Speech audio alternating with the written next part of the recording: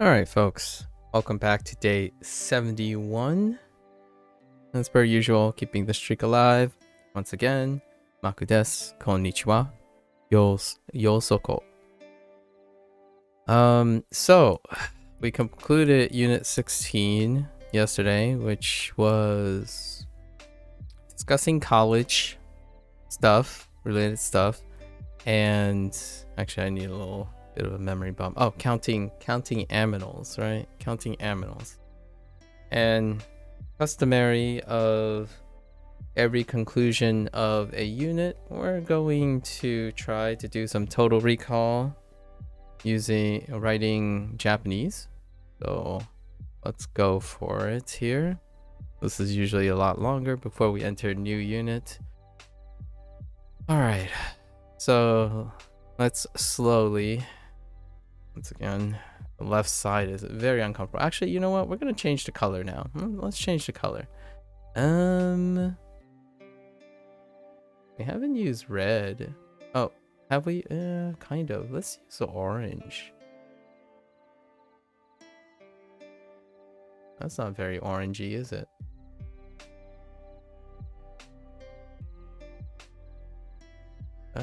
Yeah.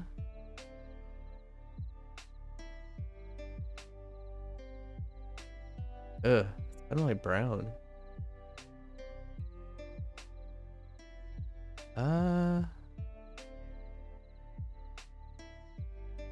Okay. This works. Oh, I need to accept it. How do I? There we go. Okay. Alrighty. Let's see what we can scrounge up. Let's start with going backwards. Aminals.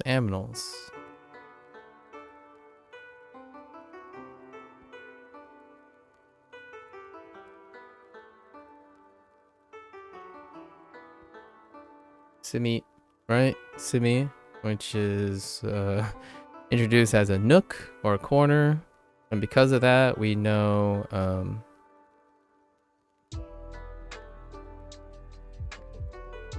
Heya, right? Room, the corner room. And because we know that, we also know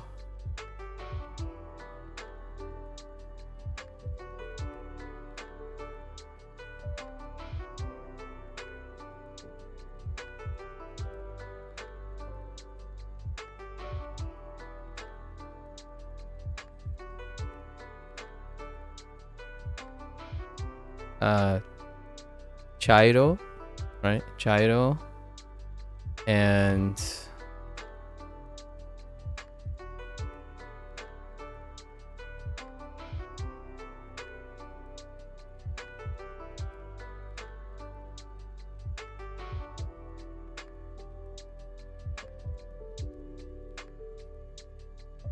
Karafuru, right? Karafuru to describe Sumi, Heya, right? I guess we can put this in here too because I don't know where else I'm gonna associate this. Yep, that's what happens when your pen doesn't lift properly.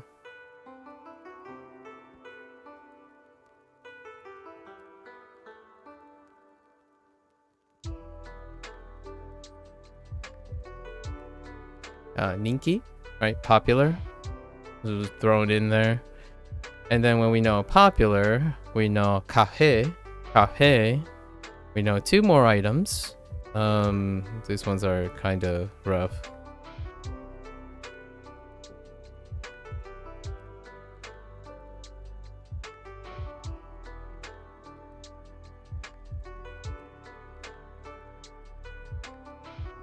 Oh, that's a little steep, but that's fine.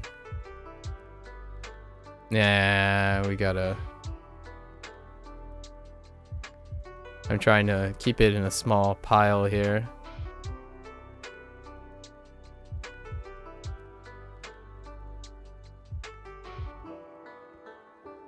Hey, Toby. Hello.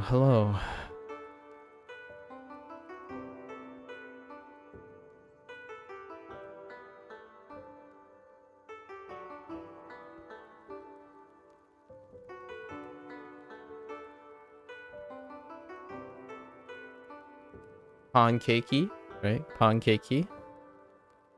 I'm not sure about this next one, but we'll go for it based on what I hear.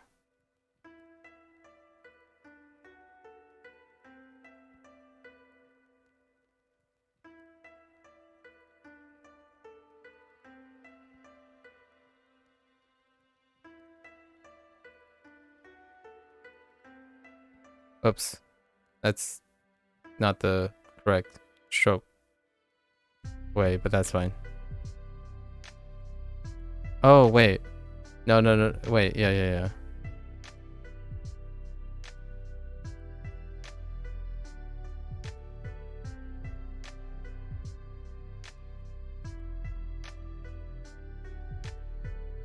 Maybe something like that. I'm gonna, honestly, I'm gonna double check this one.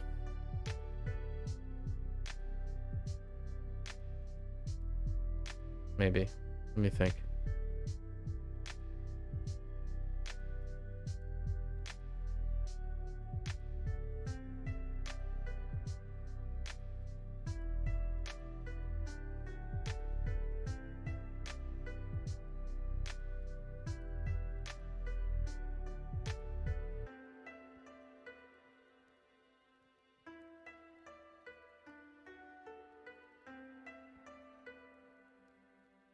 I can't do a backflip.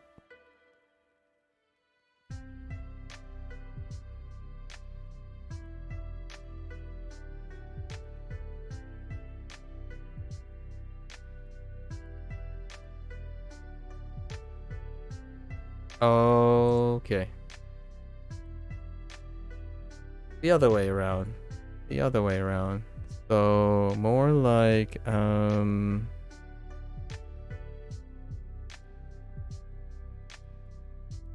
whoops.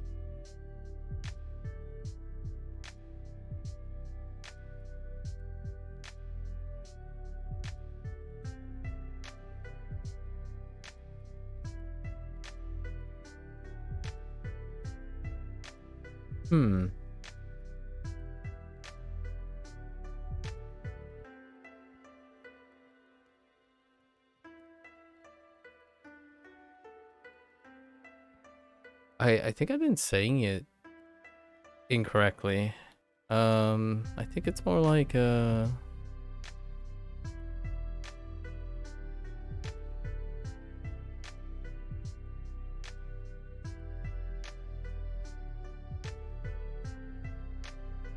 cappuccino?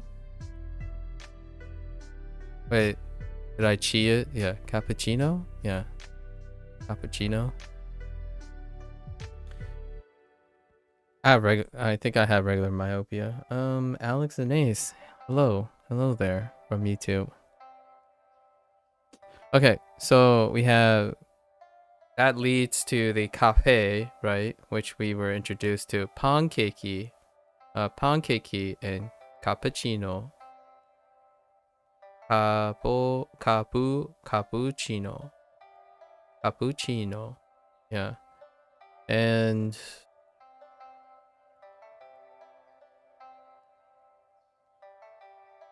then we're gonna go to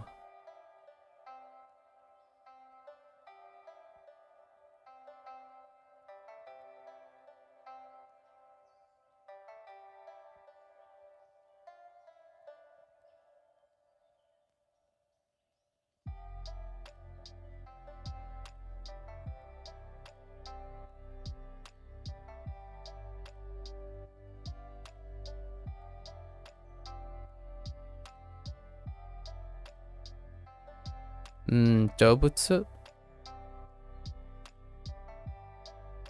Yeah, Dobutsu. Which then we have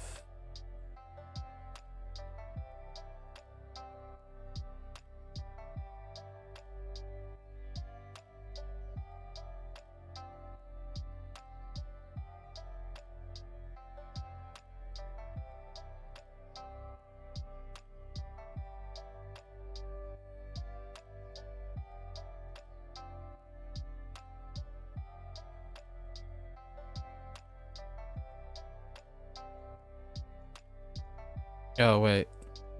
That's meh.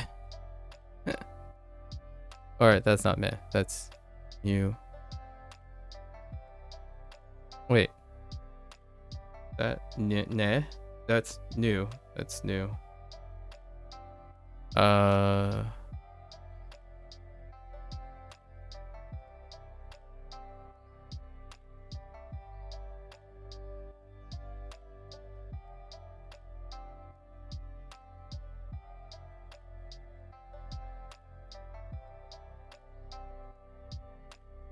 Neko.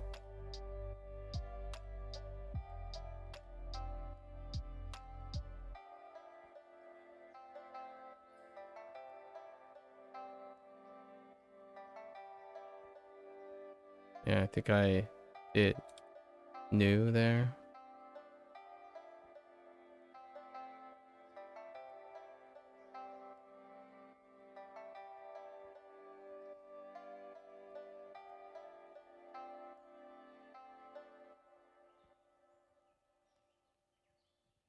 No, I'm actually kind of curious about this next one.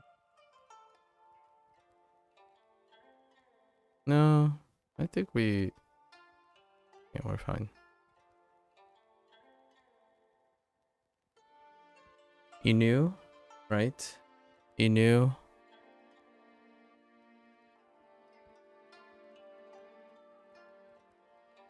These next two are kind of rough.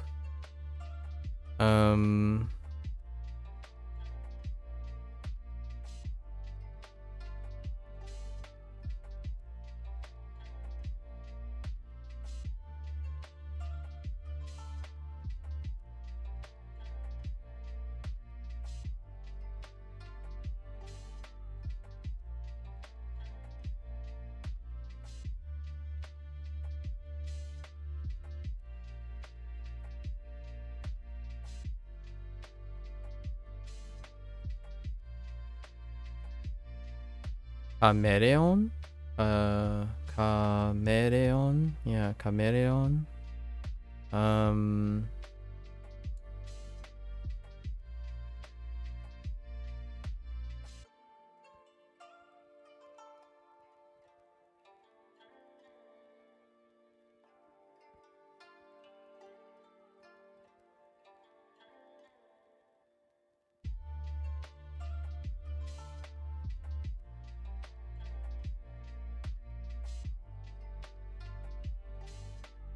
Oh, that's not it.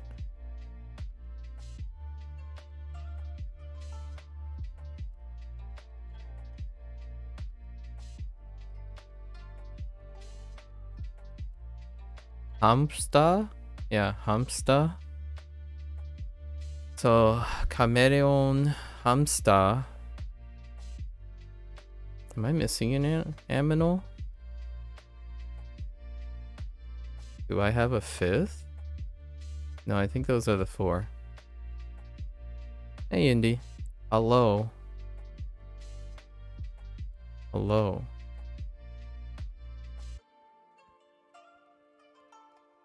I think we're okay with that. Now we have the other category.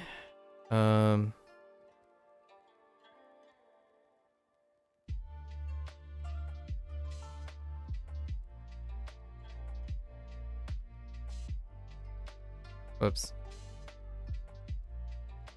Fine.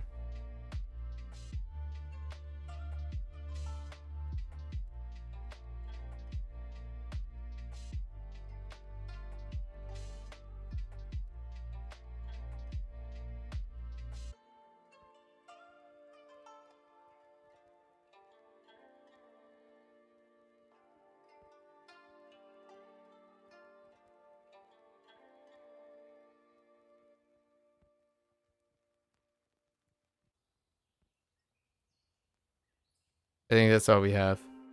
So we have kutsu, kutsi, kuchi, kuchi, hana, mimi, and me.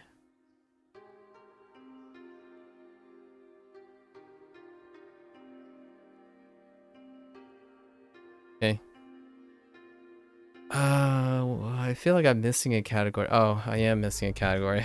the whole point of that unit, right? So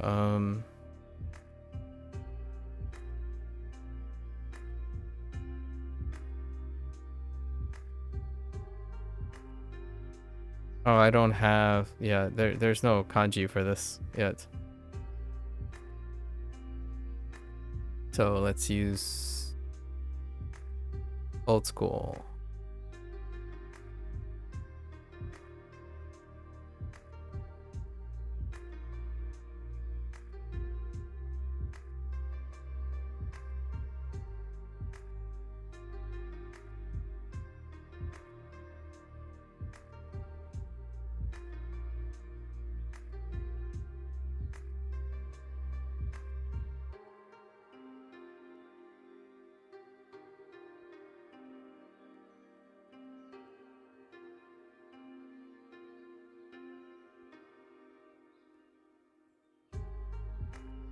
Oh, wait.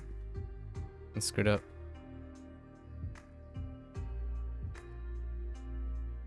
Am I traveling to Japan soon, or what has got me into learning Japanese? Do you like manga? Let me answer them in a rapid fire situation. I have an immediate family member that has now resided in Japan for a couple years now and will continue to reside in Japan. So that will be probably the future travel plans. I have never been to Japan, but this would be the first time. So yes, I soonish. And what has gotten me into learning Japanese? The shortest way to answer that is my entire life's exposure to the Japanese culture has influenced a lot of my creativity and entertainment and hobbies. And why now would be what I mentioned about having an immediate family member in Japan. And then, do I like manga? I like the concept and idea of manga. I do watch anime. However, manga, I would love to in the future be able to read manga in the sense that it would be cool to have like audiobook kind of thing. I don't necessarily have the luxury of balancing manga reading, but I do like the concept of manga. Most of my reading per se now comes in audio form.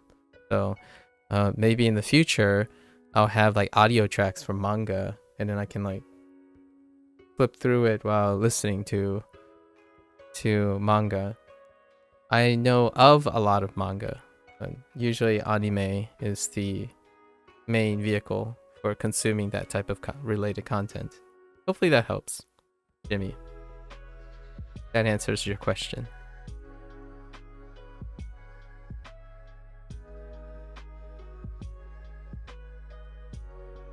Right now, I'm doing Total Recall. Total Recall at the end of third day, when I complete a unit in Duolingo, I try to write Japanese from all the vocabulary in the previous unit. And I do this for probably 30 plus minutes before I start the new unit, just to get in some practice.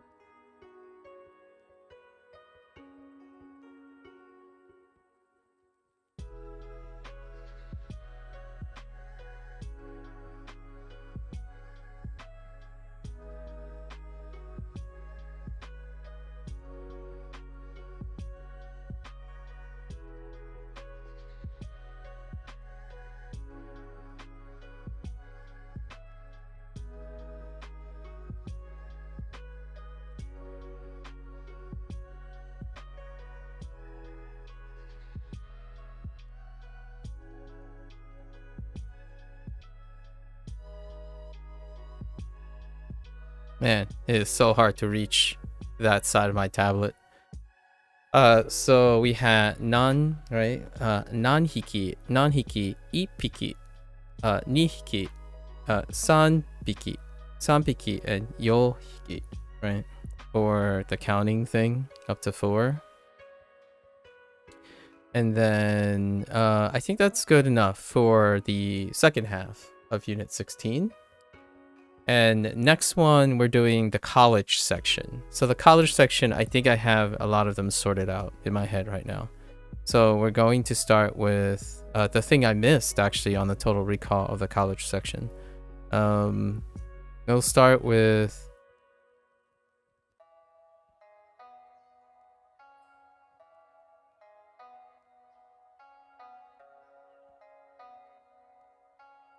Oh no, I think I messed one of... I messed one of these up. But that's okay.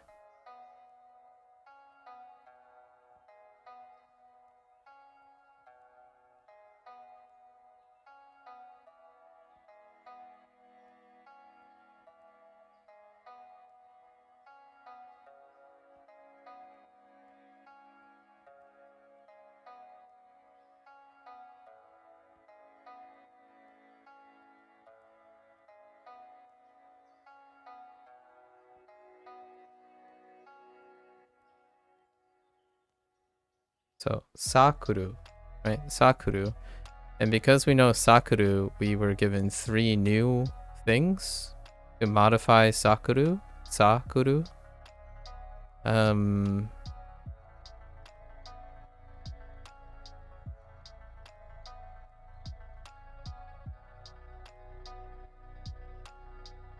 This one kind of sucks.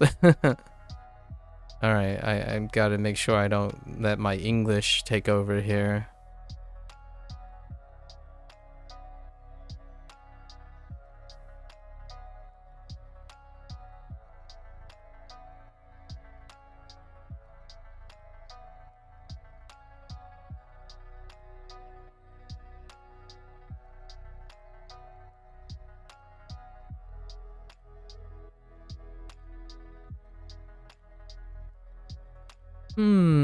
This next one's a diphthong, so I'm not sure how...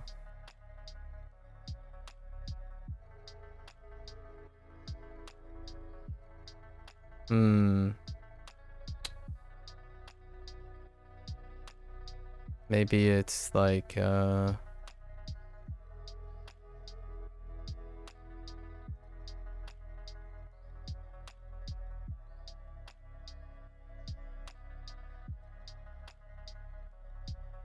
Barantia.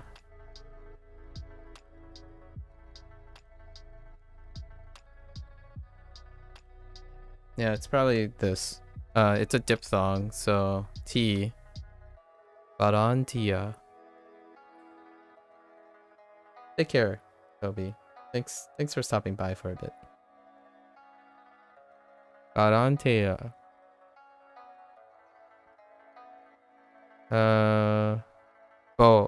Sorry. Borantia. Borantia. And then we have...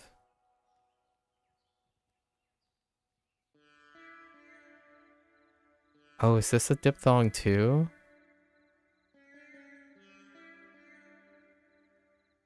It is. So it's like,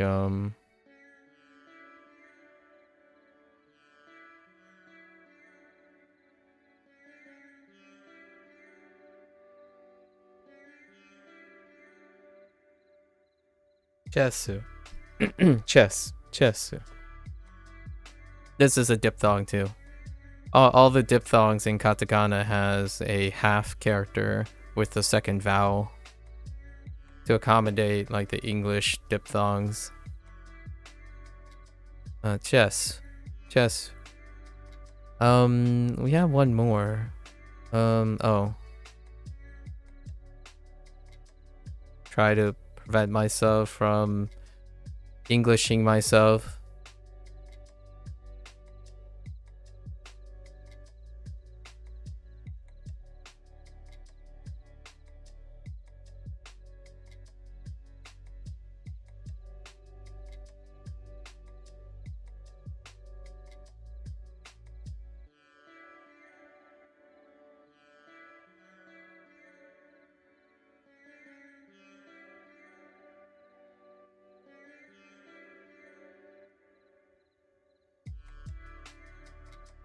Bodo game. I think that completes the clubs. And then we can go into the other group.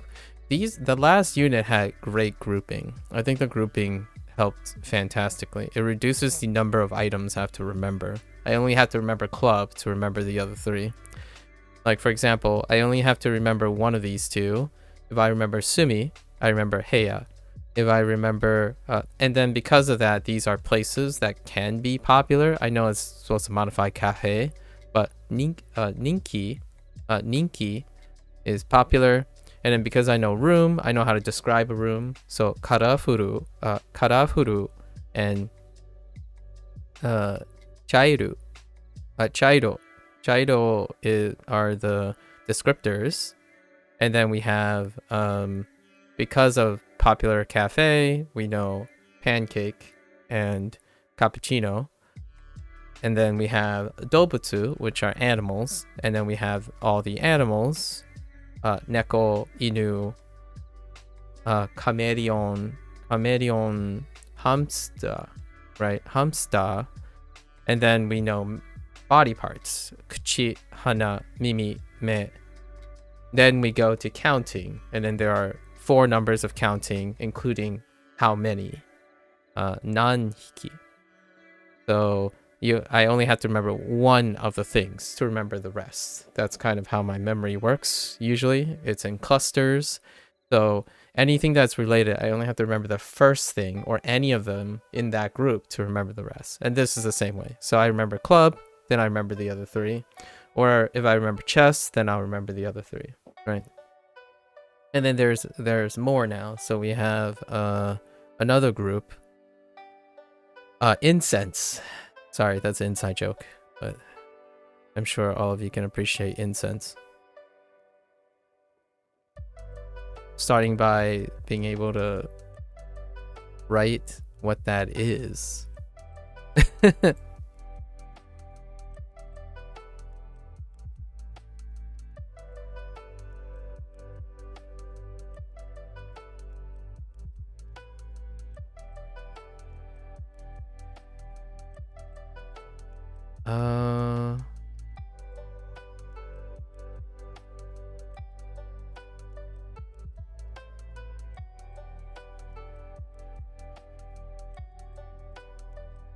Whoops.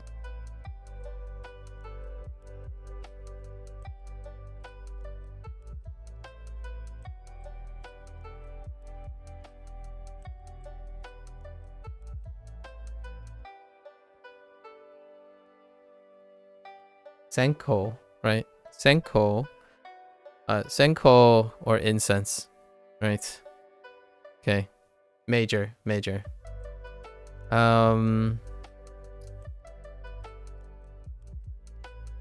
So we have lots that fall into this category. And I'll write the longer version of the stuff. They're technically separate things, but...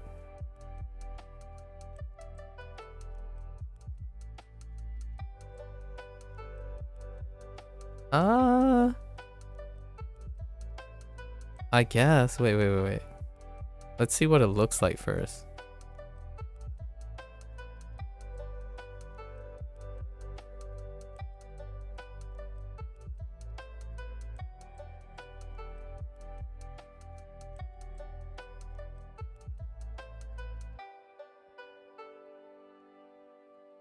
Oh, you know what?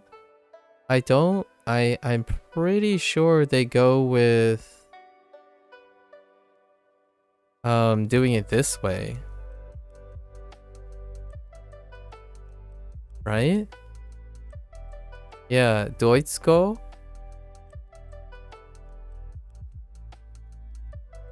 Yeah.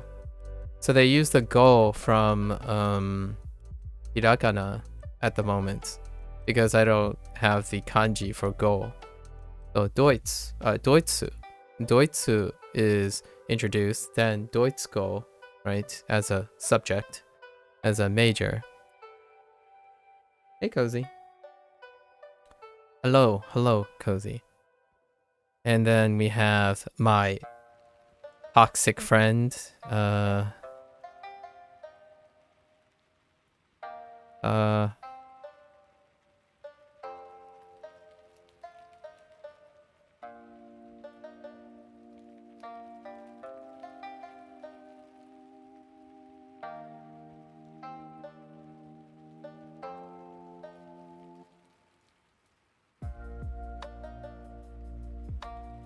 Oh wait, do they still keep the no?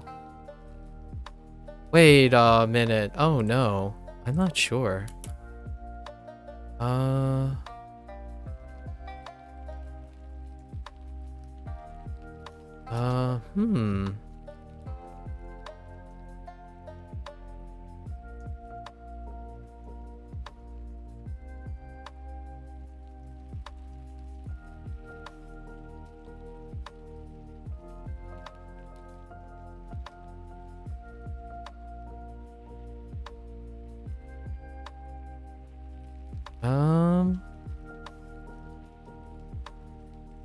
Do they put the go? No, they don't, right? Do they? I guess. So maybe they do use this.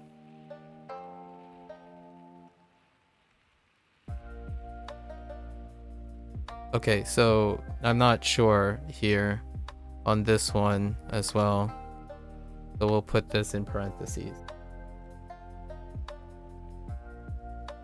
I'm doing pretty well, Kosi, thanks. What are we on today?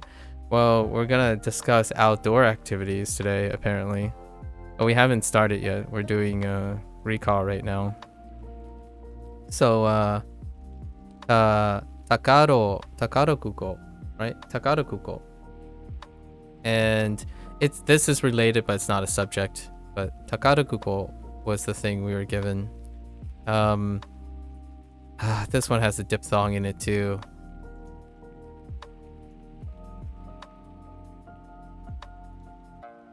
Like this.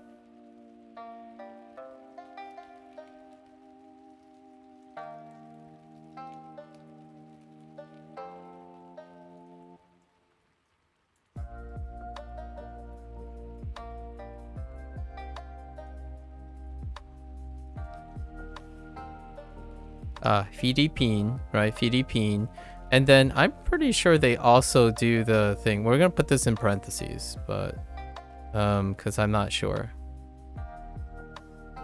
So they also did the Philippine gene, right? Philippine gene. Philippine gene. And I think gene is also kept in Hirakana for now.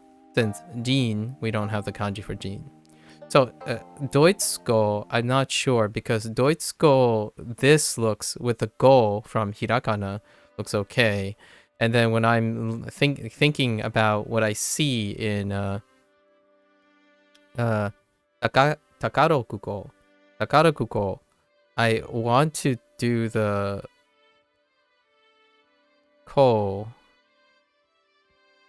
the go in katakana, but it's a little bit of a mixed bag here. Eventually this will not be an issue because I will probably convert to using the kanji, but nevertheless, I think those are our language / yeah, so they're doubled over as majors. Language learning or coding first for you? I see. When do you start doing Japanese or Chinese vertically? Oh, vertically? That's an interesting point. I think it's kind of a misconception that they typically read vertically, but yeah, I haven't decided on that. Actually, vertically might be nicer than horizontal. Oh no, I will have sizing issues. So I'm probably gonna have sizing issues on the height, but we should try doing some vertical ones. That would be kind of fun, actually. I'll probably do it when I start drawing, like drawing prompts and stuff, probably sometime in October. I'm missing stuff, so we also have say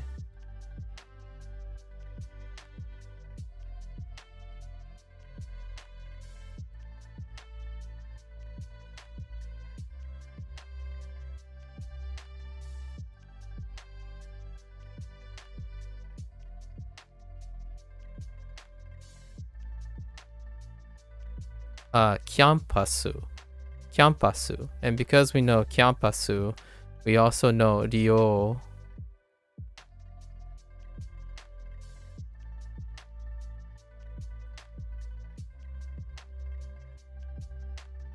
Ryo, which is a section or dorm. They use it dorm. You don't know whether to do language or coding first? Flip a coin. Cozy. Flip a coin. The time deliberating versus the time to start. You'll probably flip a coin. Hit those both. Hit them both up prior to your indecision. Maybe? Find a fun way. I mean, flip a coin is kind of fast, but find a fun way to do a 50-50, you know, let the universe decide. Cozy. Every once in a while, that can be very fun. Or spin a wheel or something, you know? Let's see. So we have the majors. Oh, and then we have more counting stuff.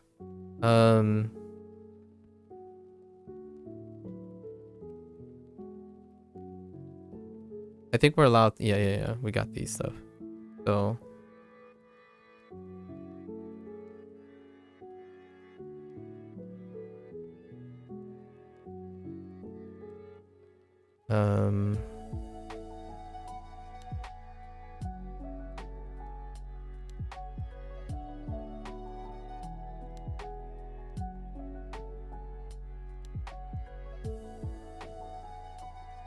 Oh, non-nensei, right? Non-nensei.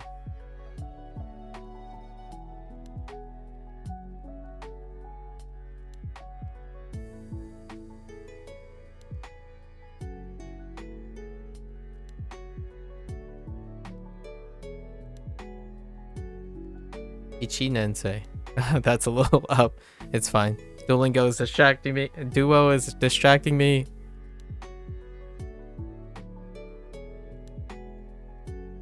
I blame Duo.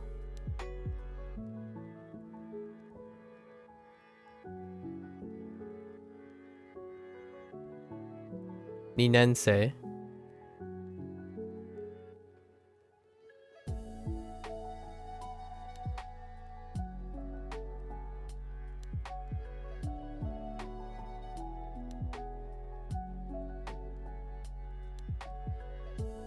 San-nensei.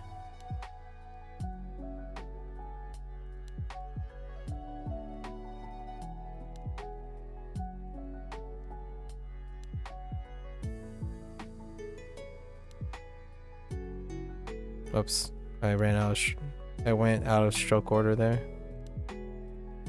Yonensei. So these are our counters for freshman, sophomore, junior, and senior as a interpretive use. And then what school year? Introduced to using ordinal use of nen, and sei. So these are ordinal uses, and which are effectively counters, by the way. Counters within the group of counters. I know someone made a remark about this, and I want to address it again. Even though counters, if you're specifically specifying and conditionalizing a counter, you're creating more specificity. So nen and nensei here is considered ordinal, but ordinals belongs to a family of counters, in my opinion. So ordinals are counters. Not all counters are ordinals. So when it comes to like a counter being measurable and not measurable, order is not technically quantifiable. It's order, like alphabets and whatnot. So in my opinion, when I use the word counter, it's due to the functionality of the counter is a marker of identifying and attributing something to a number. I'm not a linguist, so I do not use terms in that regards, but more from a functionality standpoint. So when you're counting something, you are also counting not for the sake of measuring things as well. So when you count days and count years, not all the counters are measurable or quantifiable. They're more order. They're ordinals as well. So when you're counting up 1, 2, 3, 4, 5, 6, 7, 8, 9, 10, you are both measuring something. You could be measuring something. You can also be ordering something, like putting them into an order, like ordinal stuff. But this would be an example of ordinal, even though someone wanted to be very, very technical about the technicalities. Technically, counters still describe the superfamily of these uses, in my opinion, from a non-linguistic standpoint, I suppose. You're starting your Japanese learning journey? Nice, Hunter. What are you doing to start your Japanese language journey, Hunter? Oh, hey. Are you the same Hunter over on the other side? Saw your YouTube stream, thought I would head over. Nice. How are you starting your Japanese learning journey? Let me know. I love hearing different people's approaches, or what they want to start off with, you know? I'm ending my sentences in prepositions now in English. I think this is pretty good for the college part. I don't think there's any more college things that are really that important. Oh, and another comment, of course, I made this comment before. In higher education, you do use ordinals. Use ordinals and counters to describe people's stay at a college. So you do use first year, second year, third year, fourth year, etc. instead of the junior, instead of freshman, sophomore, junior, and senior. That's more of a when the school system has a 4-year system, but in graduate school it might not necessarily be 4 years in the United States anyways. Let's see. I feel like there's some hodgepodge stuff in there somewhere, but I think this is pretty good. We're not going to need too many things. How about, let me see, predicates? There's some special mention of predicates. We got to do a shout out to one predicate that's being used differently. Oh, and some expressions. Let's make some notes of some expressions. The expression no.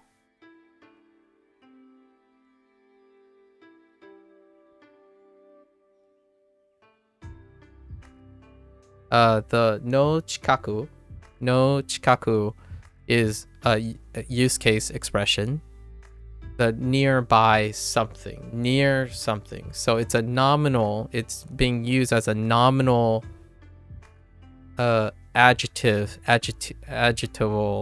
phrase to modify the object before it. So like near campus, and it's being used in a way that is very helpful and has a lot of utility. So the no chikaku thing.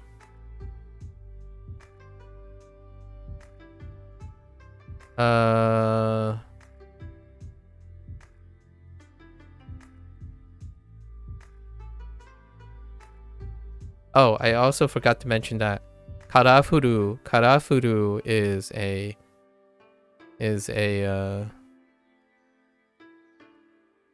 non-adjective. So we got to keep that in mind. Also, chairo is a no color. So those are new as well.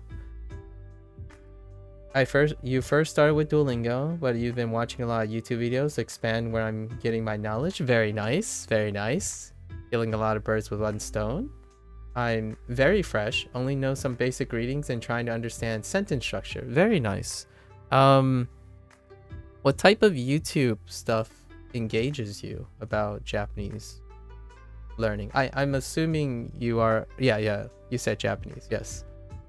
What type of YouTube have you encountered? I dabbled a lot. YouTube threw like massive algorithm videos at me, so I've dabbled in quite a lot of them. Some I didn't keep, some I did keep.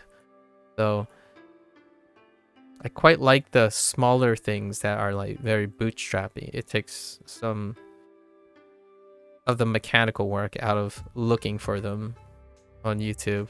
Like YouTube content creators have collected a lot of body of knowledge where you don't have to go around and look for them specifically. Let's see. Yeah, I think we're good with college. I feel like there's a few words in there thrown somewhere that I have it. Oh, and predicates. I think the shout out for the predicate would be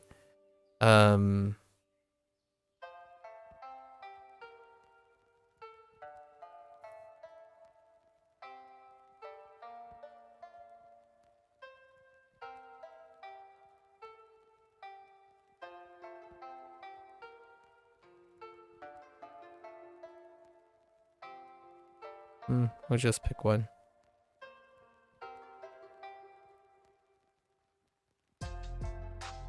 Like the use of asobimasu, but in the sense of playing with something. That's kind of interesting because asobimasu had been previously being used to hang out, but you can kind of interpretally say to play with something. So a lot of times to play with like an animal, right? That's the way they used it. So that's an interesting way. I don't think we got any new predicates. Yeah, no new predicates. I think that's pretty good. That's a pretty good summary of the stuff. As per usual, I still feel like I retain 95%. I'm going to say modestly 90 to 95% of the kana is in my head. And kanji, whatever, limited kanji. Oh, wait, we totally forgot. Unrelated stuff to the cafe and stuff. I totally forgot because we did nensei. So nensei is related because kanji. Kanji constitutes a special group.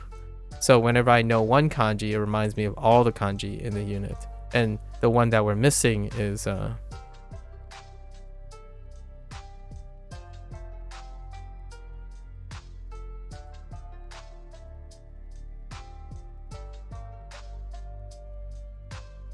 eki, the kanji for station.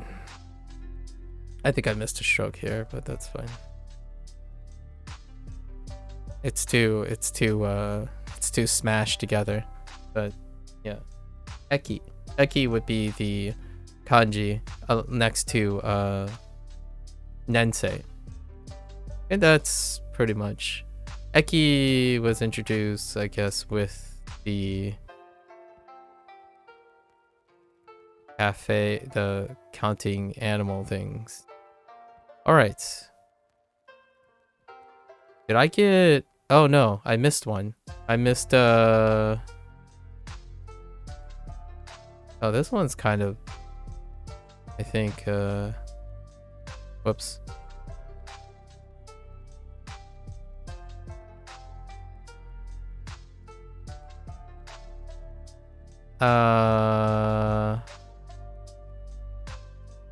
Oh no.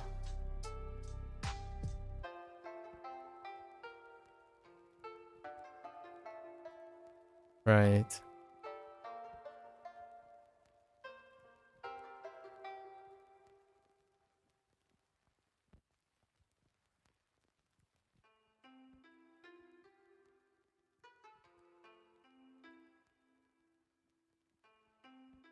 Business, business major. Oh, and that reminds me of one as well. Because we know business.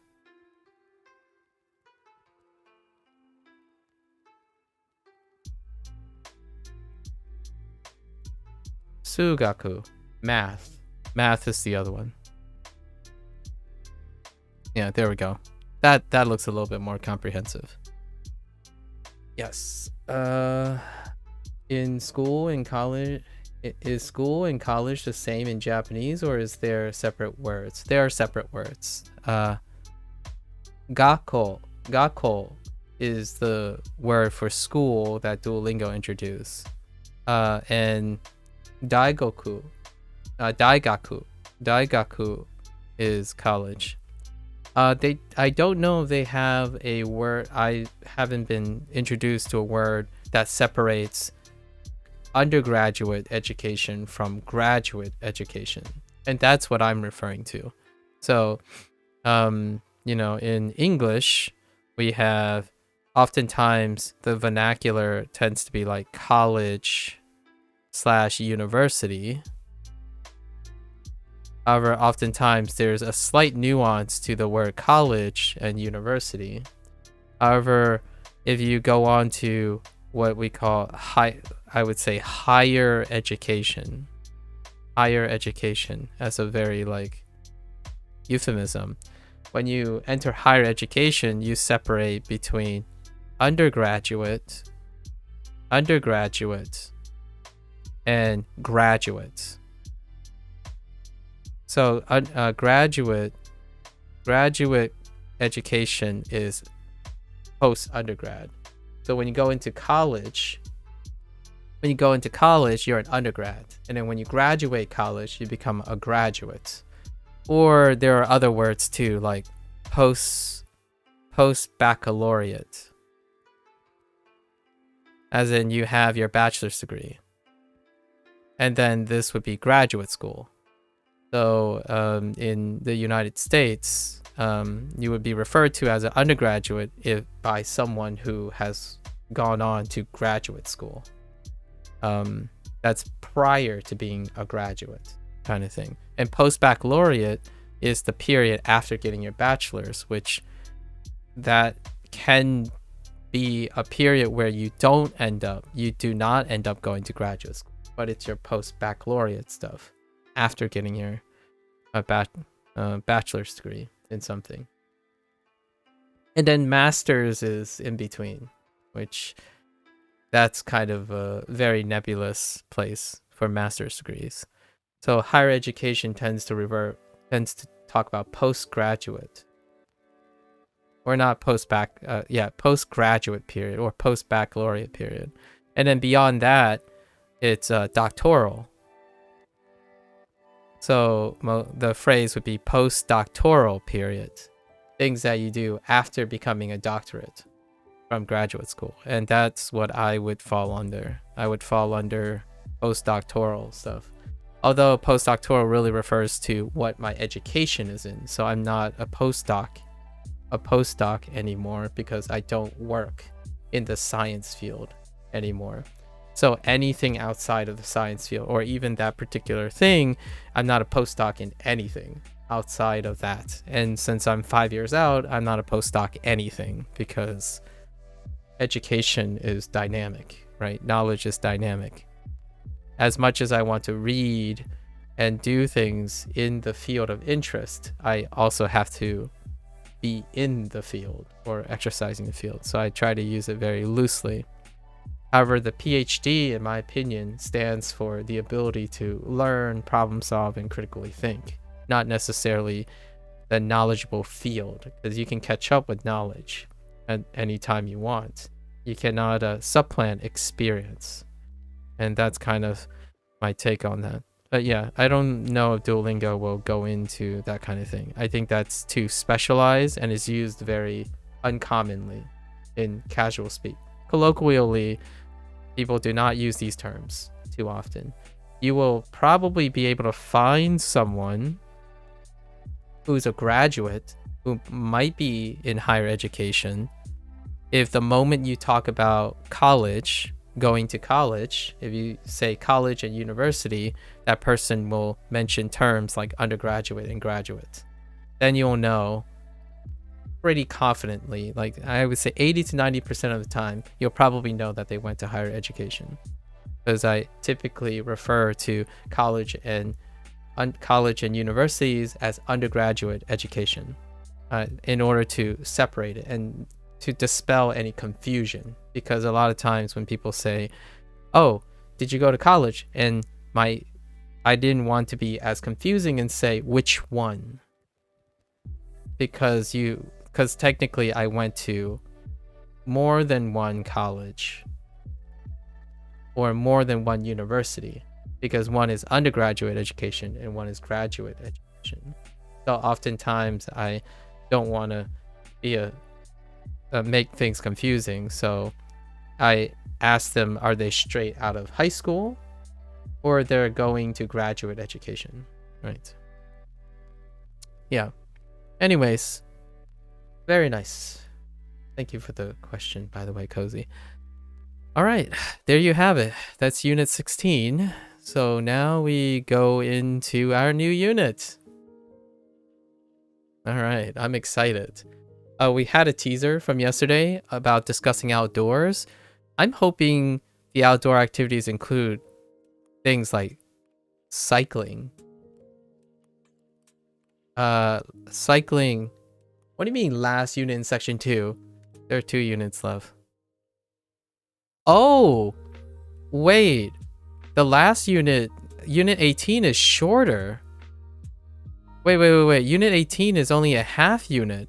Wait, I will get I will get it done actually. I think I take it back. I don't have to extend it. I think the review will be on day 76. It's a half unit. Look at it. It's a half unit. Yeah. Oh, I feel like I kind of got gypped. Unit 18 is a half unit. Communication at hotel. I feel like I got a little robbed there.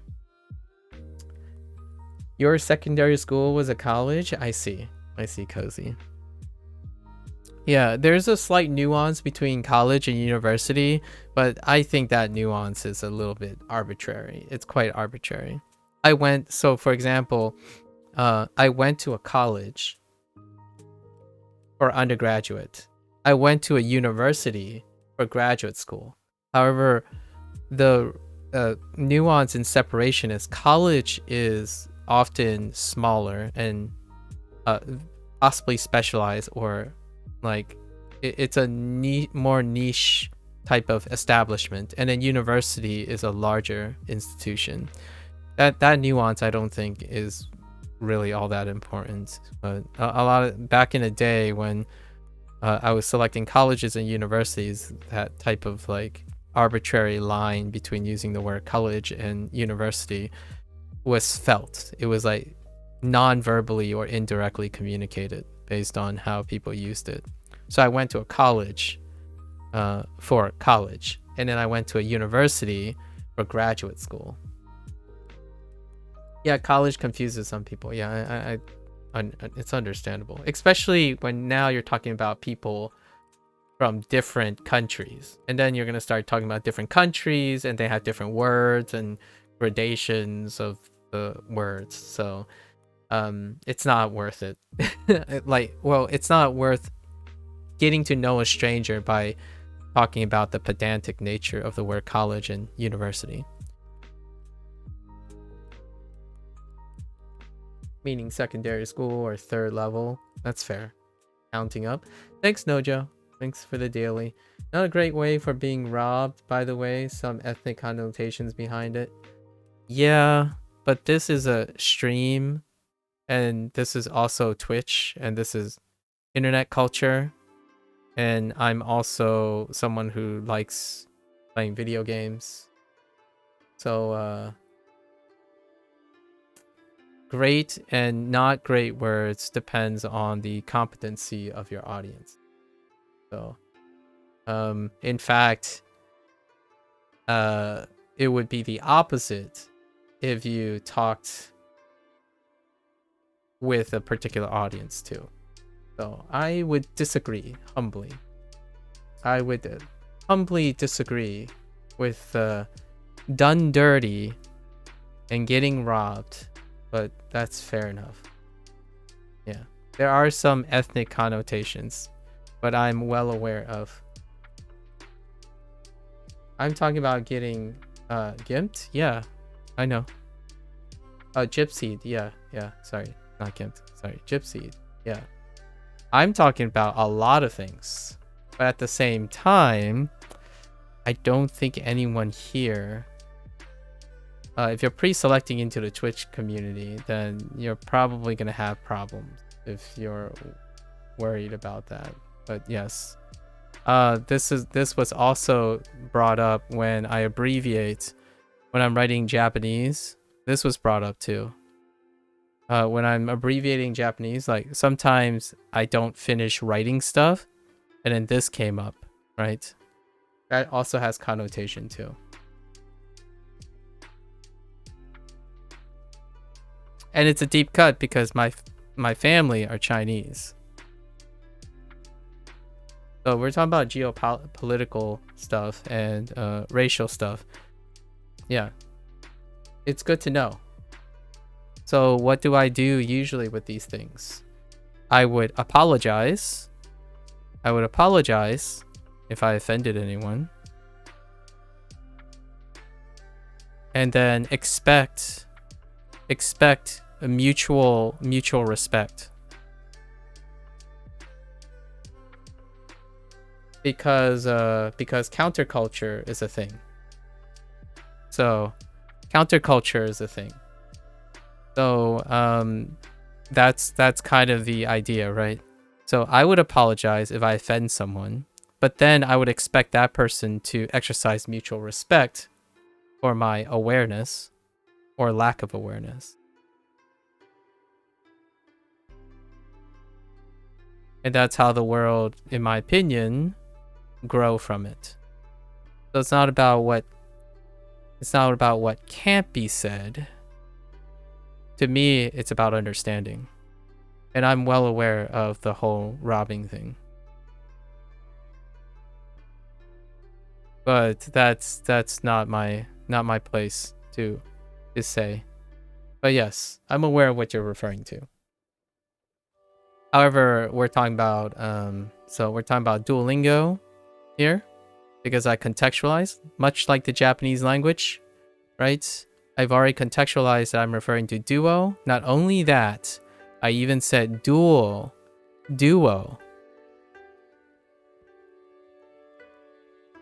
Robbed me. And duo itself, it's not a gypsy. I don't even know how to spell gypsy, actually. So we have to be very clear here. Much like if you're focusing on Japanese, context matters. And just to be clear, I provided a context, right? So that's kind of the idea. As much as I want to keep on belaboring the point, we can probably move on from here. If I do offend someone, it's a lot easier for me to apologize and expect mutual respect. But oftentimes, when people are hyper focused on like geopolitical things, what happens is there's always a victim. In my opinion, there's often a victim and a I guess a violator. But the thing is, if the victim always gets the benefit, then the person who violated the rule is being oppressed as well. So the idea is I promote the idea that it's not a double standard. So if someone is offended, I will apologize, expecting to understand that we are all learning things at the same time.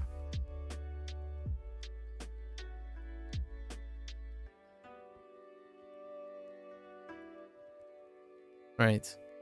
And that goes into a heavy topic that I probably won't digress into, and that's censorship. And yeah, that's a big talk right now. I mean, I don't have to say anything because both you and I are Americans, right? Both you and I are Americans. So this type of discussion occurs a lot. And I'm pretty well aware of it. So I use those phrases in a way of endearment as opposed to meeting that type of individual or representation anytime soon. Okay, so let's jump into the outdoor activities. A backpack. Baku. Baku. Hoku. Paku. Backpaku. Backpaku. Paku. Backpaku. Backpack. Backpaku. Backpaku. Well, that is certainly one way. Backpack. Backpaku. Backpaku. Backpack. Alright, well, there's your chus for the day. Backpaku. Backpack. Backpack. I don't know if I would pronounce the ku, but backpack. Backpaku. Backpaku. Okay. Okay. Backpack. Backpaku. Backpaku. 新しいバックパック。 Atarashi backpaku. A new backpack. All right. We're starting off. We're starting with 2. Oh, hey, hiking. I was just talking about this yesterday. Hiking. So we finally got hiking.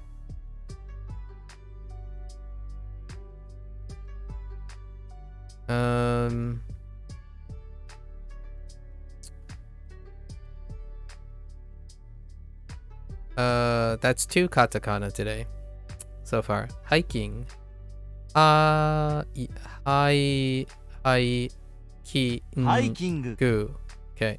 Hiking.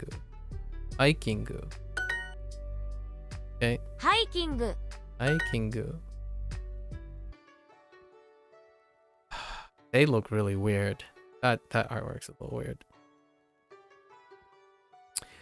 What do we have? Friend? Tomodachi to. 友達 Tomodachi to hiking ni ikimasu. Have I looked into WK? Wanikani? I have not, but I've looked into people talking about Wanikani. どこがいいですか Doko ga ii desu ka? Oh, the other part. This is like good, right? Yeah, it's good. Yeah. Ngai. Or the e, really. E. Because the reason why I think it's good is because not because of nice, like ii desu ne kind of thing, but more atama. Atama ga ii desu. Atama ga ii desu is a thing. And now it's doko. Interesting. So ngai is being used to modify a demonstrative. Wait. Yeah, where is good? どこ Yeah, where is good? Doko ga ii desu ka? どの山がいいですか I could get behind that. Oh. どのがいいですかどの山がいいですか Which is good. Interesting. I think this deserves a grammar point. Yeah, this here deserves a grammar point. I like it. I'm gonna have to look it up how flexible this phrasing is though. Dono ga ii desu ka? Sure. Oh, yama. Whoops. I forgot what. I didn't add an object. いつがいいですか Honestly, did I get away with that? Oh no, I didn't establish the context yet. Good job. So what makes you bring up Wanikani, Cozy? Itsu, oh yeah, itsu ga ii desu. Desu ka? When is good. Fair enough. キャンプはちょっと Kampu wa chotto. Kampu, we got another katakana. So far we haven't gotten a lot of hiragana so far. Kampu, kyampu wa chotto. Kyampu wa chotto. I don't really like camping. Sure. キャンプ Kyampu. 来週キャンプに行きます。行きます。北海道に行きませんか？ Just got recommended one of my YouTube videos in your feed? Well, hello there, wonderful dev. I hope that recommendation was interesting. I imagine I'm hearing this a lot. Is that I'm not sure if that is nice or not. What are your thoughts? How are you? Are you learning Japanese too? How are you learning Japanese if you are? Are you Japanese? What languages do you know? Lots of questions. Lots of questions. Wonderful death. I like the kind of I like your name. A little contrast. Internal subversion. A wonderful death. Perhaps a warrior's death, even. Just wondering if I have. Am I gonna try it? I could. I'm not sure. Is Wanikani is a free app, right? Or a free thing? I'm pretty sure it's Tofuku's thing, right? Yeah, the reason I know about Wanikani is probably Tofuku. I already used Tofuku's thing. I'm pretty sure it's Tofuku who made Wanikani. And it's a web-based app. I wonder if it's free. It uses space repetition system. Sure, SRS. Fair enough. Free for the first 3. Oh no, it's paid. I can't. Well, I could try the first 3 levels, and then the rest I can't stream. So the Wanikani would be something not sustainable. I could try the first 3 levels for a special day. We could do a special day for the first 3 levels of Wanikani just to see. It's the same thing I'll say to LingQ. The same thing I'll say to LingQ. People who use LingQ. I can't use it because, well, you can do it up to the free thing, but streaming copyrighted content is gonna get me slapped in the face. Eventually, probably. And I can't test the other like industrial things like Rosetta Stone or Babbel. So, Duolingo that's why the accessibility of Duolingo, right? It's completely free, and they also made an attempt, hence the section for Duolingo. Yeah. So we can definitely maybe do a half day on Duolingo and then use the 3 level free thing on Wanikani. Sure. You downloaded an Anki Wanikani deck, so I get to use Wanikani for free. Yeah, that sounds about right. Yeah. Anki, the mod, the community forward tool for that.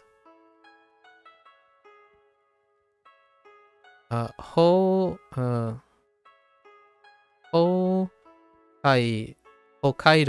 Oh yeah, Hokkaido. And yet I guess the only hiragana we have so far is the name of a place. Yeah. Hokkaido.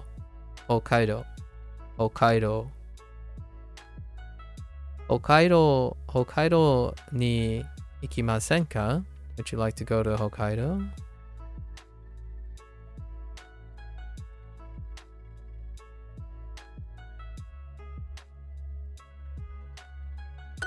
Hokkaido はとても大きいです。Hokkaido wa totemo kirei desu. Or is it oki? I thought it said 北 kirei. 海道はとても大きいです。 Okay, oki, sure. はとても大きいです。 The first thing I'd probably say about a place is probably kirei. Yeah, oki, fair enough. 北海道はとても大きいです。 I don't usually look at the word bank. I try to fill it in on with my own head a lot of times. My noggin. Campus. Campus. キャンパス、数学、 Sugaku. Sugaku. パンケーキ Pankeki. We got that extra emphasis, right? 動 Dobutsu. 物 And hiking. ハイキング Hiking. ダニエルさん、北海道はどんなところですか？ Oh, hey. Tokoro desu ka? Yeah, that's very, very useful phrase. Dona tokoro desu ka? Kept that in back pocket too. Hokkaido no yama wa totemo kirei desu. Yeah, that's something I'd probably say. Describe something as pretty. Think about something that's pretty in a location and talk about it. Maybe even use skina or steiki. Sorry, use steiki as a way to describe lovely things, possibly. So far, at least. Ampasu. Yampasu. Whoops. キャンパス Orange.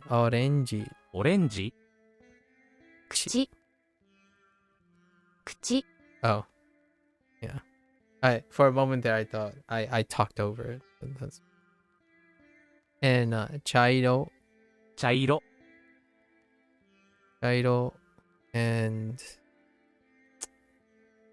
Kyampu.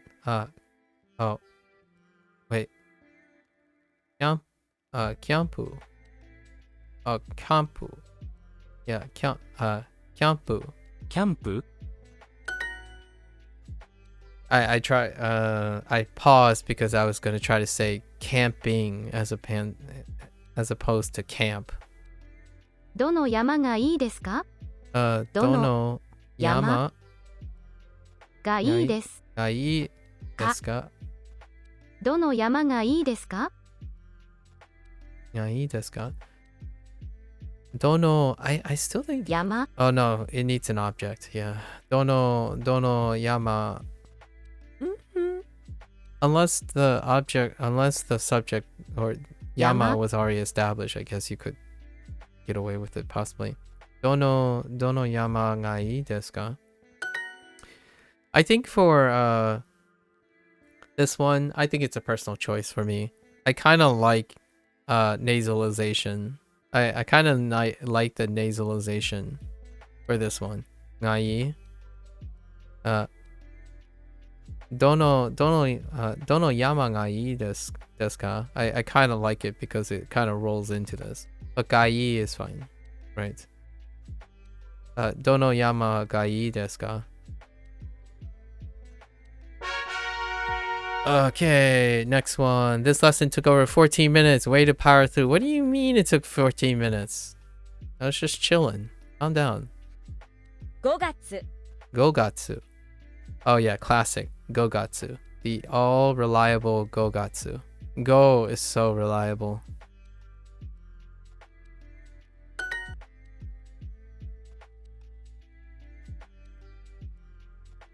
Okay. 5月 I think Rok probably hasn't changed too, right? 6月 Yep. Roku. All reliable Roku. 5月 What the heck is this? 毎月 Maitsuki? 5月 Okay. 5月 Gogatsu. 5月 That's a teaser. 1日1日 Oh, this is the one that was teased yesterday. And I heard sweet. Yeah. Yep. Sweet tachi. Man. 1日 Tachi. Ooh. Okay. Ones, they're different. Have you encountered the unreliable way of saying 5 things in Japanese? Yes. Yes, that's the exception to the rule, yes. Tsuta.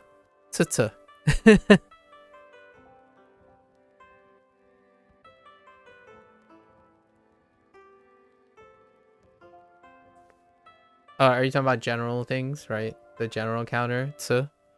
Yeah.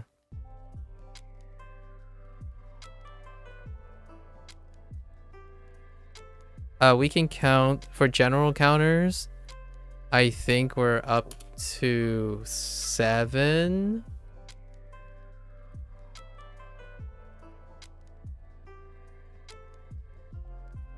I think we're up to 7.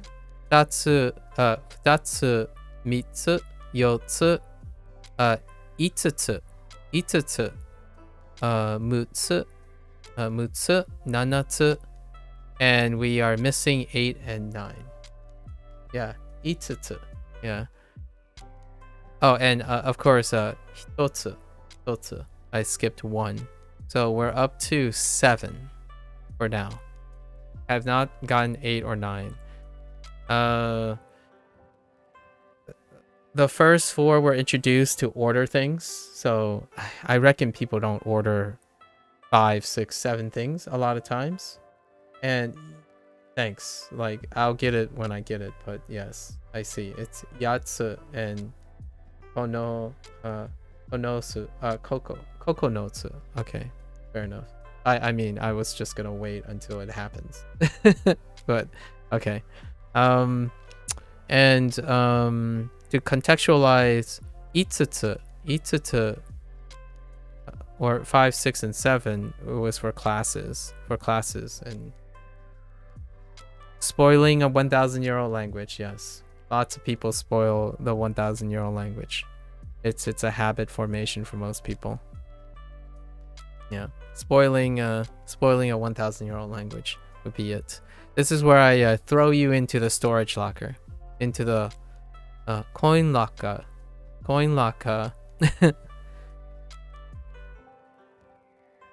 Quickly saying hi. I added 30 minutes for each Japanese and Norwegian study on Duolingo on top of my 30 minutes. Nice.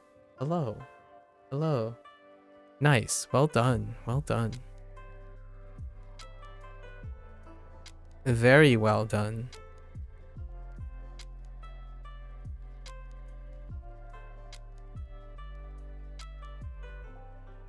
Very, very well done.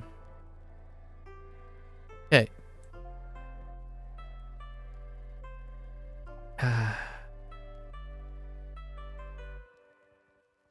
My day is I'm doing pretty well.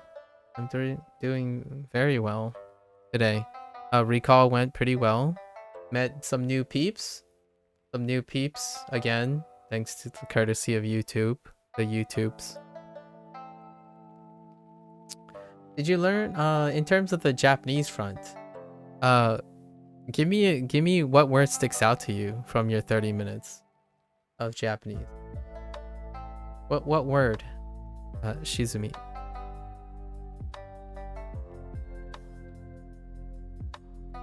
You can spoil a 1,000-year-old language too, before I shove you back in the locker too.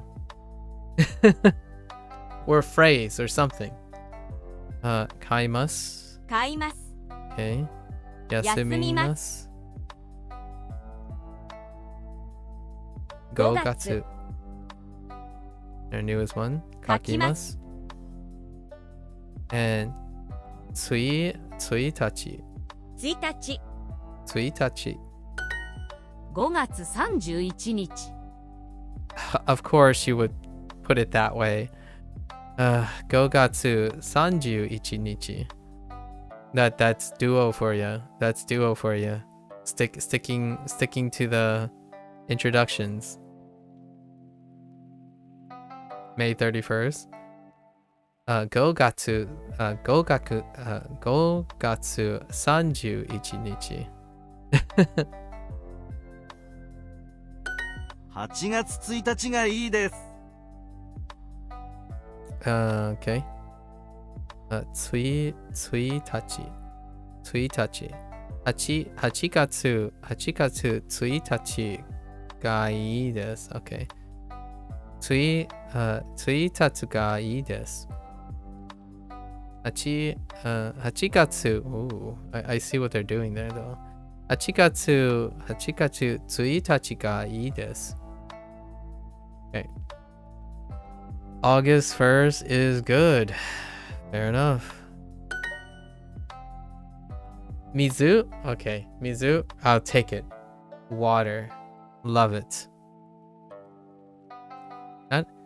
You didn't like you weren't a sushi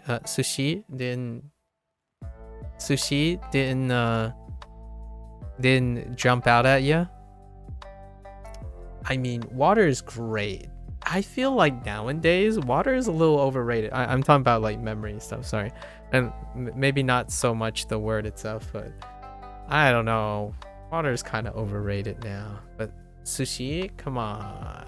I'm just kidding. Just making some fun memory associations, right? In the world of Duolingo, Mizu will forever be associated with sushi. Forever. From your textbook, is that jikan? Or I don't actually know what or just ji? I actually don't know what that little character is yet. But it looks like ji. The kanji for ji. Can you explain that to me a little bit? Oh, it's Itsumo. Oh, interesting. I see. Oh, I see how G fits into that. Oh, it's Tokidoki. Yeah, Tokidoki. Oh, okay. Oh, and Itsumo is the other phrase. Yeah, Itsumo is something else that you from the textbook. So that's Tokidoki. Oh, sometimes. Oh, I get it. Yeah, sometimes. That makes sense that G would have something to do with that. Fair enough. Yeah. Tokidoki. I'll keep that in mind. Tokidoki comes way later in Duo. You'll have fun seeing the kana version of Tokidoki. Yeah, Itsumo is always. Indeed. I don't have the kanji version of Itsumo as well. I'm not sure if Itsumo has a kanji version, but yeah, always. And then Tokidoki, it's still in kana. So I'm looking forward to finding out how weird it is, or like what your thoughts on when you're gonna see the kana version of all the ones that you already see in textbooks in kanji. For Norwegian, you have Velkommen. Oh. I have no idea how to pronounce Norwegian words, so we're just gonna go with English enunciation for that. You do Duolingo every day, but I study 10 kanji vocab every day, so I'm sad to not see the kanji versions of the words. That's fair enough. That is fair. You're sad, huh? You don't like seeing kana? Kana is pretty sad too. Kana needs some love. Come on, let's raise some love for hiragana. Man, hiragana gets neglected all the time. いつがいいですか？ Well, here's the silver lining, Death. You know both. Isn't that amazing? Oh, you're gonna leave? You're peacing out? Shizumi, good luck. Good luck.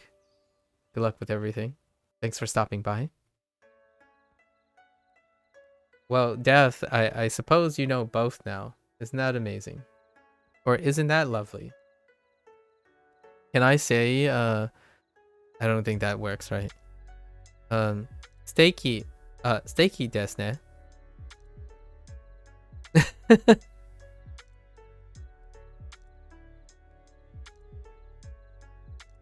Take care, Shizumi. Thanks for the share. Yes, thanks for the share. I'd love to hear what you learn tomorrow, the day after. Stop by for 5 minutes. Tell me something interesting. Welcome, man. You know, I wonder if Madness Meatball ever speaks and says that. Huh. Good luck, good luck. Alright. Itsu ga ii desu ka? Itsu ga ii desu ka? You're learning Japanese in college and it's a lot of fun? Yo, that's pretty sweet. May I ask what type of like college or something you have? Japanese, huh? In college.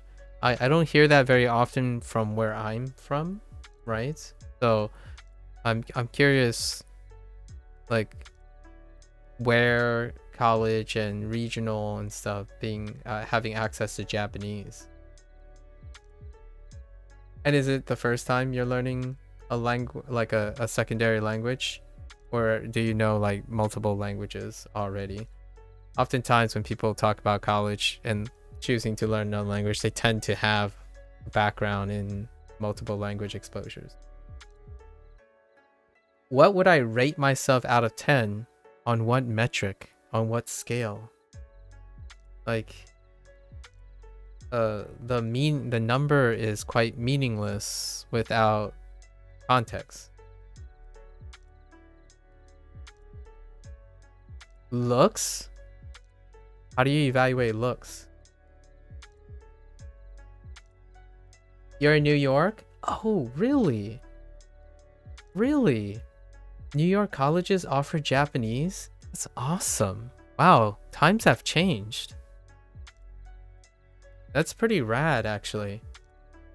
You know, usually it's a trifecta of Spanish, French, and German to throw in.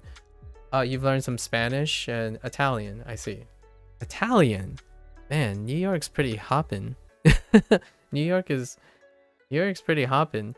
I'm a millennial baby, so Spanish, French, and German are the offers, and I pursued Spanish into college. You would rate me a solid 10 out of 10? Well, I will take that as a compliment. Do you want me to baa as a goat too? It's kind of funny. You're my goat. That has a funny dad joke involved. Like, do I look like a goat? I'm just kidding. I know what you mean. My high school had Japanese. Oh, on the elective list. But there was no Japanese teacher. I see. Did you want a Japanese teacher? Hunter, you had few Japanese clubs, but no classes at your uni. I'm a -10. I'll take that too, Cozy. I'll take that under advisement. It's interesting. So how do you guys evaluate looks?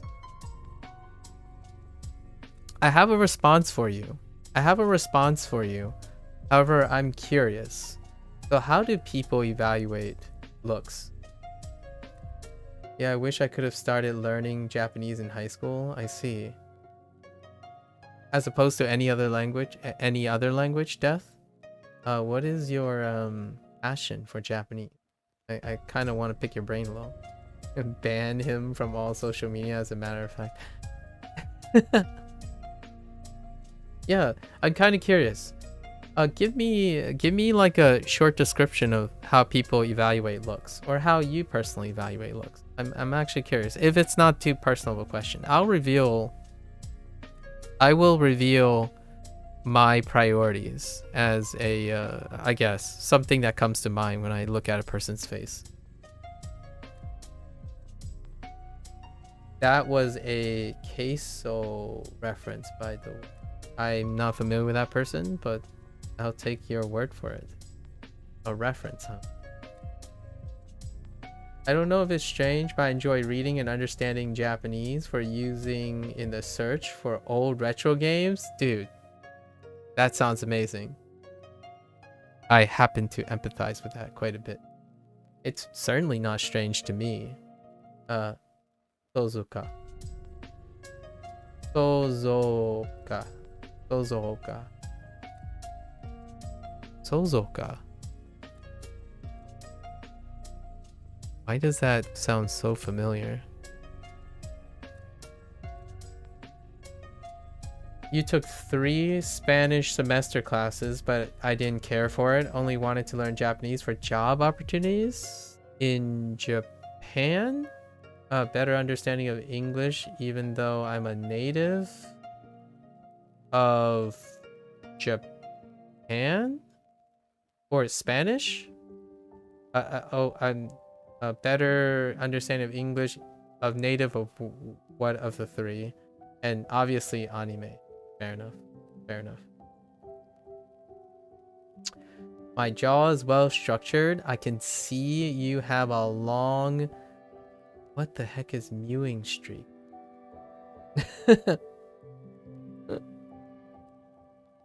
All right, yes. Enough with the platitudes. I understand.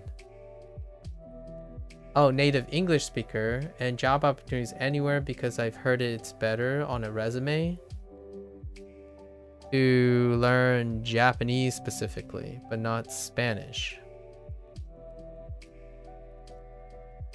It can be a icing for sure.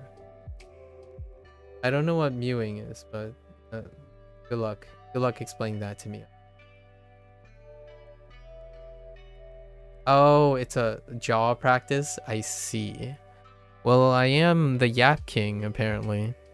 Yapping does involve lots of jaw exercises, you know? While I'm yapping here, I excel at yapping.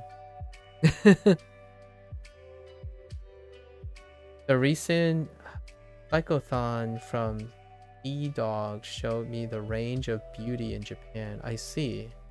If I were to ever travel, I would want to show respect towards their culture, like being learned in the language. Yeah, that sounds great. Yes, I'm the Yapathon world champion. That's where I get my mewing, I suppose. Obviously Spanish would be better, but like I said, I didn't care for it. Fair enough. I'll learn it eventually, probably when you're old. When you're an old man, sure enough. Fair enough. Fair enough. Yeah. Very reminiscent of the passion. That's those who resonate with the Japanese culture tend to be quite passionate, as reflective of the Japanese culture. So when one resonates with Japanese purity and monoculturalism, it can be very strict, right? Very passionate people resonate with Japan.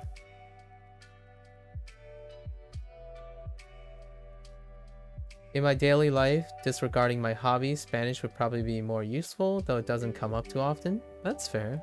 Would like to learn it at some point, yeah. I have that same type of exposure. So, for me, since I'm in the United States, right? When you're gaming online and stuff, you encounter a lot of Spanish use. So, that's what kept my college Spanish intact for the most part. Yeah. Online, you tend to encounter a lot of Spanish things if you are like interacting with people from a specific region too. So it's prevalent. I haven't restudied Spanish or anything like that. It's on the list though. After this is Mandarin, and then Mandarin comes Spanish. I'm going in the order of familiarity.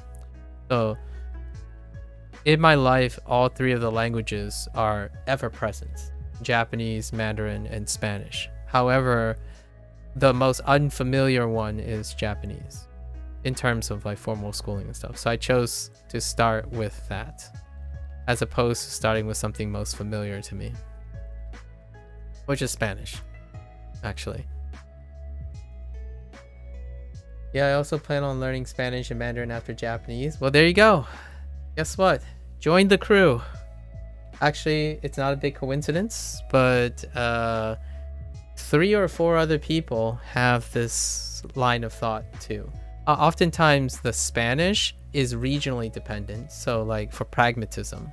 So, some people choose French because French is more prevalent. Some people, but the whole like Japanese and Mandarin thing kind of go hand in hand.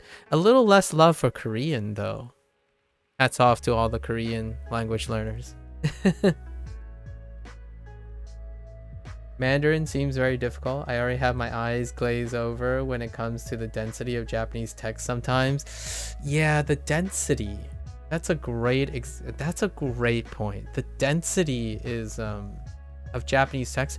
I don't know if you're westernized, Seoul, but there's this design language. There's a lot of design language in terms of like density. And oftentimes, due to the advent of our giant overlords like Google, and mainly Google, but we'll throw in Apple too, Apple design, westernized density tends to be minimalistic in nature. And even to the point of like text, spacing, writing. So if you're a westernized person, you become normalized to this.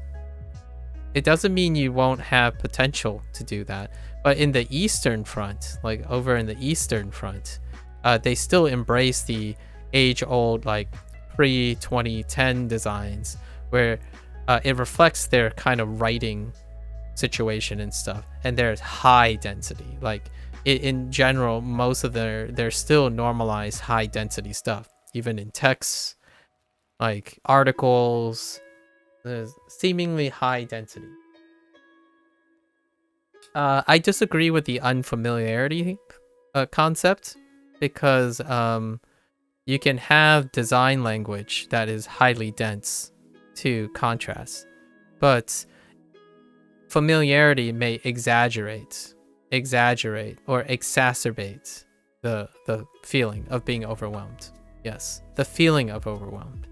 But objectively, or like observably, density is actually statistically higher on Eastern content when it comes to like text presentation, outside the gigantic pull to reduce minimalization. After learning a lot of kanji, I find that perhaps somewhat counterintuitive. It's a bit easier to read a lot of kanji close together than a long string of kana. That's fair. That's comparing Japanese with Japanese, which I'm not really talking about, but yes. That's comparing within Japanese. That is fair enough. When you're saying it's counterintuitive, I hope you're not making a comment with this. That's we're comparing two different things. And I'm not assuming I already asked you if you're westernized or not, because minimalistic design is not dependent on the density of the written language. You can have a full screen of text as well in the Western language. However, the designs that most people look at are incredibly minimalistic. I've heard that's why they kept kanji around, because it breaks up long strings. That's my appreciation for it. Yes, one of the reasons. That is my appreciation. death. Actually, Duolingo highlights this. I talked about this a little bit. Duolingo highlights this increase in efficiency. So you work a lot harder because of the way Duolingo introduces things, because they introduced by kana prior to kanji. So you actually work quite a lot harder, or inefficient, which most people talk about all the time, like inefficiency, in space and time. That happens a lot. But eventually you learn the kanji and you can see the actual action happening. The idea that kanji makes a break, even the particle system makes a break in the stuff. So when you raw dog the kana, just raw ham it, right? Just ham the kana. Eventually when kanji is introduced, you'll naturally see how it breaks up and appreciate the mechanics of having kanji to break up the density. My comment about being exposed and thinking it's dense and overwhelmed is a little bit further step back. And that's the contrast between Western and Eastern predilections for presenting texts as well, right? Like when you're consuming live media and like newspapers and screens, you can also have the carryover of exposure to what is constitutes as very dense and what is not constituted as very dense. So oftentimes you look at Duolingo's interface, for example.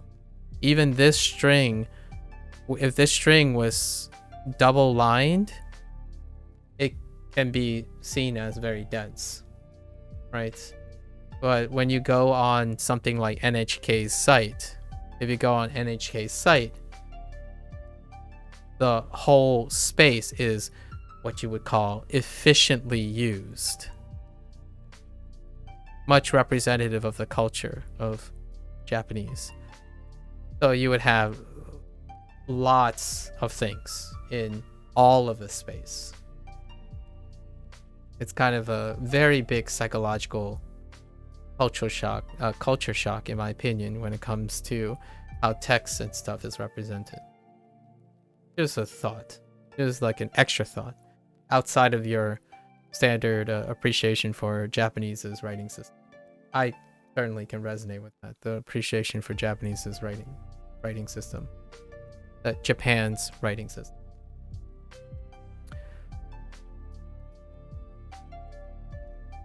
Okay. Sorry. It's a very interesting topic, actually. Super interesting. Do I find it dense? I do at times. I do. Although, here's a funny, slight deep cut. I play video games. I don't know if people notice that. It's worth establishing. I play video games, but the type of video games I typically play are things like deck builders. And I'm commonly used to your whole screen with like text here, UI here, some text here, and then like meta levels of search engine here, right?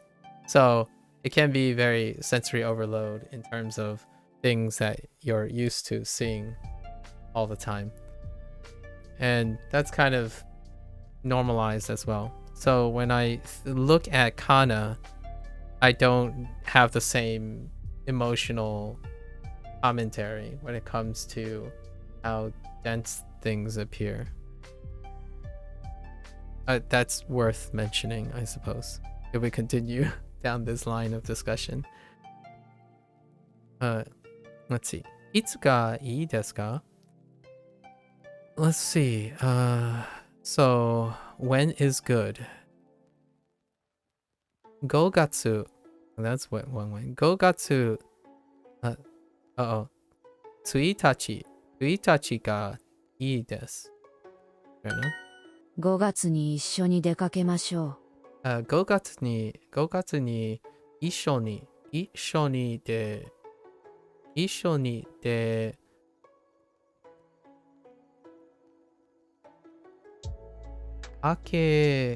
けましょう。Oh, that is interesting. 出かけましょ Dekakemashou. Oh, dekakemashou. Oh, dekakemashou. We haven't used this in a long time. So they brought back hang out in the last one, but reinterpreted as play with. And now they're bringing back going out.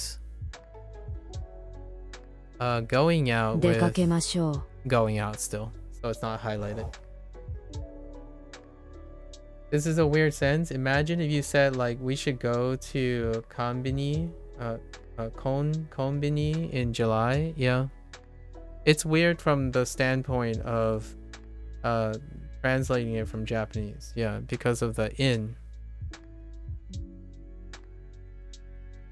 Yeah, the ni. I can't read that kanji. I don't remember what that kanji is. That's who Haji okay. Dekakeru versus Gaishu Suru. I don't know what the second one is, so I can't even answer that question.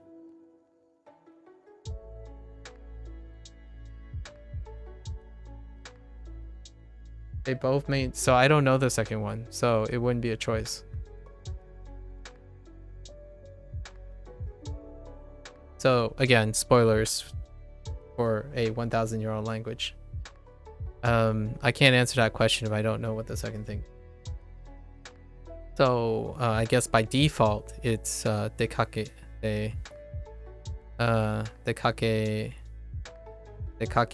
mas or dekakeru or yeah, dekakeru.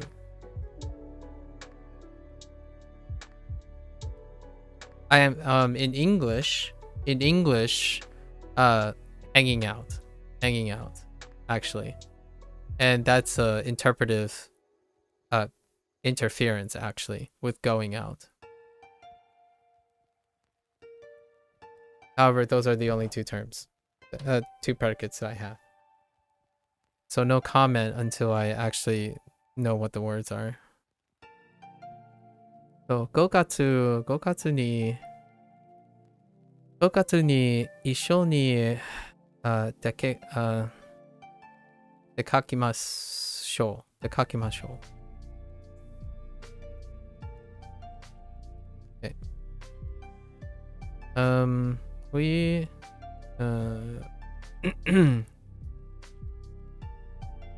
we should go out. We should go out together in May.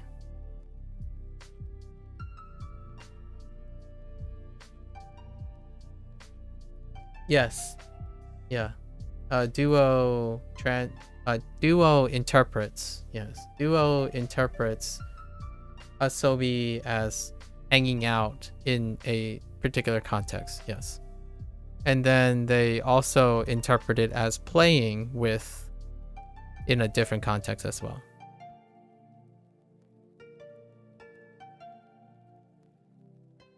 So Duo does both. Typically what Duo does is they try to hit one meaning, one interpretation, and then they hit the other interpretation. And the idea is you will have to negotiate that with a third party thing. So it's both hangout and play. How they introduced play was with aminals in the last unit, and hanging out is with people much earlier. So the answer is usually both. Sometimes it can feel like it's strong arming or like heavy-handedness, but the idea is to tackle any possible interpretation of it. That's kind of how they go about doing stuff. Whether it might be nuanced, occasionally it might not be nuance appropriate. However, you find that out with extracurricular interest. Like you go outside of Duo to discover that. Yeah, so we should go out together in May. Yep. This is this expression of being in like a preposition with dates often come off as a bit weird. In both directions. So for Japanese learners, for Japanese who are learning English, and then converting this interpretation for English learners into this. It'd be a little weird. Do I only use Duolingo? As I hinted already, I don't only use Duolingo. So the answer is no, I don't only use Duolingo. It would be a little bit preposterous. I also don't only use whatever everybody else is doing. I don't avoid things. I tend to include all of them. So. アンドリューさん、いつがいいですか？アンドリューさん、いつがいいですか？ When? 8月. That's a fun way to practice all the months we know so far. 8月. They didn't go with the exception ones. 8月1日。1日がいいです。August 1st is good. 楽しいバーベキュー。 We could slip the unrelated comment in about Hana-san though. Sure. Which one are you gonna talk about? The kanji, the double meaning, the name. You can go a lot. I've been doing this for quite some time now, so which one are you gonna go with? Now the other choice was Hana-san ga kawaii desu. Yeah, you can go there. That has nothing to do with Hana, but more to do with article choice, I think. But unless you're talking about the honorific, no, that's all part of the choices. No, you're not introducing something new. But yes, sure. Hana-san ga kawaii desu. Yeah.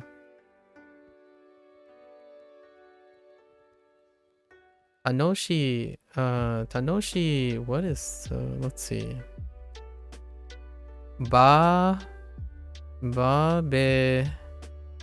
Barbecue. Oh yeah, barbecue. Right, barbecue. A fun barbecue. Tanoshi barbecue. Barbecue. Okay. バーベキュー。 Barbecue. 午後1時にピクニックをします。午後1に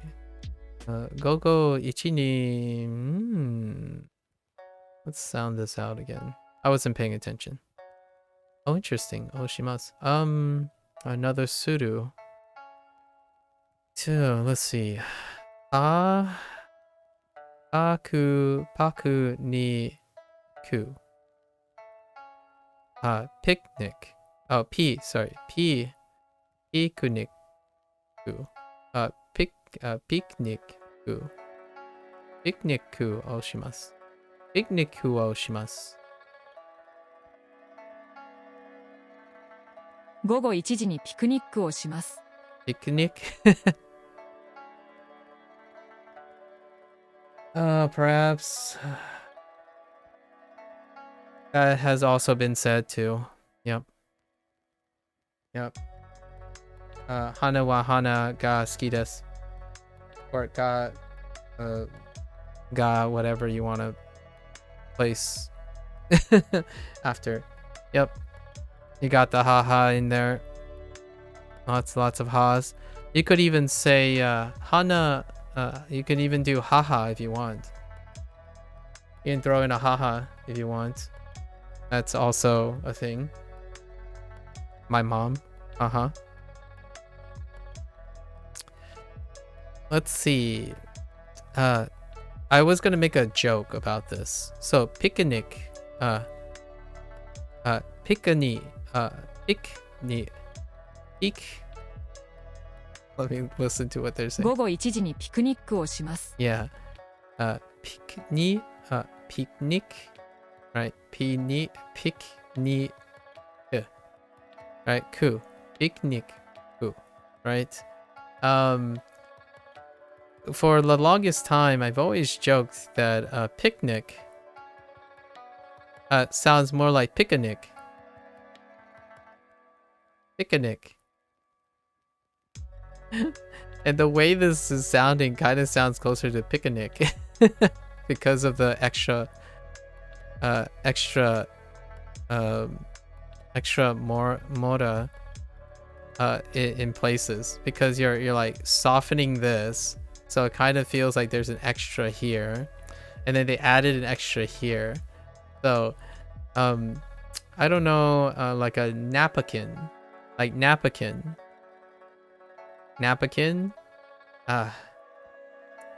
I used to joke about this, but this one, picnic ku.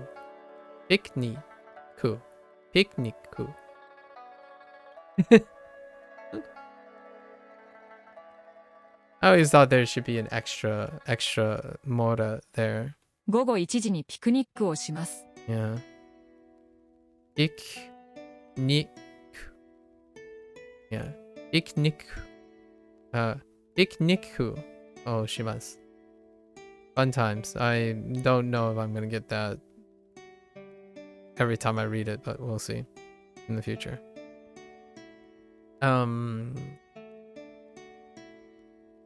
Boring. Oh, hey.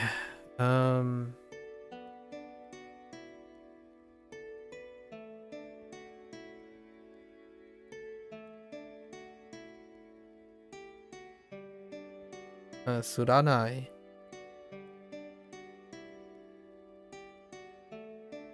Sumaranai. Yeah, sumaranai.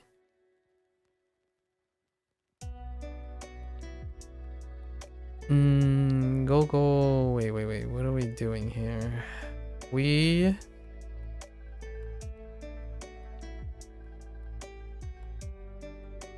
That's a lot of interpretation.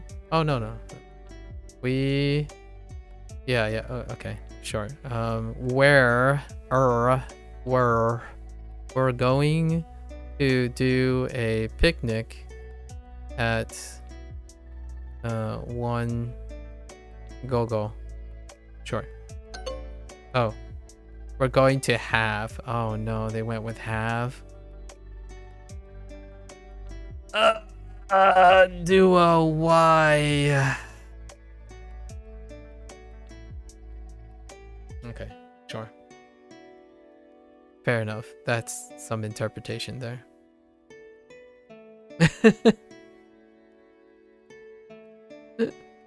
All right, we'll remember that. A duo doing duo things. All right. Blank to tomodachi? Girlfriend, boyfriend, someone's name. Oh, and we have two blanks now. Nice. Who are you? What are you doing with? Wine? Oh, actually maybe. No. Kare. 彼氏、彼氏とピクニッ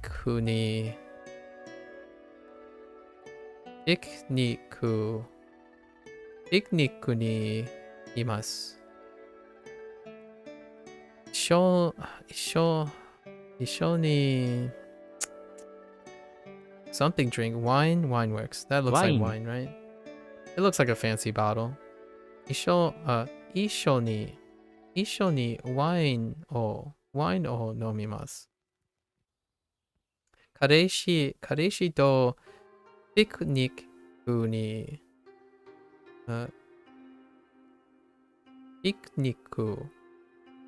picnic ni imasu. 一緒にワインを飲みます。You gotta get used to saying that バー stuff. ベキューをしましょうか Okay, I can get behind barbecue though, even though yakiniku exists. バーベキューをしましょうか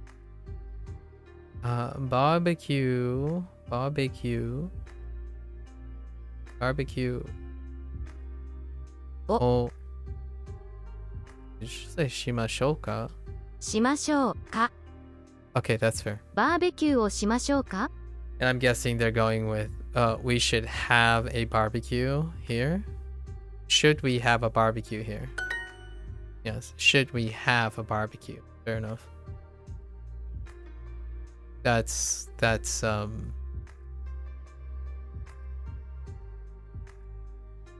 one will get some eyebrow raises from other Japanese language learners. Barbecue. バーベキュー Barbecue. I don't like this word, but let's see. We're gonna go with like tour. ツア Close enough. Tour. Senko. ー先行 量 Picnic. Picnic. Picnic. Picnic. Picnic. Picnic.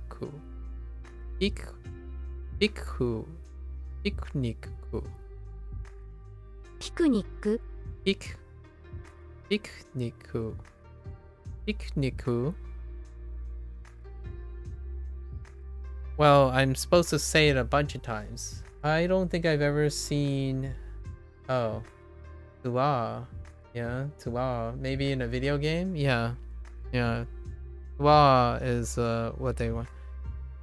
Yeah, you have to repeat it to establish, you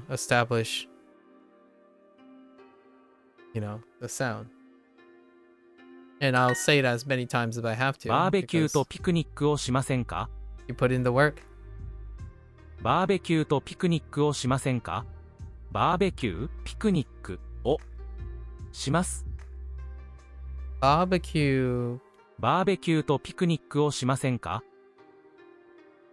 します。しませんか Barbecue とピクニックをピクニックをしませんか Would you like to have a barbecue and picnic? Barbecue. Barbecue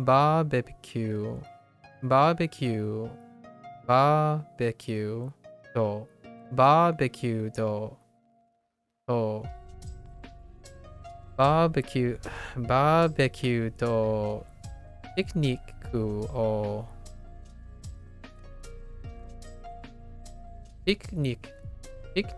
クをしませんか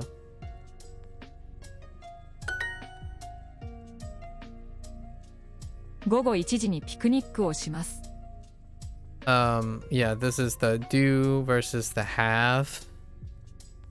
That's fair enough. We'll remember that. We're going to have a... Personally, I'm not the biggest fan of the word have or do, but that's kind of the way of learning foundational words. I would choose more descript English words. However, that also means learning the more descript Japanese words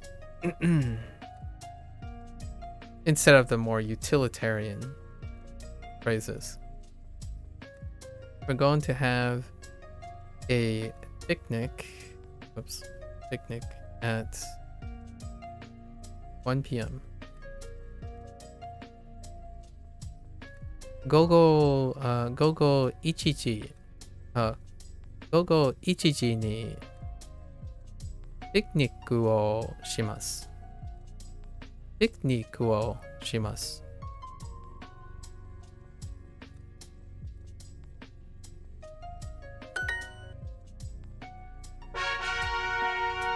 Is there a verb for to picnic? That's a good question. Is there a verb for to picnic? Huh.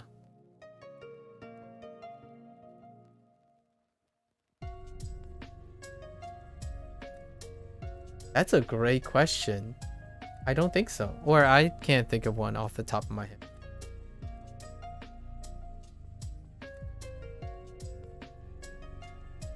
I'm talking about suru, to replace suru. So to hold a picnic.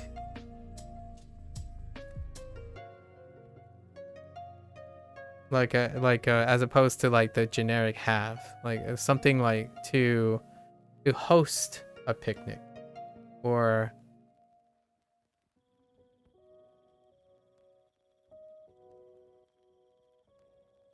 I don't know, something outside of have, or to do a picnic, like to do a picnic, like go to a picnic. Oh yeah, go to a picnic. Yes, yes, yes, that's true. Yeah, niku. Or in this case, Duo uses the mass form.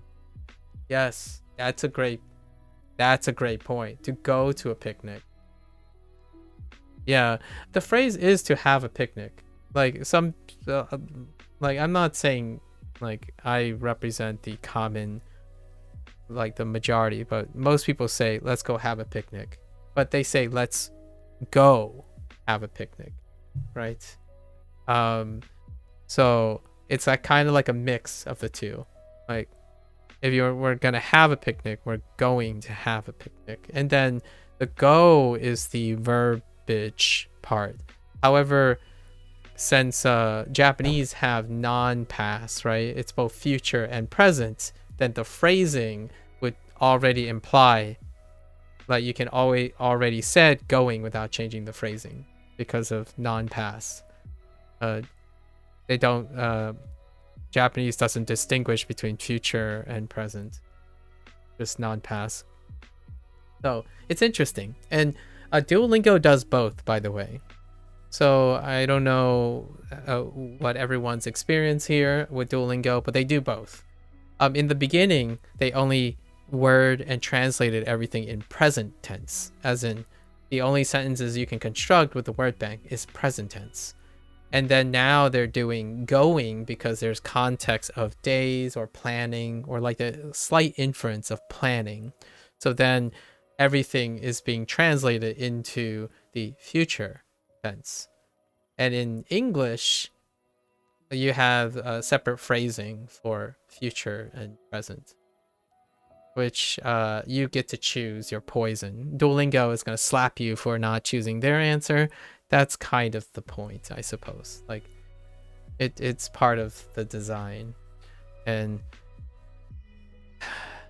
it's a game, you know? It's a game. You gotta know your correct answers. Ame. Ame. Oh hey, ame. That's our first kanji for this unit. Kind of looks like a windowsill with or a window pane with things dripping off of it. Ame. Ame. Ame. Ame. 5月1日は雨です。雨。 Rainy. Ame. Yeah, it's a pretty distinctive kanji. Yeah, definitely. So far, it's one of the more distinct ones. Indeed. Although it's not as toxic as at the moment. My award for toxicity goes to whoops, that's too far out. Let me try that again.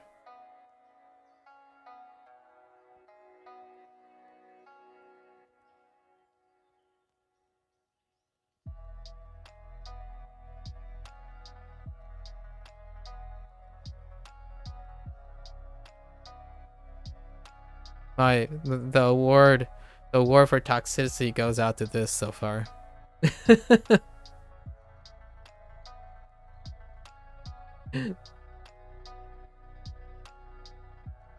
Yeah, for to write kakimasu.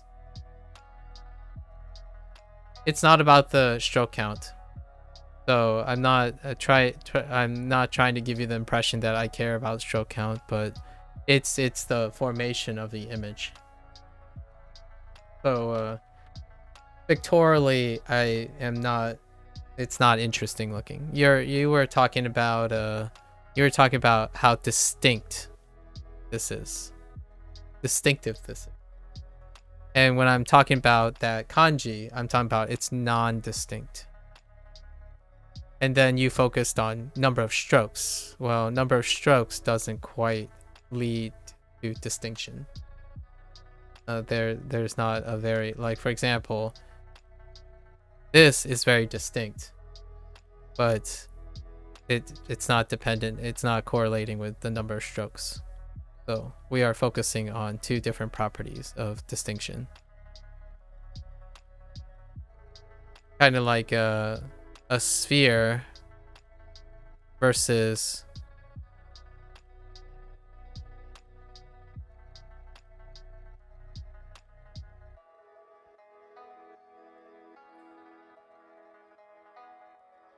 a sphere.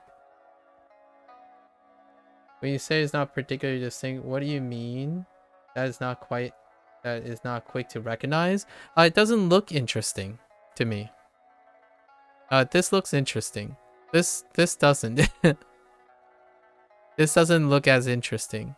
That's all. It's not like not very quantifiable, I suppose. Lots of parallel lines. I mean, it feels like cross hatching, like this thing, cross hatching. It does look interesting in the sense of sometimes, you know, I like this over the hamminess of number of strokes, because you're emphasizing the number of strokes as in like, oh, there's gonna be a lot of strokes, but it's not really the strokes that made it less interesting. Not per se. Like the way it's arranged, it's like it's okay. It's not as exciting as this. This one looks nice. That's a subjective nature. There's like, it's not quantifiable is what I'm saying. Yeah. Going on the F rank in the tier list, I think it's ironic, in my opinion. I think it's ironic that the phrase "to write," like illustrating to write, they decide to choose something like this, you know, right? I find it really comical, as opposed to like, oh hey, we gotta learn how to say to write. Why don't we just like, I don't know. All right, guys, this is to write. It looks like a piece of paper with lines across it. It's probably what I'm thinking right now. Like, hey, let's draw a piece of paper with lines. Don't write on my paper. Yeah, exactly. Oh, what is it, by the way? What did I accidentally draw? What is that? I don't know of a kanji yet with these many strokes. Oh, this is I? Oh. What? Oh, come on.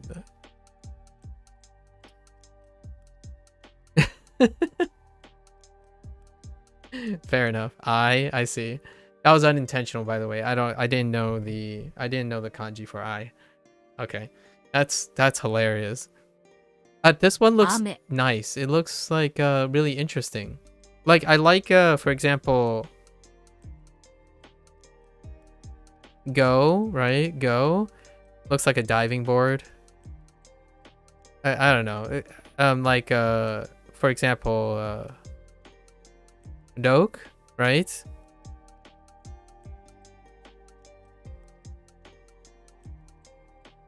wizard, right?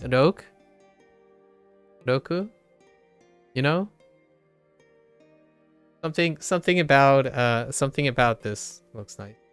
Ame, but I don't get to use ame too often since it's rainy. It means rainy.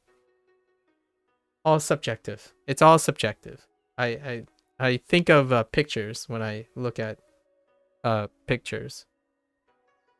I find it a bit funny that numbers start with ich ni san and then just completely drop that pattern. Yeah. Imagine if the future would be like, oh, we're just gonna go with 1. Like, all right, this is our kanji for 8. or they go with the whole like, okay, you know, we have this. It's like, all right, so we're going to all right, that's gonna be 4. All right, and then we're gonna do, okay, this is gonna be 5, and then all right, we're gonna do this. That's 6. You know what I mean, like that. It didn't quite follow through with that. I think it's fun though. I don't think it's bad or good. I like how humans work around things as they go. It's obvious that one thing I want to dispel is it's easier, quote unquote. Sorry. I'm gonna put it in quotations. It's easier to view things post fact, right? Post facto, or in retrospect. However, human history, so to speak, or inventions happen as it goes, like as it goes. So when you think about it in after the fact or in retrospect, hindsight is a process, not a goal. So when you think about things in retrospect, it's easier to see all the idiosyncrasies and like dropping patterns and stuff. But usually we have to remember that human history is being created as they go. So naturally, even writing systems themselves is bound by hindsight when it comes to human things. So yeah, we have to keep that in mind. Humans have the human condition is it's much easier to see patterns and things and make suggestions in retrospection as opposed to as it's happening. There are actually some more complicated kanji that basically represents the same thing as 1, 2. Don't recall ni, but 1 and 3 are okay. They're more archaic but used in legal documentation. I've heard that, yes. Are easy to change by adding or removing. I see. So it's hard to create forgery. Yeah, I heard about that. Yep. It's a great piece of trivia. I'm aware about the documentary thing, the document thing. Yeah. There are special occasions for like reports too. Like news reports and stuff tend to integrate a lot of specific things that are for written stuff. Even literature, former literature and creative literature include specific kanji use and even grammatical things that are almost now nearly exclusive to creative writing and formal writing, formal documentation. This is also true for English. Actually. In fact, I have yet to meet anyone who writes in that capacity most of the time as a speaking thing, because we're online, so we're typically chatting. So you're rarely gonna see those types of diction being used in formal writing. That are informal writing. Those complicated ones are not archaic, it's just traditional. Both, but that's fair. In places like Taiwan, those complex numbers are used all the time, where traditional is used all the same time. Again, now you're qualifying that's in Taiwan. But technically,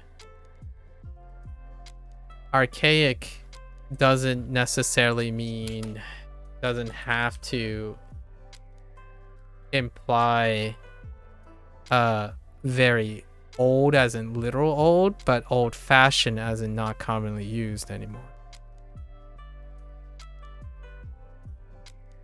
So when something is just traditional Chinese, right? We'll be fair to both parties. When you say something is traditionally Chinese, or it's just in English, let's talk about English a little bit. Just would imply only or exclusive, in my opinion. The answer, in my opinion, very reasonably, is both. It is both archaic. It is both archaic and traditional Chinese. Not the other, not particularly. These two do not counter each other. Something that's archaic, actually, the irony here is something that's traditional tends to be archaic, but that's besides the point. Something that is traditional in a different country, and Taiwan, right? And Taiwan can still be archaic in Japan. The answer is both, because you're changing the context. You're changing your context to qualify your stuff. So this would be confirmation bias. You're looking for all the cases that support your claim that it's just traditional Chinese or not archaic. But at the same time, that person who made the comment about archaic can qualify that's in Japan because it's not in everyday use. It's in specialized use, for example. Just as a fun logic debate compromise between the two ideas. Usually when someone has an opinion, brushing off their opinion by using exclusive words would imply that you are not acknowledging that person's message and embracing your own. So oftentimes to reach the compromise, what if they're both true? Because someone has an opinion, so it has to be based on some sort of perception, and then you have an opinion. So naturally, they're probably both. It's in both cases. It is both traditional Chinese. It is commonly used in Taiwan. It is also archaic in Japan's common day speech because it's only found in documentary, in like formal documentation. All of the above. Interesting blank is to go. I didn't realize it's the archaic 3 as well. Oh, interesting. You think archaic only means old? Yeah, most of the time it's used as old. Now it also is used as old-fashioned as well. It also means old-fashioned, as in not used anymore, not used every day. So like, for example, I use a word that's archaic all the time, like idiosyncrasy or robust. Robust might be an archaic word a lot of times. It's used a lot in scientific writing and statistical writing, but robust is not commonly used. Like, people don't just break out robust anywhere. It's in specialized uses. So it's an archaic use for colloquialism. You don't use those words very often, but you do use them in formal writing. Statistically significant, for example.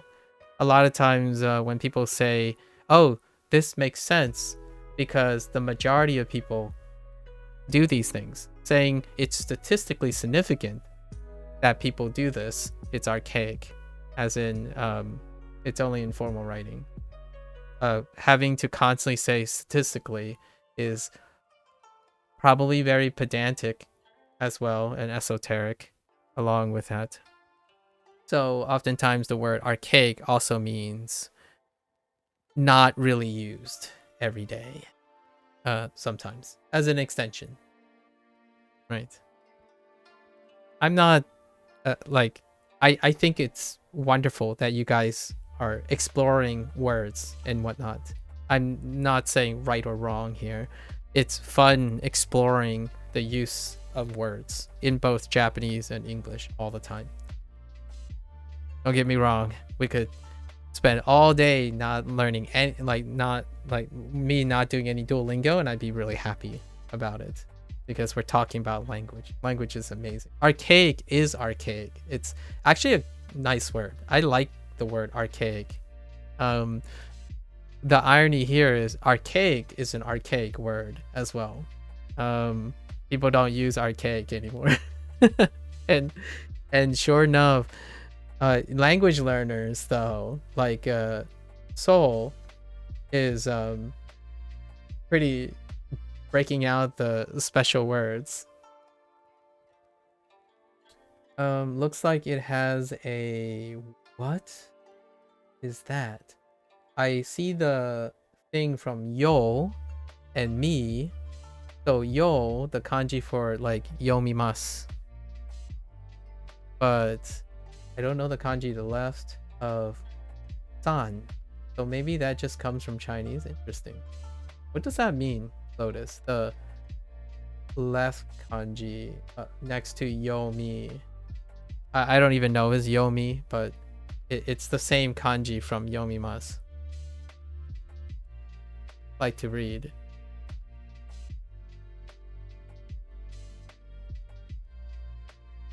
No questions here. I'm qualifying everyone's opinions and whatnot. I think the greatest challenge when it comes to linguistics. Onyomi. Oh, onyomi.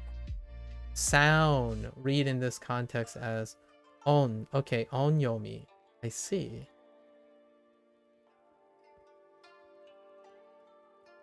What the heck is that? Kunyomi is also the word. Oh, okay. Also the word for kunyomi. Oh, interesting. Oh, that looks like the left side of anashimasu and yo mixed with river. We just got teased in this unit by coincidence. The kanji for river is going to be introduced. So it looks like it's the combination of the thing from yo and in yomimasu and hanashimasu.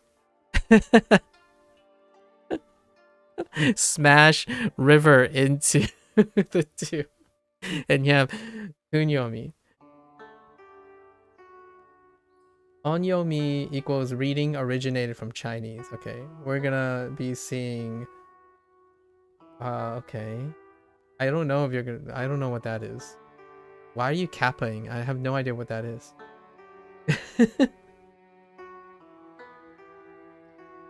Oh, reading made in Japanese. I see. I wonder why they chose these two. These two elements. I'm curious what the origin. Oh, is a second kanji for river. You see it often in place names. Okay. Spoilers, but all right. So like okay. Okay. So you'll see it in names. Okay. Oh, it's red kappa. Oh, I see. Well, now you guys are just making inside jokes that I don't understand. But here's another one. So you're saying this phrase means reading made in Japanese. I wonder why Japanese people chose this and this slapped together. I know what. Lotus, are you? Lotus, I'm going to slap you for telling me that Kappa is a water demon. We just got over the fact that I play video games, Lotus. How dare you? How dare you tell me what Kappa is? How dare you? Man, you're throwing some shade at my knowledge here. I don't know, man. I didn't know it until I learned in Japanese. Oh, you weren't a gamer then. Oh, Lotus. Lotus, why? You just revealed that you're a boomer in the gaming in gaming. Have you had a childhood, Lotus? I'm just kidding. I'm being a little rude now. Sorry. You not play Japanese games when you were I didn't learn I didn't learn what kappa is. I always knew it. My first exposure is a water demon or kappa. Before I knew like the kappa as in the English kappa, the emote kappa. You were top 1% in StarCraft 2. I am a gamer. Listen, there aren't any kappas in StarCraft. Get out of here.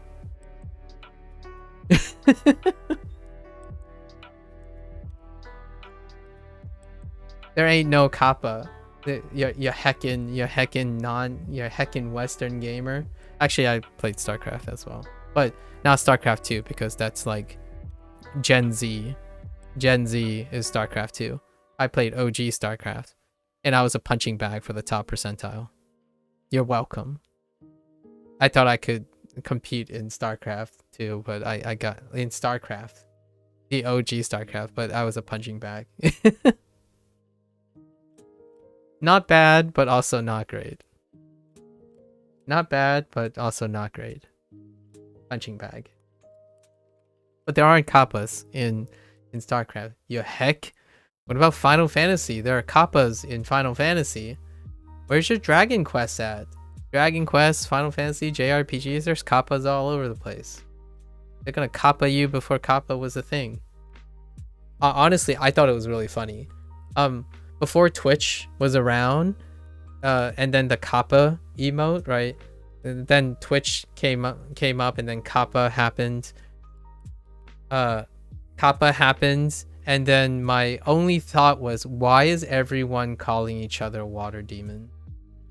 You kind of can't stand JRPGs, TPH. I tried playing one a few years ago and got so bored. Yo. Yeah, Justin TV. Yeah. Justin.tv. I'd get through all the Uraimu. Wait. Uraimu. Uraimu? Uraimu.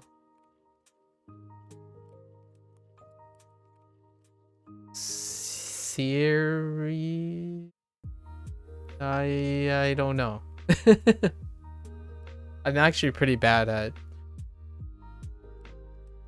You're not a boomer? Well, Lotus is a boomer. He doesn't appreciate JRPG. Oh, slime. Oh, yeah, you gotta get through all the slime. Yeah. Suraimu. Oh my gosh. And yeah, I can't figure out a lot of I'm terrible at figuring out katakana words. Like, I'm gonna be real with you. Even though I, like, sound them out. Have you ever played... Oh, wait.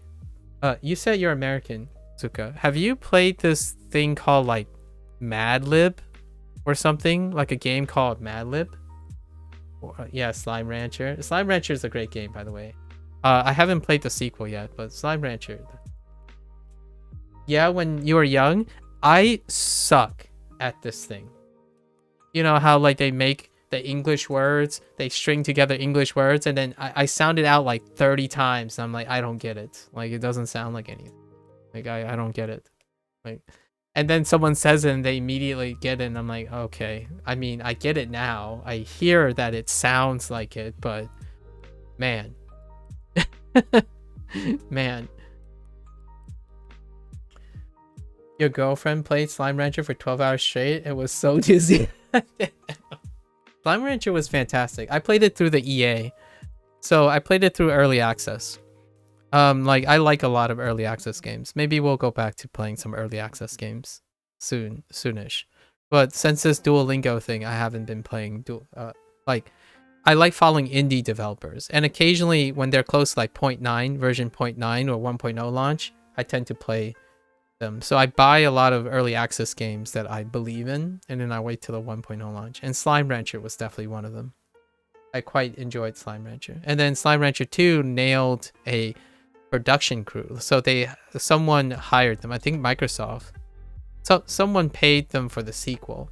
And then there's, by the way, there's a Slime Rancher movie coming out as well. But Slime Rancher 2, it took off. The indie group is probably doing pretty well.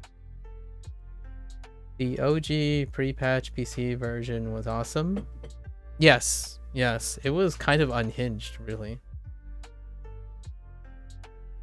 It's kind of, yeah, relearning English words by looking at katakana. Wasai ego? Oh, yes. I think someone mentioned that term before. Anyways, we gotta learn. We gotta learn some stuff.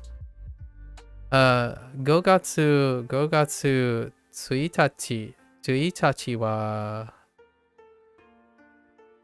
日は梅. Oh no, ame desu. I said ume. Ame desu. By the way, Lotus, we can't be friends anymore because you don't like JRPGs. The heck with you. Get out. Some Japanese fan you are. Can't believe you threw a dig. Actually, JRPGs aren't the same anymore. So I don't know what to tell you, Lotus. Modern JRPGs are not that anymore. Actually, I am playing a modern RPG right now. Like a Dragon is a modern JRPG. Yeah, I'll wait till a stable update to get games unless I play the alpha or beta. Yeah, if I'm involved, if I was approached for beta testing or alpha testing, I'll do it. But generally speaking, I like to pick up titles because I believe in their project and then wait for it really close to 1.0 launch. Yeah, really close to 1.0 launch. Okay, some of them are recorded for your viewing entertainment, for your viewing pleasure. Okay,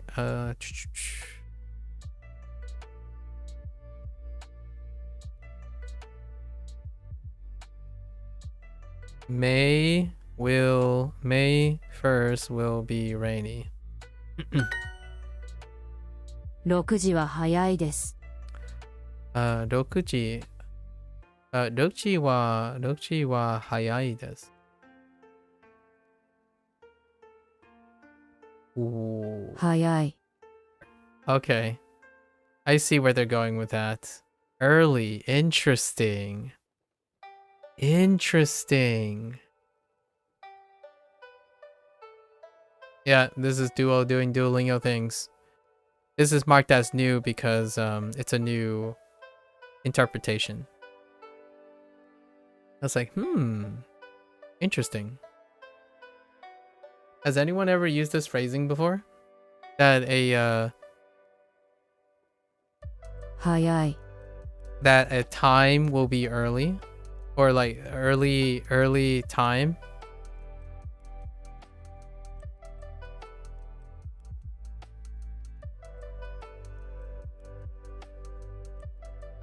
Sometimes I use late, often. Like, man, that's late.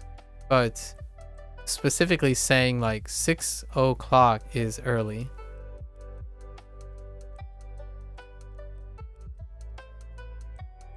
Yeah. The reason why I don't use this phrase anymore too often is because of internet, right? Cue the memes. It's early somewhere in the world, right? It's early somewhere in the world. But it's also simultaneously late somewhere in the world. Or just right. You see what I mean? So over the years, like the last couple years, since I'm online a lot of times, I stopped using these phrases. If you know what I mean. Yeah. Like the deep cut here is I'm illustrating like how the English language has these expressions has kind of been like demarcated as, ironically, sorry, I want to throw this back to relate to what we said earlier. This type of phrasing is becoming archaic in the internet period. Because oftentimes it's too difficult to know if it is early or late, regardless of what the time is, because there's no universal internet clock or anything like that. So it's funny. I thought it was pretty humorous. Sorry. I know, I'm beginning to sound pedantic. But all of this is connected. It's so beautiful. I think discussing and arguing or whatever you want to consider this when it comes to like learning Japanese or learning whatever you want, and then your native language, you're exploring your language again. I'm always exploring English again when I'm trying to learn Japanese. That's kind of the reason why I'm retaining most of my Japanese at the moment. I think about these things, and sometimes I share it. Sometimes I don't. Most of the time I don't. However, in this case, it's pretty funny. 6 o'clock is early. I don't say that very often on the internet anymore. Because, yeah, is it? Oh, that's a good question. Is it 6 a.m. or p.m.? That's a good question, because as far as I know, the Japanese people don't use a 24-hour system, right? And then we have the phrase AM and PM here, so there's not enough context as well. Yeah. That's funny. I like that. Oh, JP is usually 24 hours? Oh, interesting. Are you sure about that? Oh, okay. Well, color me corrected, I suppose. I guess my only impressions that I have are JP to English productions.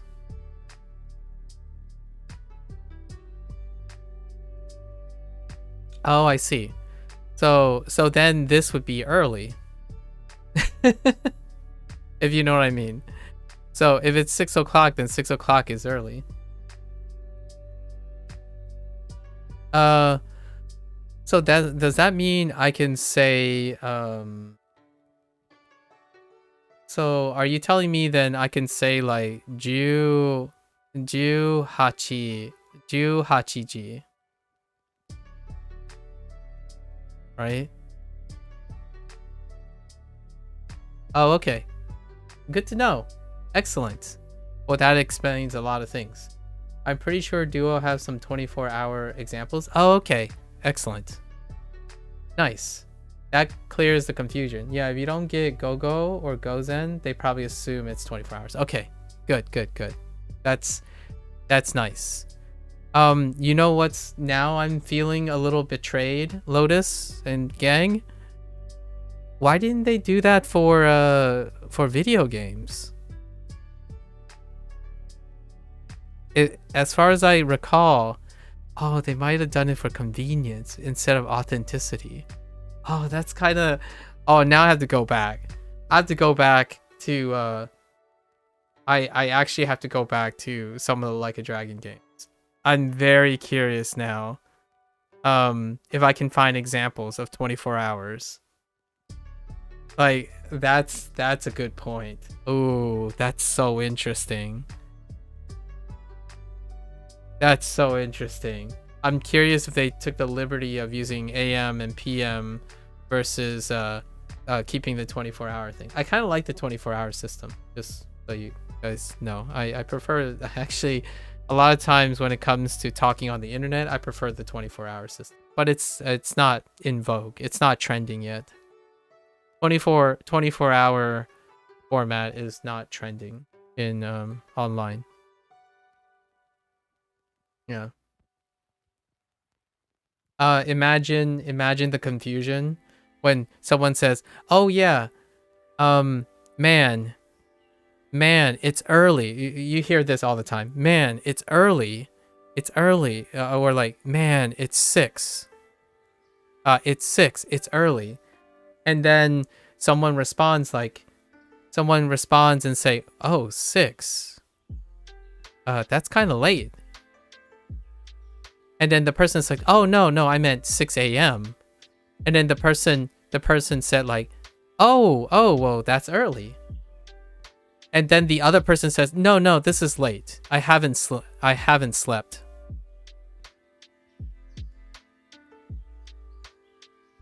So you're right. It is late. This happens all the time, guys, on the internet. It happens all the time because not only does late late and early assumes, in Japanese, you make a lot of assumptions in order to provide context, right? But in English, lots of people have expressions, right? Using English, and early and late are subject to cultural differences. Even even like smaller subcultures like the internet. You could say the internet is a subculture of everyone else, right? But it constitutes as a large enough thing that it creates cultural differences. So you always have this thing where, oh yeah, it's about 3 here. It's kind of late for me. And then a person's like, well, that's kind of early. It's only 3 p.m. It's like, no, it's 3 a.m. And I'm like, oh, etc., etc., etc. Because the perception of early and late is referencing to that person. So some people talk about reference to sleep time. So when something is early and late is with respect to sleep time. Yeah, some people wake up late and think 6 p.m. is their morning, etc. Yeah. So these words, what I'm saying here is these words have become, I don't use them very often. I ask. So instead now, when someone says, oh yeah, I'm tired, it's 8 p.m. now. And I'm like, how do you feel? Is that early for you typically? Is that late for you? Like, what is 8 p.m. like? Or like 6 p.m. like for you? As opposed to saying this phrase, as in 6 o'clock is early. I could say, I think 6 o'clock is early for me, right? That's how English needs to be explicit in terms of your opinions often. And in Japanese, it's kind of funny because you don't usually use like watashi wa and stuff all the time if you know it's coming from you. So you're inferring it's your opinion most of the time. So I think that kind of works out. But a lot of times, some people, when they say 6 o'clock is early, they're talking about most people. Most people think that. And I have to clarify that I think that, but not most people.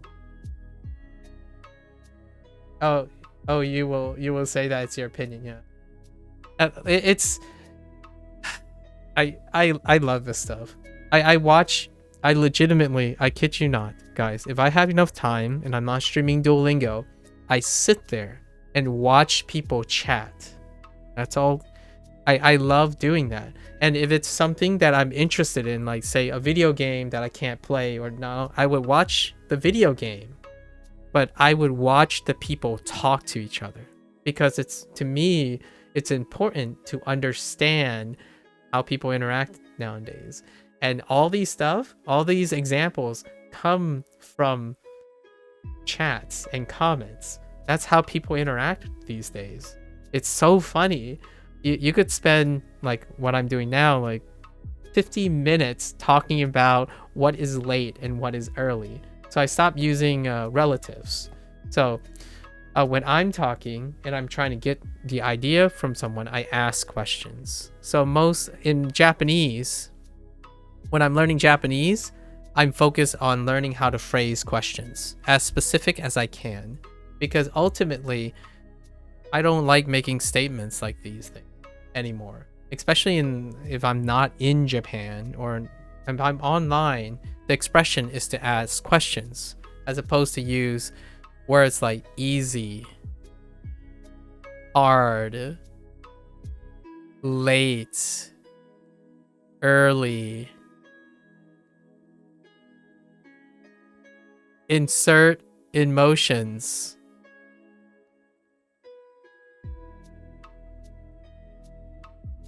Right. Favorite.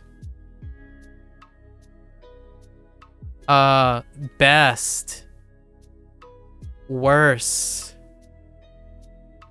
Better. Just to throw back to the recent one. Just, only, always, everyone, no one. The list keeps going on. I know, Lotus, you and we just talked about the whole like making sure of ethnicity, like being correct and whatnot. All this stuff files under that too. All these things have connotations. Like, so the English language has ballooned to the point where there's got to be someone who will be disagreeable about your perceptions.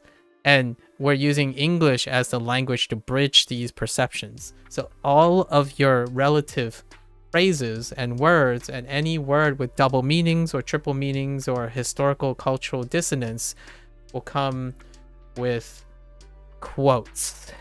They will come with quotes.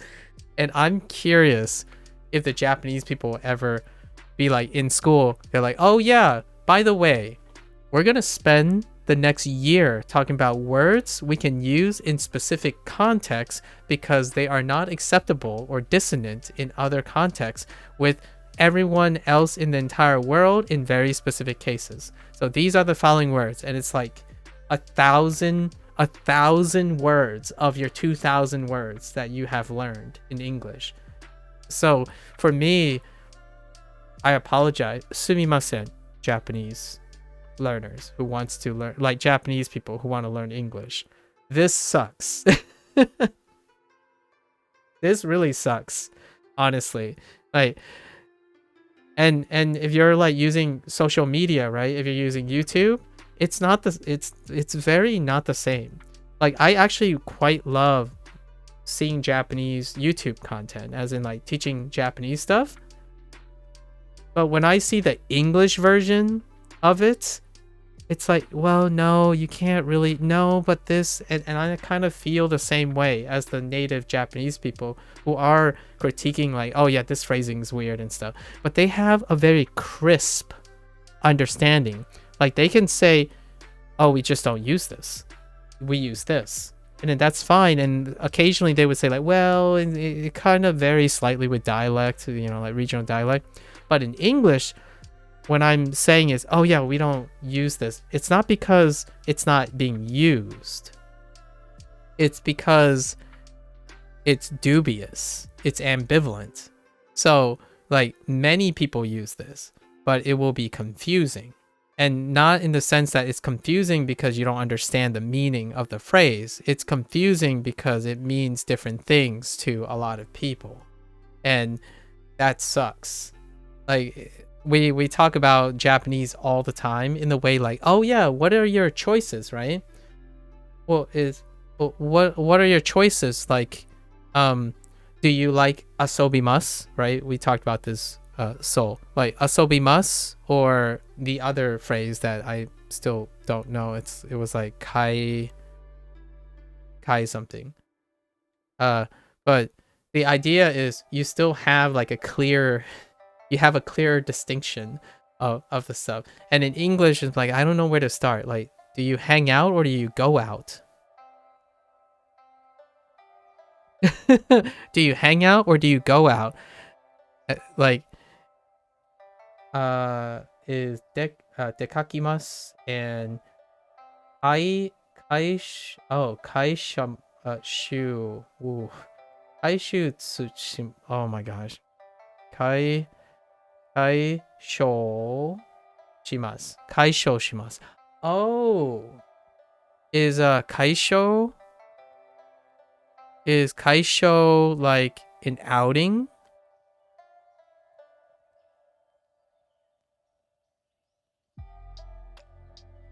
Kaishutsu. Kaishutsu, sorry.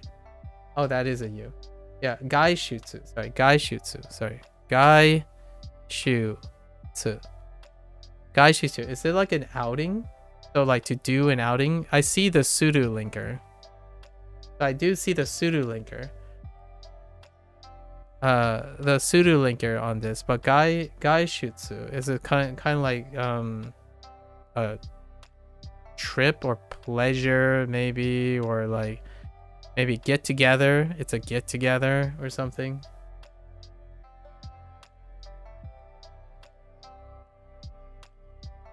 G Show says going out outing. Okay, yeah, outing. That makes sense. So it's a pseudo. It's a pseudo link. A pseudo. I call this linking. I call this is not what it's called. I know. But I call it pseudo link. Whenever I see pseudo link, it's kind of like ryoko shimasu. Ryoko shimasu, right? To travel. However, travel is an interpretation of pseudo trip, right? To do a trip. So then it's travel. Yeah. The pseudo verbs. Yeah. Oh, lots of places call it just pseudo verbs. Okay, that's fine. I call it a linker because linking verb. You know what I mean? So I can get behind pseudo verb. Pseudo verb. You know what I mean by linking verb, right? Like am is our been being been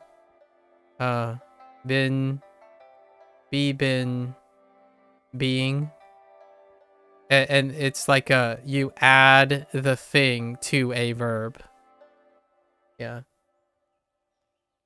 Usually a noun without the pseudo, and pseudo makes it a verb. Yep. Yeah, it's verbalizing. It's verbalizing the the noun. Yeah. And then I just refer to it as a pseudo link, but you're linking it with pseudo. Gonna start replacing pseudo with yaru and not elaborating. It's okay, I already know. It's fine. That's a spoiler by someone else. You have to you're probably gonna hear me say this a lot, so since it's already been 71 days, but there has been a lot of 1,000-year-old language spoiling. It's a very common experience for someone who is learning something. It's usually equivalent to like backseat learning. You find it a bit funny discussing words as spoilers?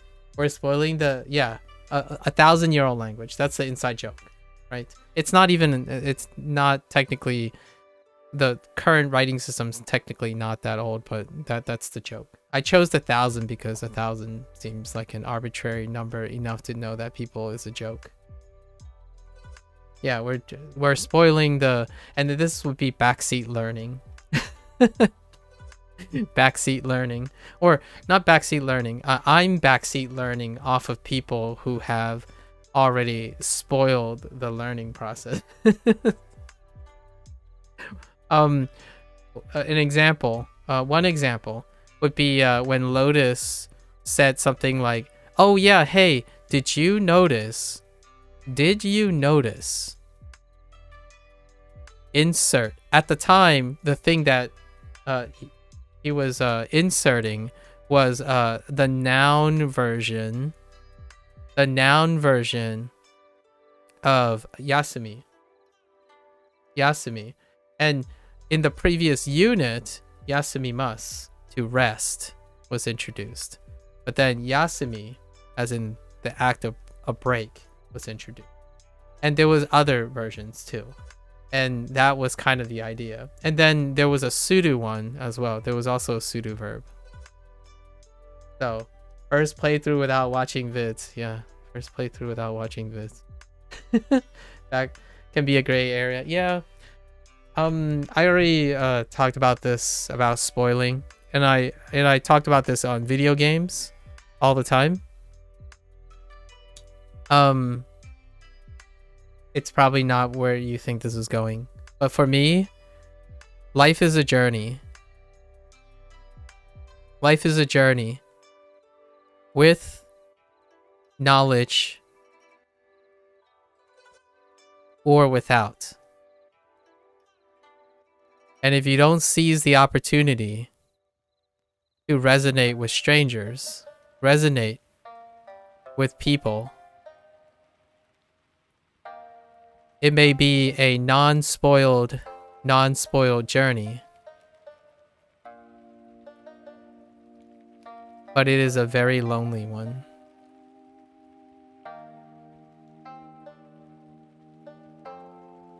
And also, with and without knowledge, this journey is different. When you say, if you spoiled something, I say, it's now a different experience. It's not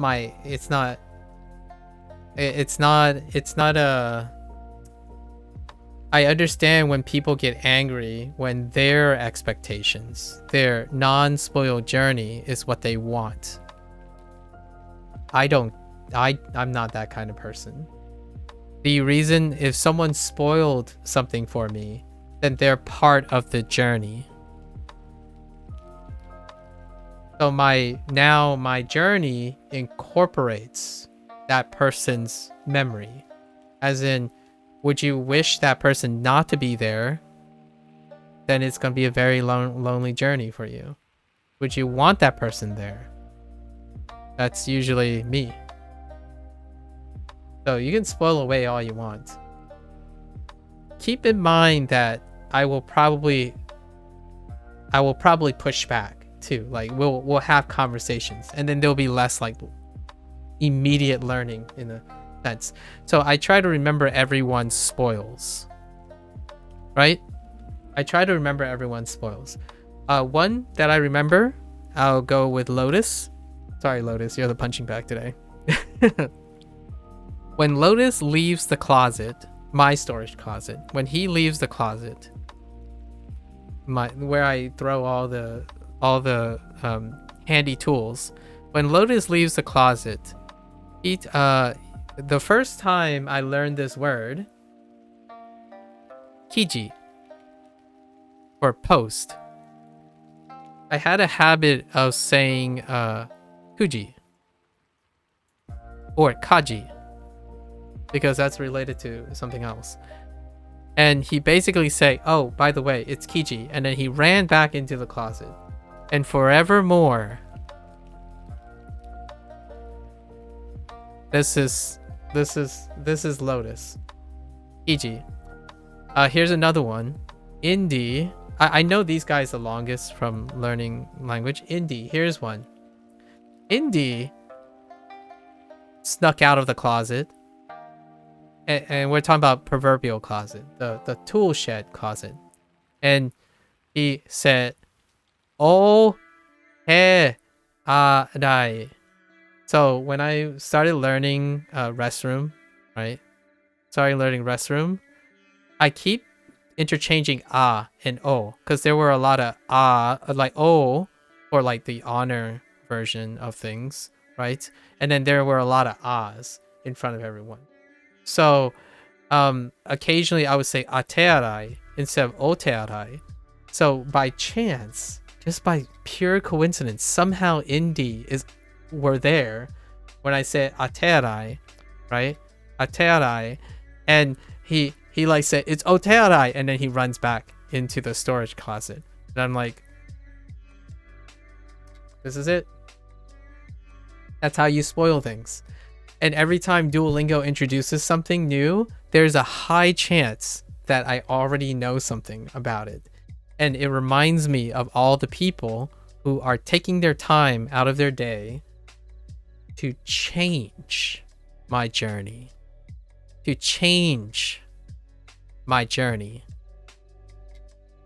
So when it comes to a video game, right? When it comes to a video game, say someone says like, "Oh, did you get to X?"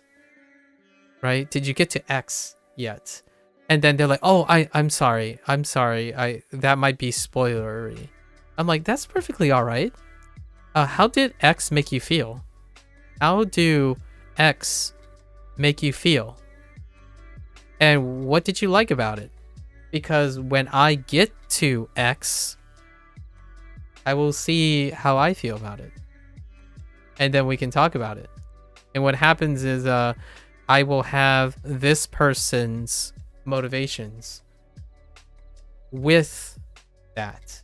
You're experiencing something different now. It's no longer like some unadulterated.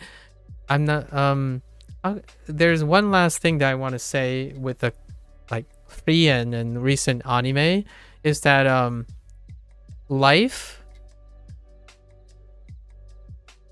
I view life as a collection of people.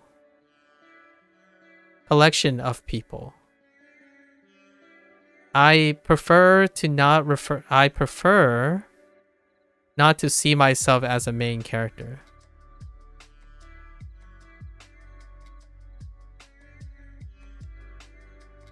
Like an MC. I prefer to see myself as a collective. And the collective is as strong as how many people are in it. Not an MC. An MC is a lonely character. If you view life constantly as the MC, you're going to be a very lonely person. And oftentimes, like I actually make fun of spoiling things all the time. Okay, let me catch up with some stuff. Okay, oh no, I triggered it. Spoil it for me, daddy. No, don't say that, Cozy. That's kind of weird. When you're learning it, you're spoiling it on yourself. True. There's tools in the closet. You should really invest in a light. I can't see anything here. Nah. I don't invest, okay? You're paying, okay? All right, I'll get a light. We'll see about how we can get a light in the closet. I totally forget the locks. Assert dominance, say gotearai. A gotearai instead. Oh. Is that like the super popular, super polite form? Go be even more polite. Yeah, even more polite than, oh, okay. Gotearai. Go matsuri. Like go matsuri, go furo. Dude, go furu. Like that's some polite stuff. Anyways, yeah, did you like learning X? Exactly. Talk about what the person learned. It's all me, myself, and yeah, the main character. So I usually make it so that, okay, in the end of the day, I think I have a very comfortable life, right? You put in a lotus closet. No, the closet is like the lounge, you know? It's like a genie in a bottle kind of deal, you know? It's ever big. Only all of you get shoved into that closet, you know? And then you mark your own territory. Like, Lotus just has to share. But what you call it? I think in the end of the day, your life gets a lot more brilliant when you make other people care about themselves too. So when you get them to feel like you care about them, everything is history, in my opinion. When you start talking about yourself a lot and worry about what makes you feel good and whatnot, that comes from a place where, yeah, you can probably, people will know like, oh yeah, this guy needs attention, or like this guy needs some encouragement and stuff, right? And that's cool too. If you're streaming because you need affirmation, like you need attention to feel good about yourself, and then there are lots of encouraging people out there, that's incredible. That's awesome if you can find people who will encourage you to do the things you like. I am streaming to do the opposite. I personally think I'm really happy and confident about things that make myself happy. So instead of doing things for the sake of entertaining myself, I prefer to use things that makes it so that I get information from other people because I'm interested in what they know. So definitely feel free. Feel free to spoil some stuff. Be warned though. if you're very reserved and you're not if you're uncomfortable in being talked about all the time, now is the chance not to say anything. It's a fair warning, because I want people's actions to paint endearment. So I try my best not to forget what people say. But it also means that I might take it really, really seriously. Like spend an hour talking about it. Right? Does indie pay? I can't reveal bills. I can assure you that the rent for the storage space varies between people. If we spend enough time talking about it, it may no longer be Rokuji. And we don't have to worry about it if it's early or not. Oh, that's good. That's good. I forgot, you already revealed that we're in the same time zone. Yeah, you mentioned already. You said you're the one that said New York, right? Yeah, we're in the same time zone, so it's almost 7 o'clock. Good. Well played. Well played. Well played. Well played. Oh, should we switch it? 7 o'clock is early. Should we switch it and then get it wrong?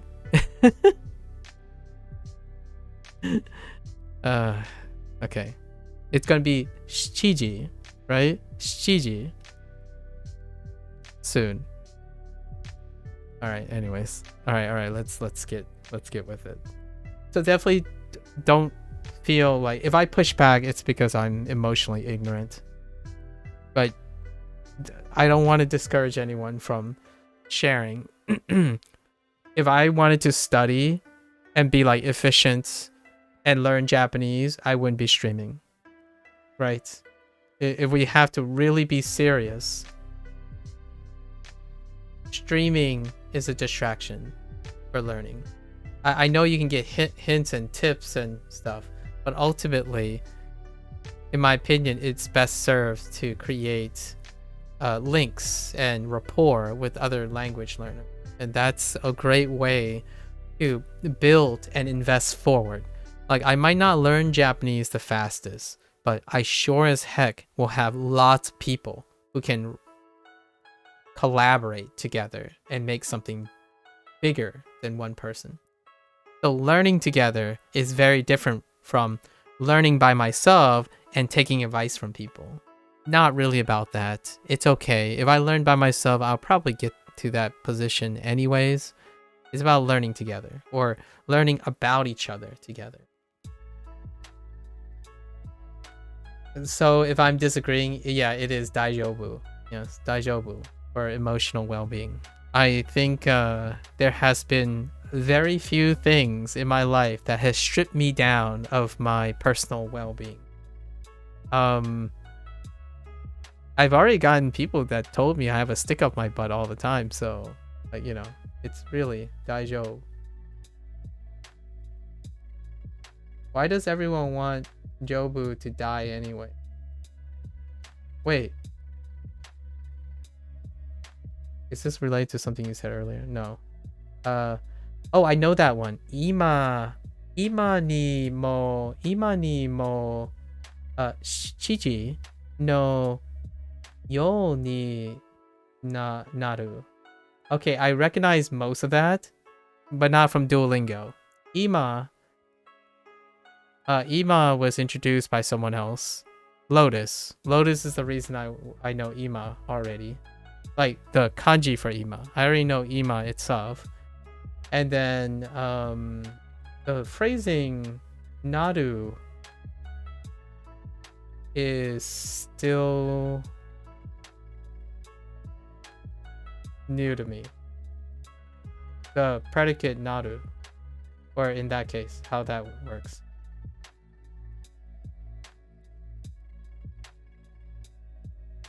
Anyways, let's keep going. We're gonna go now. 8時は少し早いです。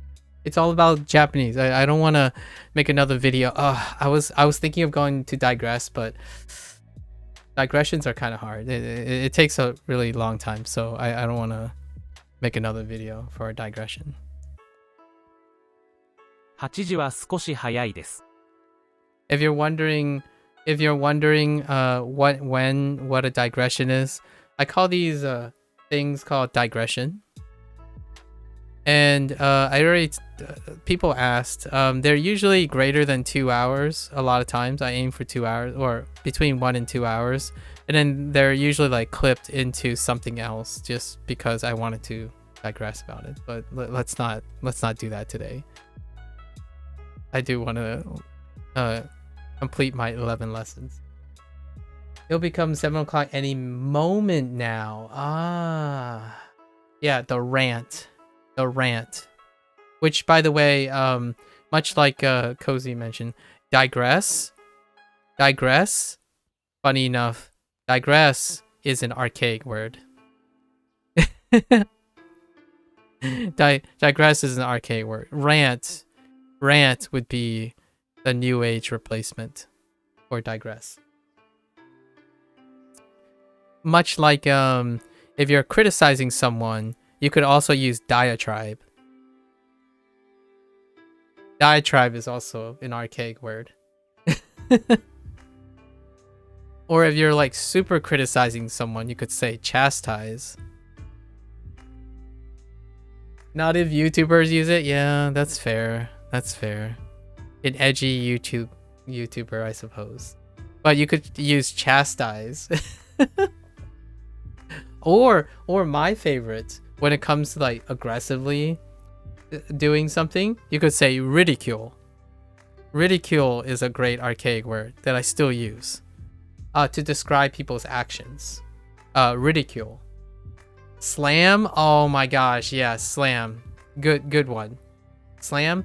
I'm not sure about nuke. Nuke kind of reminds me of the boomer phrase. Going nuclear. Going nuclear.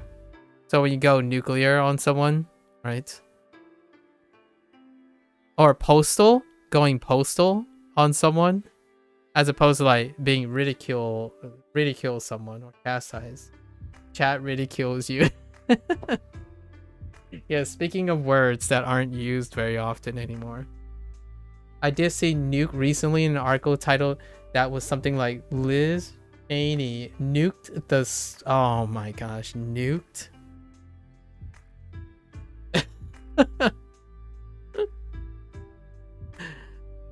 Oh my gosh, nuked. Yeah, you know what's funny about nuke? It's not even new. Or what I mean is it's retrending. Because has anyone in the United States, I used to say this, or I hear people use it, to nuke something is to microwave something. And I think people still use it, right? Do you still say like, I'm gonna pop this in and nuke it for 2 minutes? Right? Microwave. When you microwave something, you nuke it. Sorry. All right, we're really done now. We're definitely done. Stop. Cease and desist with back into the closet, everyone. We're done with like English stuff. I can't even.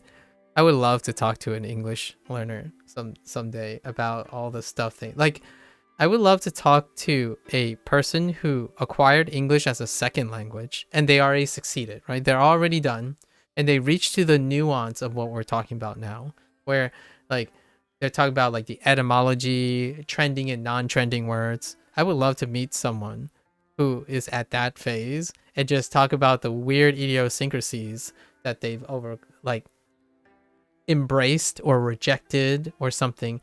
My main source of that type of thing right now are usually British people who came to the United States and compared the intricacies of British English and American English, like Lost in the Pond guy. So they get really deep and sweaty, and I enjoy that in a very encouraging way. Gaff in Ireland is slang for house. Yes, I have heard that once. Yep. I had where I live, Cozy, there are quite a few people who are very, very in touch with their Irish heritage. And we're not talking about that Ireland, your Ireland. Yeah, it's not quite a pop. Yeah, it's not quite a. It's kind of like a dive. The way dive used to be used, but not used today, but slightly different. If you know what I mean. And it's still a very common word. Or like a place. Like a place, but it's also an ownership place. And a place people visit. Like a dive. I don't know if dive is still used in over there, overseas, over the pond. But dive is like kind of endearing now. But it has notes of being run down. Right? Run down. Like subpar, dilapidated. Oh, speaking of a word, dilapidated. Or sketch. Right? Sketch. Or I don't even know if that's how you spell sketch. How ya? Yeah, how ya? Okay. Did you eat yet? That's what my parents say in Chinese. It's like, how are you? Instead, did you eat yet? I haven't taught my parents to say, did you eat yet? Because they just say, ni siro moi. Did you eat yet? That's usually how you greet someone. Ni siro moi. Have you eaten yet? 8時は少し早いです。8時は少し少し早いで。です。8時は少し早いです。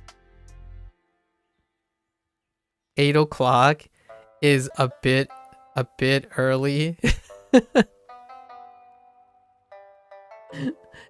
8 o'clock is a bit early. Let's add more slight relatives to it. 8 o'clock is a bit slightly, but also kind of early, guys. You know? Just slightly, but not too much, but just right, a little over early. Like, yeah, well, yeah, no, it's kind of sort of early. Right, guys? Right?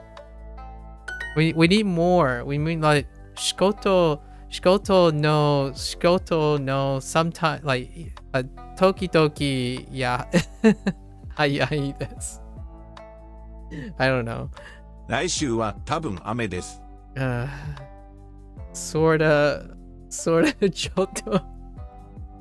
Sorta chotto. Yes. Yeah, no, but not really. Sorta chotto. I'm sorry. This is too good. I hope one day I could do that in Japanese, but not with Japanese people.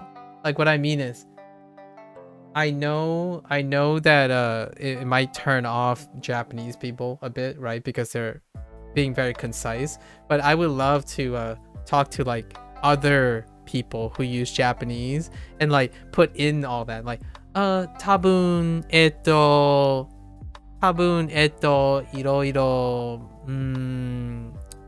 okidoki hayai desu. Because it's a very common English thing. When you're unsure, yeah, similish word, yeah. So, and then you'd be like, but, you know, like, but, and then you put in demo tabun, iroiro, dona, yes. just throw in all the maybe, I don't know, I'm kind of unsure, but maybe sometimes what kind, which yeah, that is it.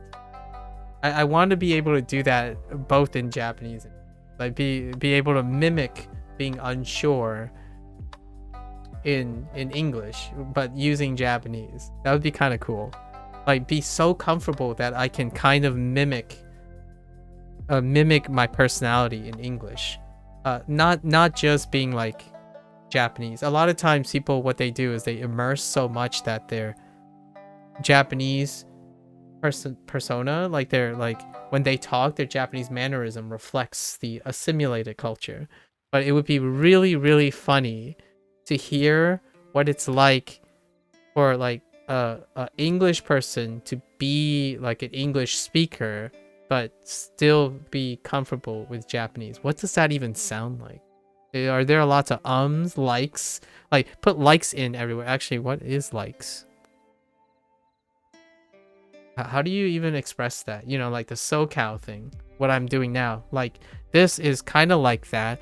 Like, I think, like, it's kind of like this, right? You know what I mean? Like, you know? Like, lots of likes. How can you get that essence but while speaking Japanese? That would be really funny. I would love to see that type of expression.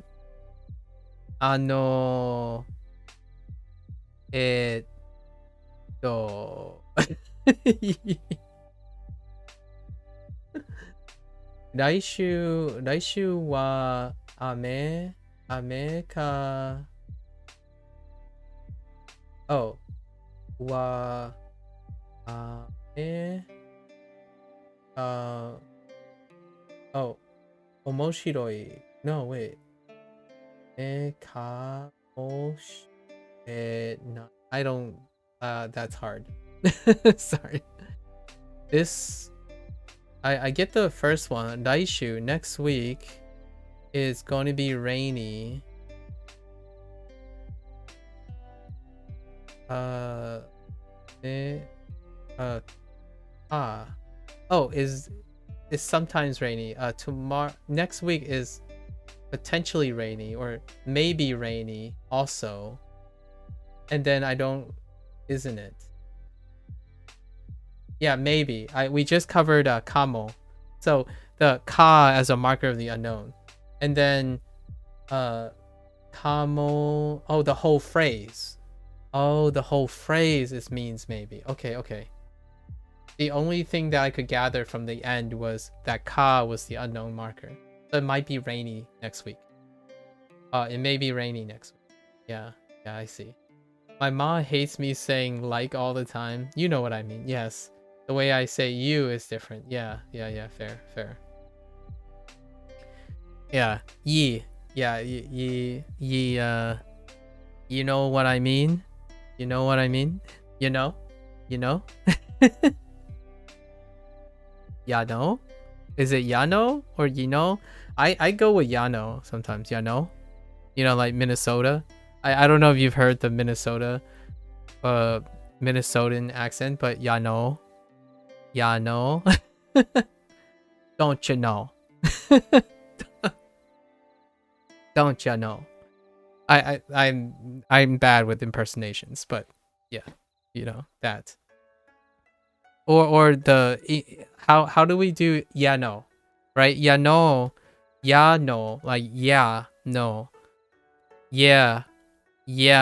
no. I don't know what Japanese people put in place of use in place of no.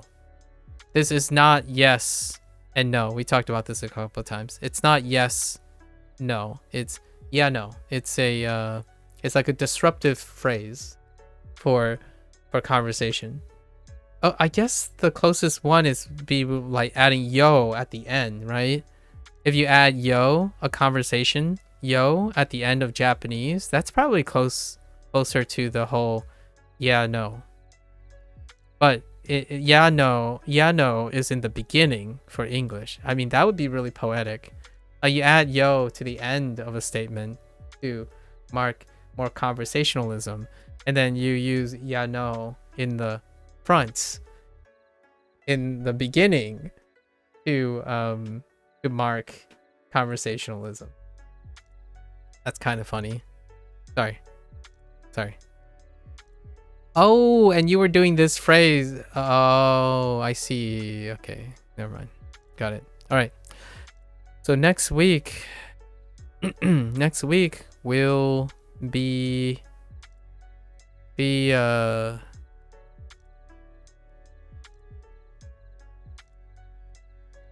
we'll probably next week will probably be rainy.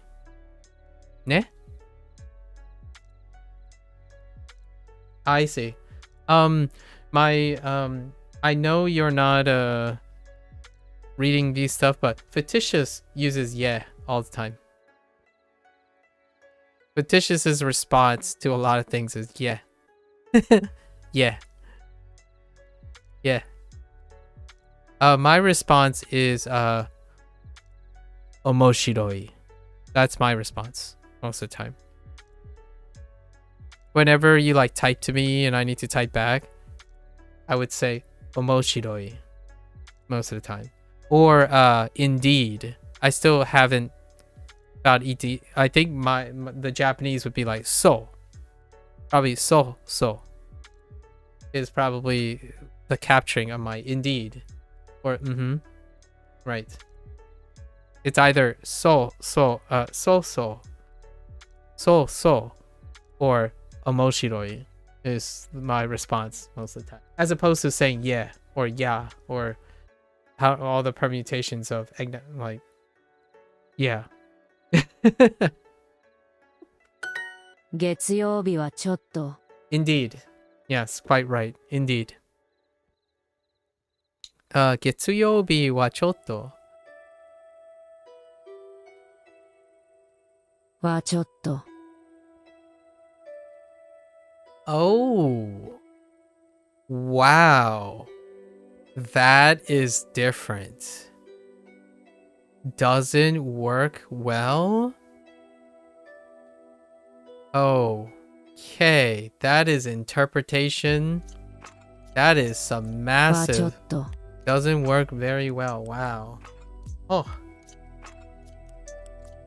You could say ryokai. Ryokai if you want to be weird. It's like Roger, or a stiff way of saying understood. My talk to that is if someone is like very affirmative action, like, oh, hey, do this, I say Roger Dodger. So that's probably the same thing. Or okili dokili. Okie dokie. Usually. Sometimes. So I say okie dokie sometimes, or Roger Dodger. When someone is like really stiffing, like being very stiff and telling me things, I say Roger Dodger. So I think ryokai suits very well based on how you're describing it. Yeah. Roger Dodger. Roger Dodger is something I picked up from people around me. Okay, Roger. Roger Dodger. Or okie dokie. Okie dokie. And I don't say okie dokie artichoke. If you say okie dokie artichoke, I'm gonna kick you out and put you in the storage closet. In the secondary storage closet. You gonna call me Roger from now on? That's perfectly fine. Acceptable. Indeed. Very acceptable. Language is funny at times, the more you know. I know, right?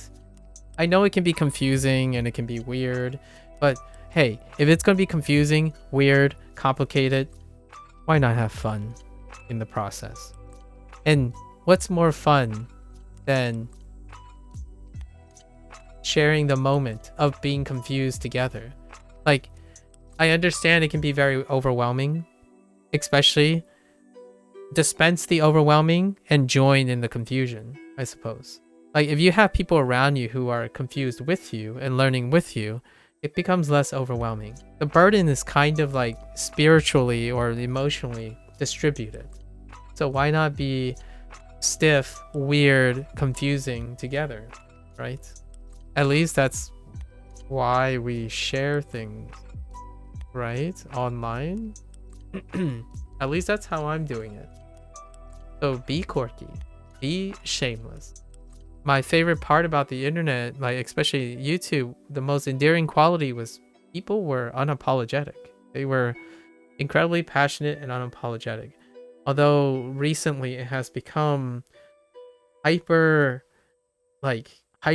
insecure. Like there's a lot of rampant insecurities, and I can understand that. Like being the rights and wrong things, whatnot. But yeah. Gas means funny here in Ireland. But USA, it's lit or something. I don't know. I don't know if lit that's a gas. I love that's a gas.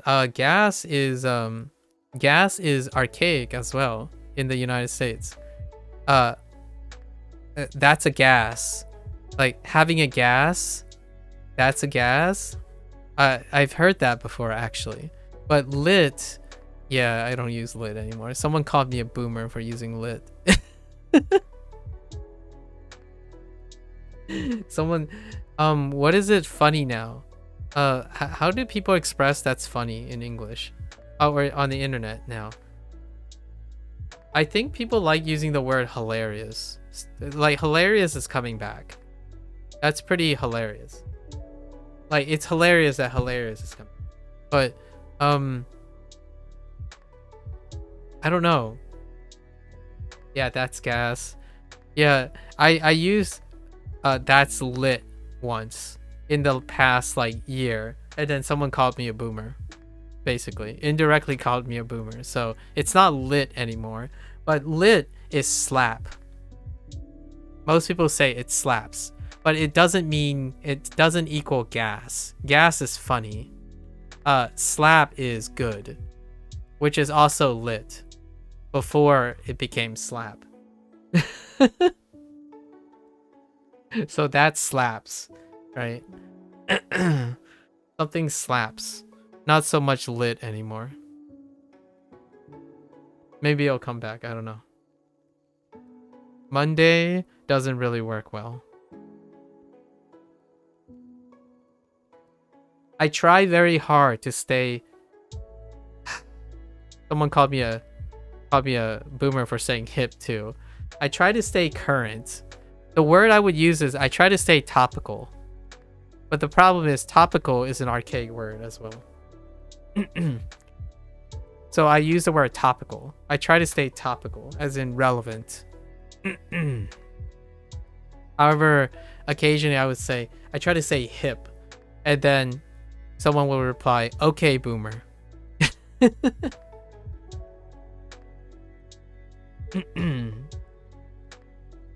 No, still gonna try anyways. Monday doesn't work very well. Okay. はちょっと Beef? Beef. Oh, remember when beef was a thing? I don't know if beef is still being used in that way. When you got beef with someone. You know, when you're starting beef. ナオミさん、水曜日はどうですか？ Naomi-san, 水曜日はどうですか? Oh, I see. 水曜日はちょっと fair enough. 午前7時は早いですか？午前午前7時午前7時は早いですか?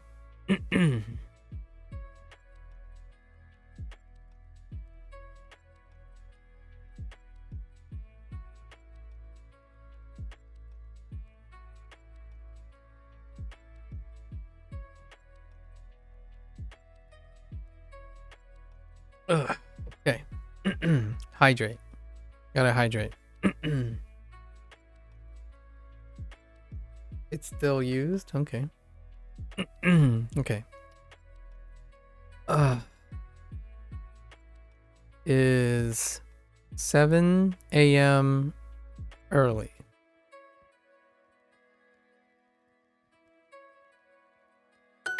ケンさん、火曜日はどうですか？火曜日はちょっと。火曜日はちょっと。Tuesday doesn't work very well. 日曜日の10時がいいです。Do you remember the pound? Yeah. Internet slang? No. I don't think I was ever aware of it.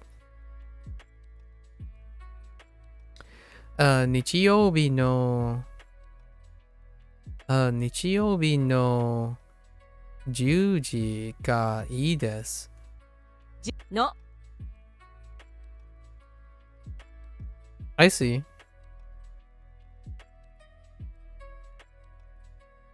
Interesting.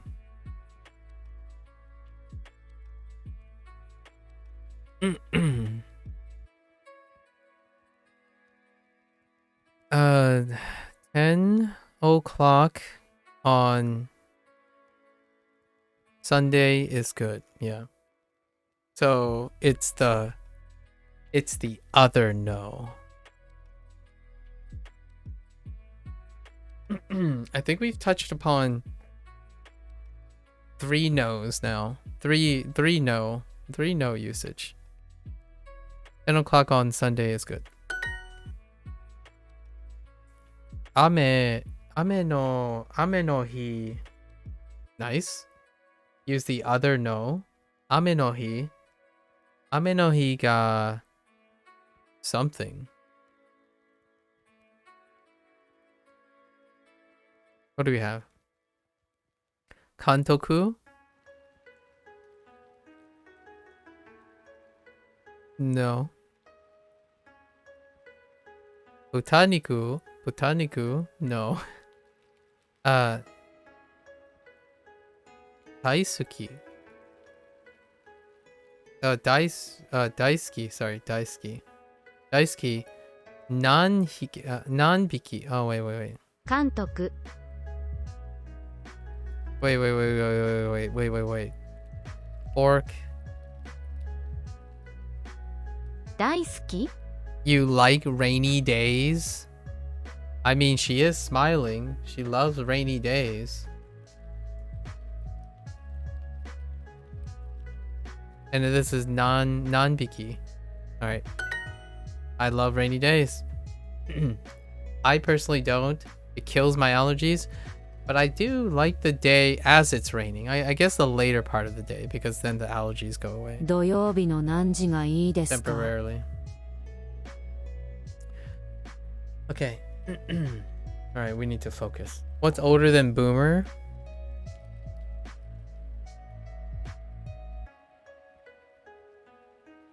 The silent generation? I don't know. Is there are you going for a joke? I kind of took it literally. What's older than Boomer? The generation before Boomer?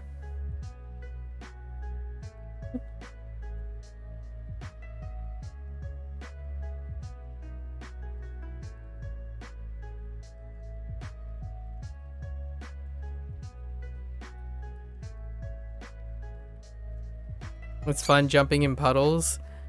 Oh boy. It's fun running in the rain. I enjoy running in the rain. I guess that's kind of like jumping in puddles. You're kind of slamming into the puddles, you know? 土曜日の何時がいいですか? What time on Saturday is good? I love this phrasing. Or like, I like if that's what it means. I kind of like using this. This is good. This is good. 5時は多分暗いです Okay, kurai. Sure. And you can use that with this phrasing. Oh, interesting. 暗い Oh.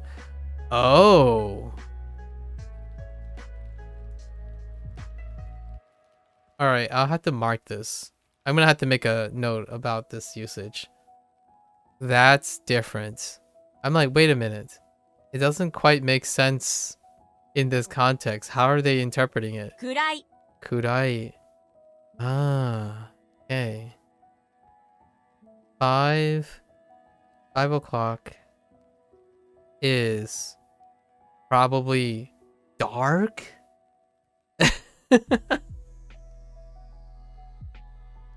Kurai. Wait a minute. I need give me G show right now.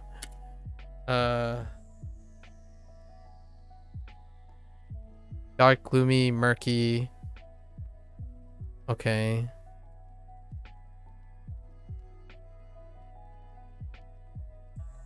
Kurai. Interesting.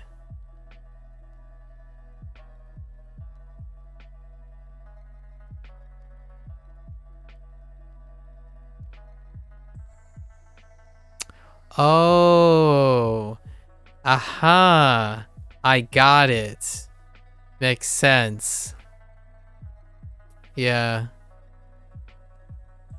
It's what we would call, I mean, it's what I would refer to as a homophone.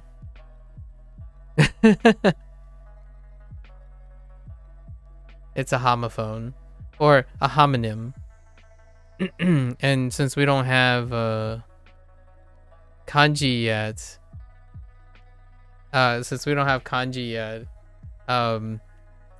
it's an overlap in sound. Fair enough. I was looking at the G show just now. Okay, 6 a.m. is still dark. Dark. 6時 Oops. 6時 Gozen. 午前6時 は Oh, that's interesting. Okay. 暗いですまだ Mada. まだ Mada kurai desu. Gozen rokji. Gozen rokji wa mada kurai desu.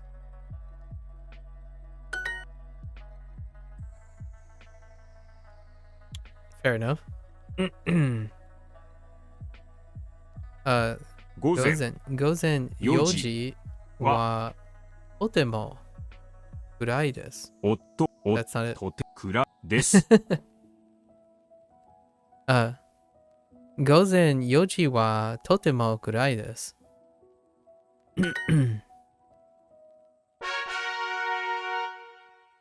Ooh, I'm not getting along today.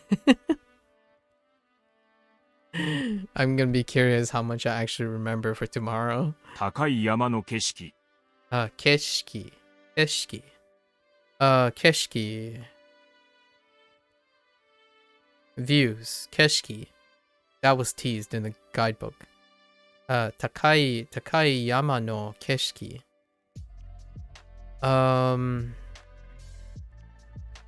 Tall mountain views. Fair enough. 景色 Keshiki. 山を楽しみます。 Tanoshimi is brought back. Tanoshimimasu. 楽しみます。 Oh, but now it's now it's a predicate. Or like it's not like a predicate phrase, but it's more like an actionable thing. Going to enjoy. That's kind of neat. The other one was the cluster usage was ni or article tanoshimi tanoshimi desu. Tanoshimi desu. Tanoshimi desu ka or some question. Yama o tanoshimimasu. Sure. So we're going to enjoy the mountains. Where's my hiking at? Picnic? Picnicu. Picnicu. Picnicu. Picnicu. Picnicu. Picnicu. I'm gonna say it a couple more times. Everyone picnic. Everyone picnic. I used to say that too. Whenever something goes wrong, nobody picnic. Everyone stay calm. Nobody picnic. Picnicu. Pikniku. Okay. What are we doing? 彼女彼女彼女とピクニックを楽しみます。Cool. I will enjoy a picnic with my girlfriend. 外は綺麗です外 What's wrong with your synthetic voice? 外外はカレーです。Okay. The outdoors is pretty.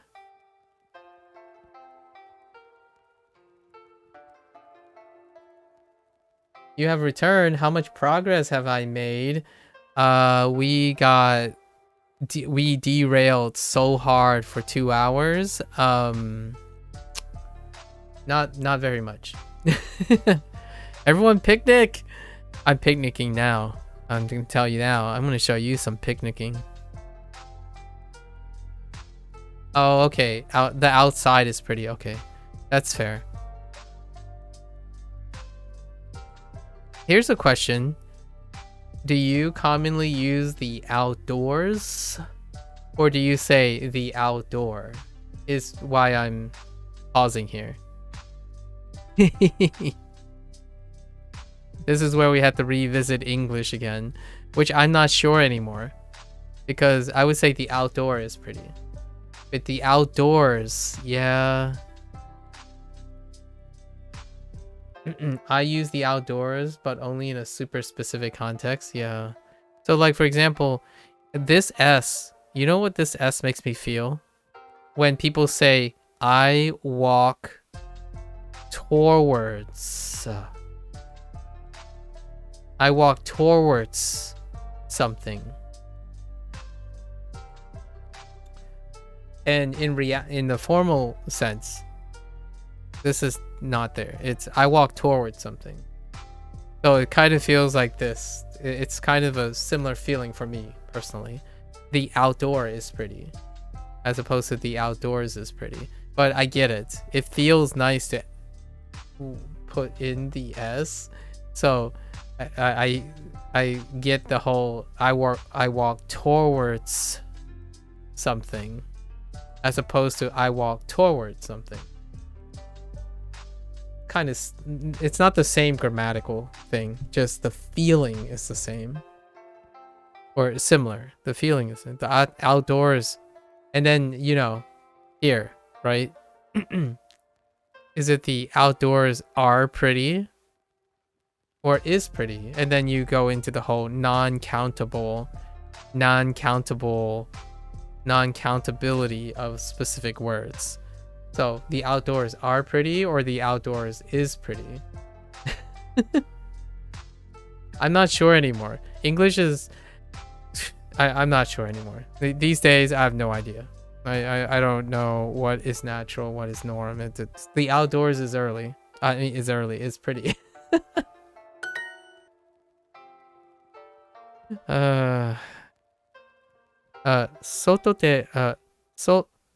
外で You know what's funny about these things? These images? I know, I'm digressing so much today. I'm having a blast, by the way. What's interesting, you can tell what are older concepts. You can tell what are older image concepts and new image concepts. If you know what I mean. So Duo, whenever they're changing stuff, right? When they're updating, you can tell their artists took different shifts. Like there are different iterations. And the images is often reflective of the design language. You might be saying like, oh yeah, but all these designs are superficial and, like very basic and stuff. But you can definitely tell there are different artists and at different time periods. And this one's, to me, it's a reminiscent of an older design. But, I might be reading a little too much into it. It's kind of like when I'm playing video games, you can kind of pick out like, oh yeah, this asset was definitely generated before this asset, because these two assets aren't related anymore. They're very distinctively different, but they occurred in different times, unless it's the same artist that somehow compartmentalized their abilities, right? You just gave me ACT, PST. Oh yeah, I can. Yeah, it's fun. I know it's PTSD, but you might as well embrace it, right? You've survived the ACT, Hunter. You've survived it. At least I think, right? Soto de... Oh, you know what would be a fun thing to do? For the future. Duolingo. This is related to Duolingo. Duolingo refreshes their English competency tests, like from year to year. So it recently got refreshed. I'm curious if I fail the English competency test. You might be thinking like, nah, you're not gonna fail it and all that stuff.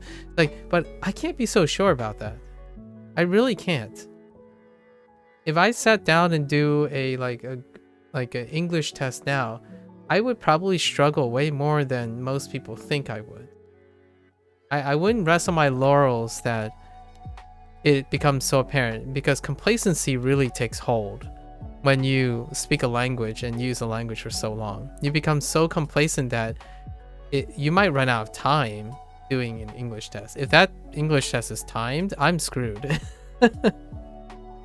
It takes me like 15 minutes to decide if it's the outdoors or is it the outdoor.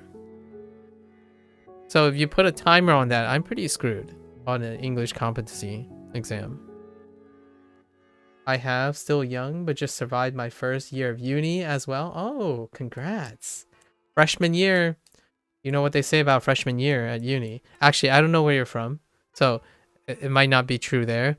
In the United States, oftentimes the first 2 years determine if your grit to stay, because it's a weaving year. The biggest incoming population is usually the first 2 years, and those are the general education years. So you get swamped with things to see if you make it through, right? Because it's tough. It's a changing environment. You're adjusting to new things, and at the same time, the school is like, should we invest more into these kiddos? And they just slam you in the first 2 years. The reason why I say that is I used to really love talking and helping with teaching for first years and second years at universities. And you see it. The bright shining faces on the first couple weeks. The first couple weeks is like super bright, enthusiastic, and then when you see them return for sophomore year, the second year of university, you see a slightly more, like, you can see the ones that are like, yeah, they're gonna make it, and then the other ones are like, that's a coin toss. And the ones that are struggling, they're less enthusiastic. That's where my focus ends up being. Like, I'm like, yeah, we need to help out these kids. So oftentimes that's why I enjoy working with kids, like younger people who are transitioning, like getting between the first 2 years. The first 2 years and wherever high school was, it can be really, really strenuous. And the ones that are like, ooh, the next year, it's like a ghost. Like they're the former enthusiasm, so try to pep them up and help them out, right? The ones that are like peppy and still happy, and the coin toss ones, they'll come to you with problems, and they do. And the ones that are already peppy, they're probably good to go. It's kind of difficult to. They're not as receptive, the ones that know what they're doing, because they already know what they're doing, as opposed to the ones that you can kind of see they paled out a little. Yeah, I like working with getting people over them, because the ones that survive, I know I'm not trying to diminish the ones that are successful or like happen to be very skilled. The ones that survive, they're very strong. So congrats on surviving the first year. Using language like survive or it's rough and you know it was rough, but you got through it and you learned more from it, you're a survivor. It's gonna be, that means that lots of other things can be thrown at you and you'll be a-okay in the future, provided it doesn't grind you down before you get to start. So I love being in a position where I get people to start, and then when they overcome the stuff, they're unstoppable. Sometimes I do worry about the successful ones, the ones that knock it out of the park and they continue to knock it out of the park. Like, when will they hit their first roadblock? Usually when you hit your first roadblock, it comes at the college stage. But there are lots of brilliant kids who are incredibly well prepared, so their roadblock comes much, much after me. I haven't been in education that long to advise kids who are way past college, like when do they hit their roadblock. But speaking to adults, like other adults, like colleagues and stuff, I have witnessed lots of colleagues hit roadblocks in their lives, and their first roadblock came around middle age and they hit a midlife crisis and they do a career pivot. So it can be very tough. It's much, much tougher later when you hit a roadblock, or if you hit a roadblock much, much later, you have all your busy lives, lots of people depend on you, and then you hit that roadblock and you haven't really ever hit a roadblock before. It can be really, really difficult to develop the skills to recover from that roadblock later in life. So survivors early, you get them up, push them along the way, help them out. Kids that get knocked down and get back up, and they show that they know that they got knocked down but can get back up. Ooh, it's so awesome to see them 5 years later and 10 years later, because whatever knocks them down, you punch back. It's pretty engrossing, in my opinion. It's very auspicious once you get the kid back up, though. Sometimes things can kick you down really, really hard and you don't get back up. So that's kind of what I do most of the time. I love being that potential person to pick the person back up, only briefly, so that they can do it themselves in the future. You enjoyed your first year, got good grades, and hopefully I can continue. Awesome. Awesome. I was the kid knocking it out of the park. Turns out my roadblock came in different parts of my life. Oh, yeah, Lotus. My roadblock came in different parts of my life too. Like the specific one, the one about schoolwork. Yeah, I got slapped really hard in graduate school.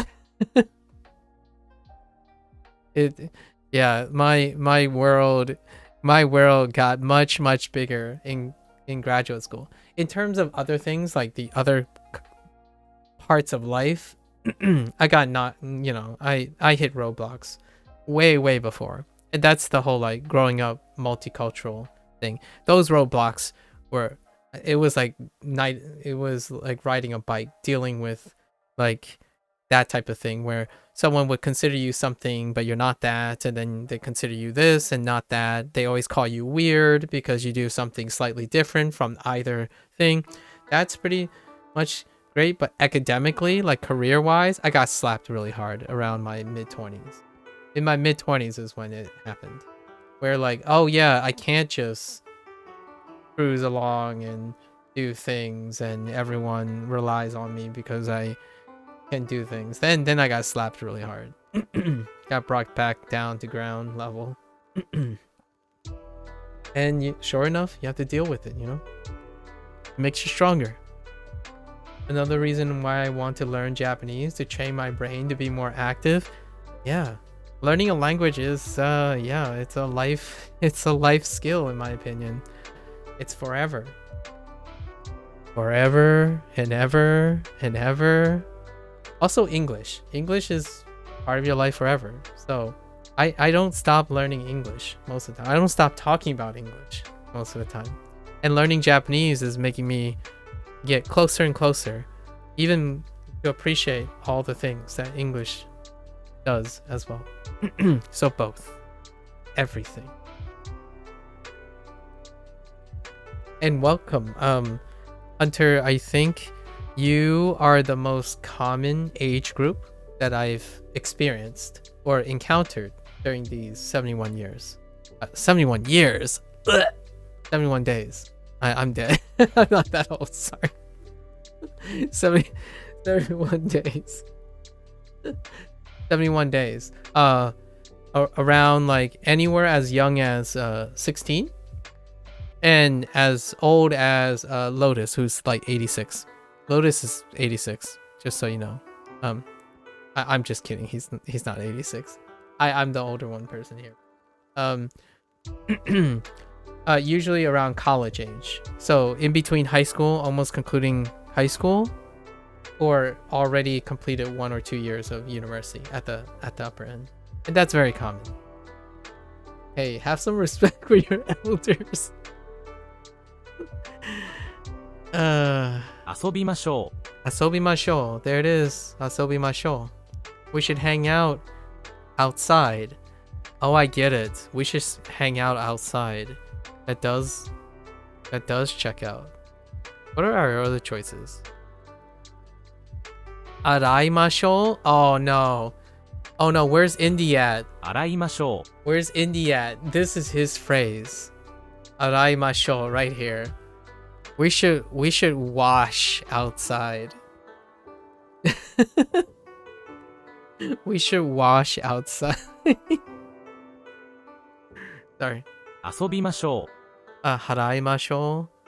That's pay.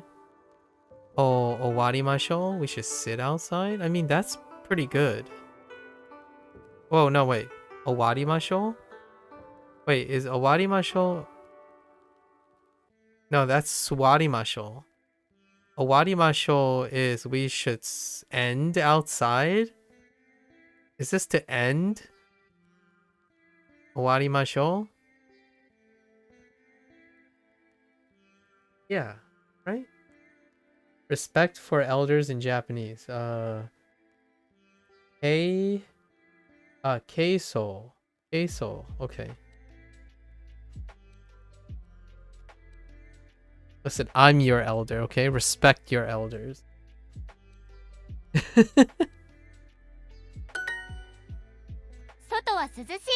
Oh yeah, we should play outside. That's right. Because asobimashou is play as well. What the heck is this? Soto wa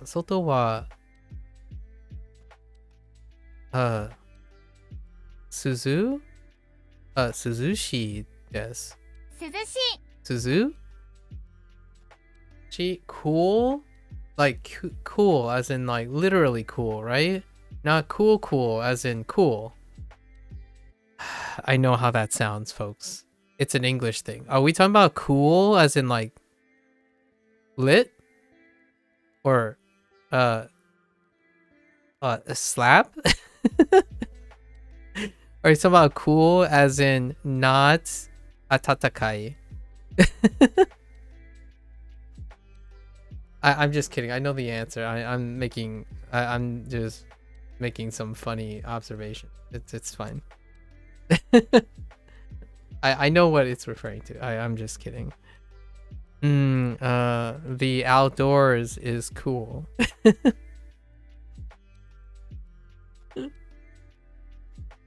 Cool as in weather, yeah. Cool as in weather. Soto wa suzushi desu. Suzushi desu. 涼しいところはどうですか？涼しいはところ。Tokoro something. どうですか？涼しいところはどうですか？ Oh. は Suzushi Tokoro wa dou desu ka? How is what? How about the cool place? How about a cool place? Oh yeah, that's fine. That's fair. 秋は涼しいです。Aki wa suzushi desu. There you go.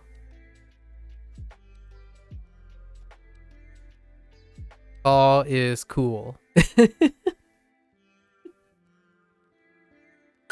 涼しい山でピクニックをしましょう。Picnic. Picnic. 涼しい山でピクニックをしましょう。 Picnic. Picnic. So something sasashi is 涼しい suzushi.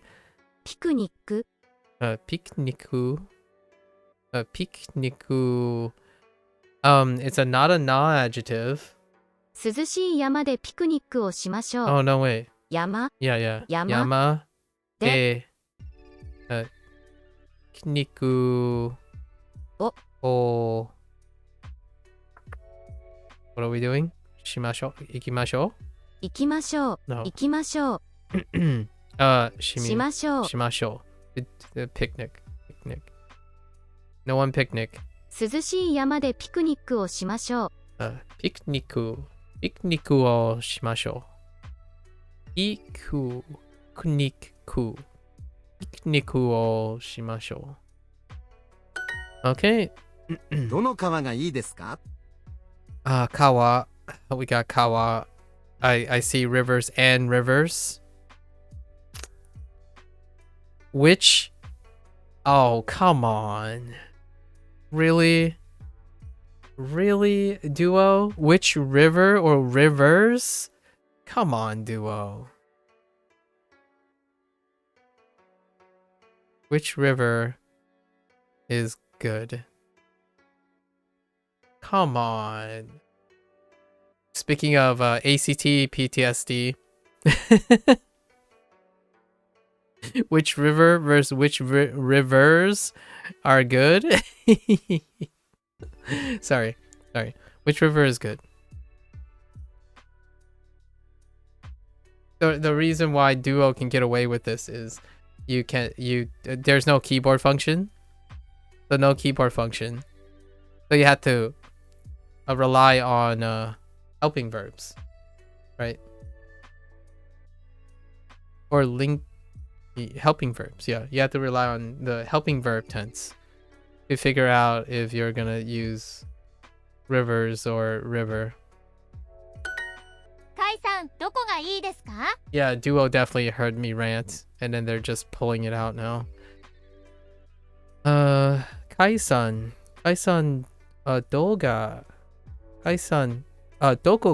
どこがいいですか？川の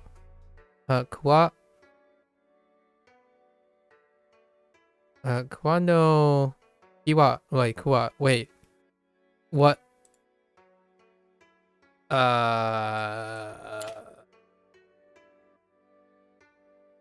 kawa it's saying kuwa and kiwa kawa kawa no chikaku. Nice from last unit. Kawa no chikaku wa dou desu ka? How about the nearby river? Or near the river? How about near the river? Fair enough. 山の景色も楽しみましょうか。山の景色も楽しみましょうか? Ooh. Okay. Should we also enjoy the view? I mean the mountain views. 山の景色も楽しみましょうか? Oh, there's Indy. There's the guy. You can blame Indy for everything. Yep. There he is. 山の景色も楽しみます。楽しみ oh my gosh 楽しみましょうか。楽しみましょうか。どこがいいですか？ You just finished watching it. Are you still watching Rent a Girlfriend? Wait. What are you watching? Yesterday we finished Frien. 4 episodes a day. Oh yeah, that's right. You're regulating. Right. But listen, Indy. You said 4 episodes a day, but is that per anime? Because honestly, I need you to watch the other like 3 or 4 we mentioned yesterday. Cuz you need to be more efficient here. I'm just kidding. 4 a day sounds good. And you discuss it with friends or with a friend? Sure.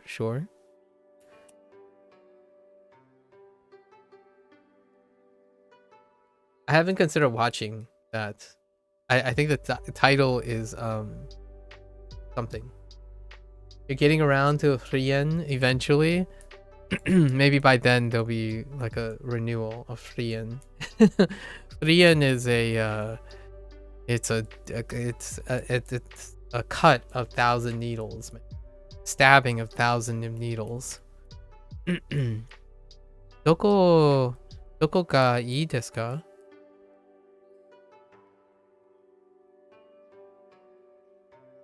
Hokkaido no kawa wa kawa wa dou desu ka? I can see why they didn't introduce kawa as the kana, and they immediately introduced it as the kanji because of wa. So every time kawa shows up, it's gonna be kawa wa very early on. So they decide, yeah, you know what? Let's stop doing hahas where there's not hahas, and let's just go with kawa wa dou desu ka. Oh, it's not that kind of heart. You're fine. I always thought the idea of rent a girlfriend was interesting for sure. You know that's a thing. Not the rent a girlfriend thing, but I mean, let's not try to be too adult here, but that kind of thing is a thing.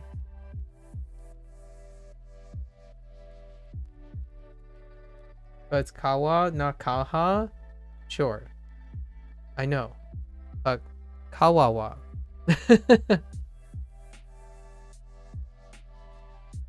but it's still kawawa. I know. You need to calm down, Lotus. Back in the closet. I was talking more an actual girlfriend, not that. Yeah, all right, Indy. And I'm talking about it more likely. I'm talking about like hosting. Like I'm talking about hosting. I'm not talking about that either. You're going too deep, Indy. Pull back a little. Pull back. I'm talking about hosting. Hosting is still a thing in Japan. Like hostesses and hosts. Yeah, host clubs. Yeah. Pull back a little. Pull back, Indy. Pull back. I'll have to watch the show. I'm actually kind of curious what the synopsis. You piqued my interest. You have piqued my interest. And I'm gonna take a massive dump on the music just to spite you. I'm just kidding. I'll do that. I held it off for a little bit. Wait, have you seen the old school Oran Host Club? I'm talking about it, that stuff was popular in America, not Japan. Yeah. So the reason why that is a big deal to me is if you play Like a Dragon, right? The Like a Dragon series, that comes up a lot, and there's a lot of misconceptions. Like there's a lot of cultural misconceptions, right? Cultural misconceptions, and it does deal with a lot of hosting related things. Like I'm gonna put this in a very, very big quotes. Adult entertainment, right? There's a lot of historical like things involved in that, and it's steeped in Japanese culture. So you know, there's a lot of depth, especially if you're interested in like even, you know, the feudal times, right? Even feudal times, like shogunate periods and whatnot. And if you go back even in like Chinese history to like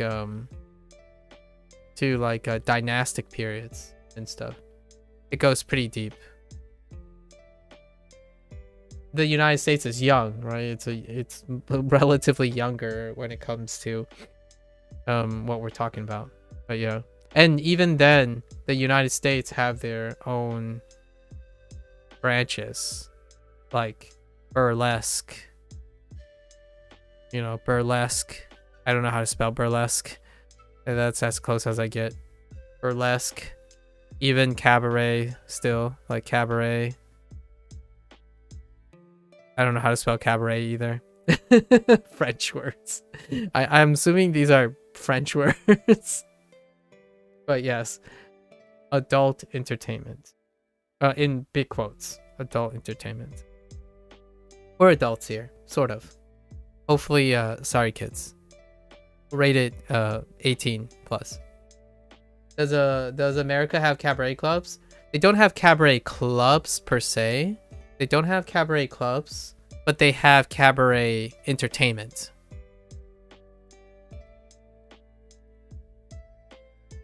So like it's more like cabaret shows.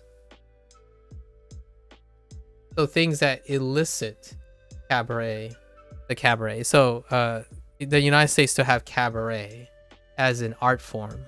Cabaret as an art form. And it's a little different from burlesque. And the emphasis is whether it's like the language, the artistic language is what distinguishes it between a burlesque or cabaret.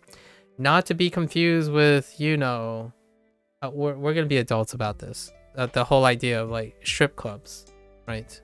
It's not these two. These two are not this. So adult entertainment versus adult entertainment, right? In a very, very serious note.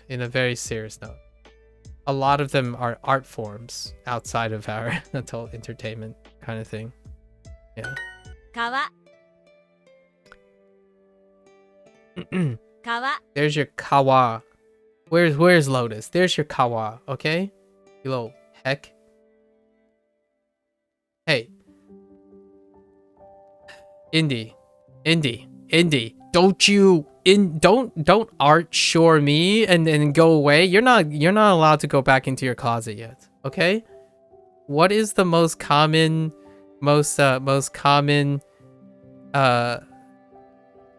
foundations of art, like visual art?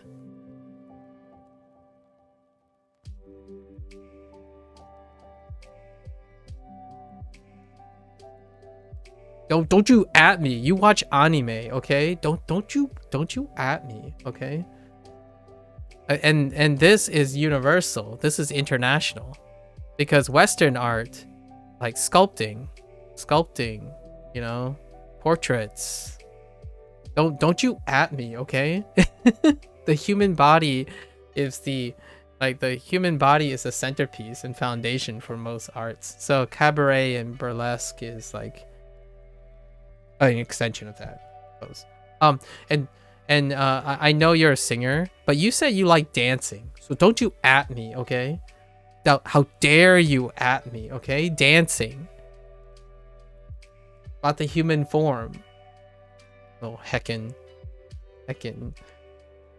I was gonna ask you now, have you watched Dirty Dancing? Is that the classic? Is that the... Yeah, that's the name of the classic, right? It's called Dirty Dancing. I don't know if you watch old cinema, like old Hollywood cinema, but my mom used to love that movie. Yeah, Dirty Dancing. Yeah. Kawa. Okay. She would put it on all the time. What you're saying is yes, you at least know of or have been exposed to the movie Dirty Dancing. Yeah. The human form. The human form is I mean, we can like take a shout out to some of the famous sculptors, like, you know, David, right? David and stuff. The human form. Oh, and Greece. Yeah, Greece.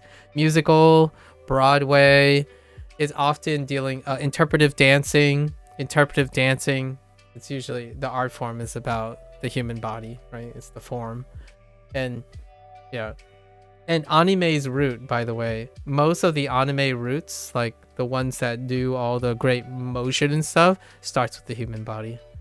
Even though my anatomy sucks horrible, like I actually avoid the human, like I'm an amateur artist because I avoid the human body. I suck at anatomy, like how the body moves and how to draw it, and like even though I stare at dancing videos all the time, I haven't applied that to artwork.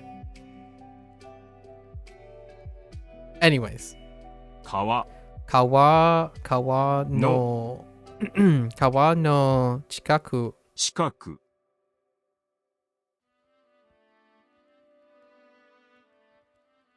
山の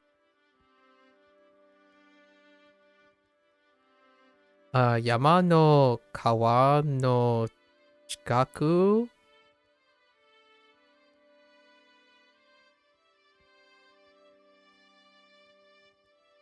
楽しみます。楽しみます。Yeah. Yeah, you show him. 山の川の近く楽しみます。楽しみます。楽しみます。 No. Oh, it's the other way around. Oh, near the mountains. Oh, no. Oh, I thought it was near the river. Whoops. I don't want to talk about it. One day. Oh, right. Cozy. Dancing. That's right. Cozy. You talked about getting back into dancing. That's right. I forgot about... You said that yesterday. Yeah, one day. Soon. Maybe one day. With a smile on your face. The heck with trauma. Okay, enjoy the mountain. Oh, what's happening? Oh my goodness, what the heck? I think my tablet might be... It's almost time to replace my tablet, I think. It's been doing some weird double tapping things, even though I'm not tapping anything. We should also enjoy the mountain view.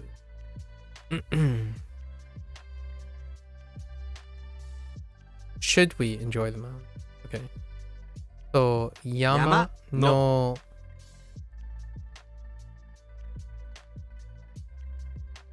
Kirei. Oops. Kirei. 景色。景色も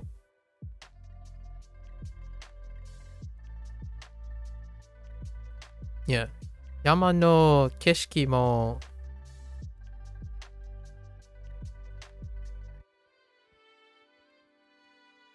楽しみ楽しみましょう。ましょう。Oh, is that how that's broken up? か山 Okay. 山の景色も楽しみましょうか楽しみましょうか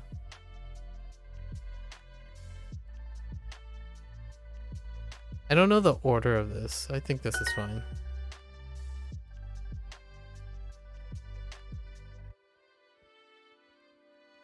I'm gonna find a gym and get fit again to do it. You don't need a gym to get fit, I know, but they got the dumbbells and barbells. Yeah. No need, but encouraging. Or accessible, I suppose.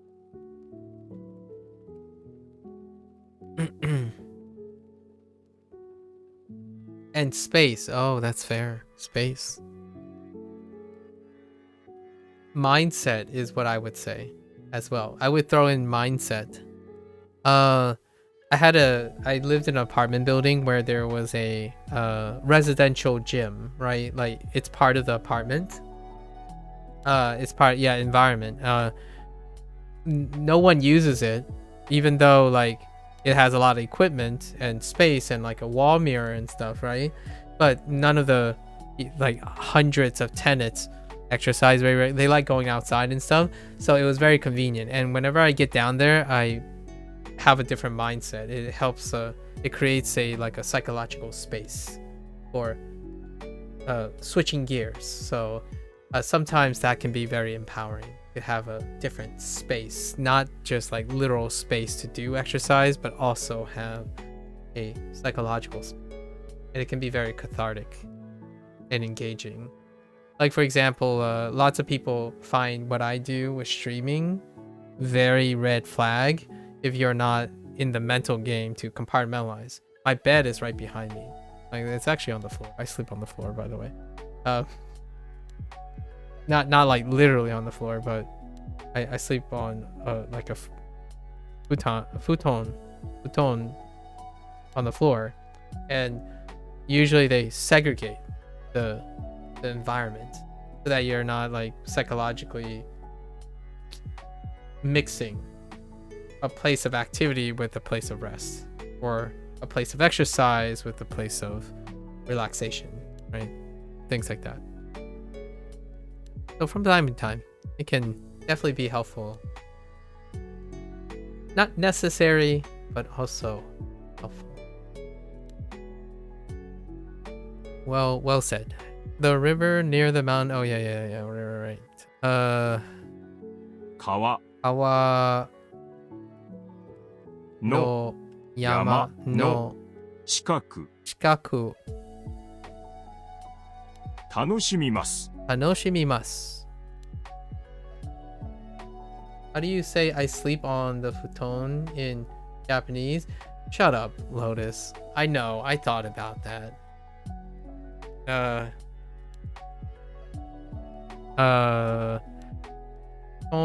I sleep on the futon? Okay. On the futon. Okay. Maybe like futon de... Ooh, do you need this? Futon de anemasu. Neimasu, sorry. Futon de neimasu, or do you need it? Do you need it, or do you day it? I think I would day it. I would totally day it. Have I done positions? I don't know in what capacity. You can also do no futon day. Oh yeah, true. Yeah.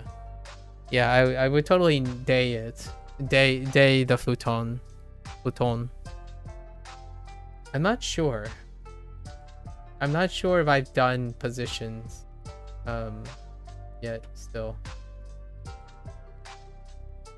Something no something ni.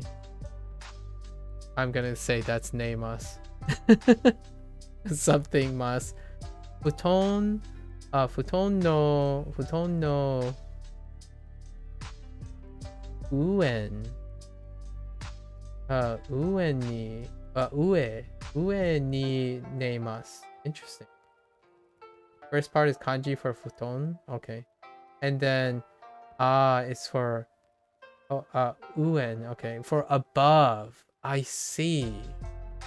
And then that's for neimasu. Yeah. So futon no ue ni neimasu. I see. So futon looks like that.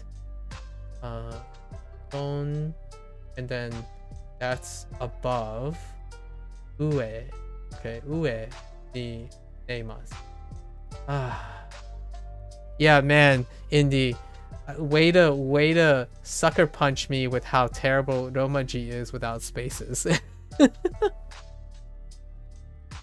way to be toxic, Indy.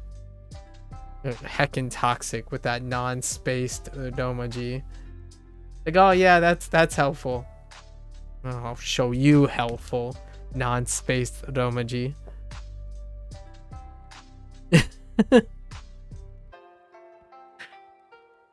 Oh no. Oh, I didn't Ah! Oh, gaimasu. Oh my gosh, it's good. Oh no. Oh no. Now I have to. Oh, 川の I blame 山 everything. の It's all 近く it's all done. Everyone picnic. が Everyone いいで picnic. す。 Oh! Oh my gosh.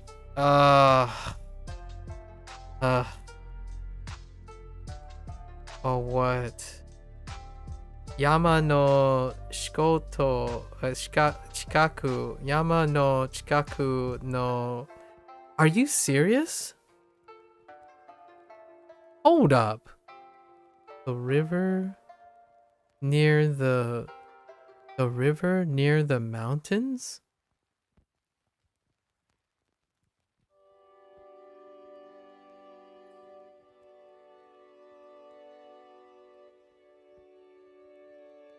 So near the mountains of the river?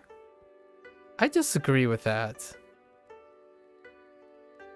Oh yeah, but the river is the one that's saying it's good. So okay, yeah. It's all Indy's fault. I'm blaming Indy. Everything's kaput. Now I'm barely halfway and now I have to earn like in 5. It's all your fault, Indy. 塩かわいいドーナツ。 I'm angry learning now. 今日 Time to 具 angry 合が learn. 悪いです。 I'm angry learning. 火曜日です。 Angry learn. Ah. 塩はありません。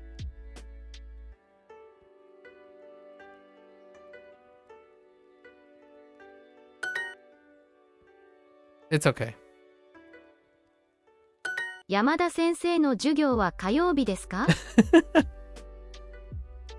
山田先生の授業は火曜日ですか？先生の授業は火曜日ですか？山田先生の授業は火曜日ですか？ I'll just stop pronouncing for now and like relax. If I relax, I can do these a lot faster. あのお菓子屋は有名です。あのお菓子屋あのお菓子屋は有名です。お菓子屋は有名です。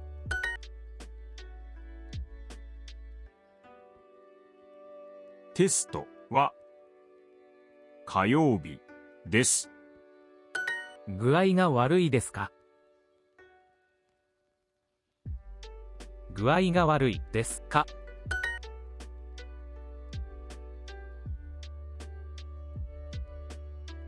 I bet you haven't heard silence in a long while, right? あの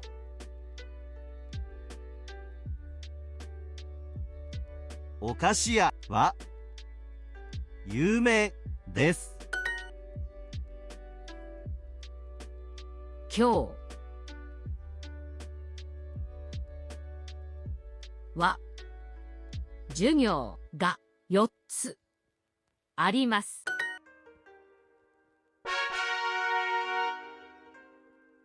山おしゃれな財布を買います。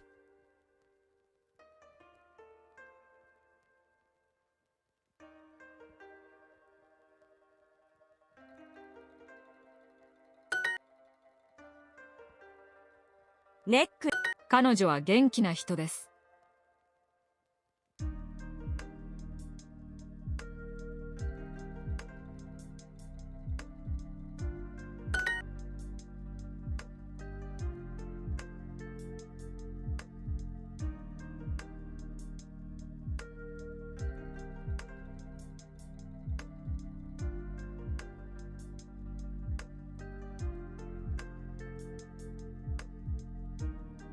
Oh. 彼氏はとても元気な人です。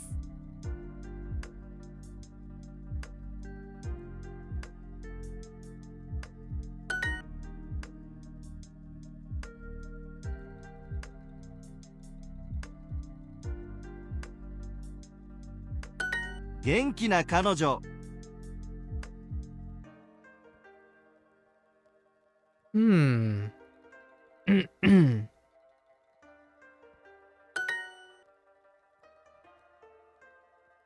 That one was interesting.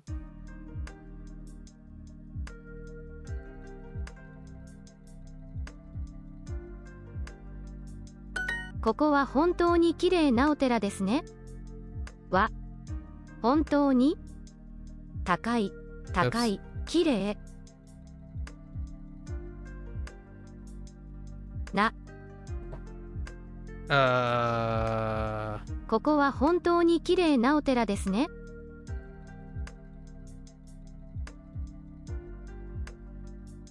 ここは本当に綺麗なお寺ですね。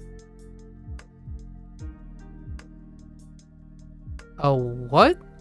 ここは本当に綺麗なお寺ですね。Oh. お寺ですね。優しい。彼女。彼氏は優しい人ですか？それ、それ。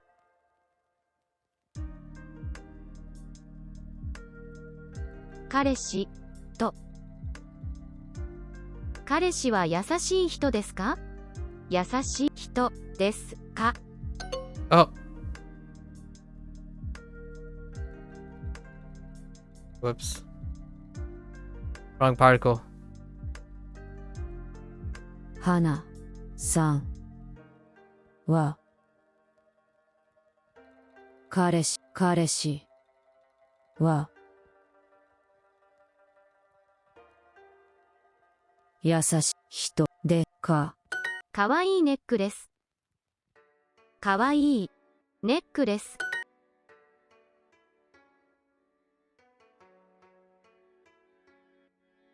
妹がいます。妹。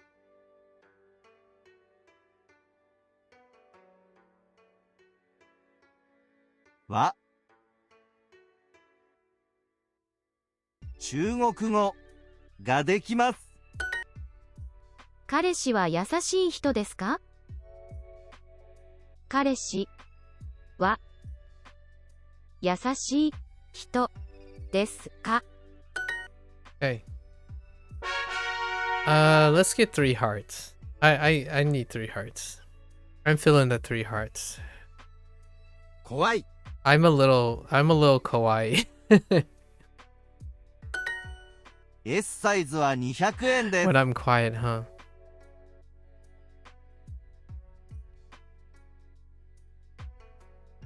It's very scary. It's kawaii desu. Kawaii desu. Janat kawaii desu. Okay. Oh my goodness, I forgot about this one. Esu. S saizu. Oh, I forgot about S saizu. S サイズは200円です。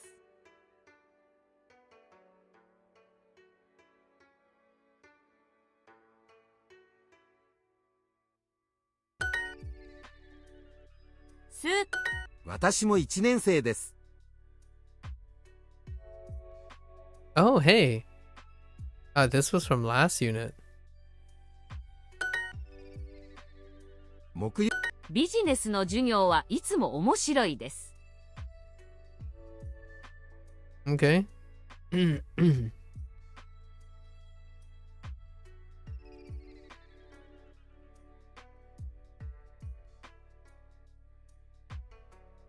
ホテルで休みましょう。ホテルで休みましょう。カイさんは1年生ですか？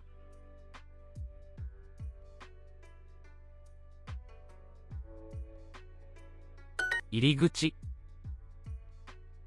入り口。 What the heck? It's just iriguchi.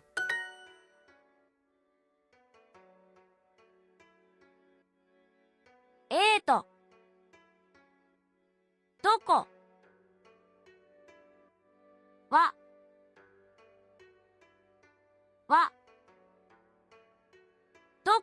Uh, 入り口はどこですか？休みましょ just 休みましょう。 Short. I should be saying that. Yasumimasho. Okay. スーパーで醤油を買いましょう。う。ビジネスの英語。ビジネスの英語。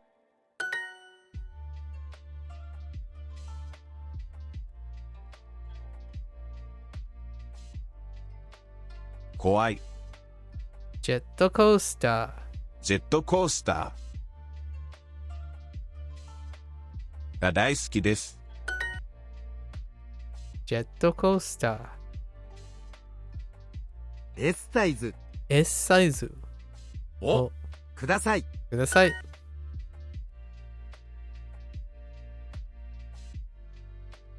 木曜日に何を作りましょうか？作りましょうか？ No kanji. What the heck? Alright. We got 3 hearts. I need a quick bathroom break. I'll be right back. Ooh. Ooh.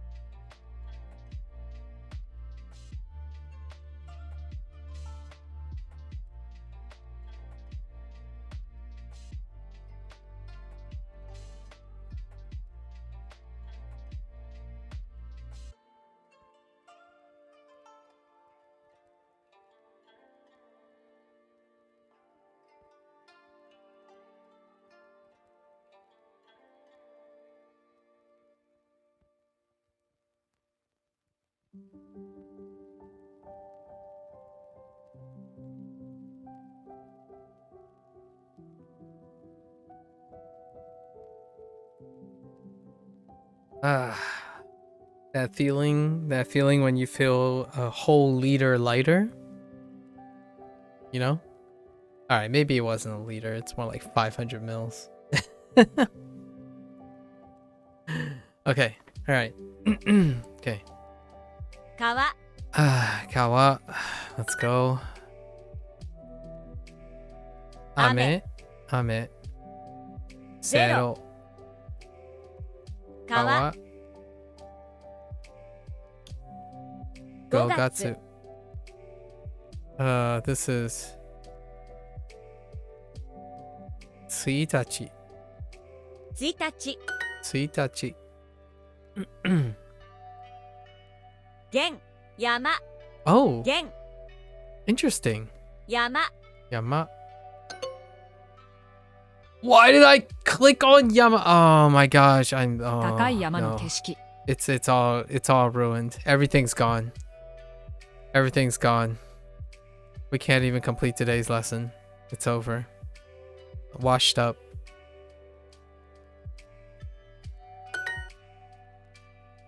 景色外は綺麗です。 Soto. Oh, it's the same unit too. The one with all the terms. 外そう外は綺麗です。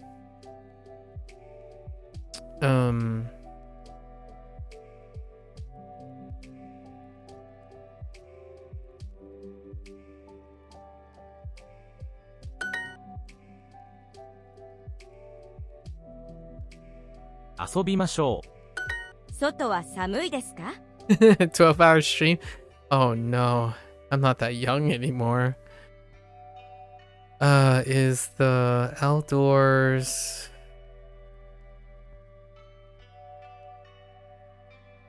Soto wa... Oh, hey! Samui. Samui desu ka? They changed it up. 山を楽しみます。 Okay.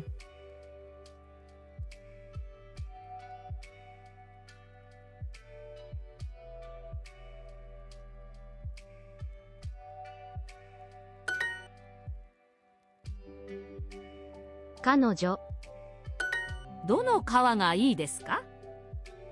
Okay.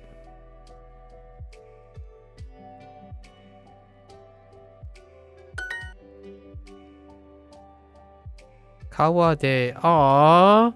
Wait, is that supposed to be the beginning of is that supposed to be the beginning of Falstaff? Because that doesn't look like Falstaff yet. That looks like an old concept of Falstaff. Kawade. You know, this is a very sussy situation. I don't know how people feel about this. But we're gonna assume this is the beginning of Falstaff. I don't know how I feel about this image. Because I mean that's a bear. Right? Kawade. Unless it's supposed to be Falstaff, then we're gonna suspend our disbelief that Falstaff is the exception. You know? Kawade. 川で泳ぎます。泳ぎます。泳ぎます。They really pigeonhole that. Swim in the river with the bear. カイさん、どこがいいですか？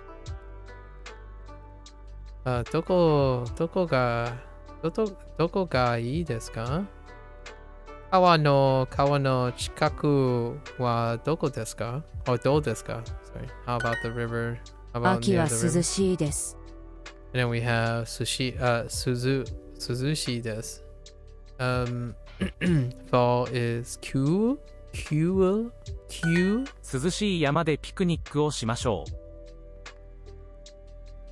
涼しい。涼しい山でピクニックをしましょう。山でピクニックをしましょう。涼しい山でピクニックをしましょう。Let's practice that a little bit. 涼しい山でピクニックをしましょう。どこがいいですか？どこがいいですか？涼しいと頃は涼しいと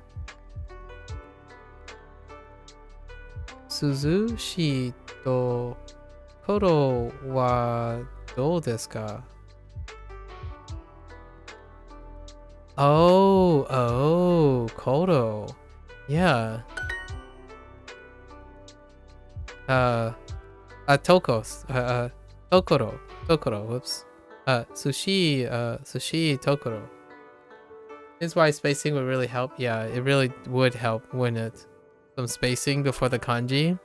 Tokoro wa dou desu ka? 山の景色も楽しみましょうか？山の景色も楽しみましょうか？山の景色も楽しみましょうか？の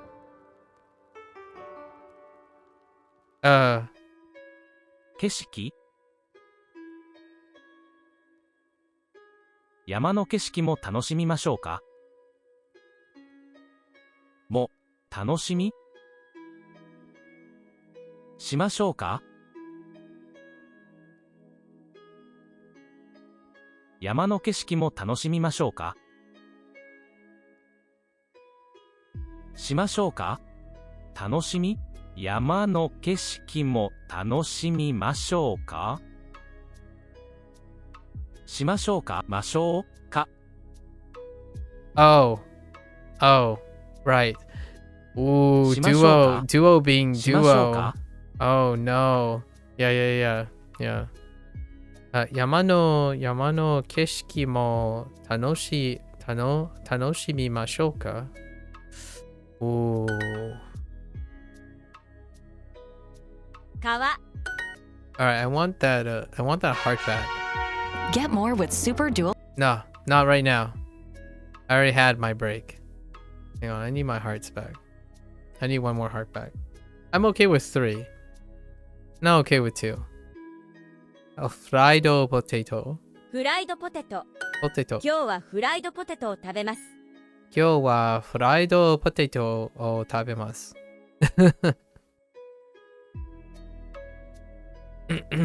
Today I'm going to eat French fries. French fried. Yikes. バー Okay. 午前のミーティングは9時からです。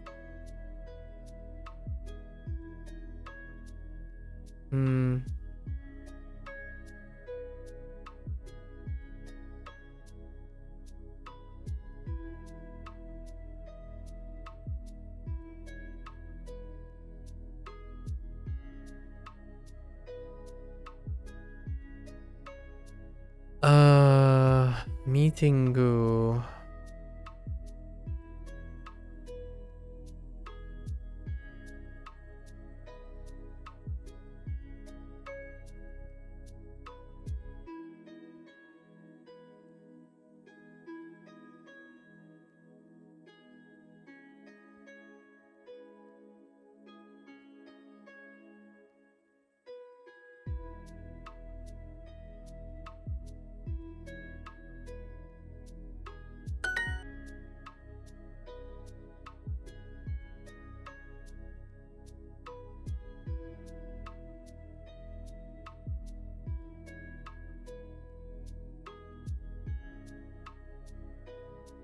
午前のミーティングは長いですね。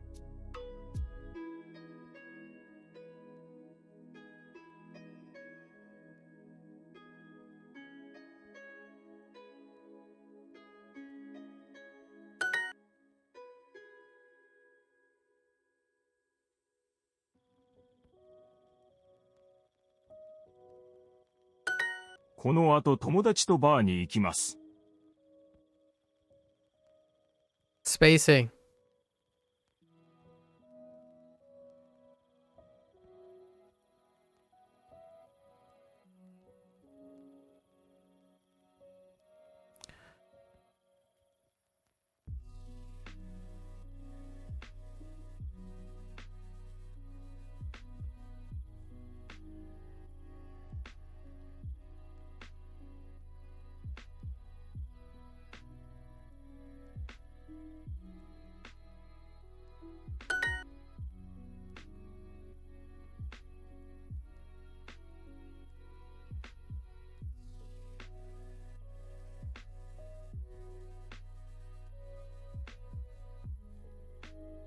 京都はとても綺麗な都市です。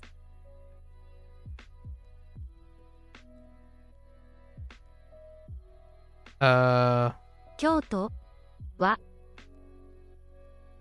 とても綺麗な都市です。京都はとても綺麗な都市です。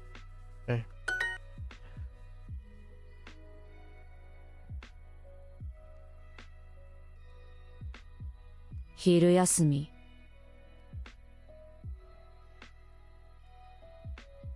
Oh, that's combined. I was like, where's the other?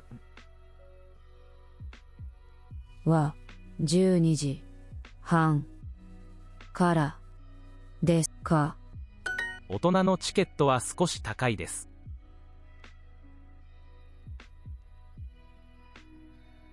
大人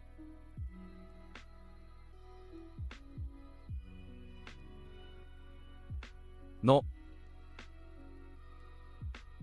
チケットは高いです。少し。大人のチケットは少し高いです。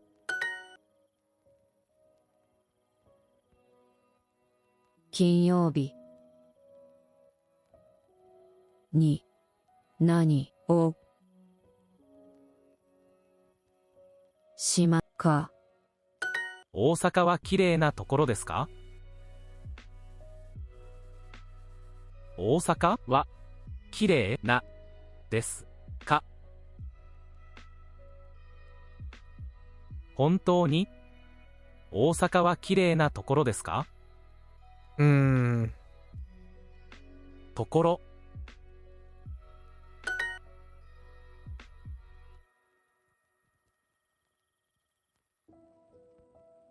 はい。昼休みは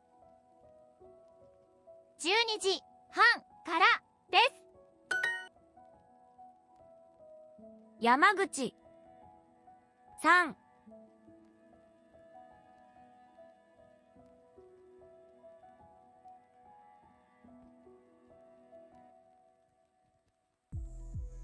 何ですか？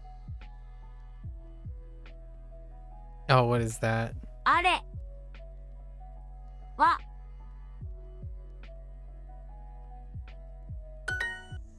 Okay. All right, let's get back to this. The beef. Gyuniku. Sorry, Indy. Gyunyun? Gyunyun? Sorry, Gyunyun.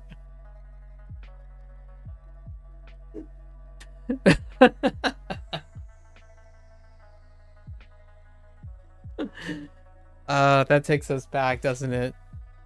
Doesn't that take us back? Oh my gosh, it's been so long, Indy.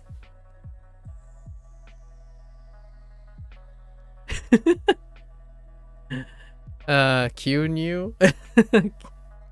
Q-new? Alright. Gyuniku. Gyuniku.牛肉。 Oh, that takes us... That's so long ago. It almost feels like a century ago. No, I'm just kidding. It felt like last year, but it was less than 3 months ago. 牛肉。牛肉。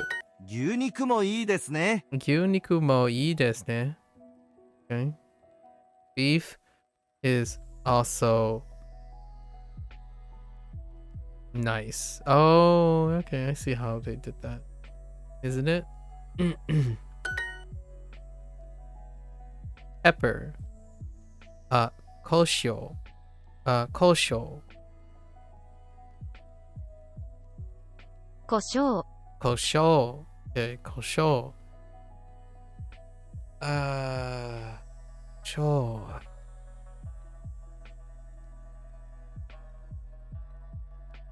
Okay. 胡椒。 Kosho. 胡椒と醤油。 Kosho to shoyu. Fair enough.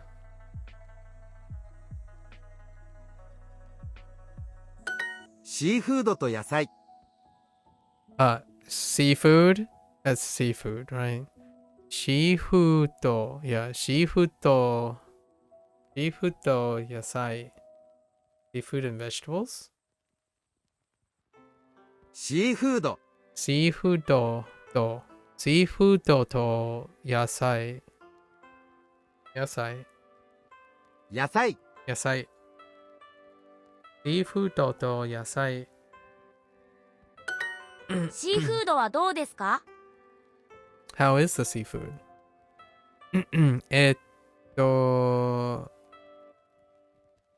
の、すみません。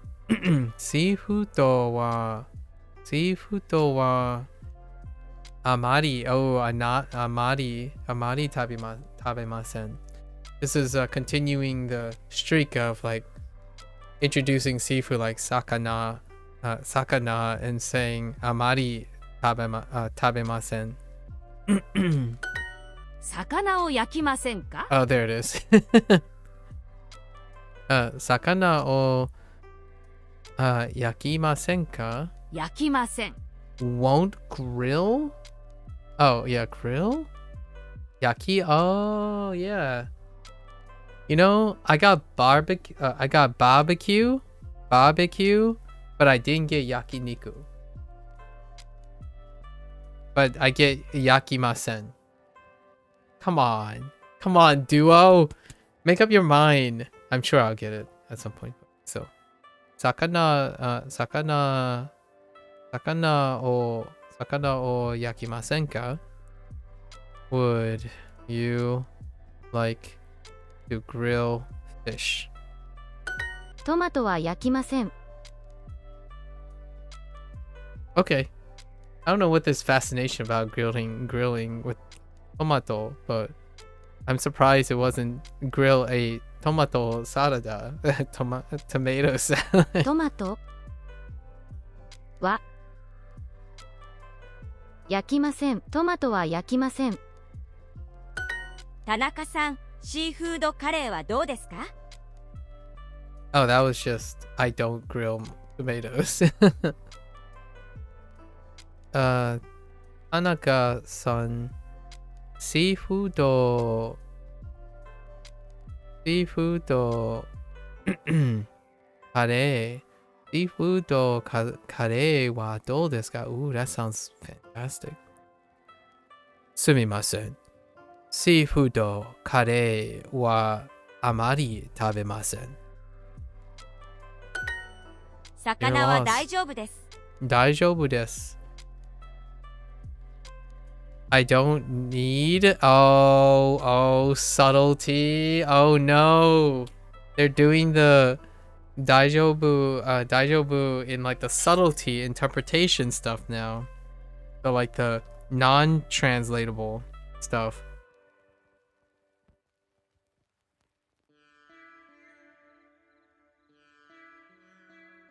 Yeah, I'm okay with fish. Exactly. I'm okay with fish would be a little bit better. I'm okay with fish.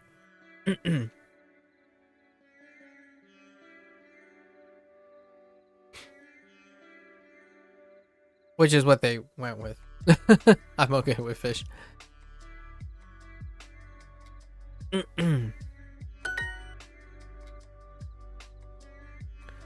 I'm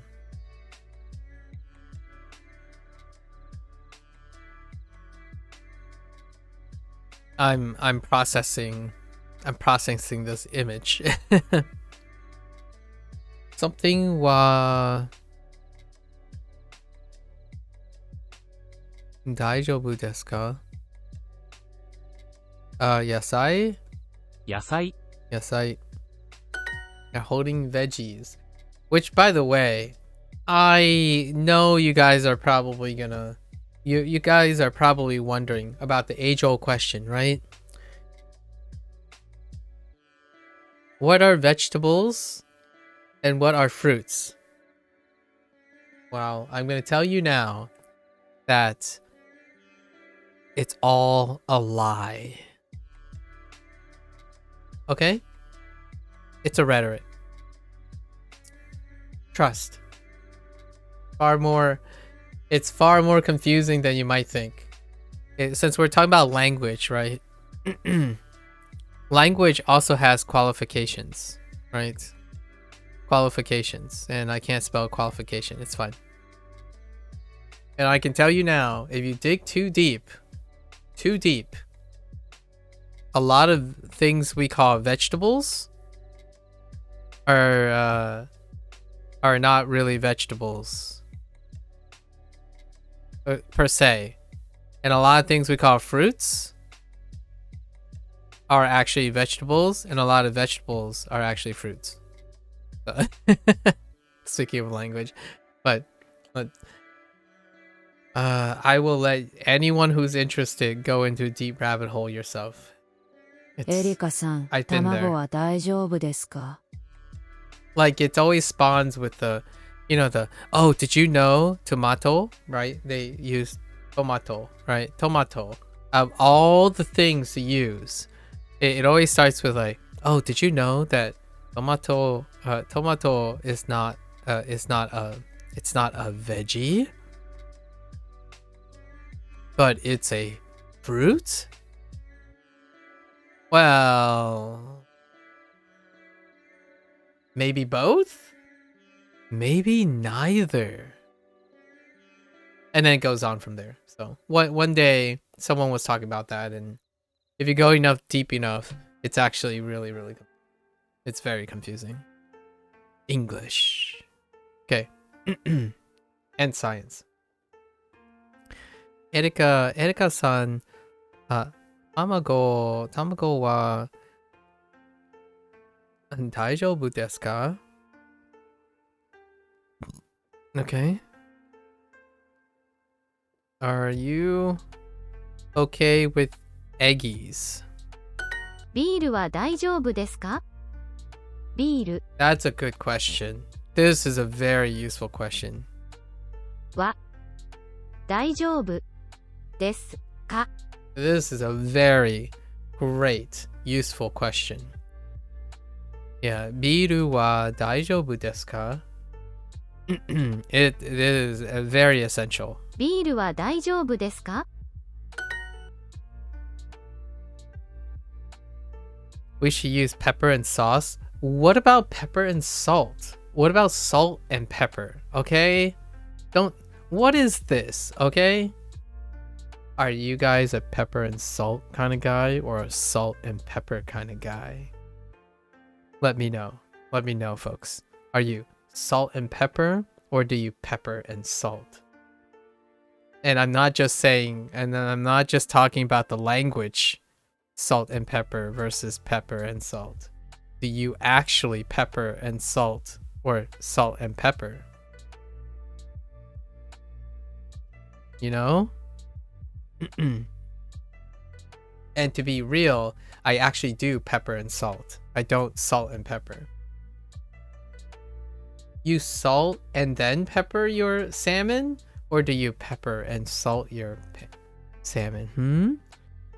I am a salt and pepper guy though, in terms of wording. But I find myself peppering before salting a lot of times.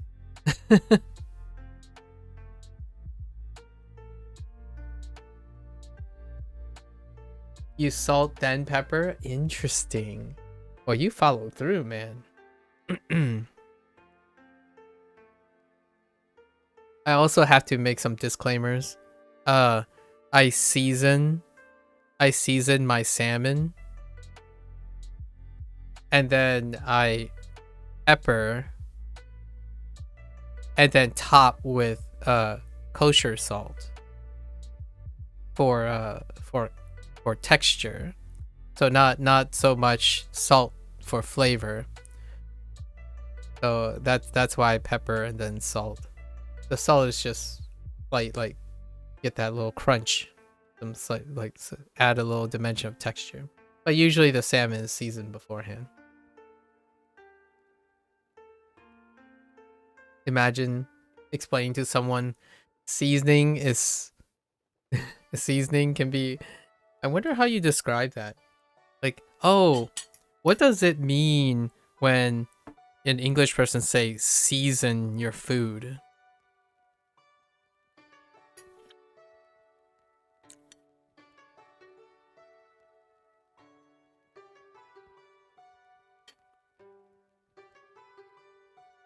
I can't even describe, like, I don't even know how to describe that in English, let alone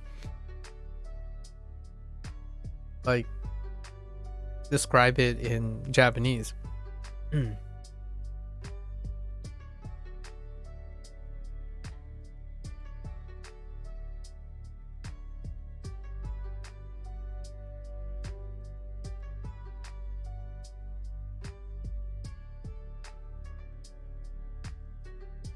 Okay.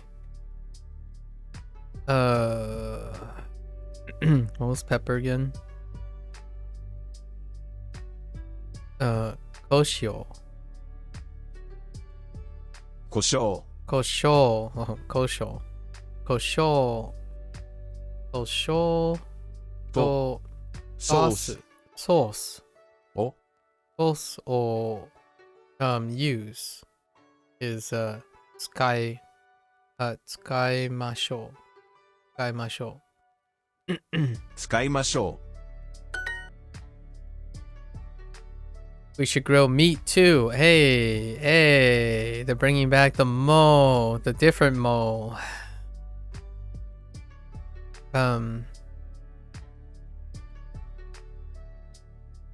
Niku. う。肉。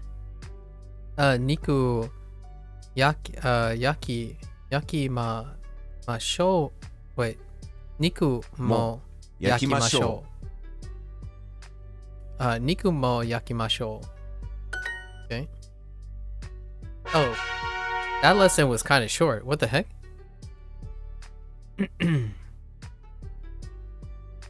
川。川。午後1時にピクニックをします。 I'll show you a go-go. Okay, go-go 1. 午後1時にピクニックをします。ピクニックをします。Okay. If I don't look at the kana, it's easier to say pikniku. But if I look at the kana, I slow down, like pikniku.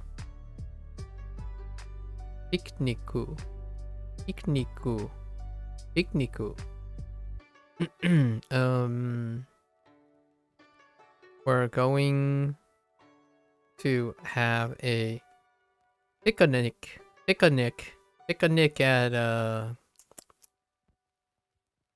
at 10 p.m. Oh, not 10 p.m. 1 p.m.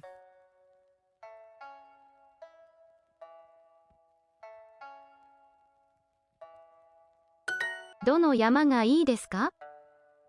どの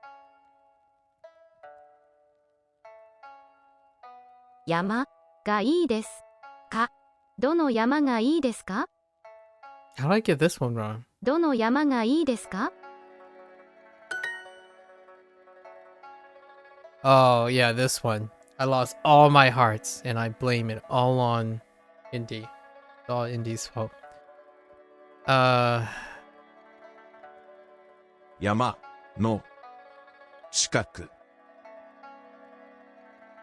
の川がいいです。Well played. I can't be mad. It's a skill issue. It's a skill issue. 胡椒。胡椒。北海道の景色を楽しみましょう。They still haven't said, like, 胡椒と塩. Like, they still haven't said salt and pepper. What the heck? Or 塩と胡椒. What is up with Japanese people not saying salt and pepper? I'm just kidding. It's Duo's fault. It's all Duo's fault. Technically, though, if you have shoyu, you skip on the salt, right? That's kind of the idea. So they went with pepper and soy sauce as opposed to pepper and salt. Shoyu is more than sufficient. It's a more, I feel like soy sauce sometimes, if you don't want that extra dimension, it is a salt substitute, technically. But if you're not into the other elements of the soy sauce, then you can replace it with salt, because salt is also one of the primary uses of shoyu. Yeah, you don't put soy sauce in salt, right? Yeah, that would be, ooh. I can't even tell you how often that happens. People really like soy sauce, but they put soy sauce after they salt their food, and I'm like, I think that might be a little too salty for you guys. And then, but to me, like, I like wads of salt, but man, yeah. Sometimes you hand them, in my opinion, a lot of times at like places that have soy sauce, I hand them the soy sauce first before they reach for the salt shaker. Oftentimes I do see people salting their food, like seasoning their food and then adding salt. And I'm like, woo, that's a lot of salt. Lots of salt. Even for me. Hokkaido, no. Not everyone's into the I don't know if anyone's ever made. Yeah, I'm just a very salty guy. Yes. Have you guys ever made soy sauce? It's a pain in the butt. But usually to make it, my parents used to make their own soy sauce for the restaurant, right? For the restaurant. It's definitely a lot cheaper and more customizable to make your own soy sauce. But a lot of times I think the note that some soy sauce have that people are very regularly not a big fan of is the celery. There's diced celery a lot of times, and celery can be hit or miss for people. So oftentimes, if they don't like soy sauce, hand them salt, right, in response. And it's often the notes of like celery that's in the prep a lot of times. I'm okay with celery. Celery's like, it's kind of boring. It's very refreshing to the smell. I don't mind the smell of celery, but it doesn't really add much to the palate. Like the physical palate thing. It's very smelly, freshy smelling. Like kind of like cilantro. What cilantro does for it. Ooh. Don't get me started on cilantro and like Vietnamese food. Ooh. Or throw in some lemongrass instead of cilantro. Although I'm not a stranger to like parsley and stuff in Italian food, but I don't want to offend any Italian people too much. Like basil and parsley, like maybe some fresh dill. You got all the what you call it, the floral aromatic stuff, right? Aromatics. What is better than soy sauce? As a salt substitute? What do you got? If you say MSG, I agree. No, just kidding. Hoisin? Okay, hoisin. Hoisin is also fatty as well. Hoisin is rich, much like oyster sauce. Although, what do you think of oyster sauce? Oyster sauce is very rich. The hoisin is a good alternative. Or dashi works too. Dashi works too. In Japanese, I know it's not the same type of salt, but if you have like dashi powder and stuff, that can replace soy sauce as well. If you add dashi for the saltiness and the umami. So many nice alternatives these days. Yeah, lots of alternatives. We often picnic. We often panic. No, there's no picnicking here. Hokkaido no keshiki o tanoshimimashou. Okay. We should enjoy Hokkaido's views. Picnic. Yeah, picnic. Or napkin. Or pumpkin. I do napkin, you know? Just think of it as a Napa cabbage, but a small Napa cabbage. You know, napkin. It's a young cabbage. Napkin. Or pumpkin. Pumpkin. I usually add an extra A for funsies. For funsies. In any P's and K's.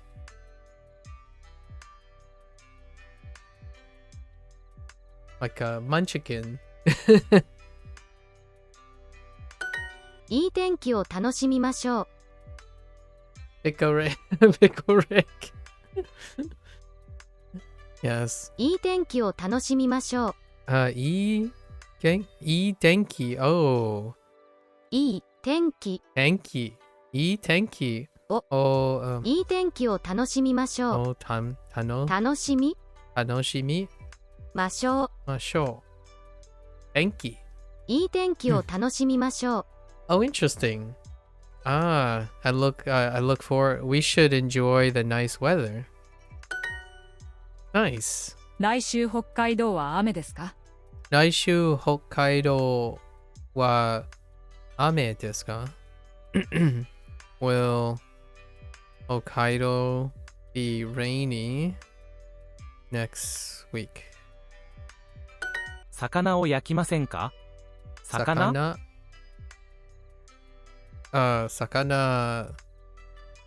What? 魚を焼きませんか？ Oh. 焼きません。は、か、は。Would you like to grill fish? 北海道はとても綺麗なところです。北海道はとても綺麗なところです。Okay. Hokkaido is a pretty place. It's a very pretty place. 午前4時はとても暗いです。午前4時はぐらいとてもI lost what happened. 午前4時はとても暗いです。とてもぐらいです。Oh, right. Right, ぐらい for dark.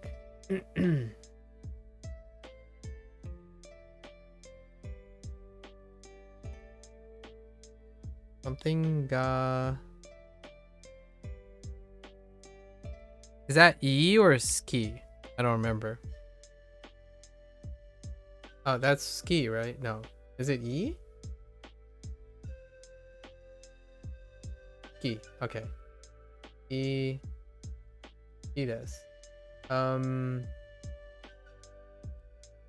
don't remember what the first kanji is.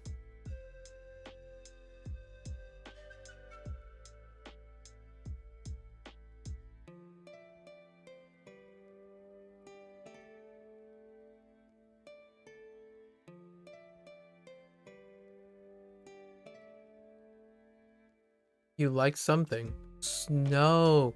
Oh, that's Yuki. Okay.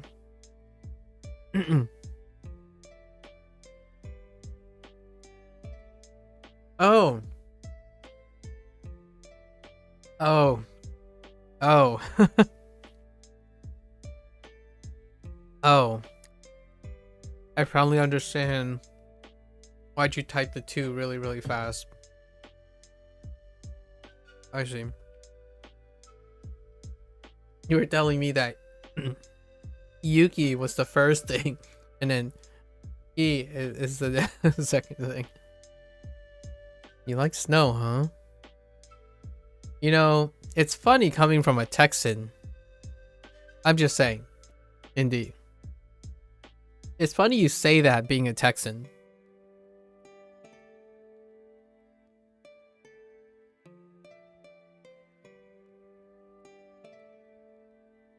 Yeah, I bet you're an oddball.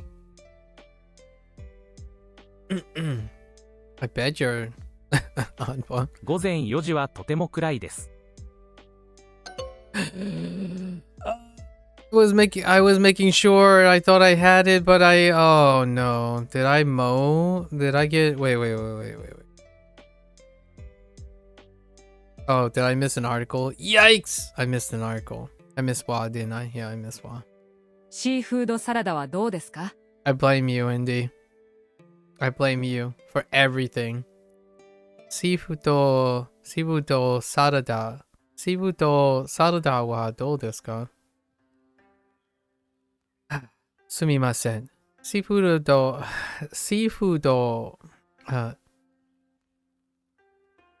ドサラダはあまり食べません。午前4時はとても暗いです。I'll show you a Golgi. I mean, that's not what he said.午前 show you a Golden. 4時 Yoji ははとても暗いです。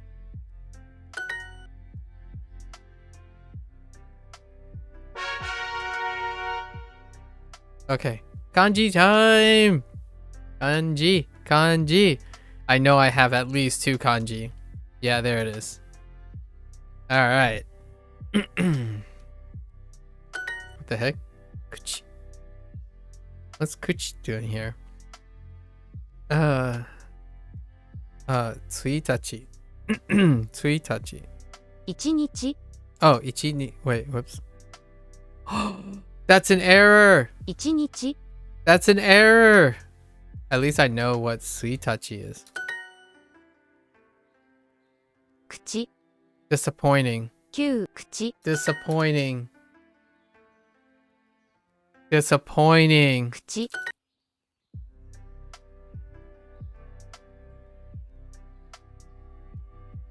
9. Q. Q. 1日 It's so wrong! Wait. Is it?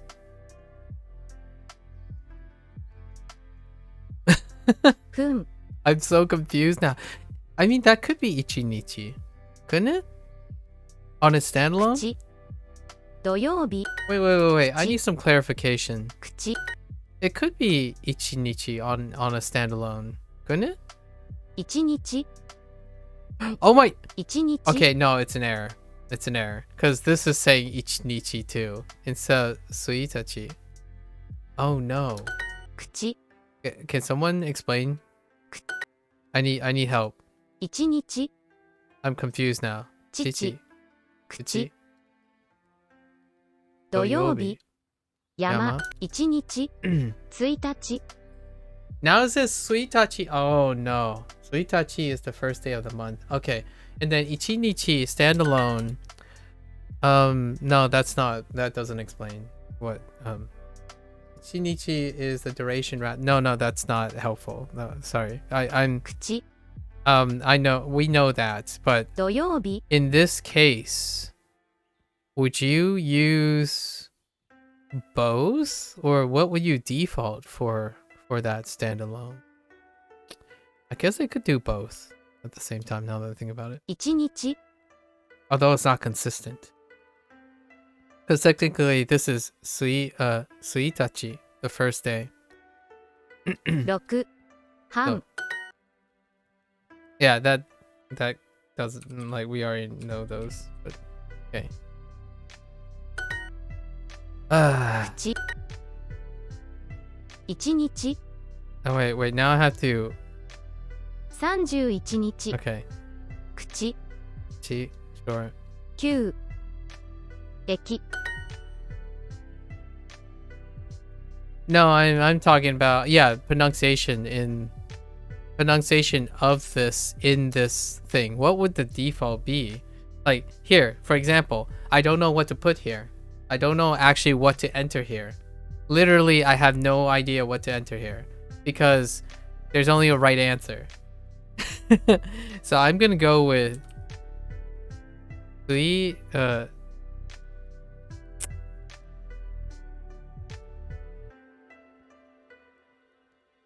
I guess I'm going with Suitachi. Okay. Get more with Super. It's Suitachi. Okay, alright. We solved it. They basically follow my heart. Oh my gosh, Indy, you're such a otaku. Follow my heart. I'll show you a follow my heart. Alright, okay. Gogatsu. We're just gonna Gogatsu. assume it's supposed to be Suitachi. That's hilarious. 1日1日 Yeah, we're just gonna select Suitachi the whole time. Right? Except for that. 8月1日 Stop ichi-niching me. Oh, no. I can't. I should guess. I should guess if they are going to say ichi-nichi or suitachi. 来月 Naigetsu. 5月 Gogatsu. 9 9月月。 1日1日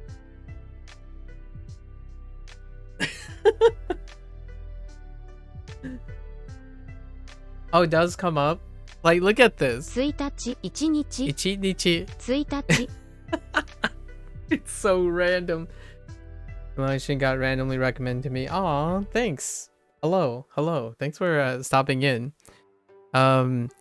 Show the confusion. 1日1日1日 Suitachi is the answer to ichi-nichi. Sorry. This doesn't actually happen very often. It happens like in the 71 days. It only happened twice. Like this thing. So it's kind of funny. 5月 Gogatsu. 1日1日 Okay. Why Duolingo's specifically, by the way? Me? Because I can stream it. If I needed to say a very particular thing that makes it involved in using Duolingo, it's because I can stream it. That separates from everything else. 土曜日 Doyobi. 日曜日 Ichi-nichi. 来月 5月 5月 5月 Okay. 5 I'm having a Gatsu. blast. 10 10月 7月 1日 Okay, so all of these are ichi-nichi, even though it's suitachi. Suitachi. 8 月 5月 Okay. Wait. So you're telling me if I type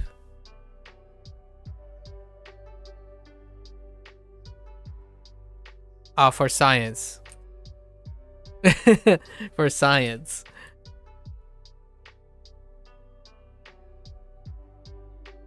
I hate you, Duolingo.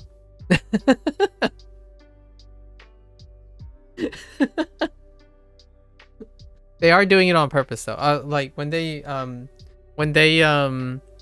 combine like commonly confused phrases, they are trying to like make you remember things, but this is clearly not. 1日土曜日土曜日9月9月9月1日来月来月5月 It's so funny. Sorry. It's kind of like discovering a bug in a video game. Oh my gosh. And you just know. You just got to know.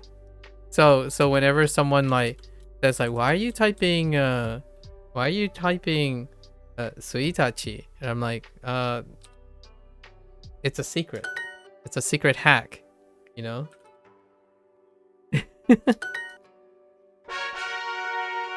All right. Okay. 1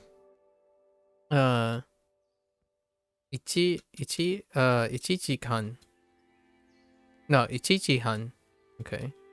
How does this 1時半 overlap with something? 1日1時半 Okay, I can kind of see it. I guess. I can kind of see it.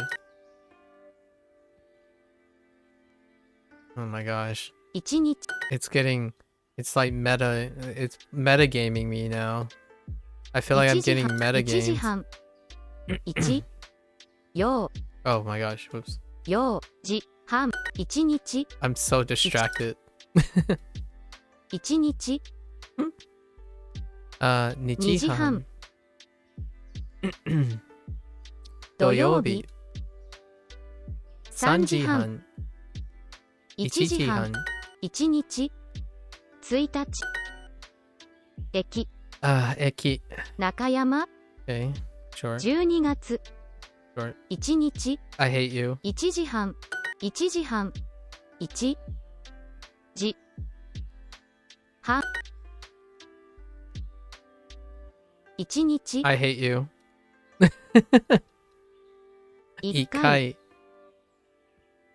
2 2時時半半1 1時時半半土曜日1日1 Okay, okay. We have enough. It's fine. Okay.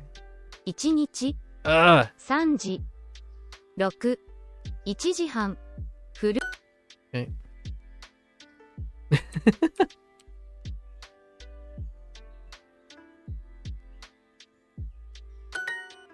All right.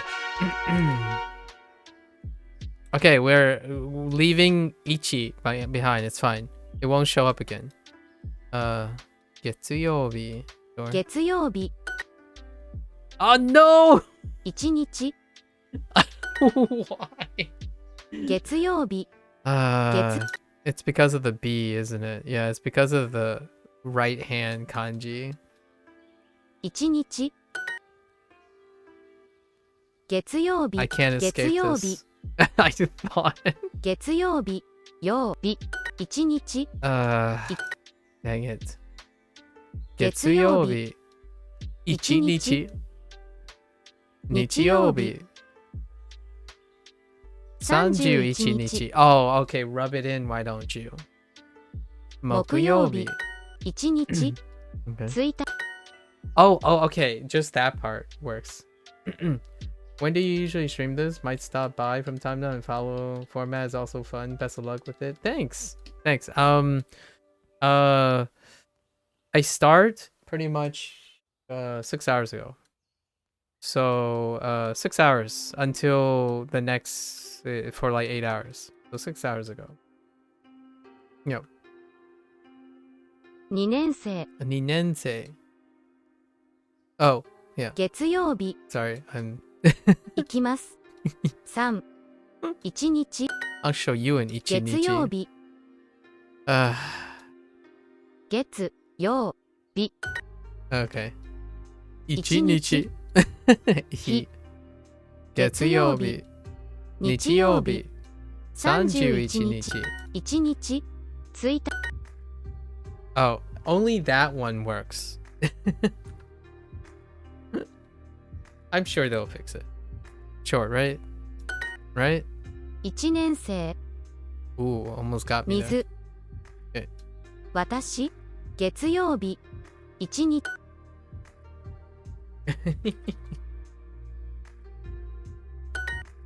The shake up. Can I leave? Oh, we can leave now. Oh, go. All right. Go get Gogatsu. Yeah. 5月 That's fine. Go and Gogatsu. Sure. 7月 50分 Okay. Oops. 50分5分 5月 Go. Okay. 5月 Gatsu. Imagine that a native Japanese might not get 100% on this. Oh, they would be so triggered. I think they would be so triggered. I love this kind of thing. I like inside jokes and stuff.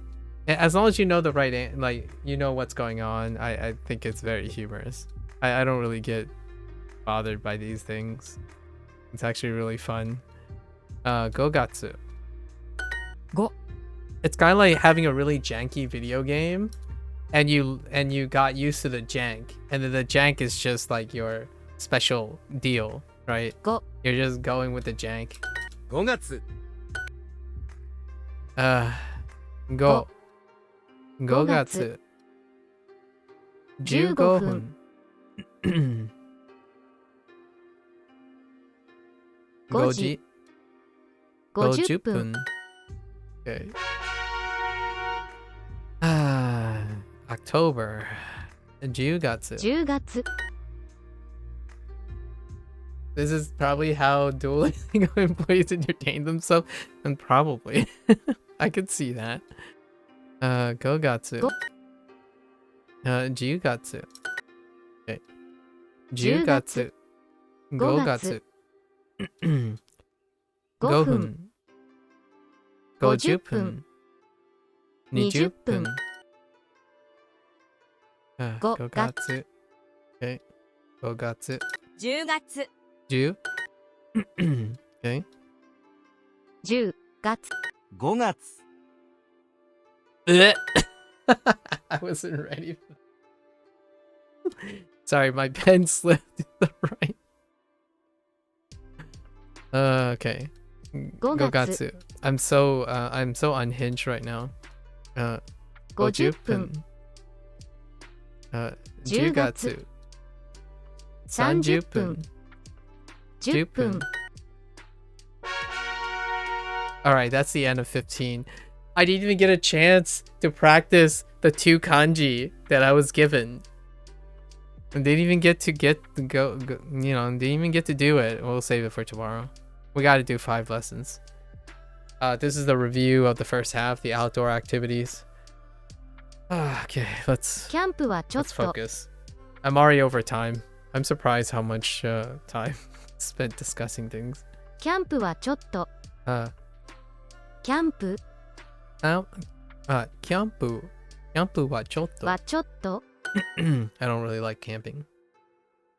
Where is good? Yeah, where is good?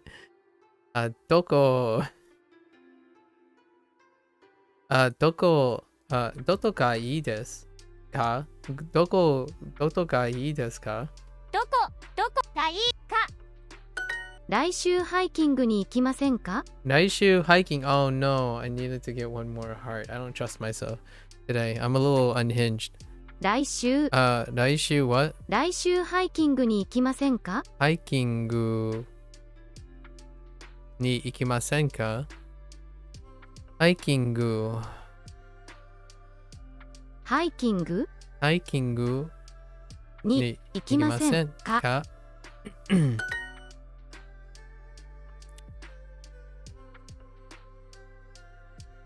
？Okay. 来月来月一緒に一緒にキャンプキャンプに行行きまきましょしょう。We should go camping together. Yeah, yeah. 大きいバックパックはありますか？大きいバックパック。バックパック。Right. It kind of sounds like backpack. Okay. 大きい大きいバックパック。バックパック。バックパック。バックパック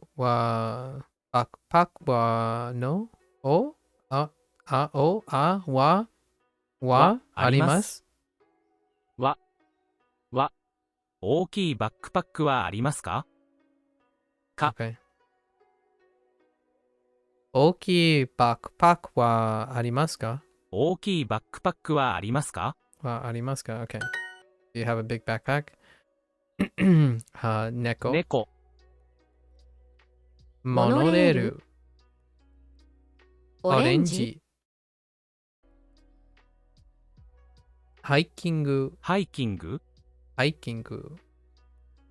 And キャンプ。キャンプ。It's kind of reminding of me like campus. このバックパックは少し小さいです。大きいバックパックが欲しいです。明日新しいバックパックを買います。Wow, they really, really don't care for small backpacks. So the person wants to buy a bigger backpack because the backpack is too undesirable. このバックパック、こ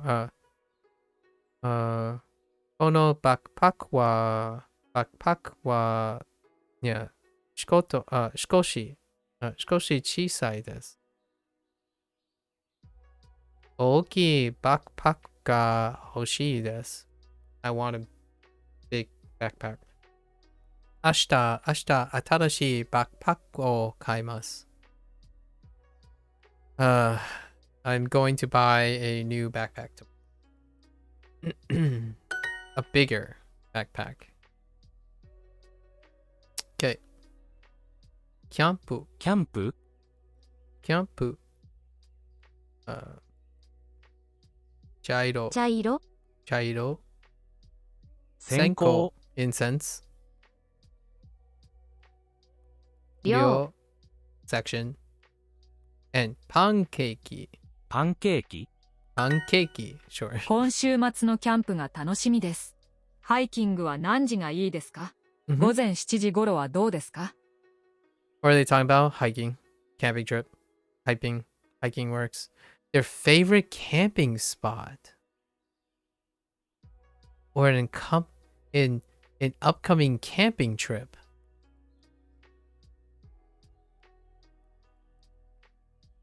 It's an upcoming camping trip because they're looking forward to camping, or in this week this weekend. Looking forward to enjoying camping trip this weekend. Yeah, it doesn't say hiking technically. Yeah.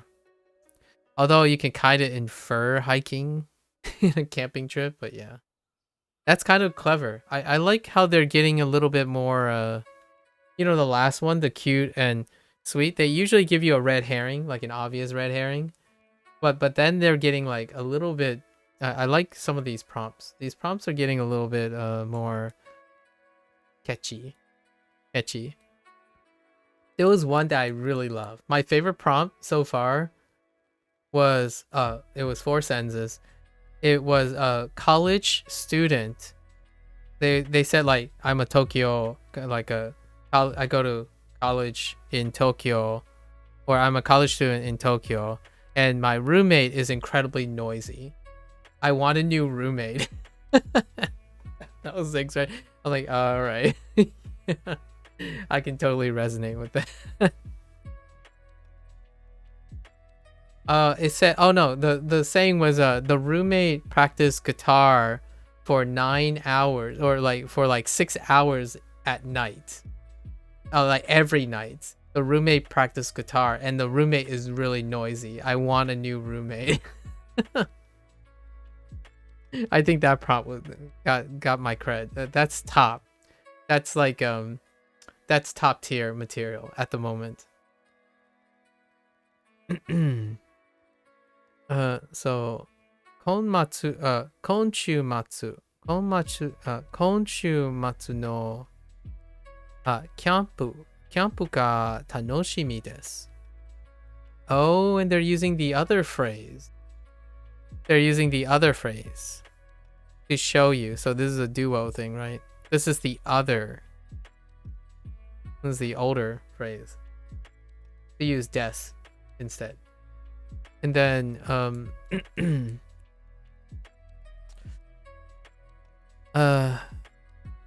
hiking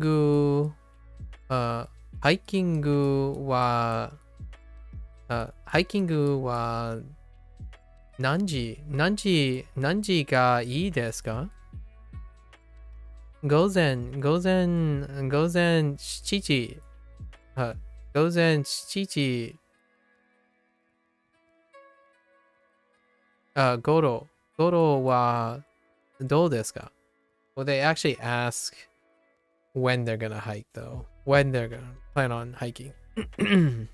But no favorite hiking spot. モノレール。墨。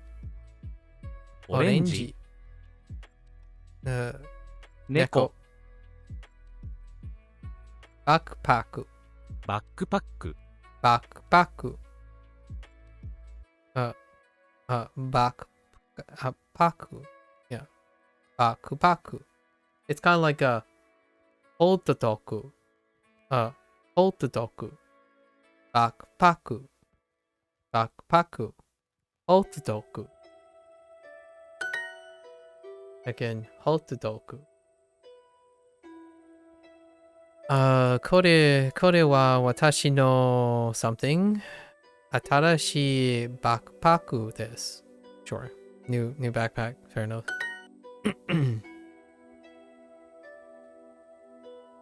はい。ハイキング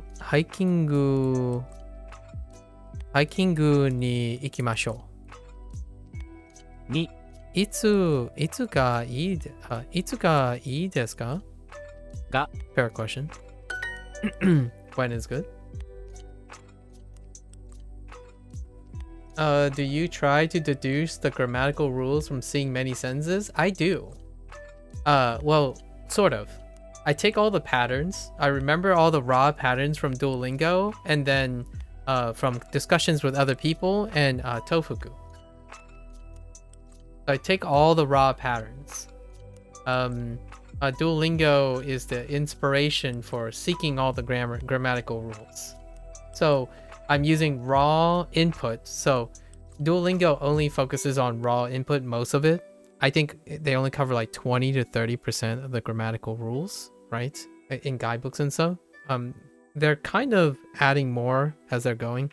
But usually I just take the raw inputs when the pattern comes up very, very frequently. Then at night, after the streaming session, I go back and look at and just explore Tofuku's like grammatical section, and then if it comes up, and it's like the back of my hand kind of thing. You've done the pattern so often that the pattern immediately comes to mind the moment you read grammatical rules. So and then some people explain grammatical rules to me in advance, but that's so it's playing it like a video game, right? It's kind of like playing a fighting game.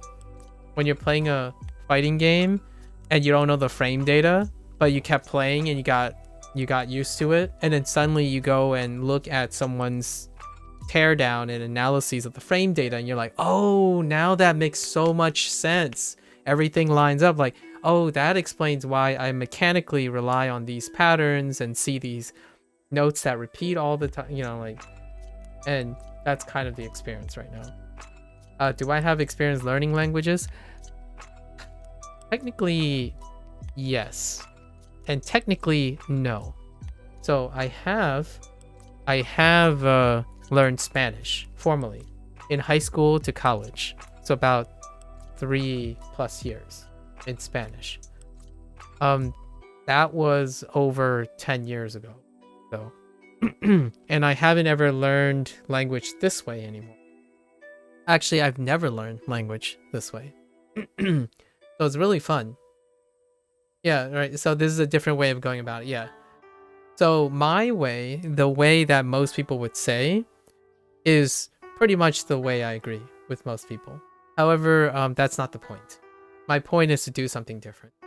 So it's really fun and exciting because I'm doing something that I haven't been doing. Like all the weird things that I've noticed on Duolingo, what it lacks and what it doesn't, it's offered me so many hours of discussion and talk and stuff, and then everyone else is pretty much doing what I would probably do as an adult, right? As an older person, because an older person doesn't learn this way anymore, in my opinion. Respectfully, the large majority of people do not take raw input pattern and have to waste a lot of energy, quote unquote, waste a lot of energy trying to take in raw input patterns instead of just going over grammar. So, you know, hard stop, pick out a textbook, find all the patterns, and it reduces the amount of input you need to get maximum output. Yeah, because of time. The one thing I can do, though, is I don't have a day job. Mohammed, you probably might have gathered that. So I do this every day in the middle of the day. So I do have time. So I'm exploring different ways to make this effective, or maybe not effective or something. Yeah. So it's quite a lot of fun. It's a lot of fun for what it can do and stuff. Yeah. Thanks, I appreciate it. I appreciate the kind words. Yeah.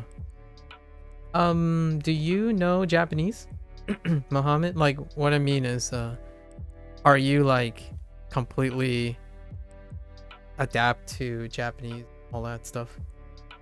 I imagine you speak multiple languages too, just based on... You've been studying for 2 years? Nice. Have you managed to get an opportunity to use it outside of your studies? Maybe like studying abroad opportunities? I do know someone around your time zone. There's a chance, I feel like, based on how late it could possibly be, or maybe how early. We just talked about early and late. But I have talked to several people who have exchange programs that are coming up. Especially someone I met, Kishab. Kishab recently took the N5 exam to qualify for the Kishab is working on a study visa to go to Japan. So he recently the person Kishab, whatever he identifies, the person identifies as, yeah, they just took the N5 exam and they're waiting on the results. So there are quite a lot of people that are looking forward to exchange programs. I think there's one, I don't know who it is, but there's a Canadian, I think. There might be a Canadian somewhere that's also working on an exchange program. Well, working towards an exchange program. As far as you know, they require N1 at least. Yeah. So they're talking about like next year. They're prepping slowly. Yeah, they require N1. I know. Ooh.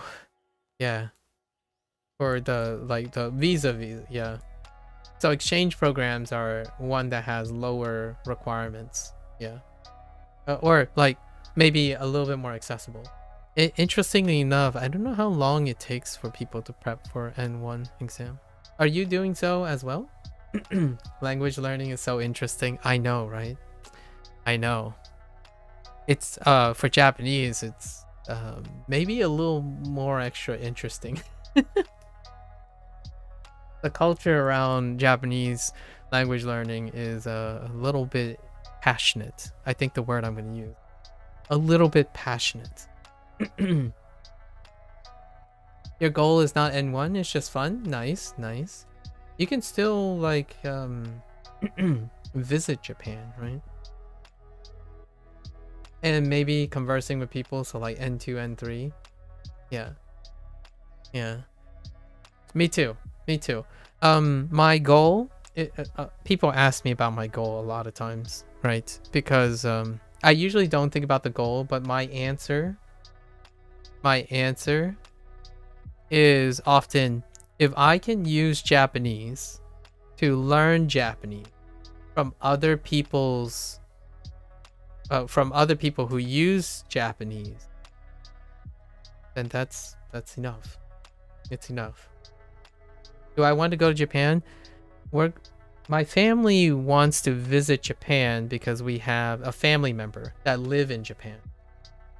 A family member that lives in Japan or resides in Japan, in a way, or like an extended stay for like the next 3 years. My sister. So it's probably in the near future. Yep. Yeah, and I imagine by late, how late are we talking about, Mohammed? You mentioned that it is late. Is it like you're in the nosebleed section? I'm gonna guess 4 a.m. 4 or 5 a.m. right now, if I had to guess. Maybe 5 a.m. The most effective way of learning, in my opinion, is like you said, to understand enough to be able to understand. Stop stalking me. Okay. I know what you're gonna... So, based on behavioral patterns, I've collected, like what you mentioned and the way you talk and stuff. It's basically you're around the same time that Kishab is. And it's based on your name too. So there's a lot of converging evidence that would suggest that you're in a specific region with a specific time frame. And when you said late, when I was trying to feed in the time, I could narrow it down to at least 2 time zones that you would be in. I have no idea. I just know that he wakes up. Like, I know that he wakes up in soon. He wakes up soon to start his day. So he's gonna like chill, eat a little breakfast, talk about something, and then he hits the gym most of the time. So he wakes up right around that time, which is about, if you have a regular gym activity, like type of behavior, it would put that person around 6 to 7 a.m. in the day. So if it's late for you, and this person happens to share some cross by your name and localization, then yeah. That's me minus the gym. Gotta hit that, yeah. Yeah, exactly. So I took a guess. I took a wild guess. Obviously, there were enough converging elements. I like doing guessing games. And then, you know, sometimes I'm way off the mark. But this time, lots of... You're in France? Okay. Oh, you're in France. Oh, no.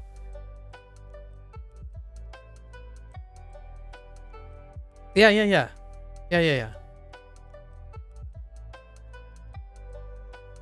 Oh, wait. I'm a little bit off the mark, actually. You're a little bit east. Further east than I thought. I mean, not further east. Further west. Slightly more west than I thought. I thought you were like one over. There are other French people. Oh, I've met so many French people. There's a French guy who's in art right now, who's studying art, and they want to work on an exchange to study in Japan, Japanese art, and they're learning Japanese from a French textbook too, a French to Japanese resource, as well as doing Duolingo for the time being. Right? I've met 2 French people. Interesting.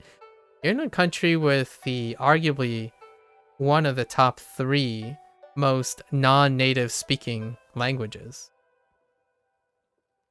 I imagine you know French as well. So they've got like English, French on the lock.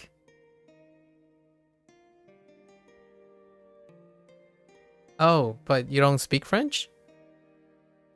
Oh, I know. I assume you're Moroccan. Yeah, I was sorry. But you're studying French. Your name, I don't know. I was going off your name, so I pretty much presume that you're probably Arabic of some sort. Like you have Arabic as your other language. And your name struck me as Moroccan. Sorry. I didn't want to presume too much. Yeah, not everyone uses their name for their username, right? So, I appreciate that. Like, it's not common to assume. That's a coincidence. That's a coincidence, actually, about Morocco. I met someone who is also beginning their journey, their Japanese learning journey, and they came across me using Duolingo, so they started from video 1, and she happens to be Moroccan too. Soka is the name she used as her handle, but she just coincidentally happened to be Moroccan. I think it's a pure coincidence. It's a pure coincidence. So I looked into Morocco. Like, I try to remember things about anyone who has talked to me and communicated to me in any way. I go in a rabbit hole because I kind of want to know about other people. Otherwise, I wouldn't be streaming, honestly. Like, there's really not a big incentive to stream language learning if you're not willing to interact with the people who are actually learning the language. Right? So, yeah. 2 years of Japanese. And then you have 3. You're juggling 3 languages. Your English is excellent, by the way. I'm sure I guess you did you learn English and Arabic together? Like at the same time? I do speak another language, but I'm illiterate in the other language. Obviously, I don't appear just your traditional multi-generational white American. So I speak Fujianese. It's a Mandarin dialect with my parents. Arabic is your native. Your English is fantastic. When did you acquire English? Sorry, I'm getting I'm getting so up in your business. Definitely feel free if you don't want to answer some of these. You're bilingual, so you learned French since you were little. I see. I see. Just watching people like me. Oh, for French thing? Yeah. Nice. I do that for my other languages a lot of time. This is the first time I've ever done this. This is the first time I've ever done this, and I'm trying to make the best of it, which turned out to be a very excellent choice, because it's always a challenging uphill battle with other people who have contrasting approaches. And I actually think it's a great challenge to think about how you could make this type of approach effective or more effective. I don't work for Duolingo, by the way. Sorry, not sponsored, but I don't work for Duolingo. However, much of my techniques that I bring to Duolingo are things that everyone else does. So oftentimes people like to ask, do I only use Duolingo? Actually, if I was doing this as a job, I would probably not use Duolingo because of efficacy, because of the comfortness of techniques that I use already. So I wouldn't have to retrain myself in the techniques, right? This can be very effective if primarily this is how you learn. And for someone that is incredibly learn forward, like if you're in college or university or postgraduate, these are probably the techniques you grew out of, as in you've evolved beyond, like you've have enough experience that go beyond using simple input based methods. Now it's very brute forcey, so you have to disproportionately put in a larger amount of time for diminished return over time. So how do you adjust it? You do other things, right, on top of it. Just listening to people while understanding most of what they say and then deducing the rest of the words. Yeah, it's the ideal way of learning. But like you said, as adults, it's not that doable. Yes, exactly. The raw method this is very conducive for kids though. Holy heck, it's almost like to the point where I think sharp kids will find this really boring. It would not be fast enough.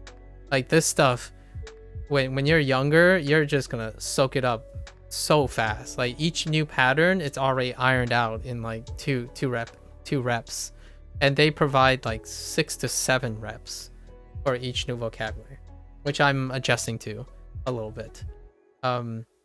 They don't need any like meta layers of understanding. The pattern recognition is probably enough for you to use those patterns and then constructively learn somewhere else by using those patterns. The most effective way is just doing at least. Yes, it's still doing. Not doing is... Are we getting too old? Yeah, but we're getting smarter in different ways, you know? Like, you can't make abstraction and story immediately from patterns. Like, for example, one thing that lots of younger... Like, if you're comparing me with younger people, the one thing that they often talk about is, dude, this is dead construction, right? This is one thing that I do all the time with other people. Dead construction, as in there's no context. However, as an adult, the older you are, the more you can provide the context, right? As a older person, you will be able to form abstractions far more reliably without the need of literal abstraction. There's no literal, that I know how that sounds, but literal but figurative abstractions. You can do it yourself. So you can hypothetically create all the situations very readily because you are very well experienced as an adult. So usually those memory techniques are underutilized if it's not. Yeah. So if you can leverage most of your adult learning, even though Duolingo doesn't provide it, you can largely become very efficacious on your own. So that could look like, oh yeah, but you're doing most of the work. It's like, yes, you are, of course, right? But usually learning comes with doing most of the work. How do you get learning capacity? By doing most of the work. A tool is only as convenient as it is a crutch. So sometimes the most efficacious tools may stunt your learning due to the reliability on that tool. So it's kind of like a give and take kind of deal. So my enjoyment is the engagement of how this tool doesn't do a lot of things that I typically do. And now I'm exploring that. It's kind of like playing a video game that wasn't designed to pander to me. If you gave me a deck builder, I will swim forwards and backwards in a matter of 0 learning curve. But if you give me a game that has absolutely no explanation whatsoever, that's going to take some time. And it's like it reversed all the controls, dwarfed all the standardizations that you understand of controlling, like intuitive design, like anti-intuitive design, then it will take a long time, which is kind of how I feel about Duolingo. It's like being a kid again. Like, how do you de-age yourself to enjoy Duolingo? You have to legitimately, mentally de-age yourself in Duolingo to be effective in their strategy, because they're targeting younger kids and expecting them to use their product to an age of which they grow out of it. If you know what I mean. They're designing and investing a lot of things to create community and engagement. And I mean, their streak goes up to a year. So they're expecting their product to be spoon-fed, drip-fed for over a course of many years. So if you started at the age of 14, eventually by the time you become 19, you'll outgrow the drip feeding, right? And it's kind of reflexive of the language learning process. Your journey doesn't end with one tool. It's for life. At least I like to believe it's for life. And most people believe it's for life. As opposed to you can reach a specific goal and be like, oh yeah, I'm done with learning language.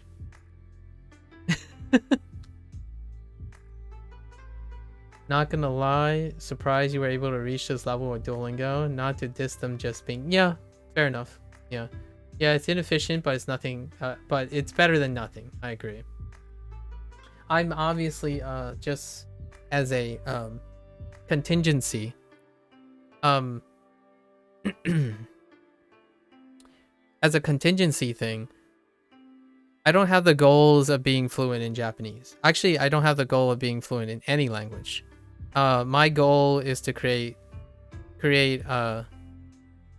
an environment where you can learn from any experience or journey and enjoy doing it. If you have to do something and use something that is accessible but not really that efficacious, you can still derive a lot of value from it by what it isn't.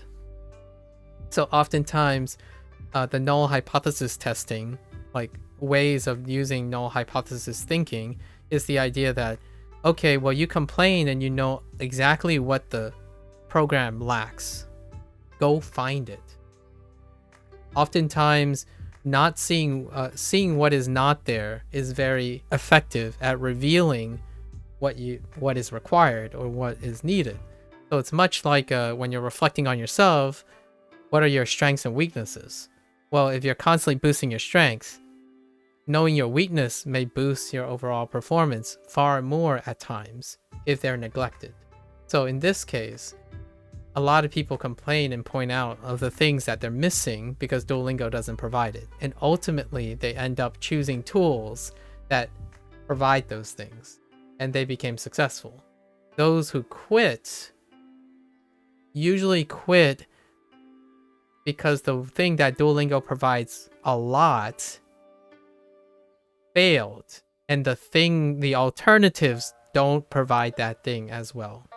And that's gamification, motivation, communal interaction, like we're talking about memes, like social media presence and stuff, and engagement, and then secondarily prioritizing learning language.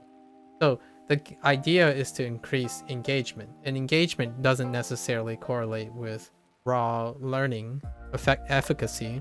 At the same time, those who find that Duolingo doesn't keep them motivated or engaged, all the other more efficacious rules do that less. It's very, very well known. It does less. All the other tools are more efficacious, provided that the people who use them are also unequivocally self-motivated, right? So the ones that quit Duolingo because it doesn't motivate them to learn anything, and then they find others, they are more likely to quit the other one. So that's kind of one of the double edges of things. Efficacious methods doesn't necessarily mean they will provide a encouraging and motivational crutch, if you will, or provide a lower barrier of accessibility to the person. Like if you throw Genki textbook, right? Hey, Genki textbook is the best. Here, I'm going to throw the Genki textbook at your forehead. They're going to, statistically, a lot of them are going to quit. Because the Genki textbook doesn't help with self-motivation a lot of times. And when I mean gears towards children, I mean young adults. Sorry. I use the word kids a lot because I'm kind of old, kind of.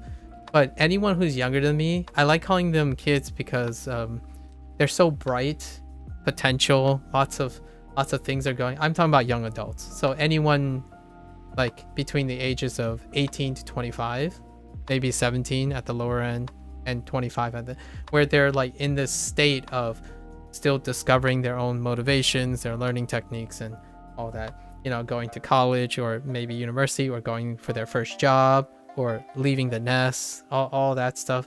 That's the people I'm referring, not like very, very young kids. I have very little experience with kids much younger than 15. Yeah, your mother is a great example of that. She's trying to learn English. She tried once to switch to tools other than Duolingo, but she missed that daily motivation, so she got back to Duolingo. Yeah, because it was much easier to keep up daily. Yeah, and I think if you evaluate what Duolingo does for people, you can try to integrate that into other tools. So for example, if someone says, could you use Anki and tell me how you would use Anki? Well, I will take all the things that makes Duolingo engaging and I will implement something like Duolingo's motivational design while using Anki. So I'm doing the reverse. In Duolingo, I'm replacing all the functionality that Anki and other textbooks and JLPT guide stuff that's missing in Duolingo while I'm using Duolingo.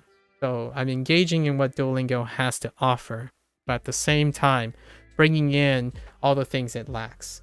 So it's understanding what the thing offers, taking advantage of that, so I don't have to spend time on it. I don't need to spend time. I don't need to spend time motivating myself. I don't need to spend time reminding myself to do anything. I don't need to lesson plan, right? But all the other stuff, grammar points, it's missing, right? So I have to substitute that. Am I trying to start a perfect language learning app and take over the industry? Nah. Yeah, that's for more ambitious people than myself. I like running towards problems. So, by the way, my background is biology. I'm a biologist. So, I run towards problems. I like evaluating problems. So I'm like seeing incomplete things. Making perfect things, that's for someone else, in my opinion. It's too daunting to ever It's too daunting to even remotely suggest there's something remarkably like a catch-all. Like much like science and language and culture, it drifts. It's very dynamic. The human condition constantly adjusts. So what is very tried and true one day may not be so tried and true another day. And by another day, I mean figuratively. Like every generational drifts with the way they learn and how they engage. And nowadays it's that again. That's why Duolingo exists. Am I done with my PhD? Yes. I have completed my doctoral thesis over 7 years ago. Has it been 7 years? It's like 6 or 7 years ago. It was in biology. I wanted to educate people. That's largely what I got science for. Not so much your like pioneer people who are like trailblazing discoveries everywhere and stuff. That not so much for that. More retroactively, the preservation of knowledge and education, right? Posterity. Lots of education. All right. Thanks for all the questions. I enjoy answering. I want to know what you plan on doing in the future. I mean, you're already multilingual. That's incredibly impressive. We had this discussion with a lot of multilingual people. It might not make as a great of a like selling point, but at the same time, there are many applications of having multiple languages. But it's always fair to ask, what will you do with all your language learning? How will you apply it? Obviously, my PhD in biology doesn't necessarily require a use of multiple languages. However, I applied most of the things I learned from my PhD. All the skills that I cultivated in my PhD is largely how I evaluate Duolingo. You're studying computer science? Computer science. How long have you been studying computer science? What I was gonna go for.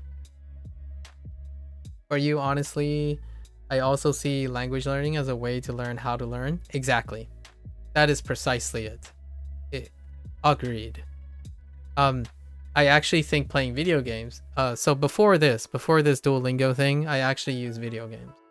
Video games as a platform. Unfortunately, video games have a lot of communal gatekeeping as well. So language learning is a little bit broader as opposed to video game. Like people think of language learning as learning, but they don't necessarily think of video games as a form of learning. But oftentimes I use video games as a learning process because I enjoy the hobby of video games. I naturally end up using the same techniques that I'm using right now in this discussion we're having. The same techniques, same conversational skills, but applied to language learning. Yeah, anything that's not so systemic is a great way of learning. Yeah. I like the way you think. I like the way you think. You are most definitely of the mind of a scholar. Sound very appropriate for someone who's pursuing higher education. Like math and science are straightforward, quote unquote. Yeah. Science itself, as opposed to like the discovery part of research, right? Research, if only research was straightforward.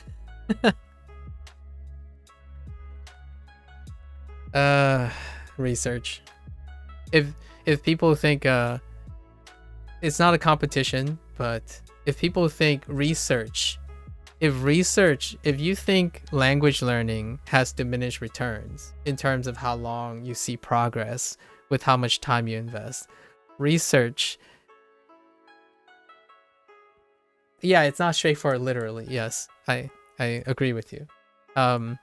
You were thinking about you were suggesting it in a more of a metaphorical way. Yeah. But man, ooh, that's some snail's pace. That's some snail's pace. It's kind of like most things, right? It's kind of like most things. When someone is showing you the results, time is contracted. When you're in the process of doing it, time is dilated. In fact, it's not even, it's literally the same, but it's figuratively dilated. Time can seem like eternity when you're investing in something that has diminished return in the moment. However, when you see the results of someone's like 10 years of work, it may seem short because mentally it's a short period. You've experienced this person's 10 years of life experience in 15 minutes. I like the perception of language learning. Lots of times when it comes to Japanese language, or what is perceived online, is that, hey, I learned how to do this in 24 hours. So can you. That's eliminating the person's background of their entire lives, or all the contributing factors. So I tend to get this rudiment, like I tend to bootstrap through this idea of the hustle culture.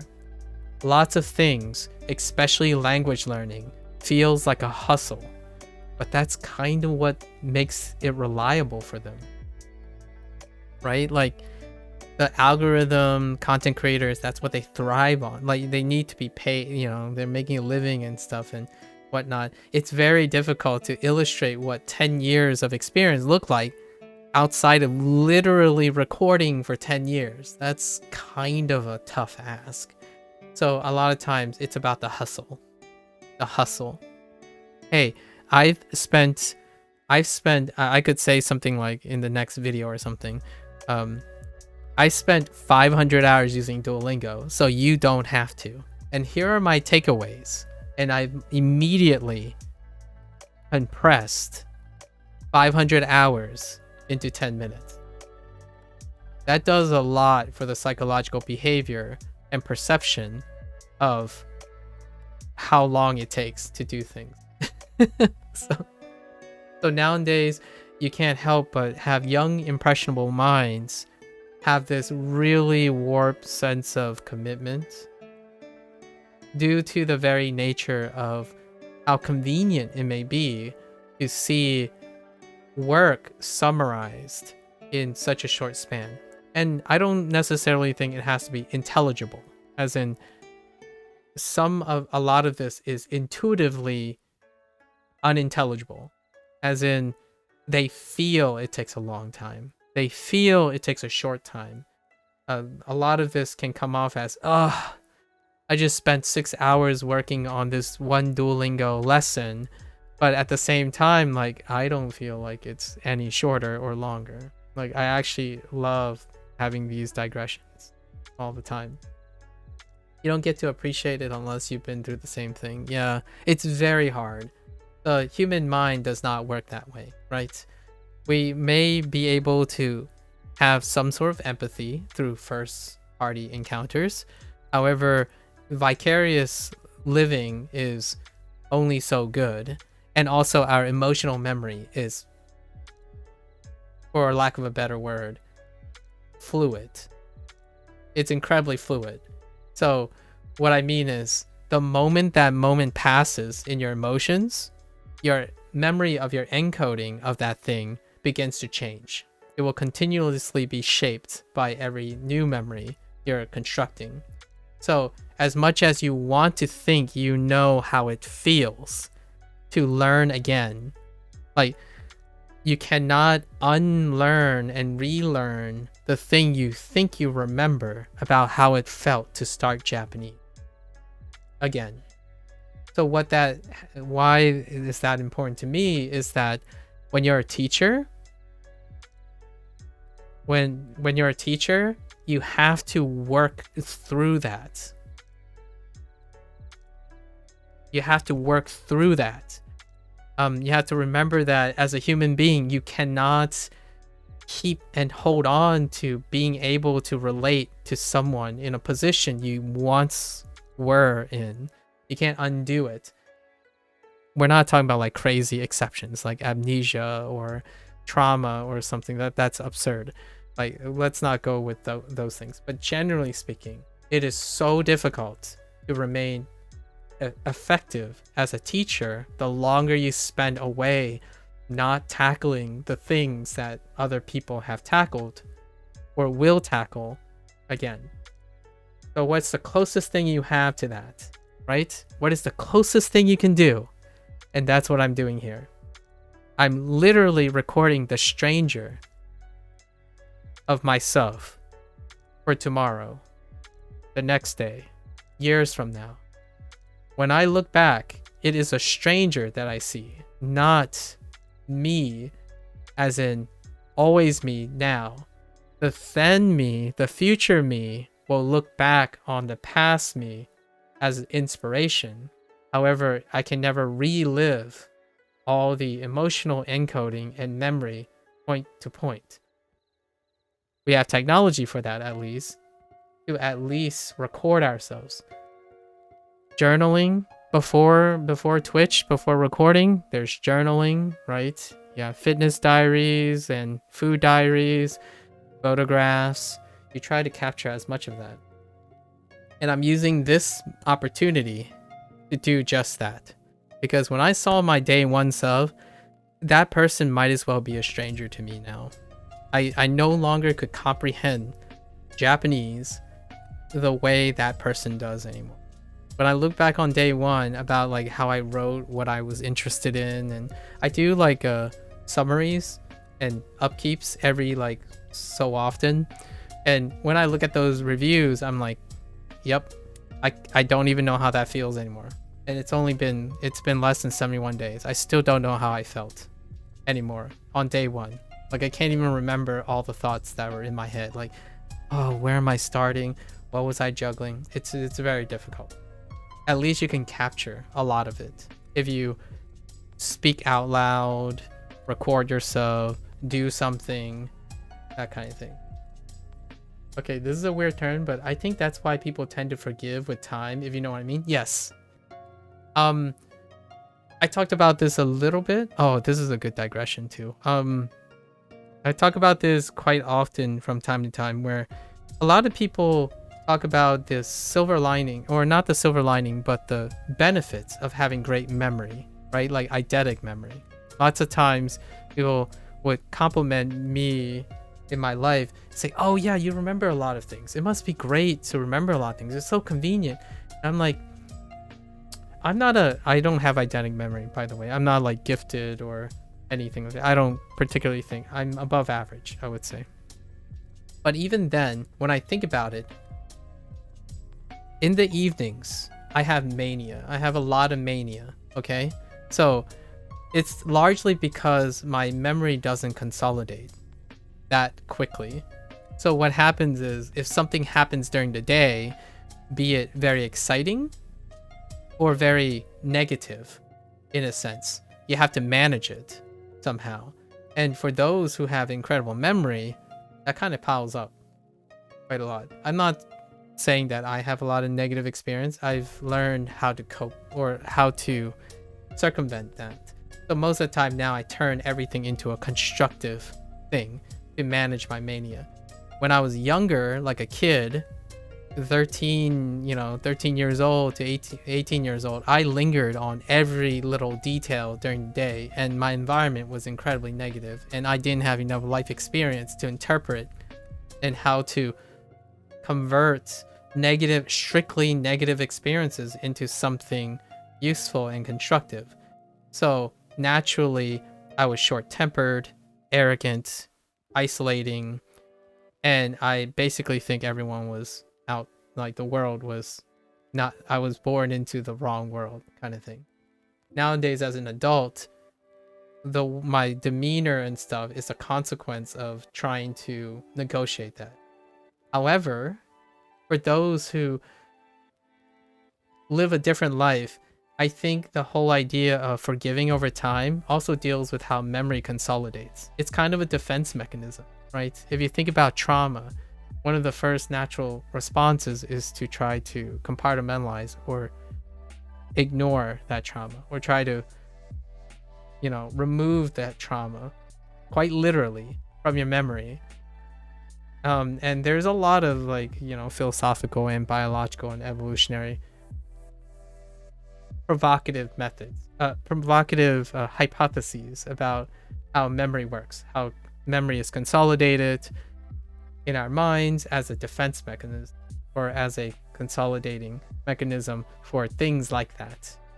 I'm sure you watch media, movies, maybe TV shows about people who have really, really strong memories, and ultimately they live very, very miserable lives, right? Because the hypothetical situation is that they will remember they will be clustered to focusing all the negative things, because negative things by human condition are extraordinarily salient. They're incredibly more powerful because that's how you survive. You're often hyper elevated to remember negative experiences. So imagine if someone has a heightened memory, right? Heightened memory and for not forgetting things. Well, you relive those moments. You constantly are able to relive those moments, as opposed to being fluid, as in a bad memory may become a more useful memory, and then the more useful memory then eventually clusters into others. Do you think negative things have a stronger effect on people than the positive things? Yes and no. The short answer is probably yes, because everything contributes to something to some extent. However, it's no in a sense that I think whatever occurs more frequently become less significant. Whatever occurs more infrequently is incredibly significant. And oftentimes our life, we're technically surrounded by a lot of quote unquote positive things. The negative things are the things that stick out, because as humans, one may argue that we are kind of conditioned to focus on the things that stick out that you don't want to happen again. So negative things are far more frequent for most people than things that don't hurt you. So non-negative versus negative. Negative things happen way, way less frequently. So you remember them it's a lot easier to be distinctive. The reason why I say that is because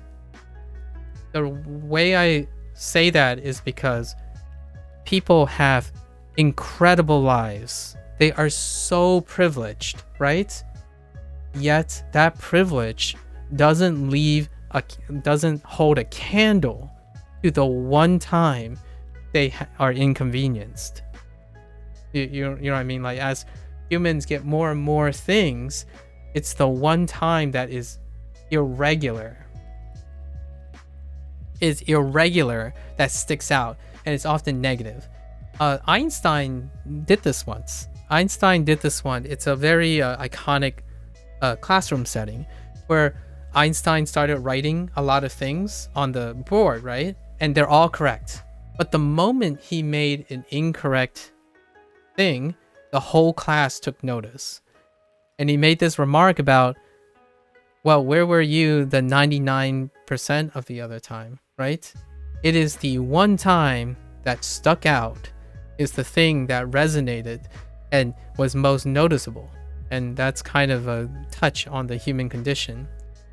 In the long run, you have far more non-negative things that happen in your life that you have lost the appreciation for, because it is so high in frequency, almost to the point that it's the human condition to numb out things that happen repetitiously. Like Duolingo's way of learning becomes less and less efficacious over time. So yes, I do agree with most people. If you use Duolingo habitually, very long hours, it becomes less and less efficacious because it becomes more and more repetitious, and repetitious things become less and less appreciated. It's a human condition, right? However, when you switch to a new tool, or you swap it up all the time, That's how I made Duolingo more efficacious. Every month or two, or every month, like every 25 days, I swap up how I'm using Duolingo, as in what am I doing when I'm looking for prompts and stuff. And that makes it more appreciative again, as in the less routine. So it goes with the whole positive and negative thing. If everything around you is like not negative, then most of those things are not significant anymore. They become unnoticed. And then when a negative thing happens, it's going to shock your system. And that's the one thing that I would say, yes and no. Negative things, it's technically a yes, because negative things are less common than positive things. So it's a combination of what is more common and not noticeable, or routine or complacent, and what is uncommon. So to compare contrast, to contrast the opposite, you might be saying, well, then are positive things stronger than negative things? Early on in my life, I had nothing, right? Like my parents came back rags to riches, but the moment we moved to a new district, everything that was new was great. They were the positive things, because I didn't have a lot of positive things in my life. So much like the opposite effect, if you start a language and you immediately notice a gain, beginner's gain for a lot of things, that thing will be salient until it's not. So the positive works too. So my slight commentary is that it's probably less about bad and good and negative and positive, but more about how frequent something happens. So when you have a really, really bad day and a singular good thing happen in that day, that thing will be the most memorable thing about that day, because it sticks out. So if it rained the whole day and suddenly a rainbow shows up in the middle of the day, you're going to remember that rainbow. It's less frequent than the rest of the rain. I mean, in a very small time frame way. So that's the same as if you're a goal-oriented versus process-oriented learning. A process-oriented learning focuses on constantly changing the thing up. Goal-oriented tends to focus on doing the same thing to reach a goal. A lot of times they skip the part where you have to keep changing things up to get to the goal. They think about the best method and just bootstrap the heck out of the best method to get to the goal. And in 2 or 3 years, they're going to get bored and diminish return on whatever method they chose, because that method didn't change forever. If you're so fixated on getting the best method to learn something and you think you have the best method, it is less likely to be efficacious over time. Usually is you change up your methods as you're going. Your methods are always constantly changing as you're going. So to elaborate on the zero-sum game idea, basically it's the same thing. It's as if the brain learns weights, yeah, to put in the emotional reaction to events in one's life. Yes, the zero-sum game, yeah. The more frequent something is, the less weight it's assigned to, yep, and vice versa. And so the goal is that the sum of the feelings, yes, negative plus positive, must sum up to 0 in the short term. Exactly. The zero-sum game. Yeah. If your life is composed of several events, how do you create distinctness and appreciation distributed in those events? You can have significant improvements in 3 or 4 skills versus completely investing in one skill. Let's just say not the core skills. Let's say you want to work on 4 different things, right? What are the chances that if you work on one skill, then you notice a diminished return, then you switch to another skill, work on that up to diminished return, then return to your 4th skill? How much more efficacious is that than sticking with the one skill and constantly? Overall, I would say, generally speaking, when it comes to like practicing and learning, it often comes down to multidisciplinary approaches tend to overall lift someone's aptitude a lot more, like overall. And it plays to the idea that selecting several related skills and distributing your amount of time between several related skills will boost an ultimate skill. Like what I mean is you can enter and use several related skills in order to achieve a goal. So what is the most effective way to learn Japanese? It's not one tool. It's not two tools. It's as many tools as you can handle. And those tools are not overlapping, right? You don't take what Duolingo does best, look for another tool that does exactly what Duolingo does, but a little bit better, and then switch to that, and then switch to another tool that does it a little bit better. That's still a singular discipline. Use multiple tools that engage multiple properties that contribute to the same learning efficacy. Like the efficacy, the goal that you're going for. So it's kind of like a strength training, right? Like, well, if you don't strength train certain things, you're only as weak as your lowest component that contributes to the execution of the thing. So oftentimes when people find dissatisfaction of a lot, they would say something like, oh yeah, I can read, I can hear, but man, I can't speak. It feels so unrewarding because it's not about the raw metrics of the person. I'm talking about more about the feeling of satisfaction and this feeling of engagement. Lots of times, if you round someone out in a discipline, you'd be surprised how far and more satisfied they are because they're creating an appreciation and emotional attachment that isn't just, I feel like I'm doing the same thing and it's not working. And you, do I have a background in psychology or something similar? I kind of do and kind of don't. So I did want to be a psychologist back then. And I did take a lot of psychology related things like logical systems, psychology, like basic psychology, like 101 and 201. I wanted to minor in it, but then we chose science. But it didn't stop me from pursuing behavioral science in general, combined with the observational skills that are required in science in general. Usually most of this stuff you can glean from by sampling people.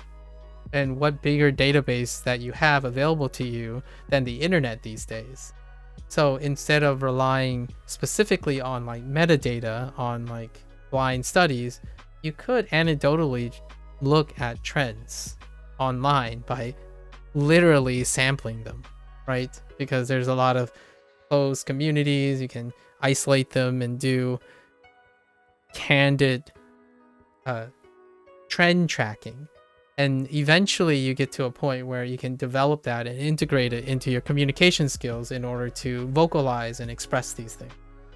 So in science, you typically teach you to do these things. Look for patterns, observe a problem, construct a null hypothesis, kind of execute on it.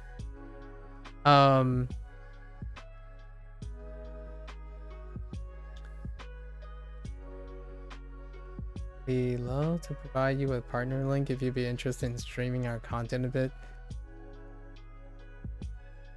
I don't know what that means. Your content? What is your content? Maybe a discussion off stream or something. I don't know what that means. So yeah, yes, I have a background in psychology. And it has been a very, I guess I wouldn't say it's separation. It separates from my curiosity about education.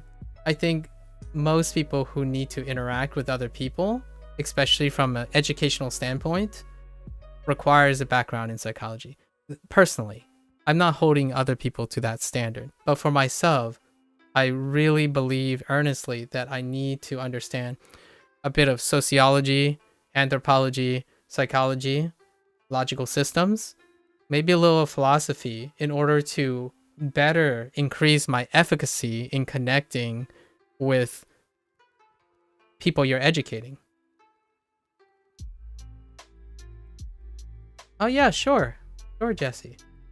Sure. No worries. I appreciate it. Yeah. Leave me an email. Thanks. So that's kind of where it is now.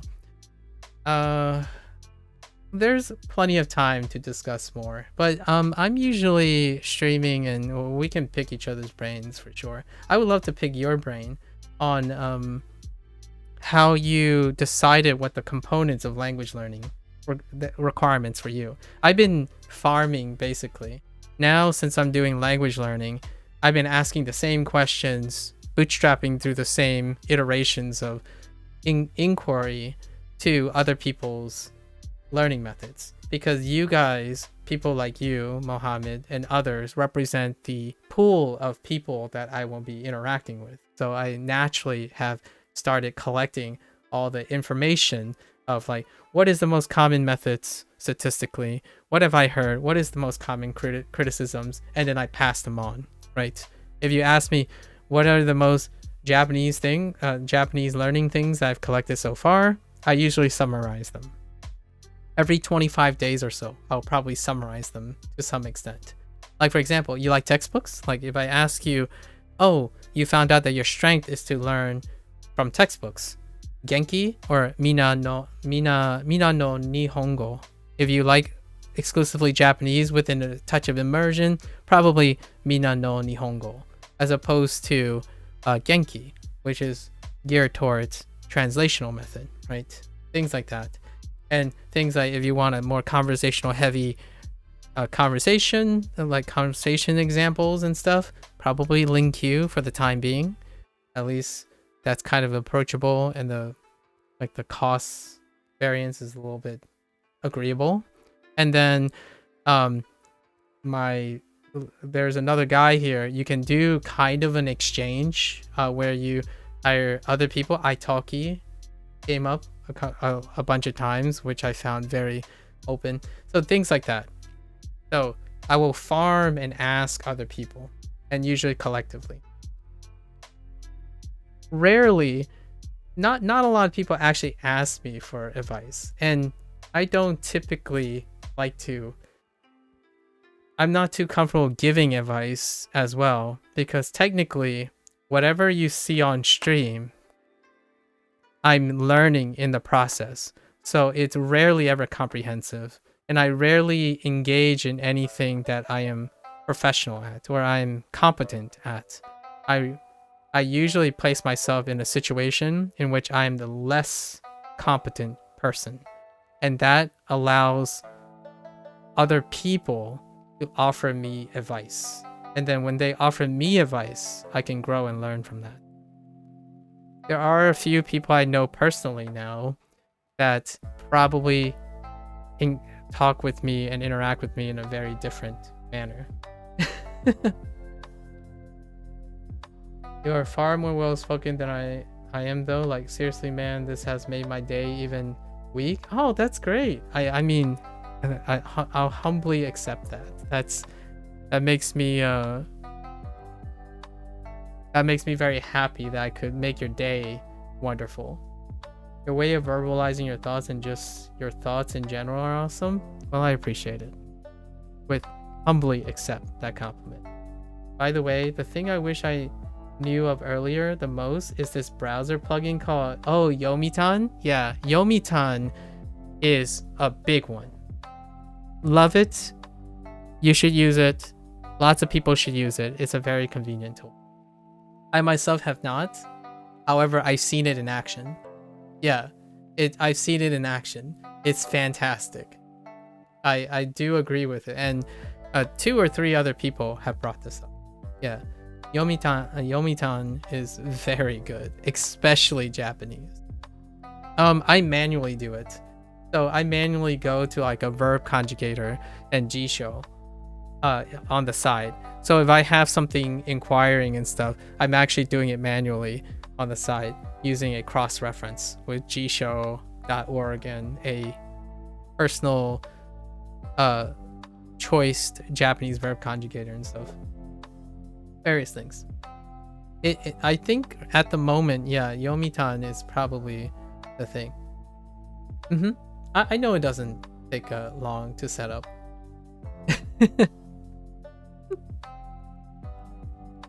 Don't be lazy for like 15 minutes. Well, here's the thing, right? You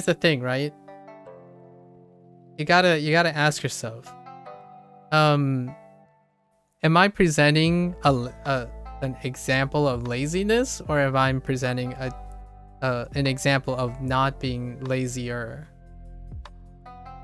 So like, I did talk about why I use a verb conjugator and jisho, but there are things that I like to do still manually.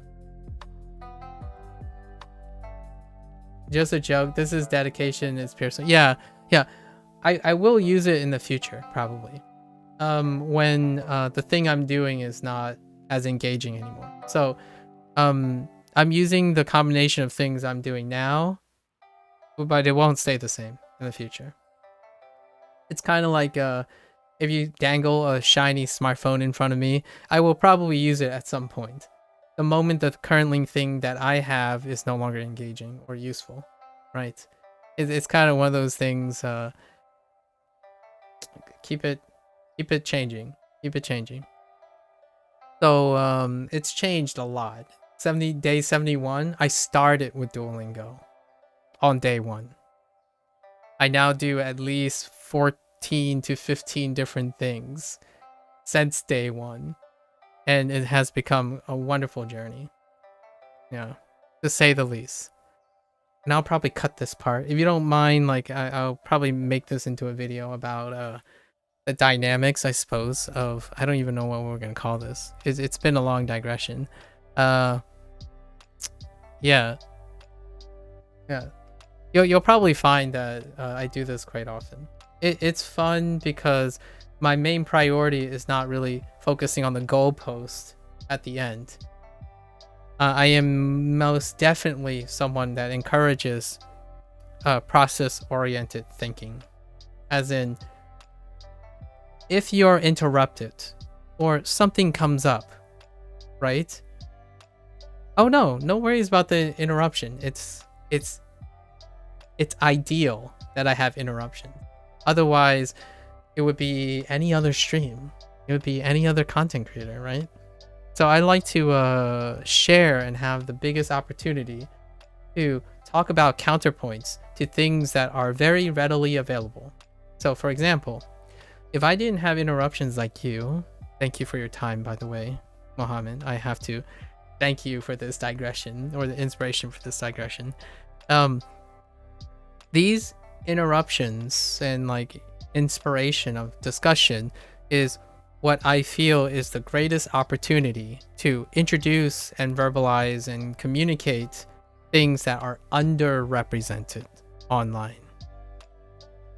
It would be very foolish, in my opinion, to be someone who's willingly volunteering their time to present content in which I would say, and comfortably say so, that tons of many content creators have done to science.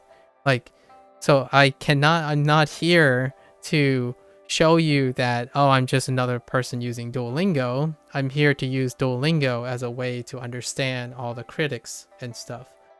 The downside is, if you're going to ask me, how am I going to do this in another 5 years with like thousands of people? My answer is, I'm not thinking about it for now. I'm definitely not thinking about it right now. In my own setting, I don't think I've ever like gotten to this level of discussion with more than like 4 people at a time. So I don't know how this will work in the future. Maybe I'll come up with some idea in the future. But for now, I can tell you that when you're asking for advice on learning language, I will likely be able to name several people you can probably use, like ask you a bunch of questions, right? Like when someone asks, how do I learn Japanese? What do you suggest? And then I would ask you 40 or 50 questions, get a cross profile, a very quick cross profile of the person, then cross-reference it to as many potential alternatives to match the appropriateness. It is definitely not me that can offer you how to learn Japanese because I am learning it in the process. So you can join me in the process, but at the same time, I've collected enough information where if someone says, oh yeah, I need this and this, I think these are the things that work for me, these are the things that are weak, I can at least defer to the proper tools and whatnot. And that's kind of the idea, right? And then everything else I represent something that doesn't overlap. So I can't tell you how to conjugate all the Japanese predicates, but I can surely keep you entertained in the sense of finding ways to discover yourself on how to motivate yourself in the long run. I definitely most focus on problem solving and critical thinking. And one of the biggest problems nowadays, in my opinion, one of the biggest ones due to the result of the internet hustle culture is nihilism. Nihilism is one of the biggest stopgaps to learning, in my opinion. People who have lost the motivation to better themselves, being fully aware of where they have to be exceptional. Like, the internet is a repertoire of every instance of a person who has invested something before you even started. So not only that, you can remind yourself psychologically like, oh yeah, but that's a different person and this is a different person.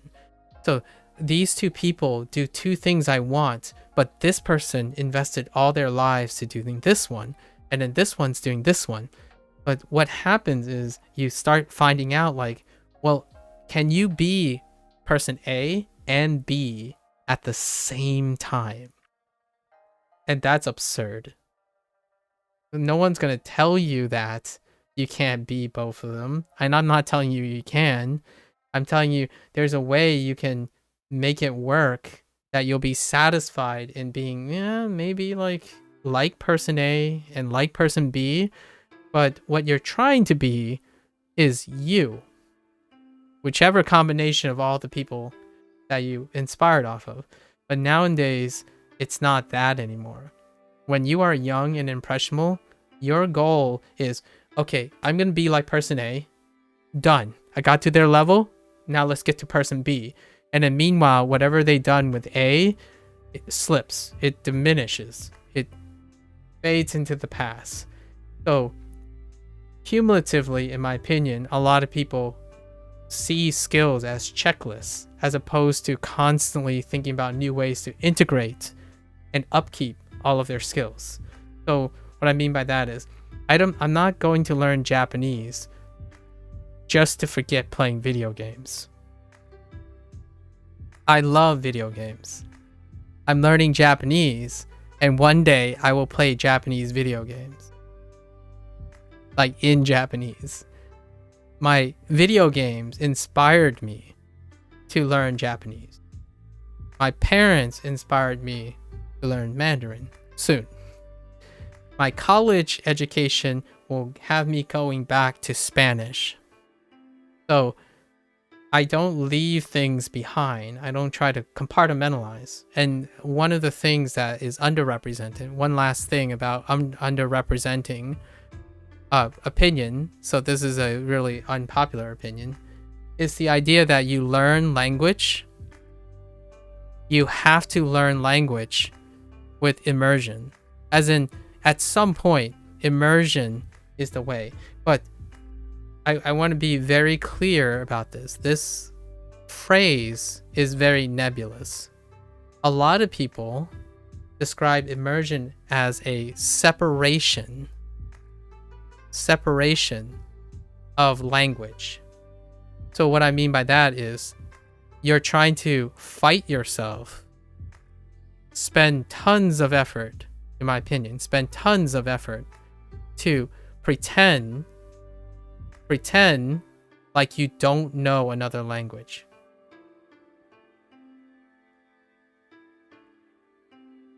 Well, my counterpoint, as in, it may not work for everyone. It probably won't work with most people. But my question is, why not leverage this? So I might end up being worse, sure. Like, I don't know. But if everyone operates on this theory, then I think it would be very fun and educational to see what happens for a person who deliberately not separate their native language from their target language. So my progress with Duolingo is built on the idea that I use my appreciation for English to learn Japanese. Pretend not to be so, like, things like these phrases like, I need to stop translating. I need to only think in my target language.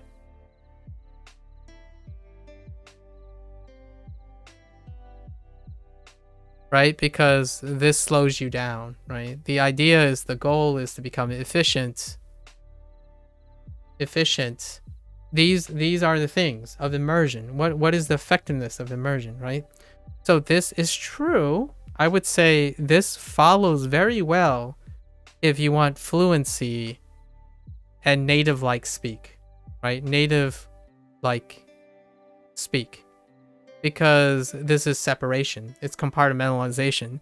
You're using less effort distributing this, right? However, during the learning process, you are using effort. You need to use effort to first condition this behavior. So you spend a disproportionate amount of time trying to work on doing this, getting this successful. And then you'll get to native-like things. And I agree with that. I think that's excellent. So what am I doing that's different?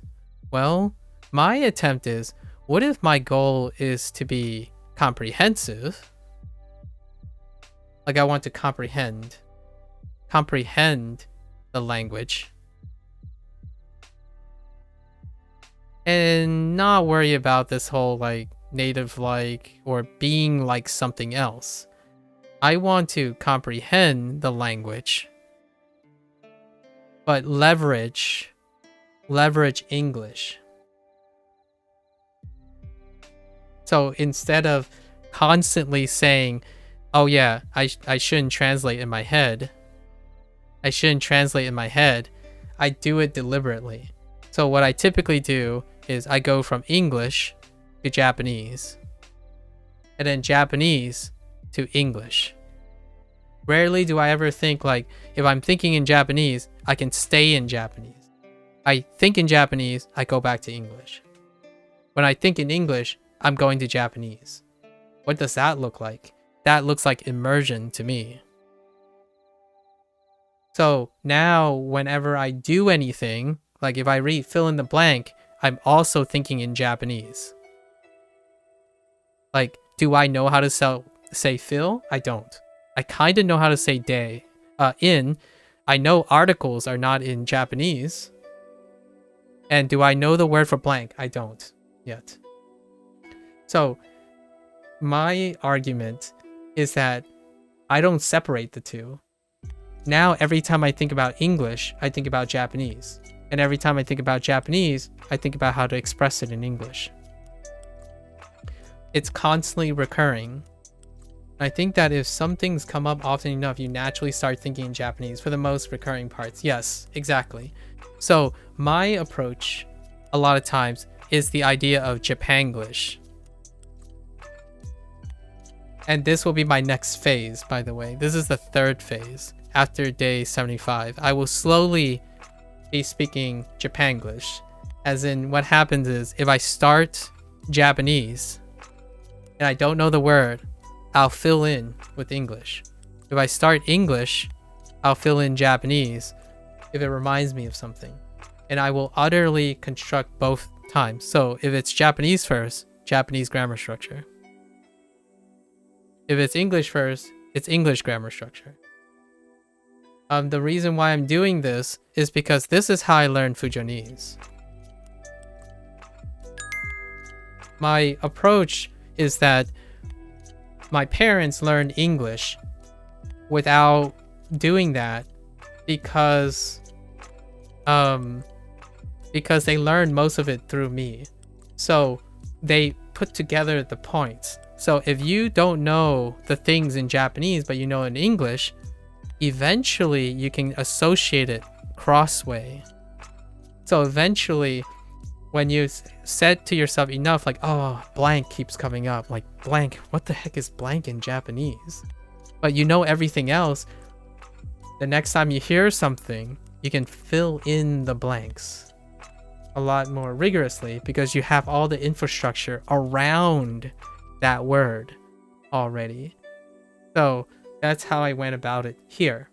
Duolingo, I'm using it in that manner.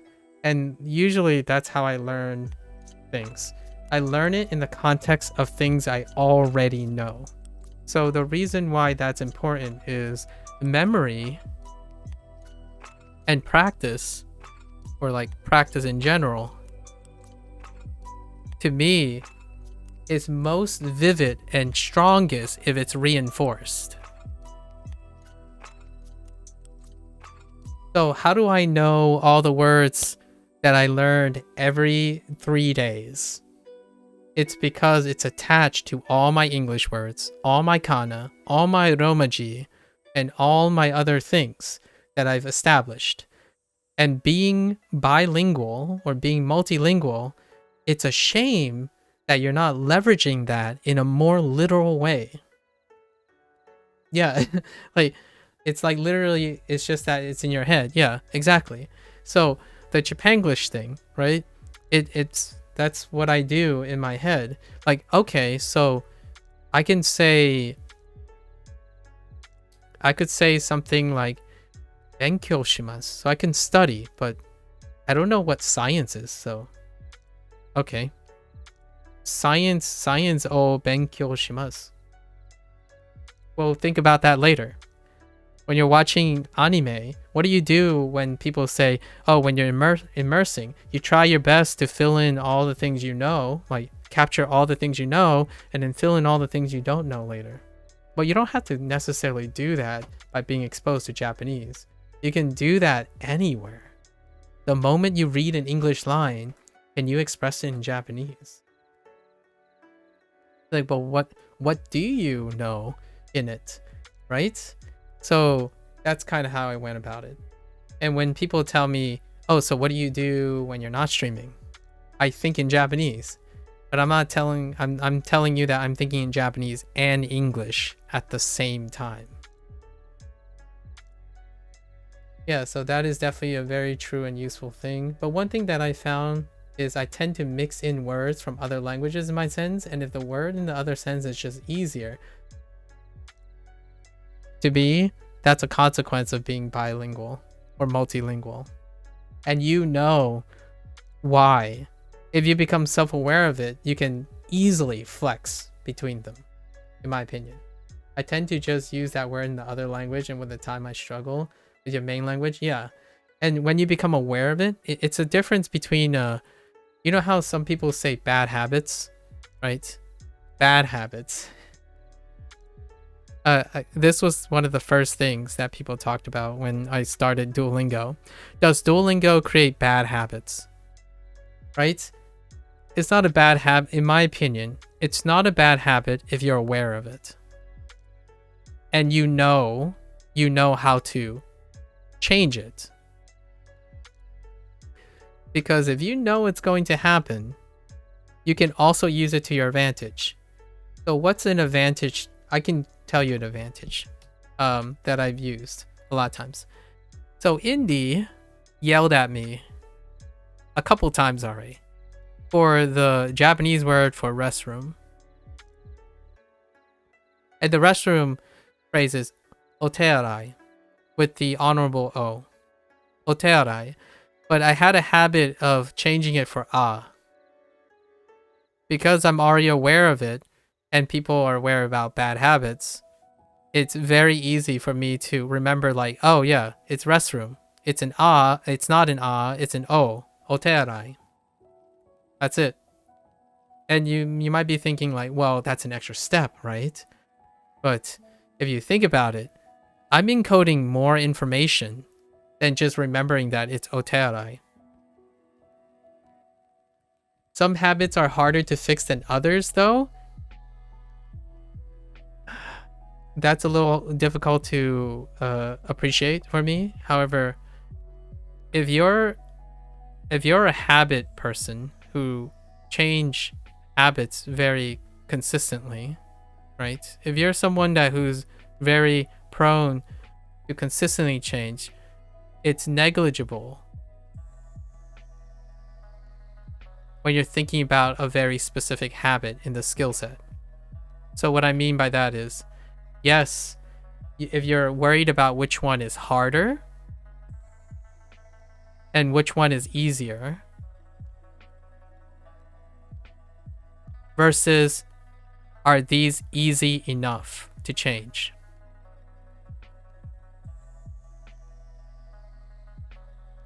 So for me, I'm not worried about whether it's harder or easier. I'm just worried about if it's easy enough for me to change. Like, why compare? Why worry about comparing if you can do both anyways? So that's usually my perspective on people who are weighing. You're talking about habits that you build up on top of other bad habits. Associate them with good habits. Your good habits are probably stronger than your bad habits that you have undesired. Well, you don't have to trace them, right? You can change them. At least that's in my opinion.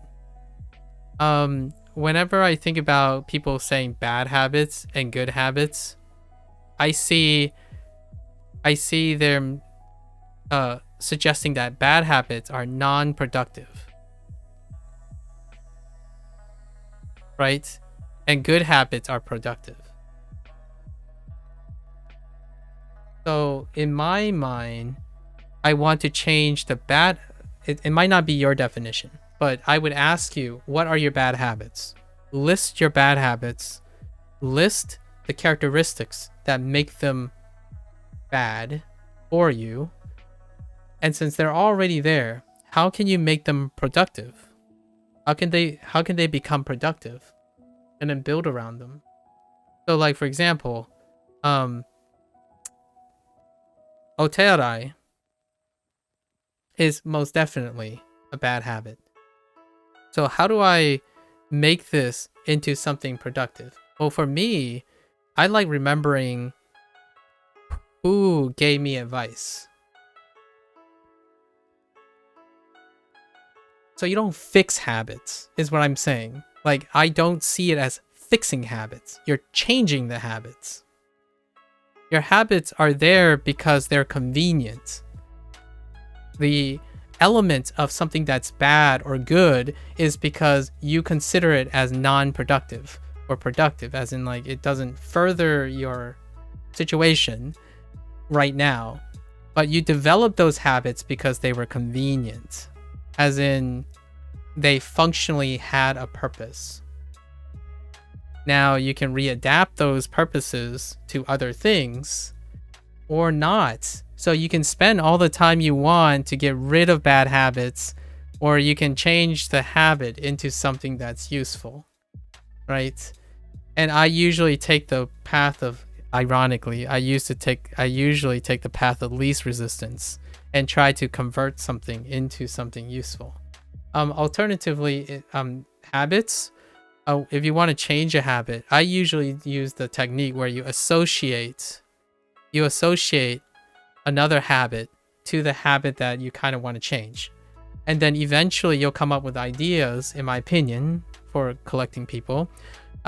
You will associate ways to adapt this habit to making it useful to whatever habit you associate with. So for me, I need to remember that is otearai and not atearai. So I associate the bad habit with something that I'm already good at, which is remembering the person who's yelling at me. So every time I see Indy, I'm reminded of otearai, not atearai. So if Indy continues to show up, I will be reinforced in saying otearai, not atearai. And at some point, the no longer gets reinforced because it will be gone. Yeah. Mixing two languages is the most okay, but then again, you gotta find someone who knows the exact same set of languages. That's fair. Or yourself. You can talk to yourself instead. Some habits are harder to fix than others. Fair enough. I'm talking about habits that build up on top of, making it a chain of bad habits. Certainly, that can be very difficult to address. So then you have to retrace it back. That's fair. I just mean that sometimes it might be better to fix some habits more early on, since they're be much. Okay, so we're talking about habits that already exist, right? That's fine. So you're looking for the worst case scenario. And I'm not necessarily talking about fringe cases. I'm talking about a lifestyle choice, right? So you can chip away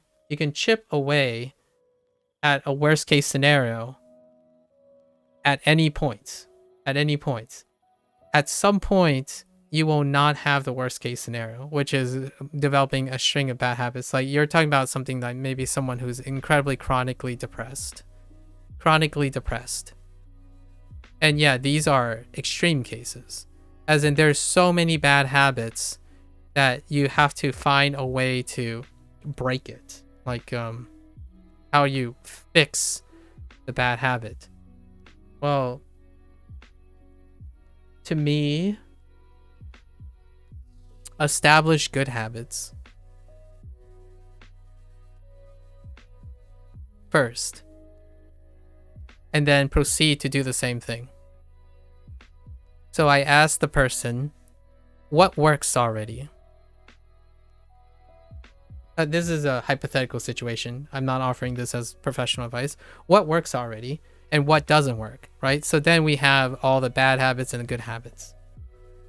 Can we use the bad habit, the good habit, to pair it up with one of the older habits and then go from there? So at some point, someone has a pool of desirable habits and undesirable habits, right? So you have a working basis for many things. Oftentimes, if you spend the time fixing a habit, you have nothing to counter it. There's no counterweight. So what I mean by that is, when you're fixing a bad habit and only the bad habit, it's a net negative. It's always going to be a net negative. So in this situation, when someone's in chronic depression, like, they only have negative, they have no extra fuel or any extra leeway, you have to go and either work on something that provides a counterweight or something that does work for them. And you start from there to change the bad habits, right? Fighting something is like, to me, like, telling someone, forget your native language. Forget your native language. and dive right into your target language. So you can do that for sure. The first couple, like the first month, 3 months, etc., would be using energy to negate this, and with no reward. Like, you have no reward. What are the chances? How consistent is this for people who aren't motivated? Right? You have to ask yourself, like, what are you bringing to the table, right? So this requires an entire input of energy from you. That's like fixing a bad habit. You're fixing a bad habit with nothing that works. You literally have a bad habit in isolation and you want to fix it. You're not thinking about leveraging anything you know to help make the bad habit, or like whatever you want to do with a bad habit. So oftentimes it's a matter of idealism versus practicality. Maybe. Sometimes they're one and the same. What I mean is sometimes it's one or the other to some extent, but I think it's both. It's both. Like a pragmatic thing would be something like English. English is a language with something, but there's pragmatic similarities between English and Japanese. You can leverage that. That's practical, right? You can use those practical things. Ideally, you don't need the crutch of English and go straight into Japanese,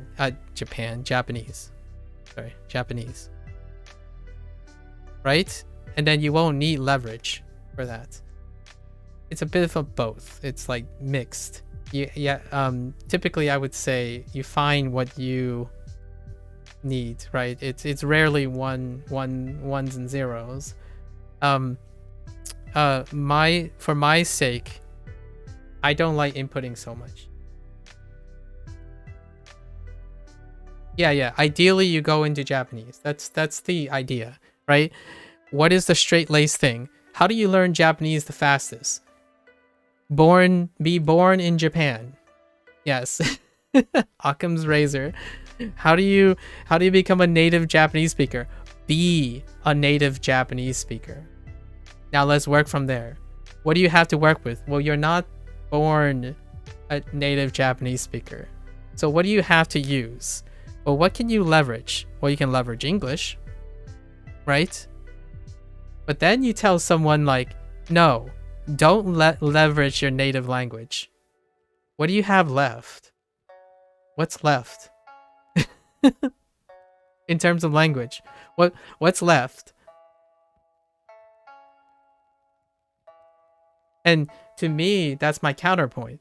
So advice of people, a lot of the current trending advice is the most effective way to get people to consistently learn a language is to pretend like you're ideally Japanese.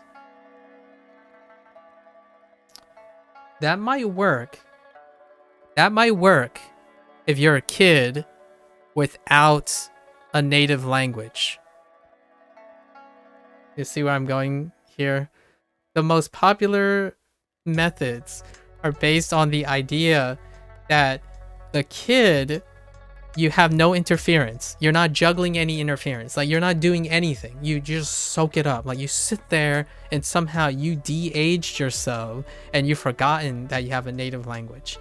So in my opinion, it's about 50-50. You get a little bit of mix of both. So 50-50, say you do a coin toss. Oh yeah, you ended up on the side of the place where you're an adult and you can't stop thinking about things in English. So the first advice you get is to stop thinking in English. Or in your native language, right? In this case, English for me. Like, well, I'm sorry, I'm on the other end. And what I mean by that is, ask yourself if you can do that. Not everyone should do this. Ask yourself. And then What I typically do is I make the method, I take the methods and apply it to what I need, what I do, right? What are my strengths and weaknesses? What do I require? Well, I'm going to leverage English because I heckin' love language. I love the English language. I love the Japanese language. Why not talk about them both forever? Like constantly. Like when I'm running, I'm literally saying, oh, hey, that's a tree. It's also key.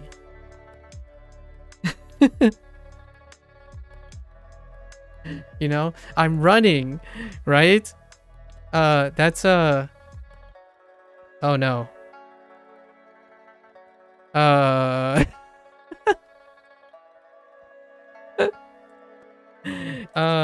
think Duolingo introduced hashirimasu.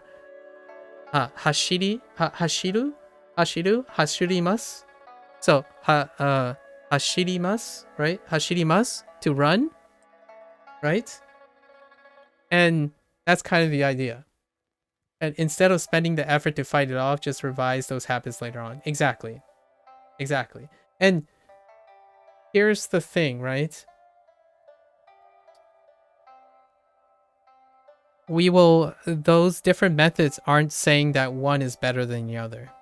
The idea is you offer as many ways as an expert, as I'm not an expert, by the way, as anyone who's a self-proclaimed expert, you offer them the most tools, and you are advising them on being able to pick the most effective way that meets their needs, is what I'm saying. And I get that comment all the time, like, oh yeah, I'm surprised you're still using Duolingo, and I'm surprised you're being... I'm not actually only using Duolingo, but Duolingo has inspired me to do a lot of things. So I love Indy's question a long time ago. This was like over 50 days ago. He asked me, so do you deliberately embrace bad habits in order to fix it later? My thought was, I'm developing habits now, whether they're bad or good, because they're convenient. And then because I understand they're convenient, I understand my habit formation well enough that I can use it later. A bad habit becomes constructive if it's used and altered in a way that's useful. Because the habit is formed because it's convenient. So there's something interesting and useful about it. I'm naturally doing that for some reason, right? You don't establish a habit because it's non-functional. As in, like, you don't overeat because it's a bad thing. As in, what I mean is, the intent of overeating is because it makes you feel good, not because it's functionally not serviceable. It's not sustainable. That's when we get into hairy territory. Bad habits, in my opinion, are not sustainable. As in, if there's a habit that makes you feel bad every single time you do it, that is a bad habit. Do I have those habits? Not necessarily. I do have them, though. I have uncontrollable habits that I must cope with. And there are unchangeable habits. However, we're not talking about habits that are uncontrollable. We're talking about habits that we are choosing to do, right? Choosing to be aware of. So if you become aware of a habit and its establishment, you don't have the insecurity and fear that you can't change it later for your benefit. So I know that the scary habits, and this is not advice for the scary habits. There are habits to be fixed. Like self-deprecation is a really real one. Mania and all that is incredibly dangerous. I just mean that sometimes. Wait, let me see. So basically, you become okay with a bad habit so that it makes it faster to reach a good enough level, then perfect the skill you're working on later versus talking an extended time of, yes, preferably. For me, I prefer to do the things and see what happens. there's a chance that bad habit never becomes a bad habit. Like, you don't know. I don't know if what the salience. So oftentimes the amount of rumination that you're taking is too much for me. If there's a point that the rumination takes more time than doing the thing and seeing if the bad habit ever happens. So for example, for now, lots of people tell me what habits that are a problem for English speakers, and that's really great because now I'm aware of them. The natural thing to do is those things don't happen, right? They may never happen. I'm not really concerned about them, but I do become aware of them. So far, lots of the bad habits come from us presuming that the methods are the same, like whatever I've done, right? So there are very classical English things that happen, and instead they became my assets. Not only do I like things like aru, iru, contrast, not only do I like how te get overlaps a lot of times with ni, those things became the assets. Like, as in, I wouldn't know. And lots of times that becomes very disparaging and discouraging. So there's a time and place to be worried about bad habits down the line. However, if you're able to be confident enough to know that whatever happens at the end, you'll be able to make use of it, that gets you doing things, right? Gets you to doing things. And usually these types of advice are for people who are choosing to do things. The stuff that we might not be talking about, which is what you might be alluding to, is things that are outside your control. Uncontrolled things, like dementia. We'll just throw in some things that are very dementia, or I don't know, compulsive eating, right? Compulsive eating, things like that. And I agree with you. This probably doesn't track for these, but these are like very extreme circumstances. Not largely the habits that I'm talking about are like language learning. They're voluntary. They're often voluntary.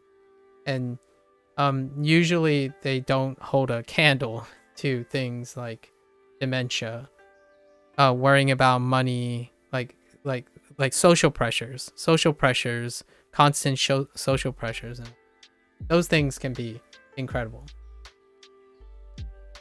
Okay. And then on a related note, it might be interesting to talk about whether when speaking, you should try to use perfectly correct grammar only versus just saying as much as you can, but also being aware of it. Oh, that's interesting. The mistakes you're making. That's a very good point. By the way, depending on how much you know about machine learning, there's an interesting analogy if you want to hear it. Sure. I might have heard it before, but we'll see. Thanks, Hunter. So, that's a good point. I want to say the whole perfectly correct grammar thing.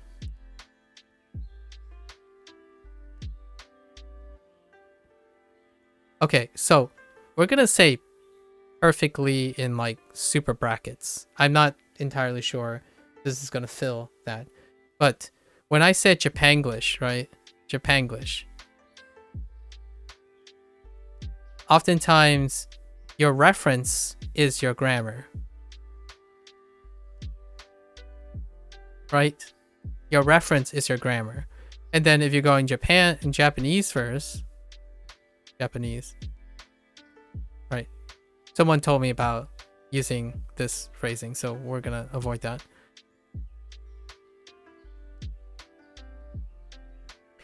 When I'm doing this, what's happening is you're also reinforcing grammar two ways, right? You're reinforcing grammar two ways. That also creates association with the grammar going across. Like, if you know English grammar, you know what is not English grammar. And if you know Japanese grammar, you know that it's either not English grammar or not Japanese grammar, right? And oftentimes that is also self-correcting. So yes, you might not have perfect grammar because you might be mixing these two, like mixing English and Japanese grammar. However, at some point with this bootstrapping, you can distinguish between what is Japanese grammar and what is English grammar, while also knowing what is not English or Japanese. And oftentimes, it offers more opportunities to think this way, in my opinion. More opportunities. And my personal take on this is that you are thinking about Japanese and English more frequently, involuntarily, or not like voluntarily, but like when you think of something, every time you think of English, you're thinking about Japanese. That is still more frequent than setting time aside to only think in Japanese and only in English. So what that happens is then whenever you go to use English, you're going to stop thinking about it in Japanese. And then when you're only thinking in Japanese, you're going to stop thinking about it in English. Well, what is more functional, in my opinion?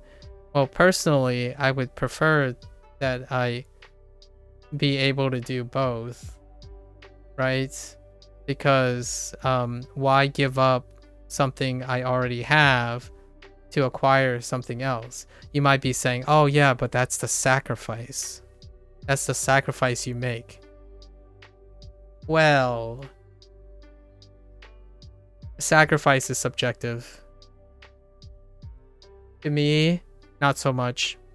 I prefer to increase the frequency.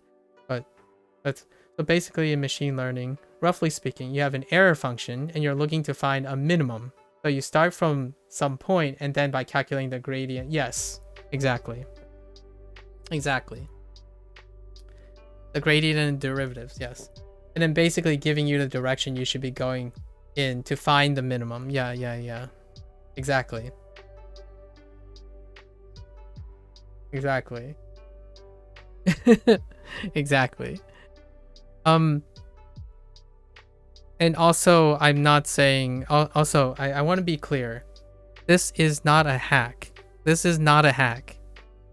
Like, what I mean by that is, you're not using this to substitute for something. You can combine them.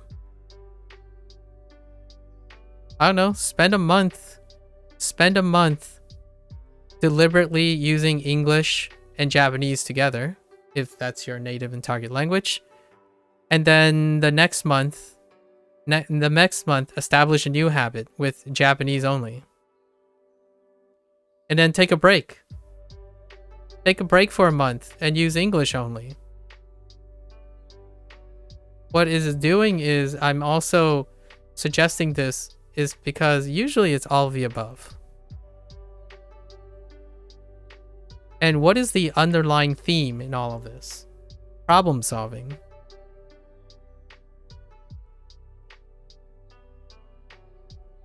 It's reducing tedium. Right, we already talked about how complacency is very strong and demotivating. So lots of times I switch up things towards a, I don't know, goal. We'll say towards a goal. But my approaches are constantly cycling. It's cycling through these stuff. So sometimes I might watch anime with no subtitles. Sure. Sometimes I watch anime with English subtitles. Sometimes I watch anime with dub in English with Japanese subtitles.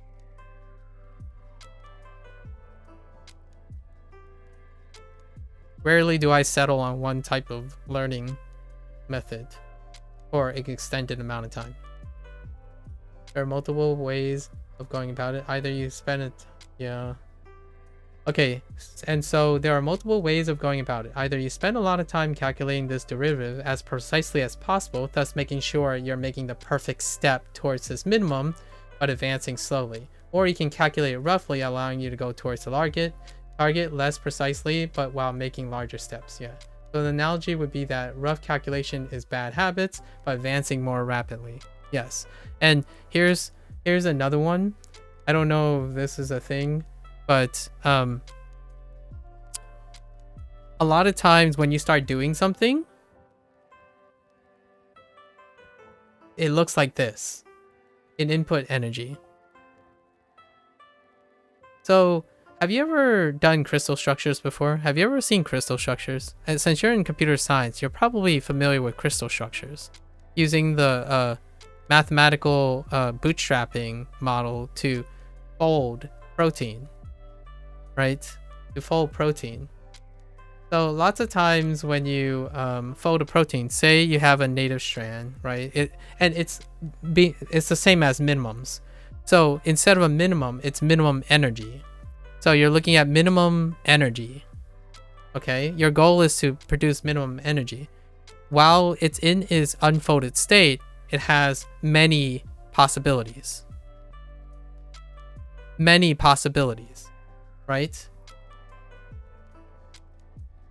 But if you start to just bend, as in seed, if you seed something by just doing, like for example, a wet lab did a partial crystal structure.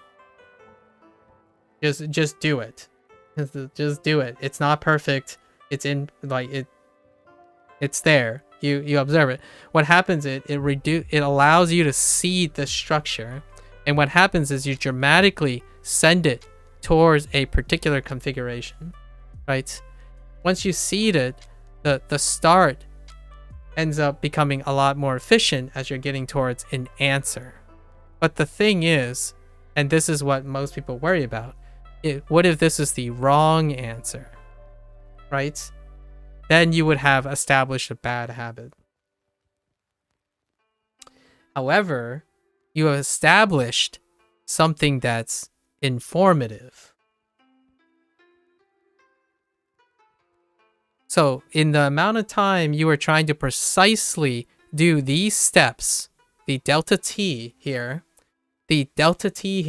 is a lot of time, right? A lot of time. But if you seed it, you'll leap over this and come to an answer. The answer might not be the right answer, but this information is useful in changing this answer to a neighboring answer. And how much time does that take? It might be comparably the same.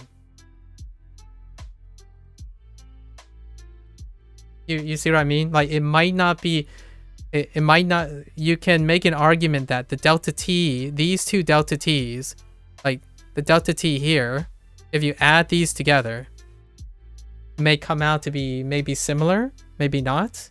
The idea is if they're similar, then why choose one method over the other? The simple answer, the more scientific answer is why not both? Pick the most efficient one. The idea is like, I don't like the hustle of language learning right now, where they constantly fight and bicker about what is the most efficient. Like what is the, like hindsight is really great and all, like, you know, like there's a lot of hindsight in studies and stuff. At the same time, yeah, there's a lot of things going on, but I like to think that in human practice, I focus on the idea of consistency. And honestly, to me, if you're looking at thermodynamics, we'll do kinetics, right? Kinetics. I know this is hilarious. We're talking about kinetics now. If you decided that your if for Japanese, for example, to learn Japanese, if the activation energy is always constantly this high, what are the chances that you'll stay consistent?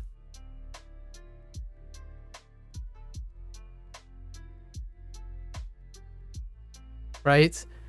but your results might be fast. It's definitely going to be fast. But what is the fail rate?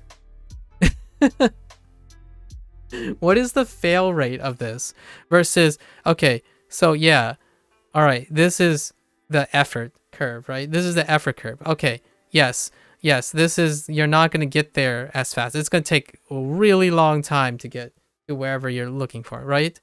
But what is the fail rate of this? Is it less?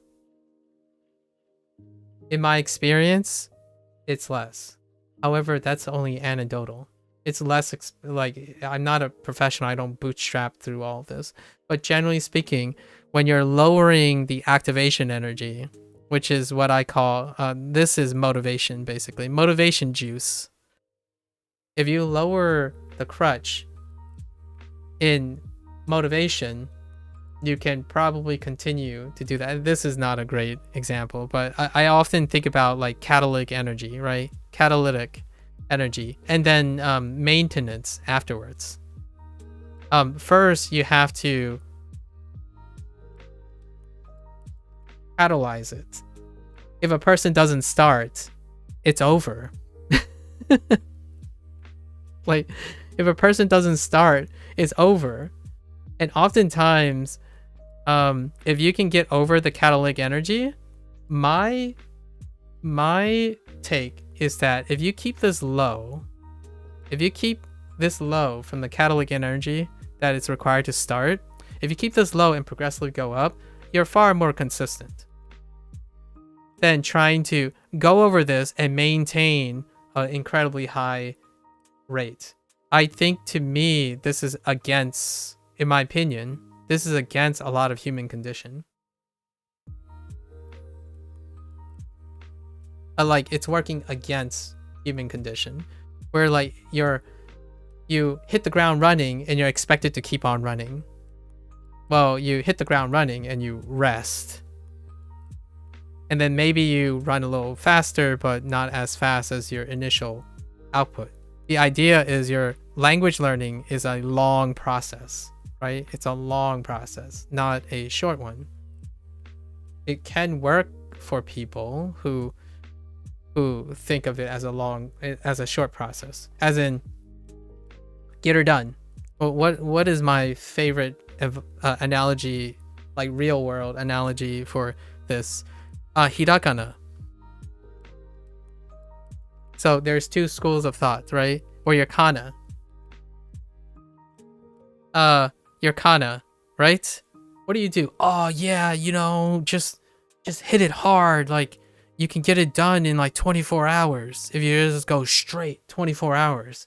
Like, all right, well, that's cool. So the catalytic energy, the catalysis, right, for the energy is bonkers high. It's like, okay, sure. So if you don't achieve this, you're gonna quit. You can try it. I mean, it's only 24 hours, right?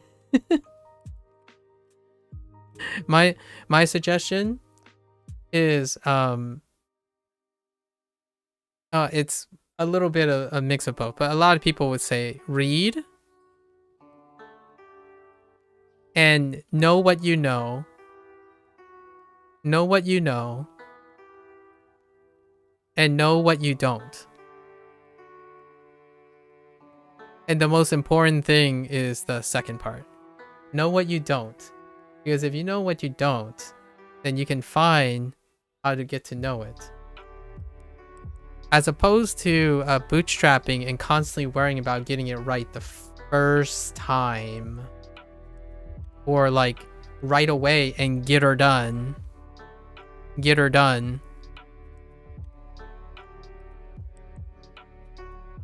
It is. But here's the thing. These are two schools of thoughts. Yes. So there are two schools of thoughts, but the idea is it's not one or the other. It's both. There are going to be things that you want to sit down for 12 hours. There are things that you're going to read and say like, yeah, right? So what have I been doing the last 71 days? Well, people still ask me if I only use Duolingo. Well, the answer is no, I don't only use Duolingo. However, I'll meta this even more. I haven't had anyone who approached me and asked me, do I only use Duolingo one way? Because when they ask, do I only use Duolingo, they assume there is only one way to use Duolingo.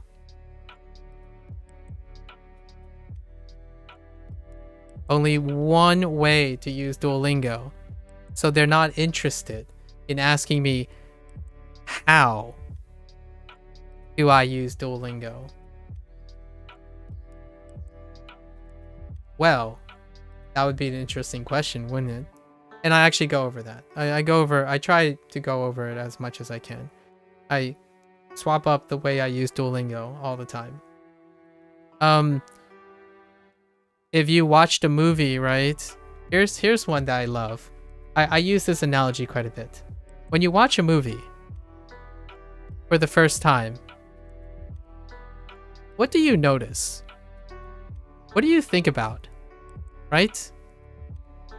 If you're the person that's asking me, do you only use Duolingo, and you only assume there's only one way to use Duolingo, you'll probably be also the first person that says, when you watch it a second time, you notice the same thing.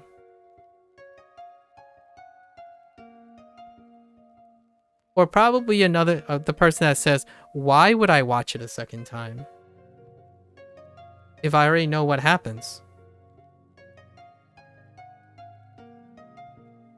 Right? Why watch it a second time if I already know what happens? It's because you can only imagine learning one way from what you're consuming.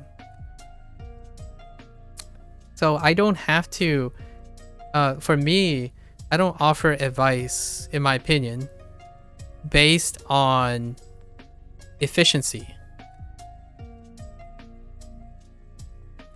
And words like best, worse. I ask the person. There are many ways to cross-reference behavior that benefits the person. Like, what I mean is, you could probably just ask the person, okay, how do you consume movies? Or let's say you have, you like video games, right? Like, you know, you ask the person, you like video games, right? How do you play the video games? And I do this a lot because I play video games. And lots of people play video games. How do you play video games? Okay, so can you describe a time, you know, you can get a lot of information by getting them to describe and express things. And because I'm more focused on understanding how this person learns, right? How this person learns. You can leverage your experience and apply appropriate methods. The problem that I have when people focus on best methods is they rarely are concerned with who they are talking to. Like, who are you talking to? You want the panacea of methods, but yet that's assuming it works for everyone, right? And it can work. More than not, the best method is what worked for you. What worked for you. And I often tell these people, you're projecting. You're more than likely projecting your experience. And thank you. I really appreciate that. Thank you for giving me your advice. And I spend a lot of my time trying to figure out if any of that advice helps me. So yes, I didn't reject most of the advice that people said. I took it, and I took the parts that work for me and fill it in. So all that, but it doesn't change the idea that they're projecting their experience. They're telling me what they know best and what happens best. They haven't even asked me what I'm looking for. And it's not because they maybe aren't compassionate. They're probably very compassionate and empathetic people because they're motivated to help other people, even if it's projecting their own experience. But the idea is, if you constantly have a mindset of thinking about best methods, unintentionally, you will sound like that. Like, oh yeah, man. Oh, you speak English. Oh man, it's going to be weird when you start pronouncing the da, di, do, right? It's going to be weird. It's like, well, I guess. It's like, I'll keep that in mind. Thanks. I'll keep it in mind. They didn't ask me if I only speak American English, right? Because the best way they learned is if you see an English person, these are obviously the problems, statistically. And I get it. You know, have I taught before? What do you mean by taught before? I have taught, but I've only taught science before. Although this is not very different from teaching science. I tutored most of my life. As in, I love doing outreach and helping people that struggle. So, and most of the time, they teach me a lot of things. I love, like, I run towards people. I run towards people with problems, and not in the bad way, like not towards like problems I can't solve. But what I mean is, when people trust me enough, and we want to solve problems, not in a like a therapy way or anything like that, but we solve problems together. And this is the very most important thing, right? We solve problems together. A lot of times tutoring is the tutor is trying to solve the person's problem, right? But the tutor themselves don't take it as a learning opportunity. What happens when the tutor fails? Neither group learns anything. So oftentimes when someone asks me for a question, advice, something, I would offer my 2 cents, but not before I ask them what they can teach me about their problem or their advice, right? Like if someone says like, this will happen a lot, and it becomes very pedantic, and not a lot of people are receptive to this, right?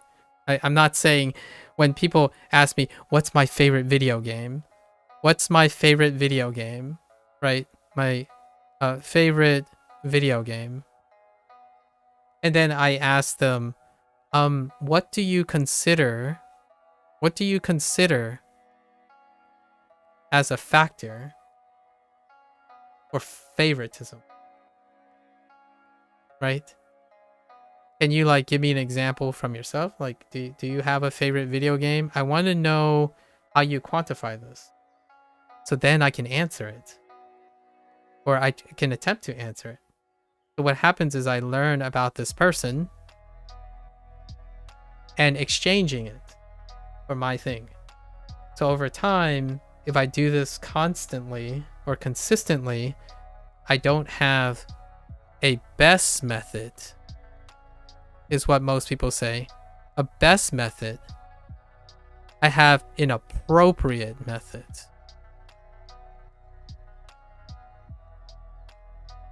So all those students that struggle, if there aren't any struggle students, to me, it means I have successfully applied enough appropriate methods to reach a bottom line. However, now with that bottom line, anyone who's at the bottom line offers a learning opportunity for me to raise that bottom line. Like, to raise the bottom line. So how does Duolingo work and factor into this? Well, I know where the bottom line is. At least I'm pretty sure I know where the bottom line is in 71. After 71 days. Usually we're talking about like 500 hours now, right? So my goal is, how do I raise that bottom line? Because my bottom line is only as lazy as I am. So like what I mean is, if Duolingo is not doing it, then I can do it. I clearly know now what Duolingo doesn't do. So whenever someone challenges me for doing Duolingo, to me, it's an opportunity to raise my bottom line. So, much like science, your the strength of your data, the strength of your defense, right? Your thesis defense is how long you spent considering your opposing factors, the people who challenge you. So I often romantically say, what does the PhD mean? What does it stand for? It stands for critical thinking. And critical thinking is not confirmation bias. It's not confirmation bias. It's not dogma. Yeah, dogma is a big one. That's a gray area. Dogma. Right? If you don't, dogma does not require critical thinking. Testing and experimenting and not having comprehensive answers. Not having comprehensive answers requires critical thinking. So yes, maybe other experts have solved the mystery of how to get people to learn, right? Let's just say that's how it works. They solved the mystery of how to get people to learn. Let's just accept that. For example, you have a lot of challengers. People come to me and say like, this is the best way to learn. All right. Is that objective? It's like, well, yes, it's the statistically objective way of learning, because that's what experts do. Okay. All right. I see that you're telling me you're objective. So let me propose a counter argument. If this is the objective truth of learning, then why is there spuriousness in the language learning community? So what I mean by that is, if you are objective, you can probably settle on the idea that there's discourse in learning methods.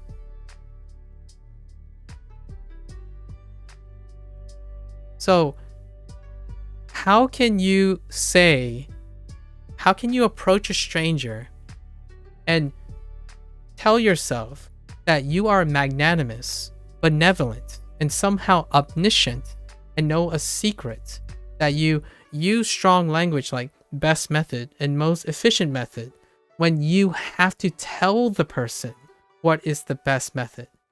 Generally, when something is objectively fact, it's dogmatic.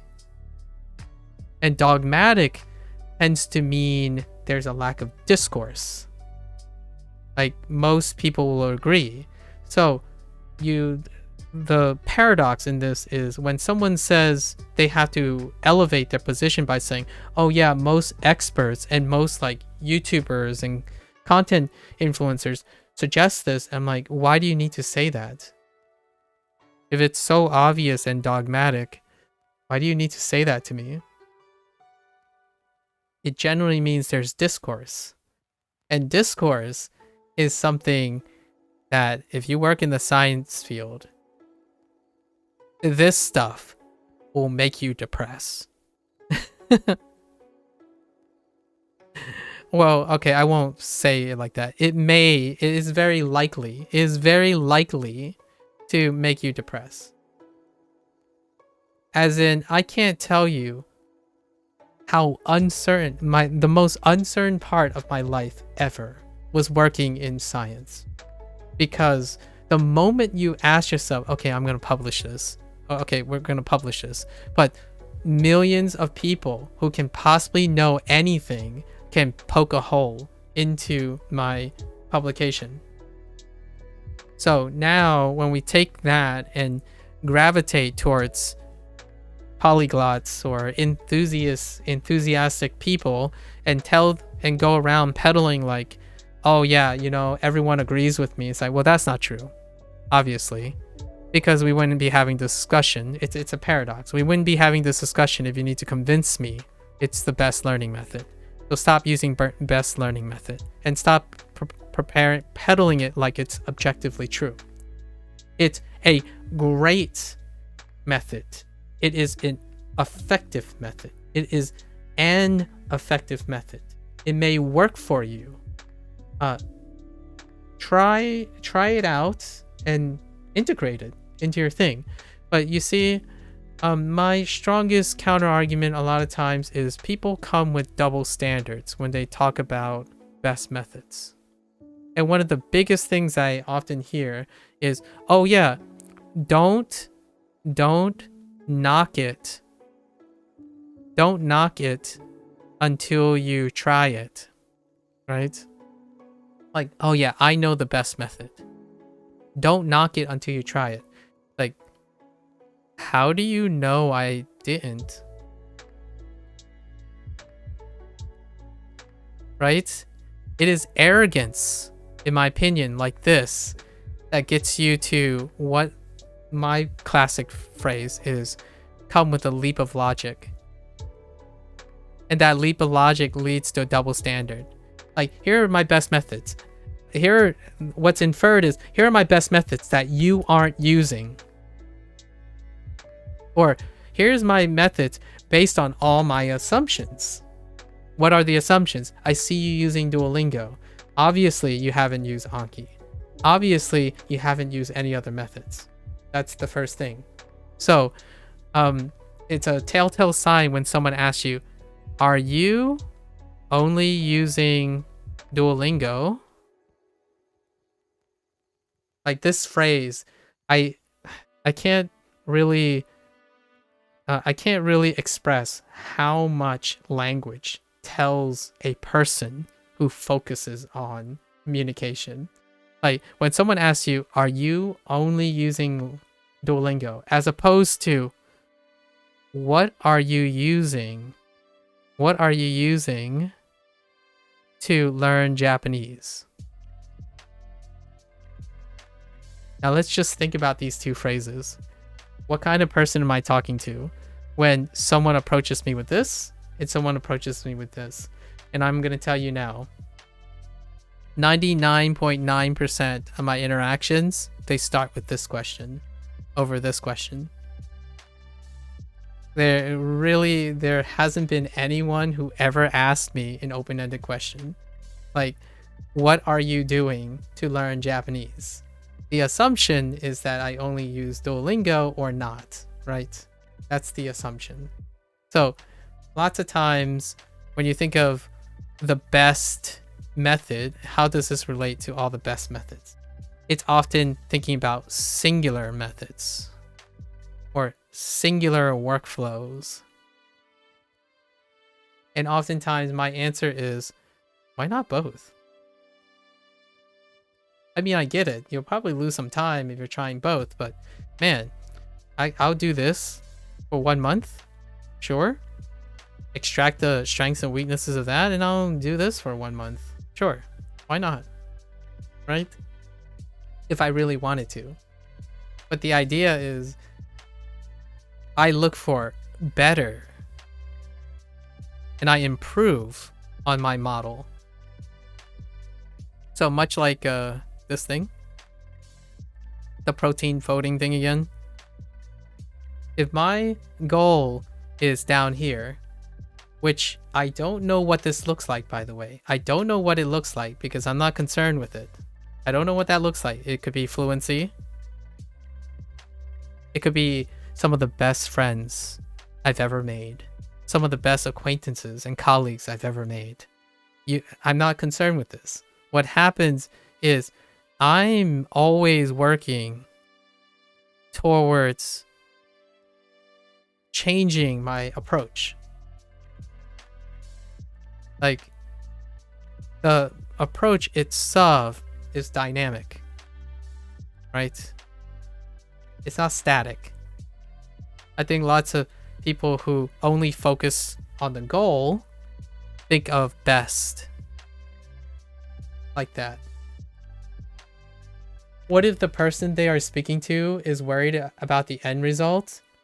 My favorite technique, at least me as a friend, not as a professional, but as a friend, I would move. So let's just say the finish line is here, right? They're worried about the finish line, right? And they're starting here, right? This is their position. I would move the goalpost closer to them. I would make a mini goalpost here.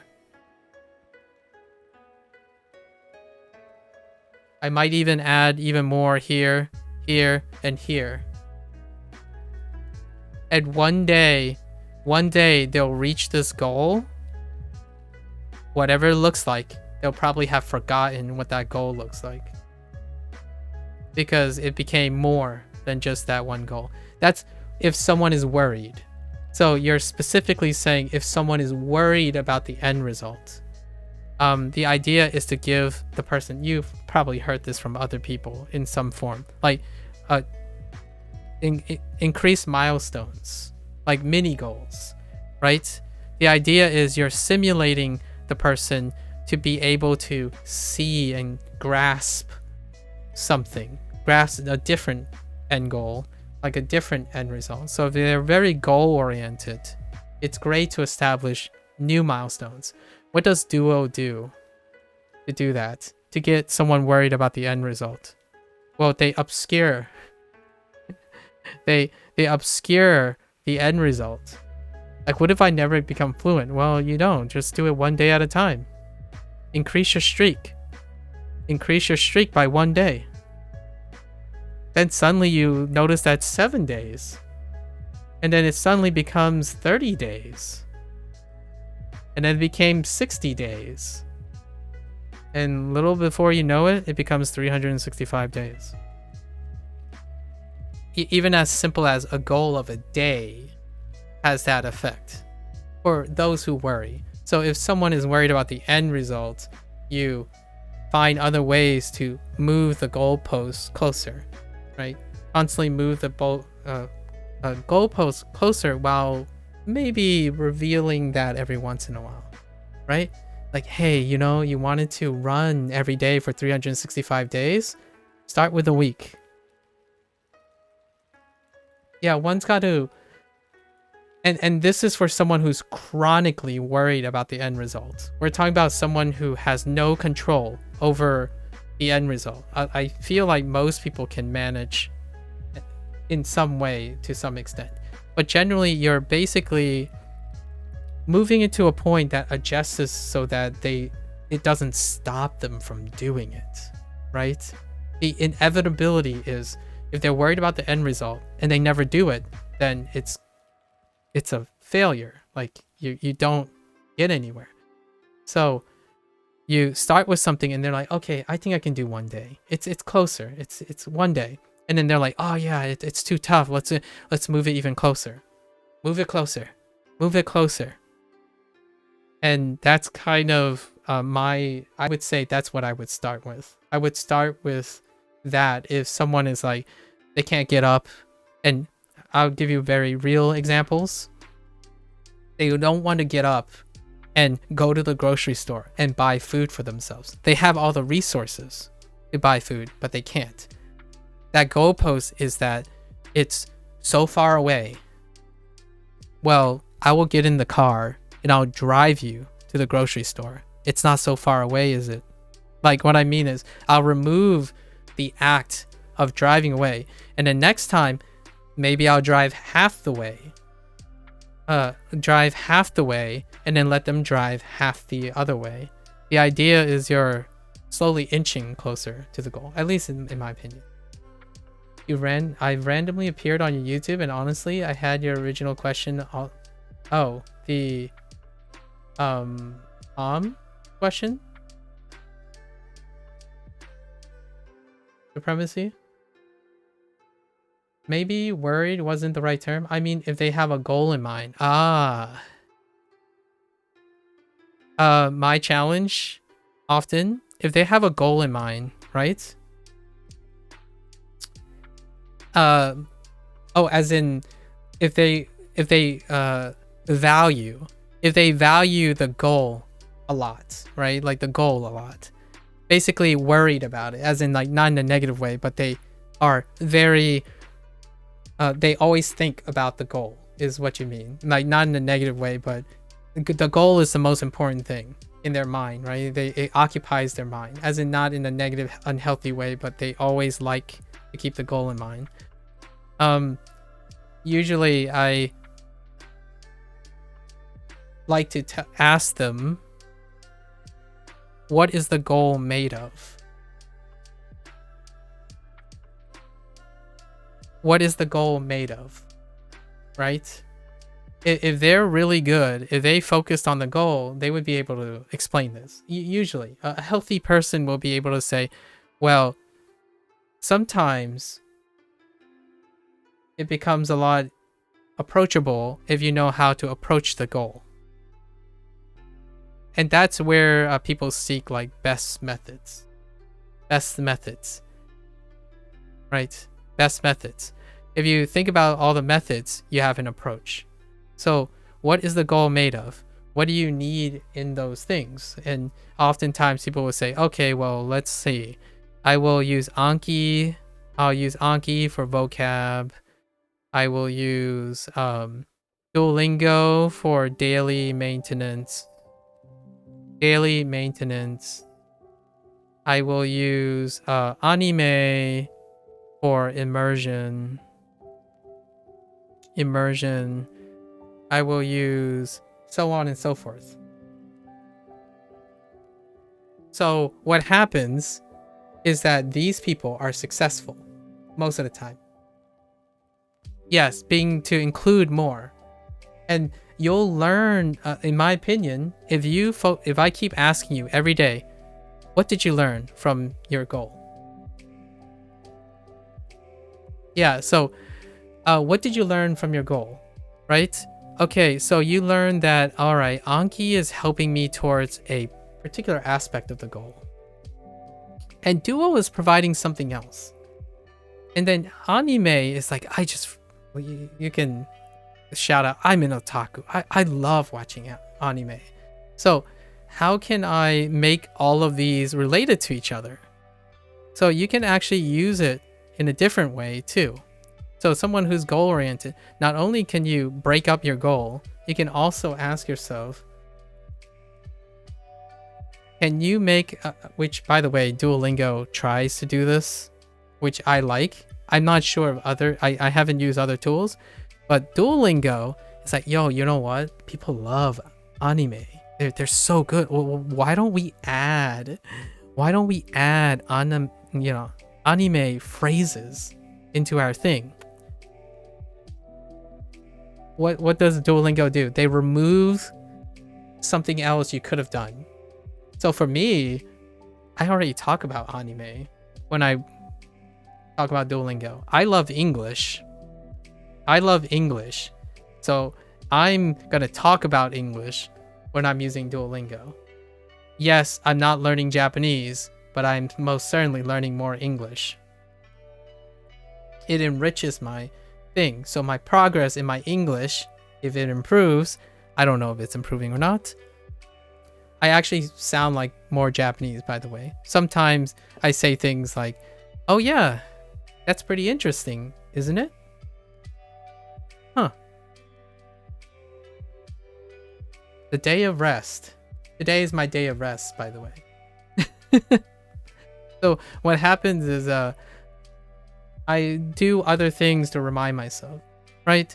And if you're focused on your goal, you can break up your goal and see if any of it fills your goal. And that's probably how I would make it more manageable. Lots of times when people see the word goal, they see this. If you're goal oriented, you see this. And then what you see is this.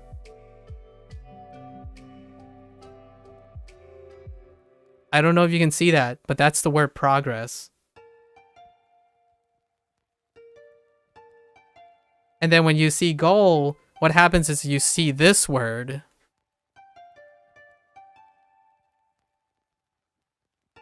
Right? So it's very unmanageable.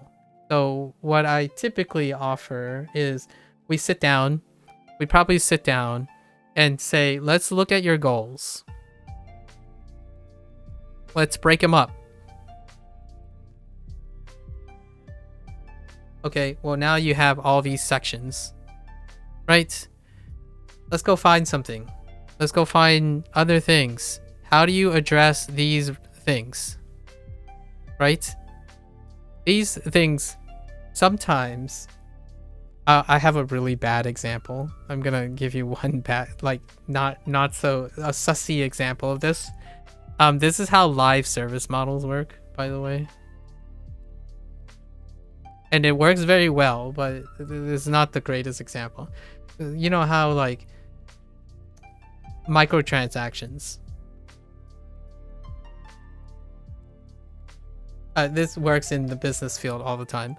So, is it easier to make 30 $1 exchanges or spend $30 at once? Well, if the business owner's goal is to make $30, it's usually this, not this. It's a bigger perceived activation energy when it's all at once. What is the all at once approach? Immersion. If you can do that, do it. You'll probably be successful. If you can't, you're more likely to do something in smaller intervals.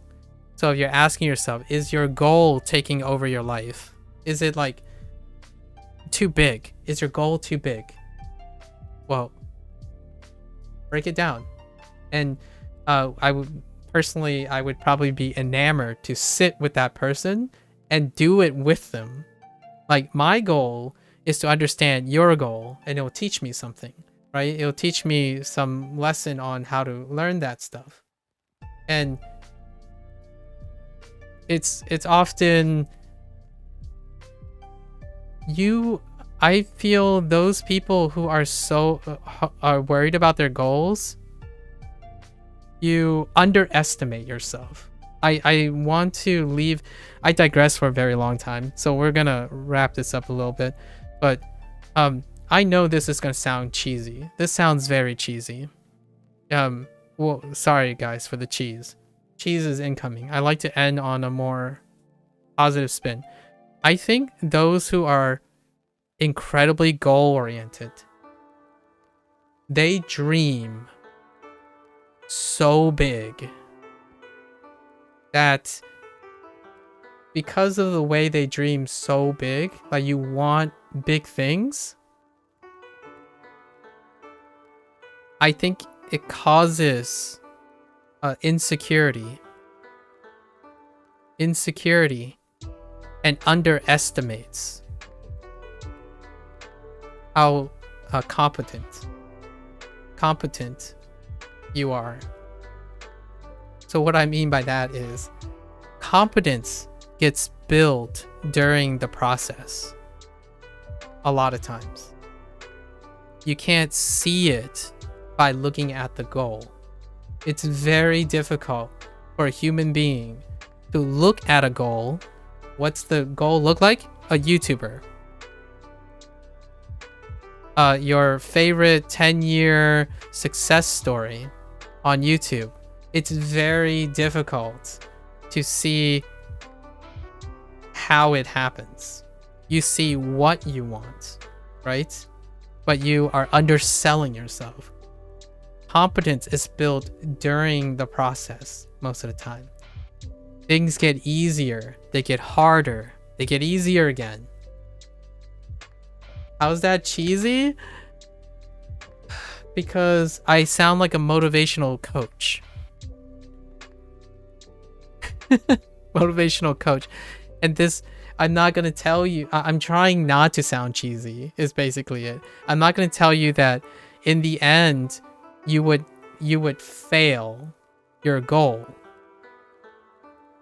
And here's the flip thing. Here's the message.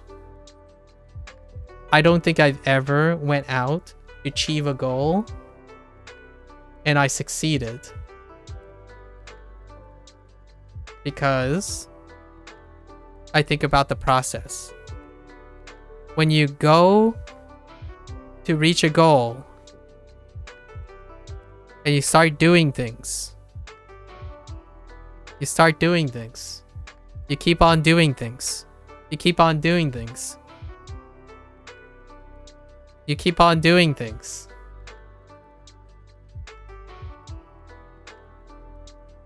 And you reached a new goal. So yes, most of the time that I go out to achieve something, I failed the original goal. It becomes bigger than that original goal. And the cheese here is that when you focus on a goal, you cap yourself.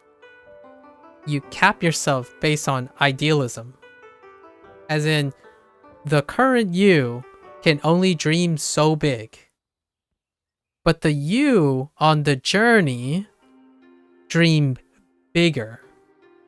That goalpost is constantly moving. The goal can be here one day. It can be here one day. It can be here one day. It can be here one day.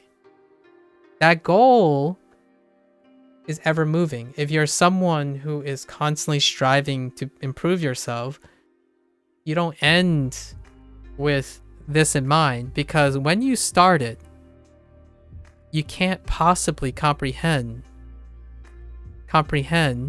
the cheese, here it is, comprehend how good you are along the way. So oftentimes I see, in my opinion, it breaks my heart, and I say this quite often actually. It breaks my heart that one of the unintended consequences of the hustle culture of the internet is that people don't even start anymore. They convince themselves to stop before they even start. I get that there are a lot of best methods. I get there are a lot of people hoping to help, right? Lots of experts, lots of XP. All this knowledge is not going to be helpful if you don't even start. Or if you don't continue going. If you stop here, you're not even close to your goal. If you stop here, yeah, you get past your goal. But rarely do people say beyond the goal or see any goal. And oftentimes, here's another thing, right? Yes, I would say you need to focus on a goal, right? Some people say, oh yeah, if I focus on a goal, it helps me guide my direction. Guide my direction. Like, you want to stay focused. Like, oh yeah, I need Japanese fluency. Let's keep my eyes on the fluency. The idea, though, is lots of people choose goals, successful people choose goals that move. They keep moving, as in it's flexible. Like, what is a goal of fluency? It's going to change over time, in my opinion. If you're someone who is like any other human being, in my opinion, the vast majority of humans, when you start doing something, your goal, even if it stays the same word, it's going to be different by the time you get to the end of your journey. Humans are miraculous. You are able to solve problems that I don't think you are even able to understand yet. You are incapable at the moment because you are inexperienced. So the idea is maximize that, in my opinion. If you're going to go on a journey, sorry, I'm like taking a page from Frien at this point, the anime that I just finished. If you're going to go on a journey, why make it suck? especially, why make it suck when you choose to go on that journey? If you're choosing to learn Japanese, why are you going to make it the hardest way? Right? And yeah, I get it. It's the best way. Like, a lot of people say it's the best way. Like, why make it suck for yourself? Go find other people that would join you in the journey. At least in my opinion. If you're in it for the grit, by all means, go for the grit. I usually save that for life things, you know, like stuff. Only so many hours before you... Oh yeah, that's fair. Gotta go to sleep? Yeah, thanks. Thanks, Mohammed. I think we're gonna wrap this up for the most part. One of the most important points MAKU brings up is that finding ways to stay motivated usually overlooked when discussing the best method. Yeah, exactly. Exactly. If you are happy, I think if you are happy and you are motivated, I would say keep spending that. That's your currency. Motivation is a currency, in my opinion. If you are motivated, that means you have lots of money. And I don't mean like literal money. You have motivation is currency. If you have a lot of it, spend it looking for the best method. Right? Right? So spend some of that motivation you have, make it hard for yourself, for sure. As in, like, go for the most efficient things. But if you don't have currency, as in you spent it all, right? You've allocated your stretched thin, step back, in my opinion, step back and get some of that currency back.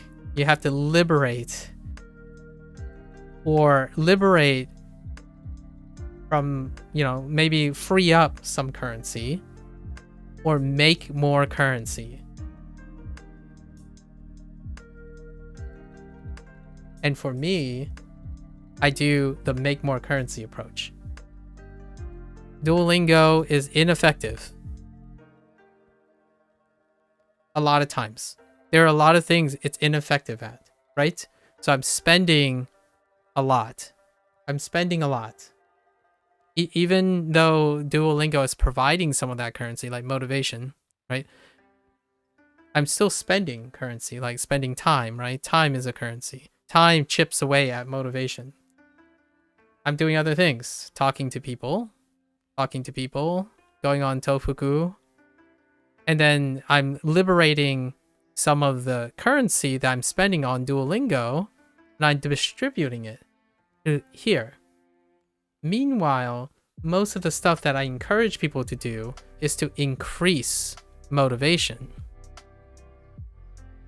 When you're feeling good, when you're feeling less apprehensive, when you're not worried about what will I be like in 5 years, you're going to liberate or generate more available currency, like motivation. And then you can redistribute that back into Duolingo, Tofuku, Anki, and whatnot. So it's been day 71. I have this chat all the time, by the way, guys. It's Mohammed mentioned something like I'm really well spoken in verbalizing this. It's largely because this is probably like the 100th time I've talked about these things in a different context.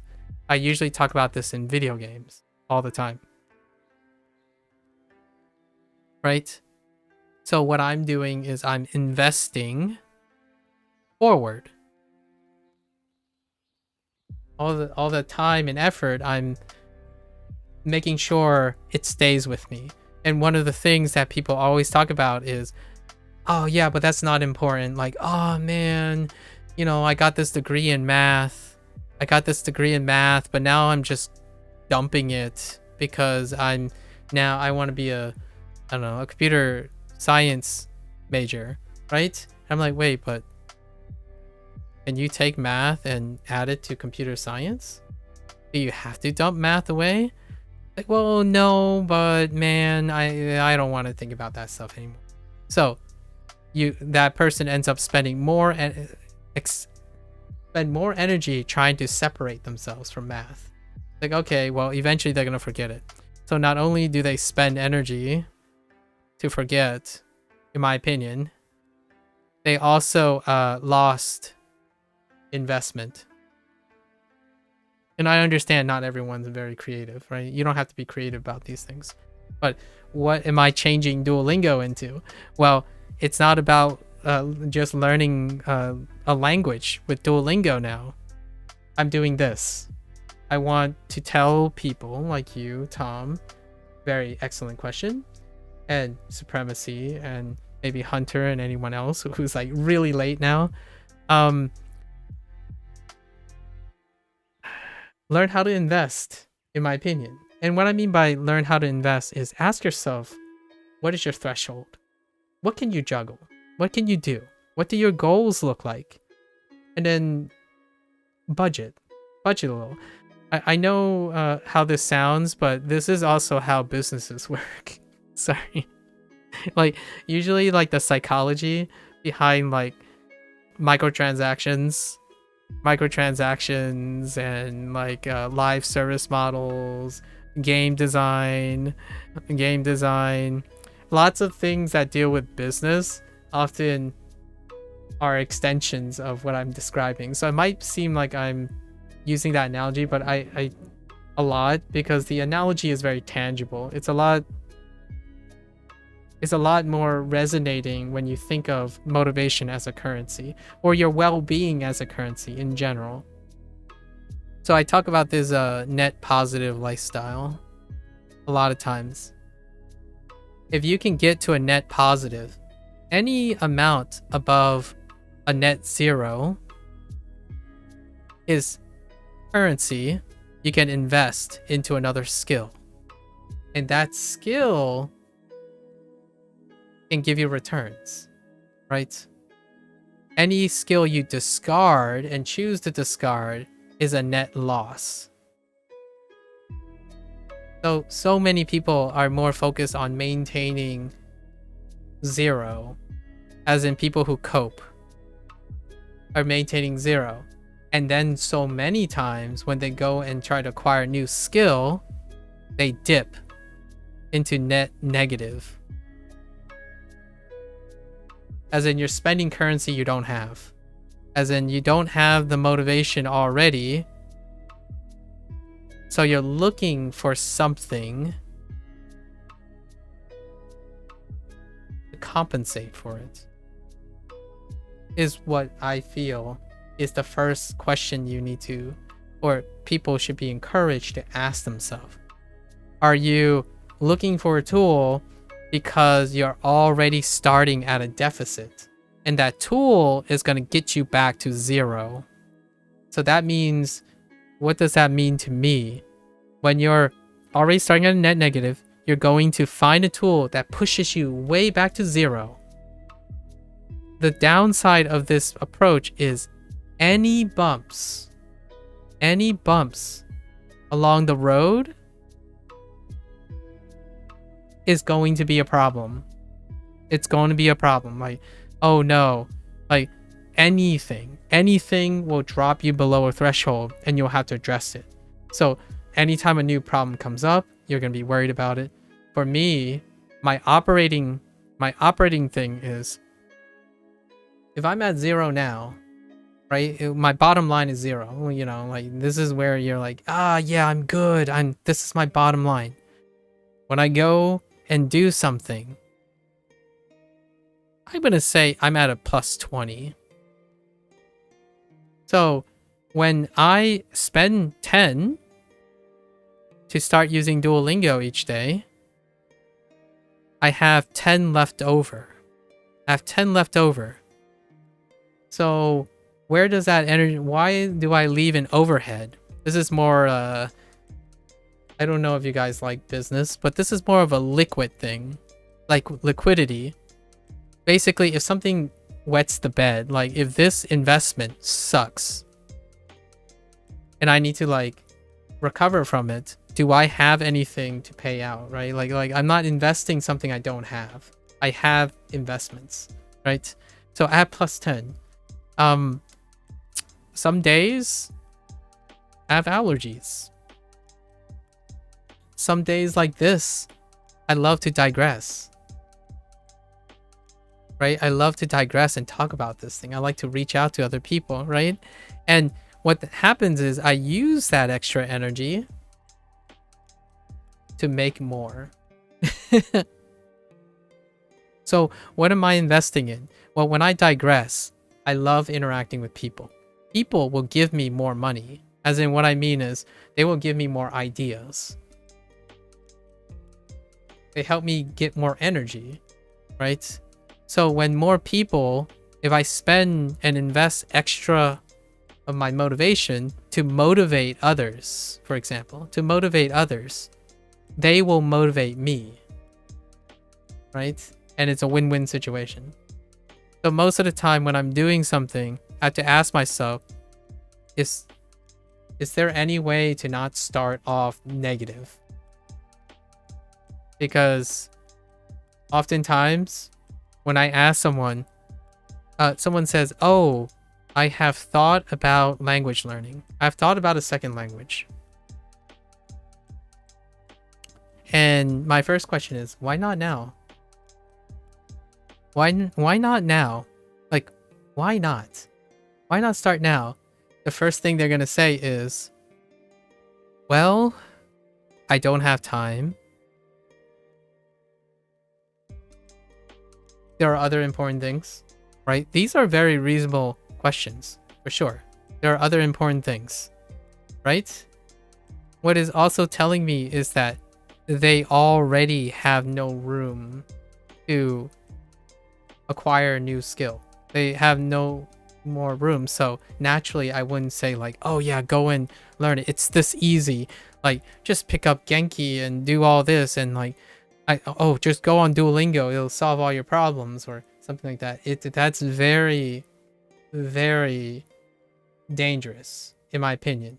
If someone is already saying, I don't have time, there's other important things, they're probably sitting at a place that they're more or less steady state, right? And if you're suggesting and selling something like, oh yeah, don't worry, man, I learned in 24 hours, just use my method and it'll work out. Well, first, when you use that method, this person is going to expend currency and they're going to be angry if they don't get that currency back when you promised it will work.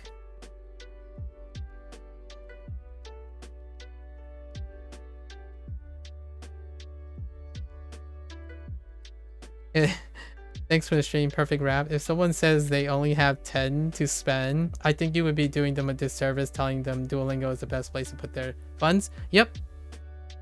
That's it. For their purpose. For their purpose. Obviously, my purpose using Duolingo is very different. I'm getting a lot more return on my goals, and I don't think people have asked me what my goals is outside Duolingo. Some people did, I guess. Yeah. But yes, use what you can spend, I suppose. All right, that's a good wrap.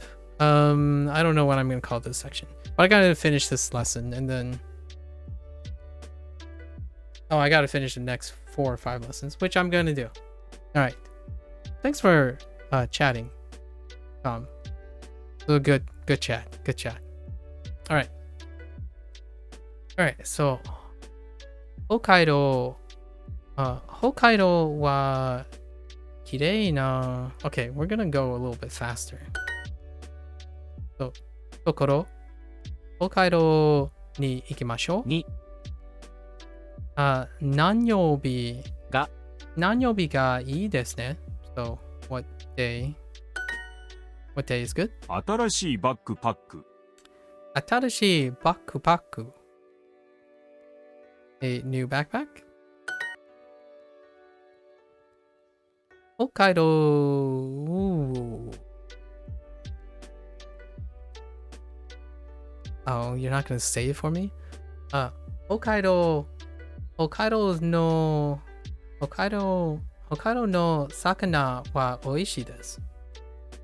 北海道北海道の魚は美味しいです。北海道はとても大きいです。北海道はとても大きいです。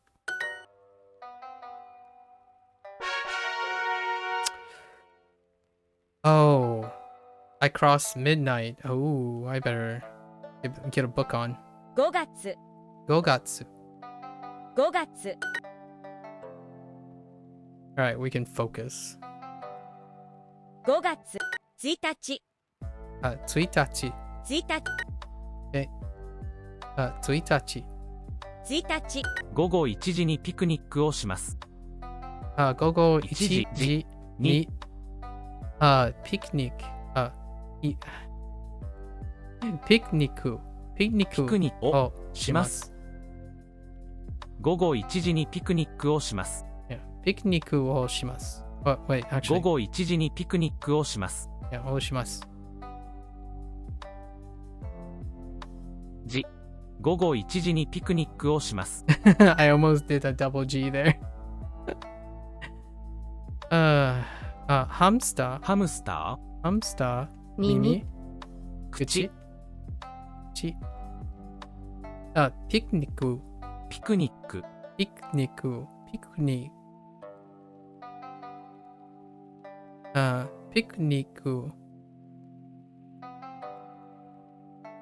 ビジネス5月1日も晴れです。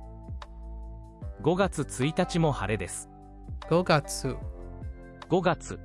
も5月1日も晴れです。1日 Oh, why duo? も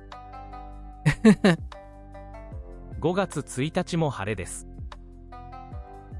1日も晴れです。5月1日も晴れです。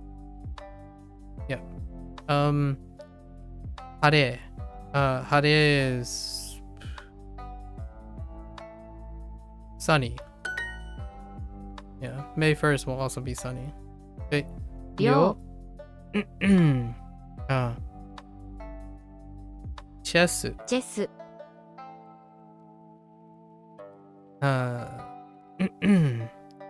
キャンパス Let me try this again. ピクニッ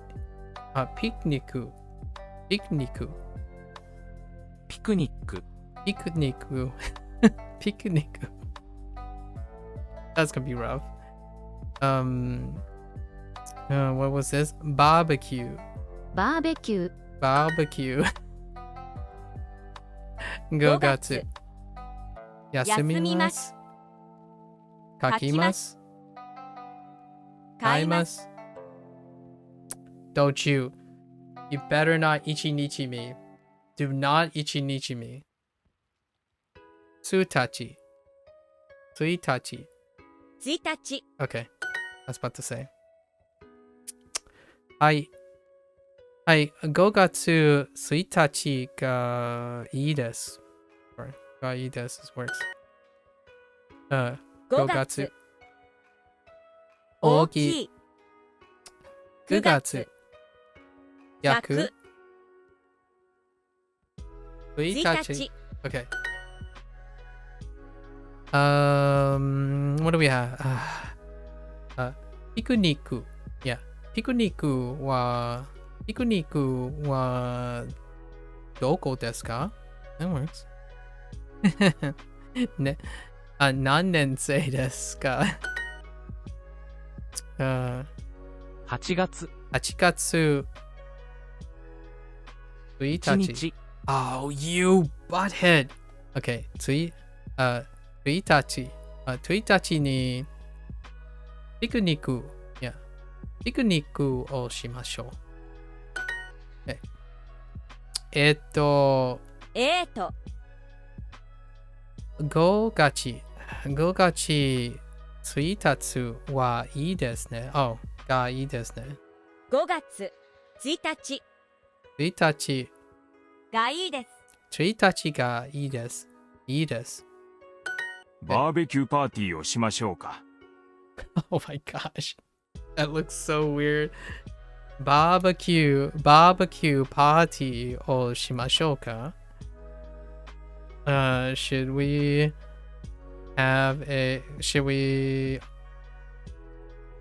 have a barbecue party? Yeah. Would you have a barbecue would you like to have a barbecue and a picnic? That's that's probably how you would express it, right? Although when you say a picnic, you kind of, they are different things, huh? I haven't even thought about that. Sometimes when people say if you have an outdoor picnic, it's inferred that it's a barbecue, but at the same time, man, that's definitely an Americanism thing. Okay, so barbecue to picnic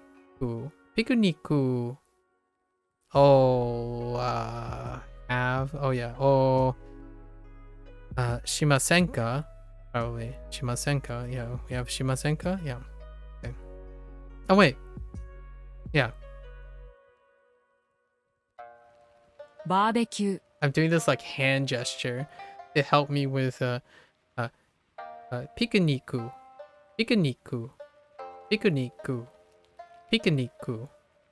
Barbecue to picnic o shimasenka? I don't know why that helps, but it kind of does. ピクニック Okay. Yes. を Uh-huh. しませんか Okay. Tanoshi barbecue. Barbecue. Barbecue. Okay. 楽しいバーベキュー Alright. 雨 Ame. 雨 Can I get the kanji, please? Thank you. 雨8時は少し早いです。 8時8時8時は少し少し早いです。早いです。8時は少し早いです。 Alright. 8 o'clock is a bit early. Let's go. 8. 雨。雨1日。 1日 Okay. 5月会います。午前4時はとても暗いです。午午前 Wait. 午前4時4時はは something 早い。午前4時はとても暗いです。とても暗いです。とても暗いです。 Short. 4 a.m. is very dark. Yeah, that's fair. 数学。数学モモノノレールレール。モノレール。ビジネス。ビジネスビジネス。暗い。暗い。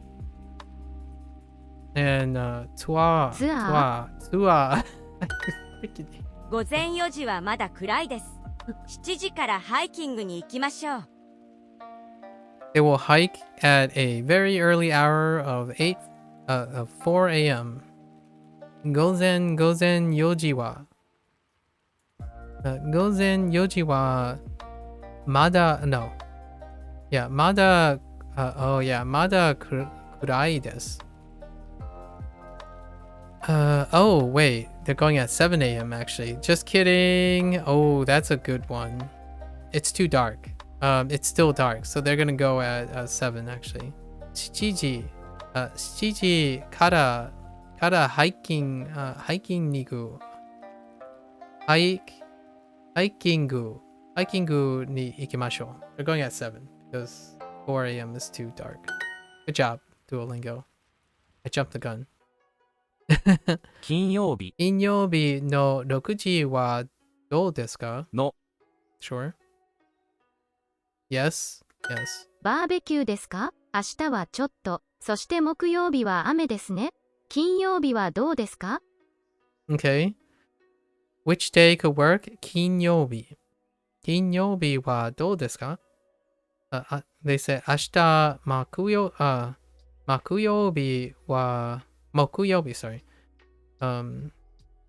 そして木曜日はokay. I guess 木曜日 technically. But that person's also asking Friday. Wait. 明日木曜日はOh, it's rainy. Just kidding. Thursday is rainy. They don't like tomorrow either. So tomorrow's not the way. And they're talking about barbecue. 日曜日の8時はどうですか？ How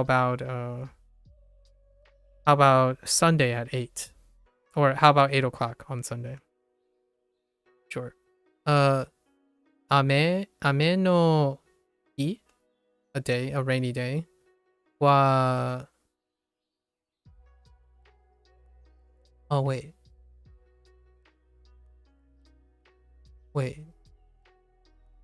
雨の日は好きですか？ Oh. Liking rainy days. Do you like rainy days? Okay. 5時は多分暗いです。Where's 多分暗いです。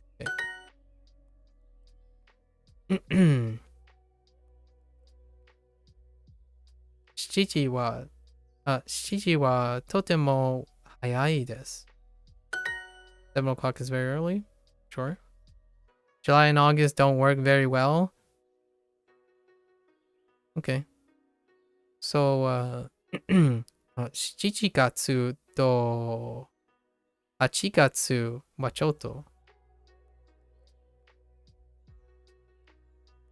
7月と8月はちょっと。来週は多分雨です。来週は多分雨です。Okay. Next week will be rainy. Will probably be rainy. Short. 6時 Oh no, 午前午前6時はちょっと。Short. Is 7 a.m. early? 7時 Oh no, 午前ご飯 Oh. ご飯午前 No one saw that. 午前7時午前7時 Oh, that's interesting. は早いですか？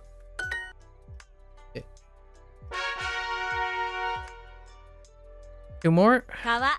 川 Short. 近くの川がいいです。近くの Wait a minute. 近くの川がいいです。近くの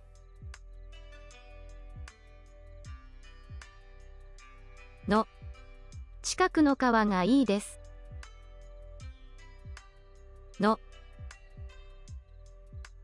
近くの川がいいです。What? 近くの川がいいです。Oh. がいいです。Wow. I couldn't hear the kawa. 近くの川がいいです。Wow. I just completely blocked that out. 近くの川が近く近くの川がいいです。川がいいです。川。いつも外は本当に暑いですね。いつも本当に something いつも外は本当に暑いですね。外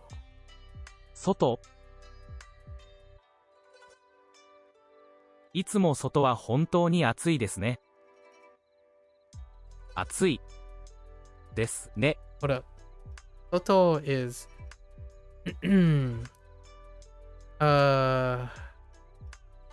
it's always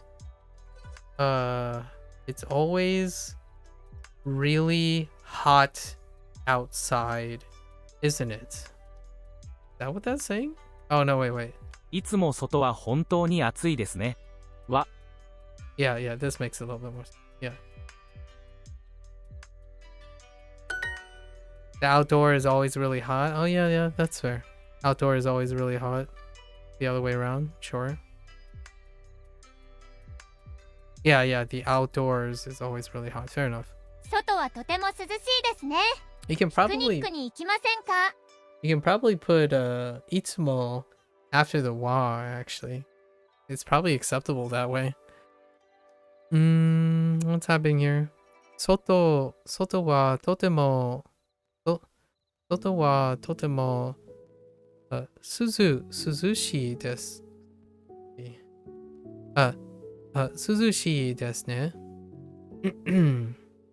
ピクニックに行きませんか？ You'll spend time outside. 山の景色も楽しみましょうか？ I wonder if people have indoor picnics. 山の景色も楽しみましょうか？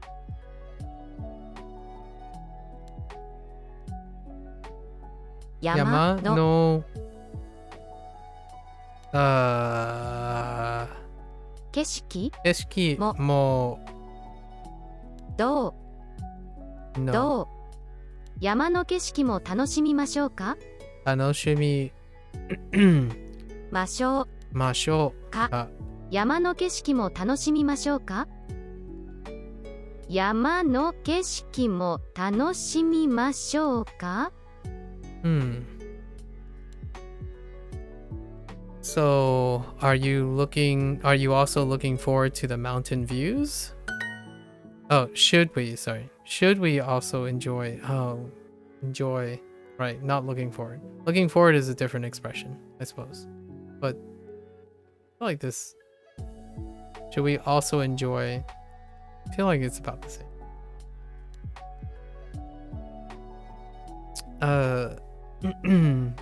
猫ハイキング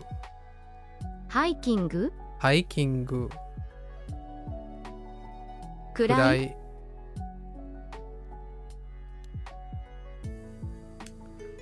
バーベキュー景色川1日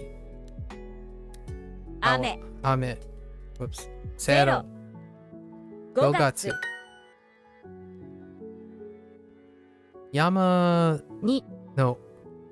山がいいです。涼し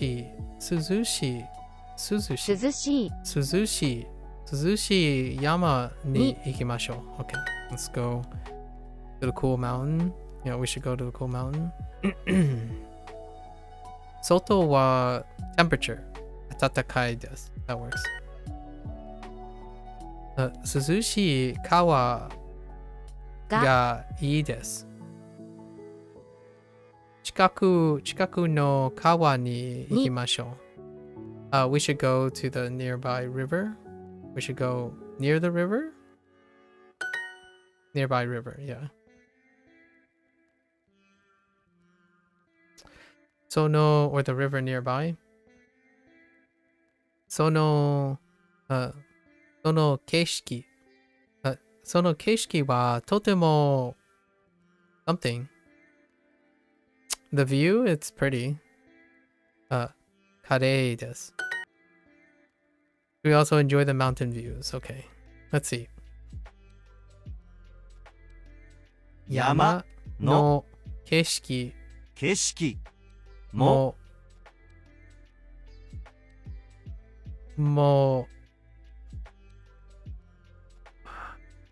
楽しみましょうか。楽しみましょうか。楽しみましょうか。I'm gonna have to look that up. I don't like the word breakup for that. 北海道を楽しみましょ北海道を楽しみましょうか。楽しみましょう。We should enjoy Hokkaido, sure.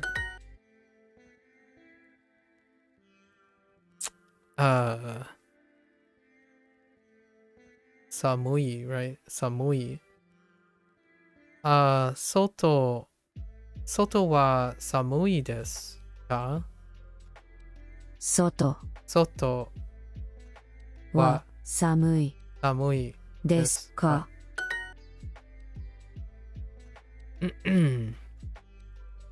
？Oh, ooh, wait.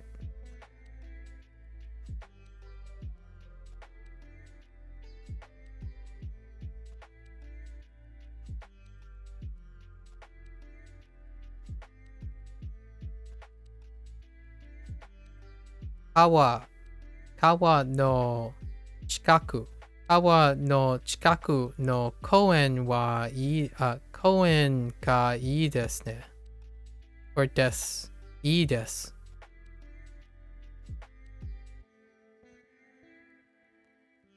Wait, ga ii desu. So wait. 川の近くの公園がいいです。Okay. 北海道の川がいいです。北海道の川がいいです。Okay. One more. We're almost there. Almost there. My voice is pretty wrecked, but it's fine. トマトは焼きません。トマトは焼きません。トマトは焼きません。I don't grill tomatoes. Or we won't grill the tomatoes. バーベキューが楽しみです。外で牛肉と野菜を焼きます。そして食べます。They will grill meat and veggies. Barbecueが楽しみです。楽しみ Yeah, looking forward to barbecue. 外で outside 外で牛肉と野菜を焼きます。They'll grill beef and veggies outside and 明日 then eat. Right? 肉は大丈夫ですか？肉は大丈夫ですか？ Are you okay with meat? 美味しい魚を焼きます。一緒に食べましょう。シーフードは大丈夫ですか？ What are they doing? Seafood or cooking food? Sure.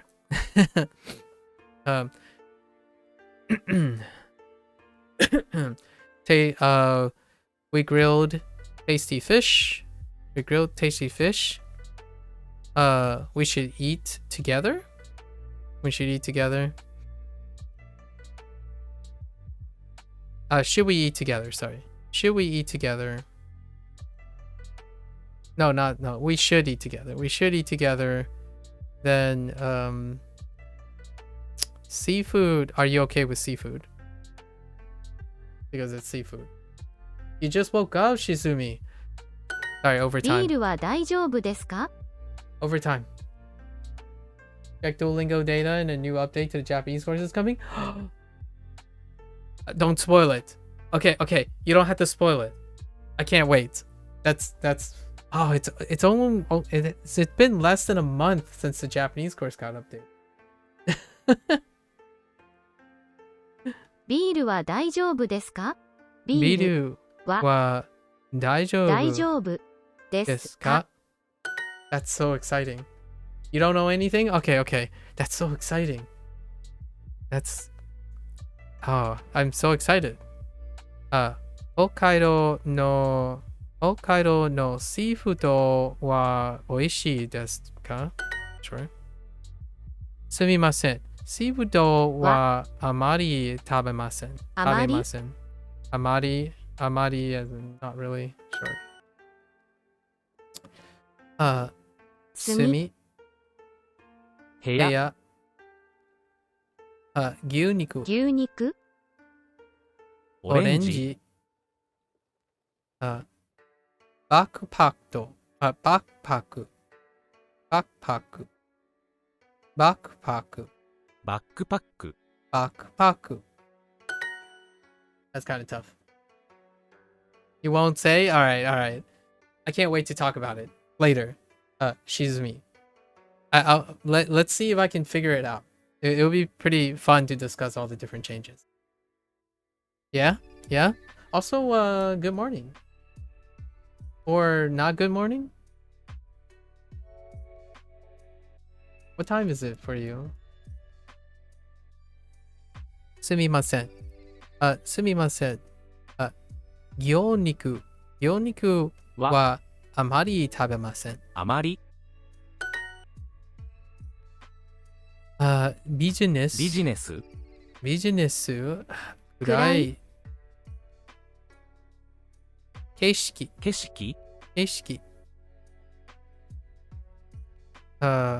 胡椒。Yeah, 胡椒。Yeah, 胡椒。Pepper. And 線香。7 a.m. Well, good morning. Do you partake in breakfast? In bangohan? No, not bangohan. In asagohan? Fill the Blanket is such a good ad. Yeah, I agree. I like my favorite ones are the listening ones without the prompt. Right? Chat and respond, but it's just listening. Sometimes? What do you have for breakfast when those sometimes happen? The tokidoki times.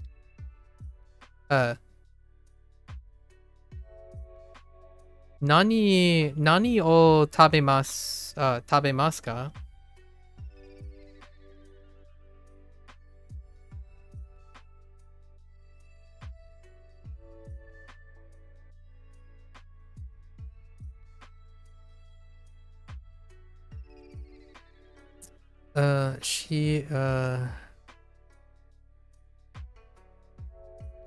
塩 Oh, hey. 塩と胡椒 Oh, hey. They added salt. 塩と胡椒はあまり使いません Are you serious? That's blasphemous. You don't really use salt and pepper? Come on. It's often rest from the days before. I see. So savory breakfast. Ooh, hit me up. Any specific like items?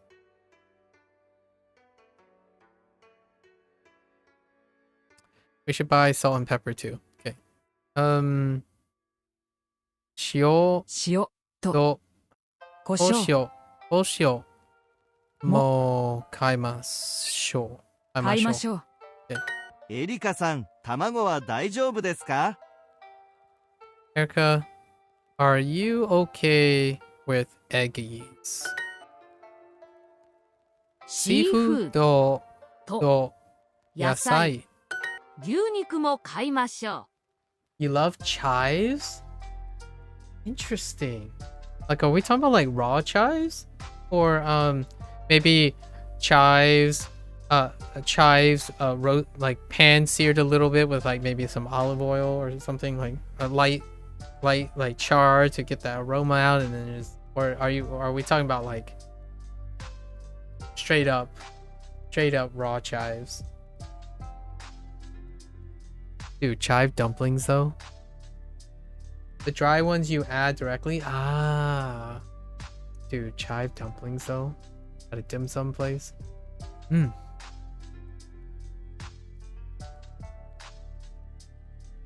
very hungry. I haven't eaten yet. So what are you gonna do? Anything you're worshiping? What are your plans today in terms of? Maybe we'll keep it to language learning. What's on the docket today? Kyoni. Oh no. Gyu niku. Gyu niku mo kaimashou. Okay. We should buy.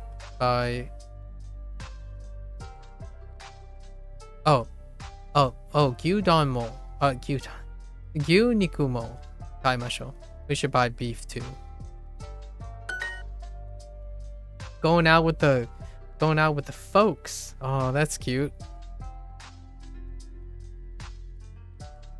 What do you usually is there anything you is this something you commonly do? Hang out with your parents?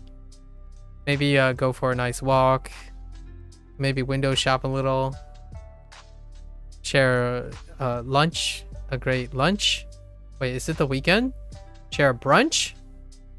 Oh, do you have brunch with your parents? That is absolutely adorable. Probably McDonald's. Okay, that's fair enough. Brunch at McDonald's. I think that's cute. Weekend brunch with the folks. Heck yeah, we won't grill the tomatoes. Okay. Tomato wa yakimasen. Yakimasen.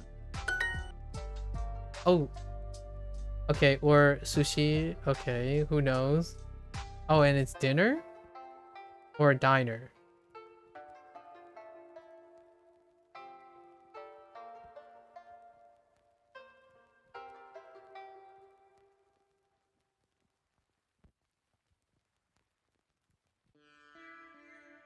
You're having for dinner. Okay. Okay. Yeah, for dinner. Yeah, no, I got it. Yeah, for dinner. Yeah. I thought you might be mentioning like a sushi diner, like a place that serves sushi or something. Yeah. Don't worry, it's English. It's don't worry, I got it. Yeah. Dinner is weird. Yeah, the thing I was thinking of is you might be referring to like a sushi diner, like a place that a diner that place a place that serves sushi at first.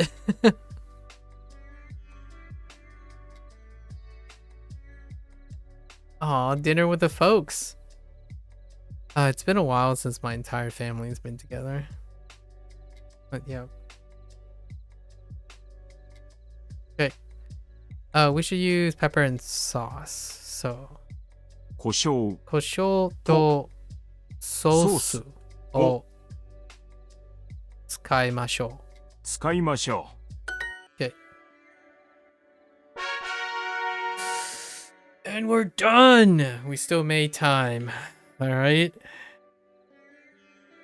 2 to 3 long digressions, and we still made time.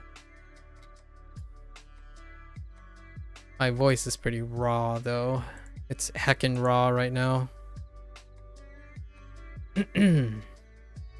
So we didn't get to do the kanji. That's a wrap, folks. Day 71 down the hatch. Got a chance to talk a lot about other things.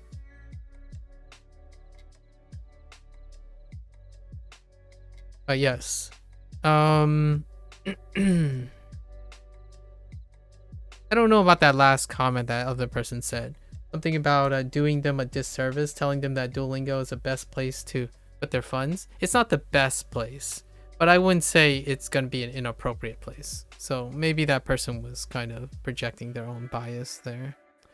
But I wouldn't say that until I determine what that person desires. So that's not really the message I was trying to send. But hey, one day at a time.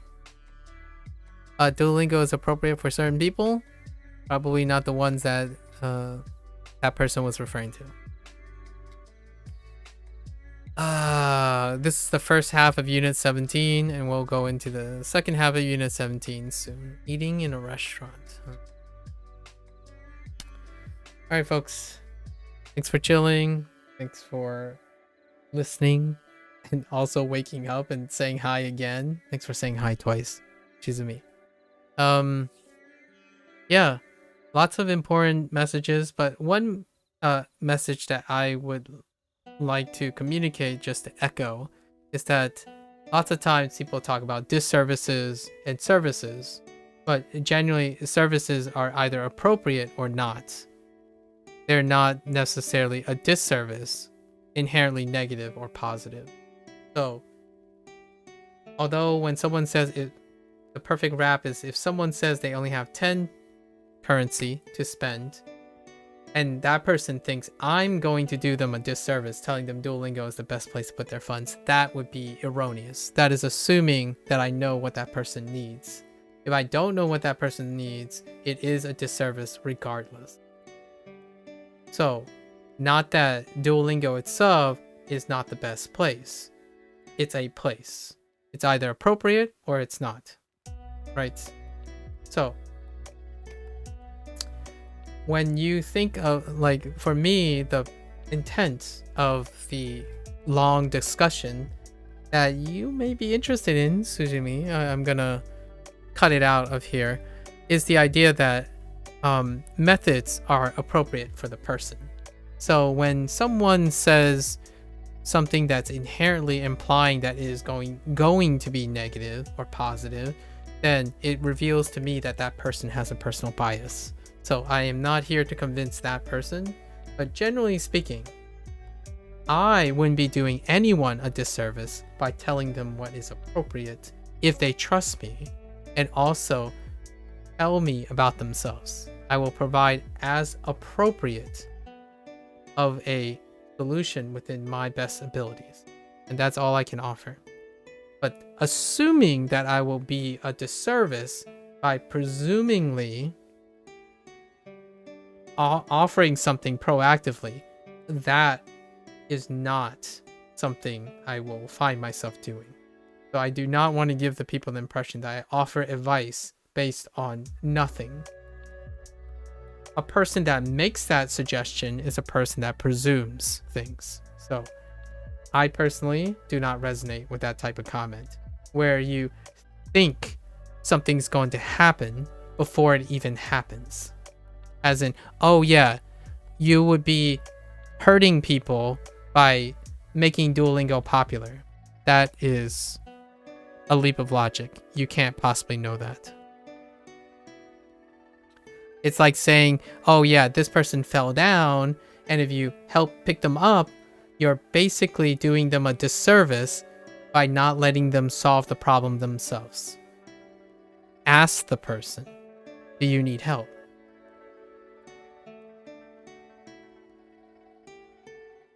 First. So, remove all doubt, but whatever that phrasing was, is I don't do people disservice by telling them anything. I spend time learning what they want or need, and I try to answer it to the best of my ability if they trust me. They naturally would trust me if they already went out of their way to ask me. So, just for the record, the word best place is not in this stream. You do not use language like that, and also you do not associate negative words. In my opinion, personally, I don't encourage people to associate negative language with anything, or even positive language. That's a personal bias too. So I encourage most people to spend time knowing who they're talking to and doing the best to exercise compassion. So whether that is projecting your own personal bias or not, that's respectful. But do not assert that I would be doing anything without knowing who the person I'm talking to. That is not the impression I want to give people. I don't give advice by telling people what they should or should not do. I share my thoughts, and you can take it for whatever you want. And that person clearly taking it for something that I did not intend. All right. As always, until next time, stay safe, stay healthy. Go get them. Seize the day. You know, learn the language. Have fun. Spend time with family. Right. What have you. And as always, until next time, また明日。じゃあね。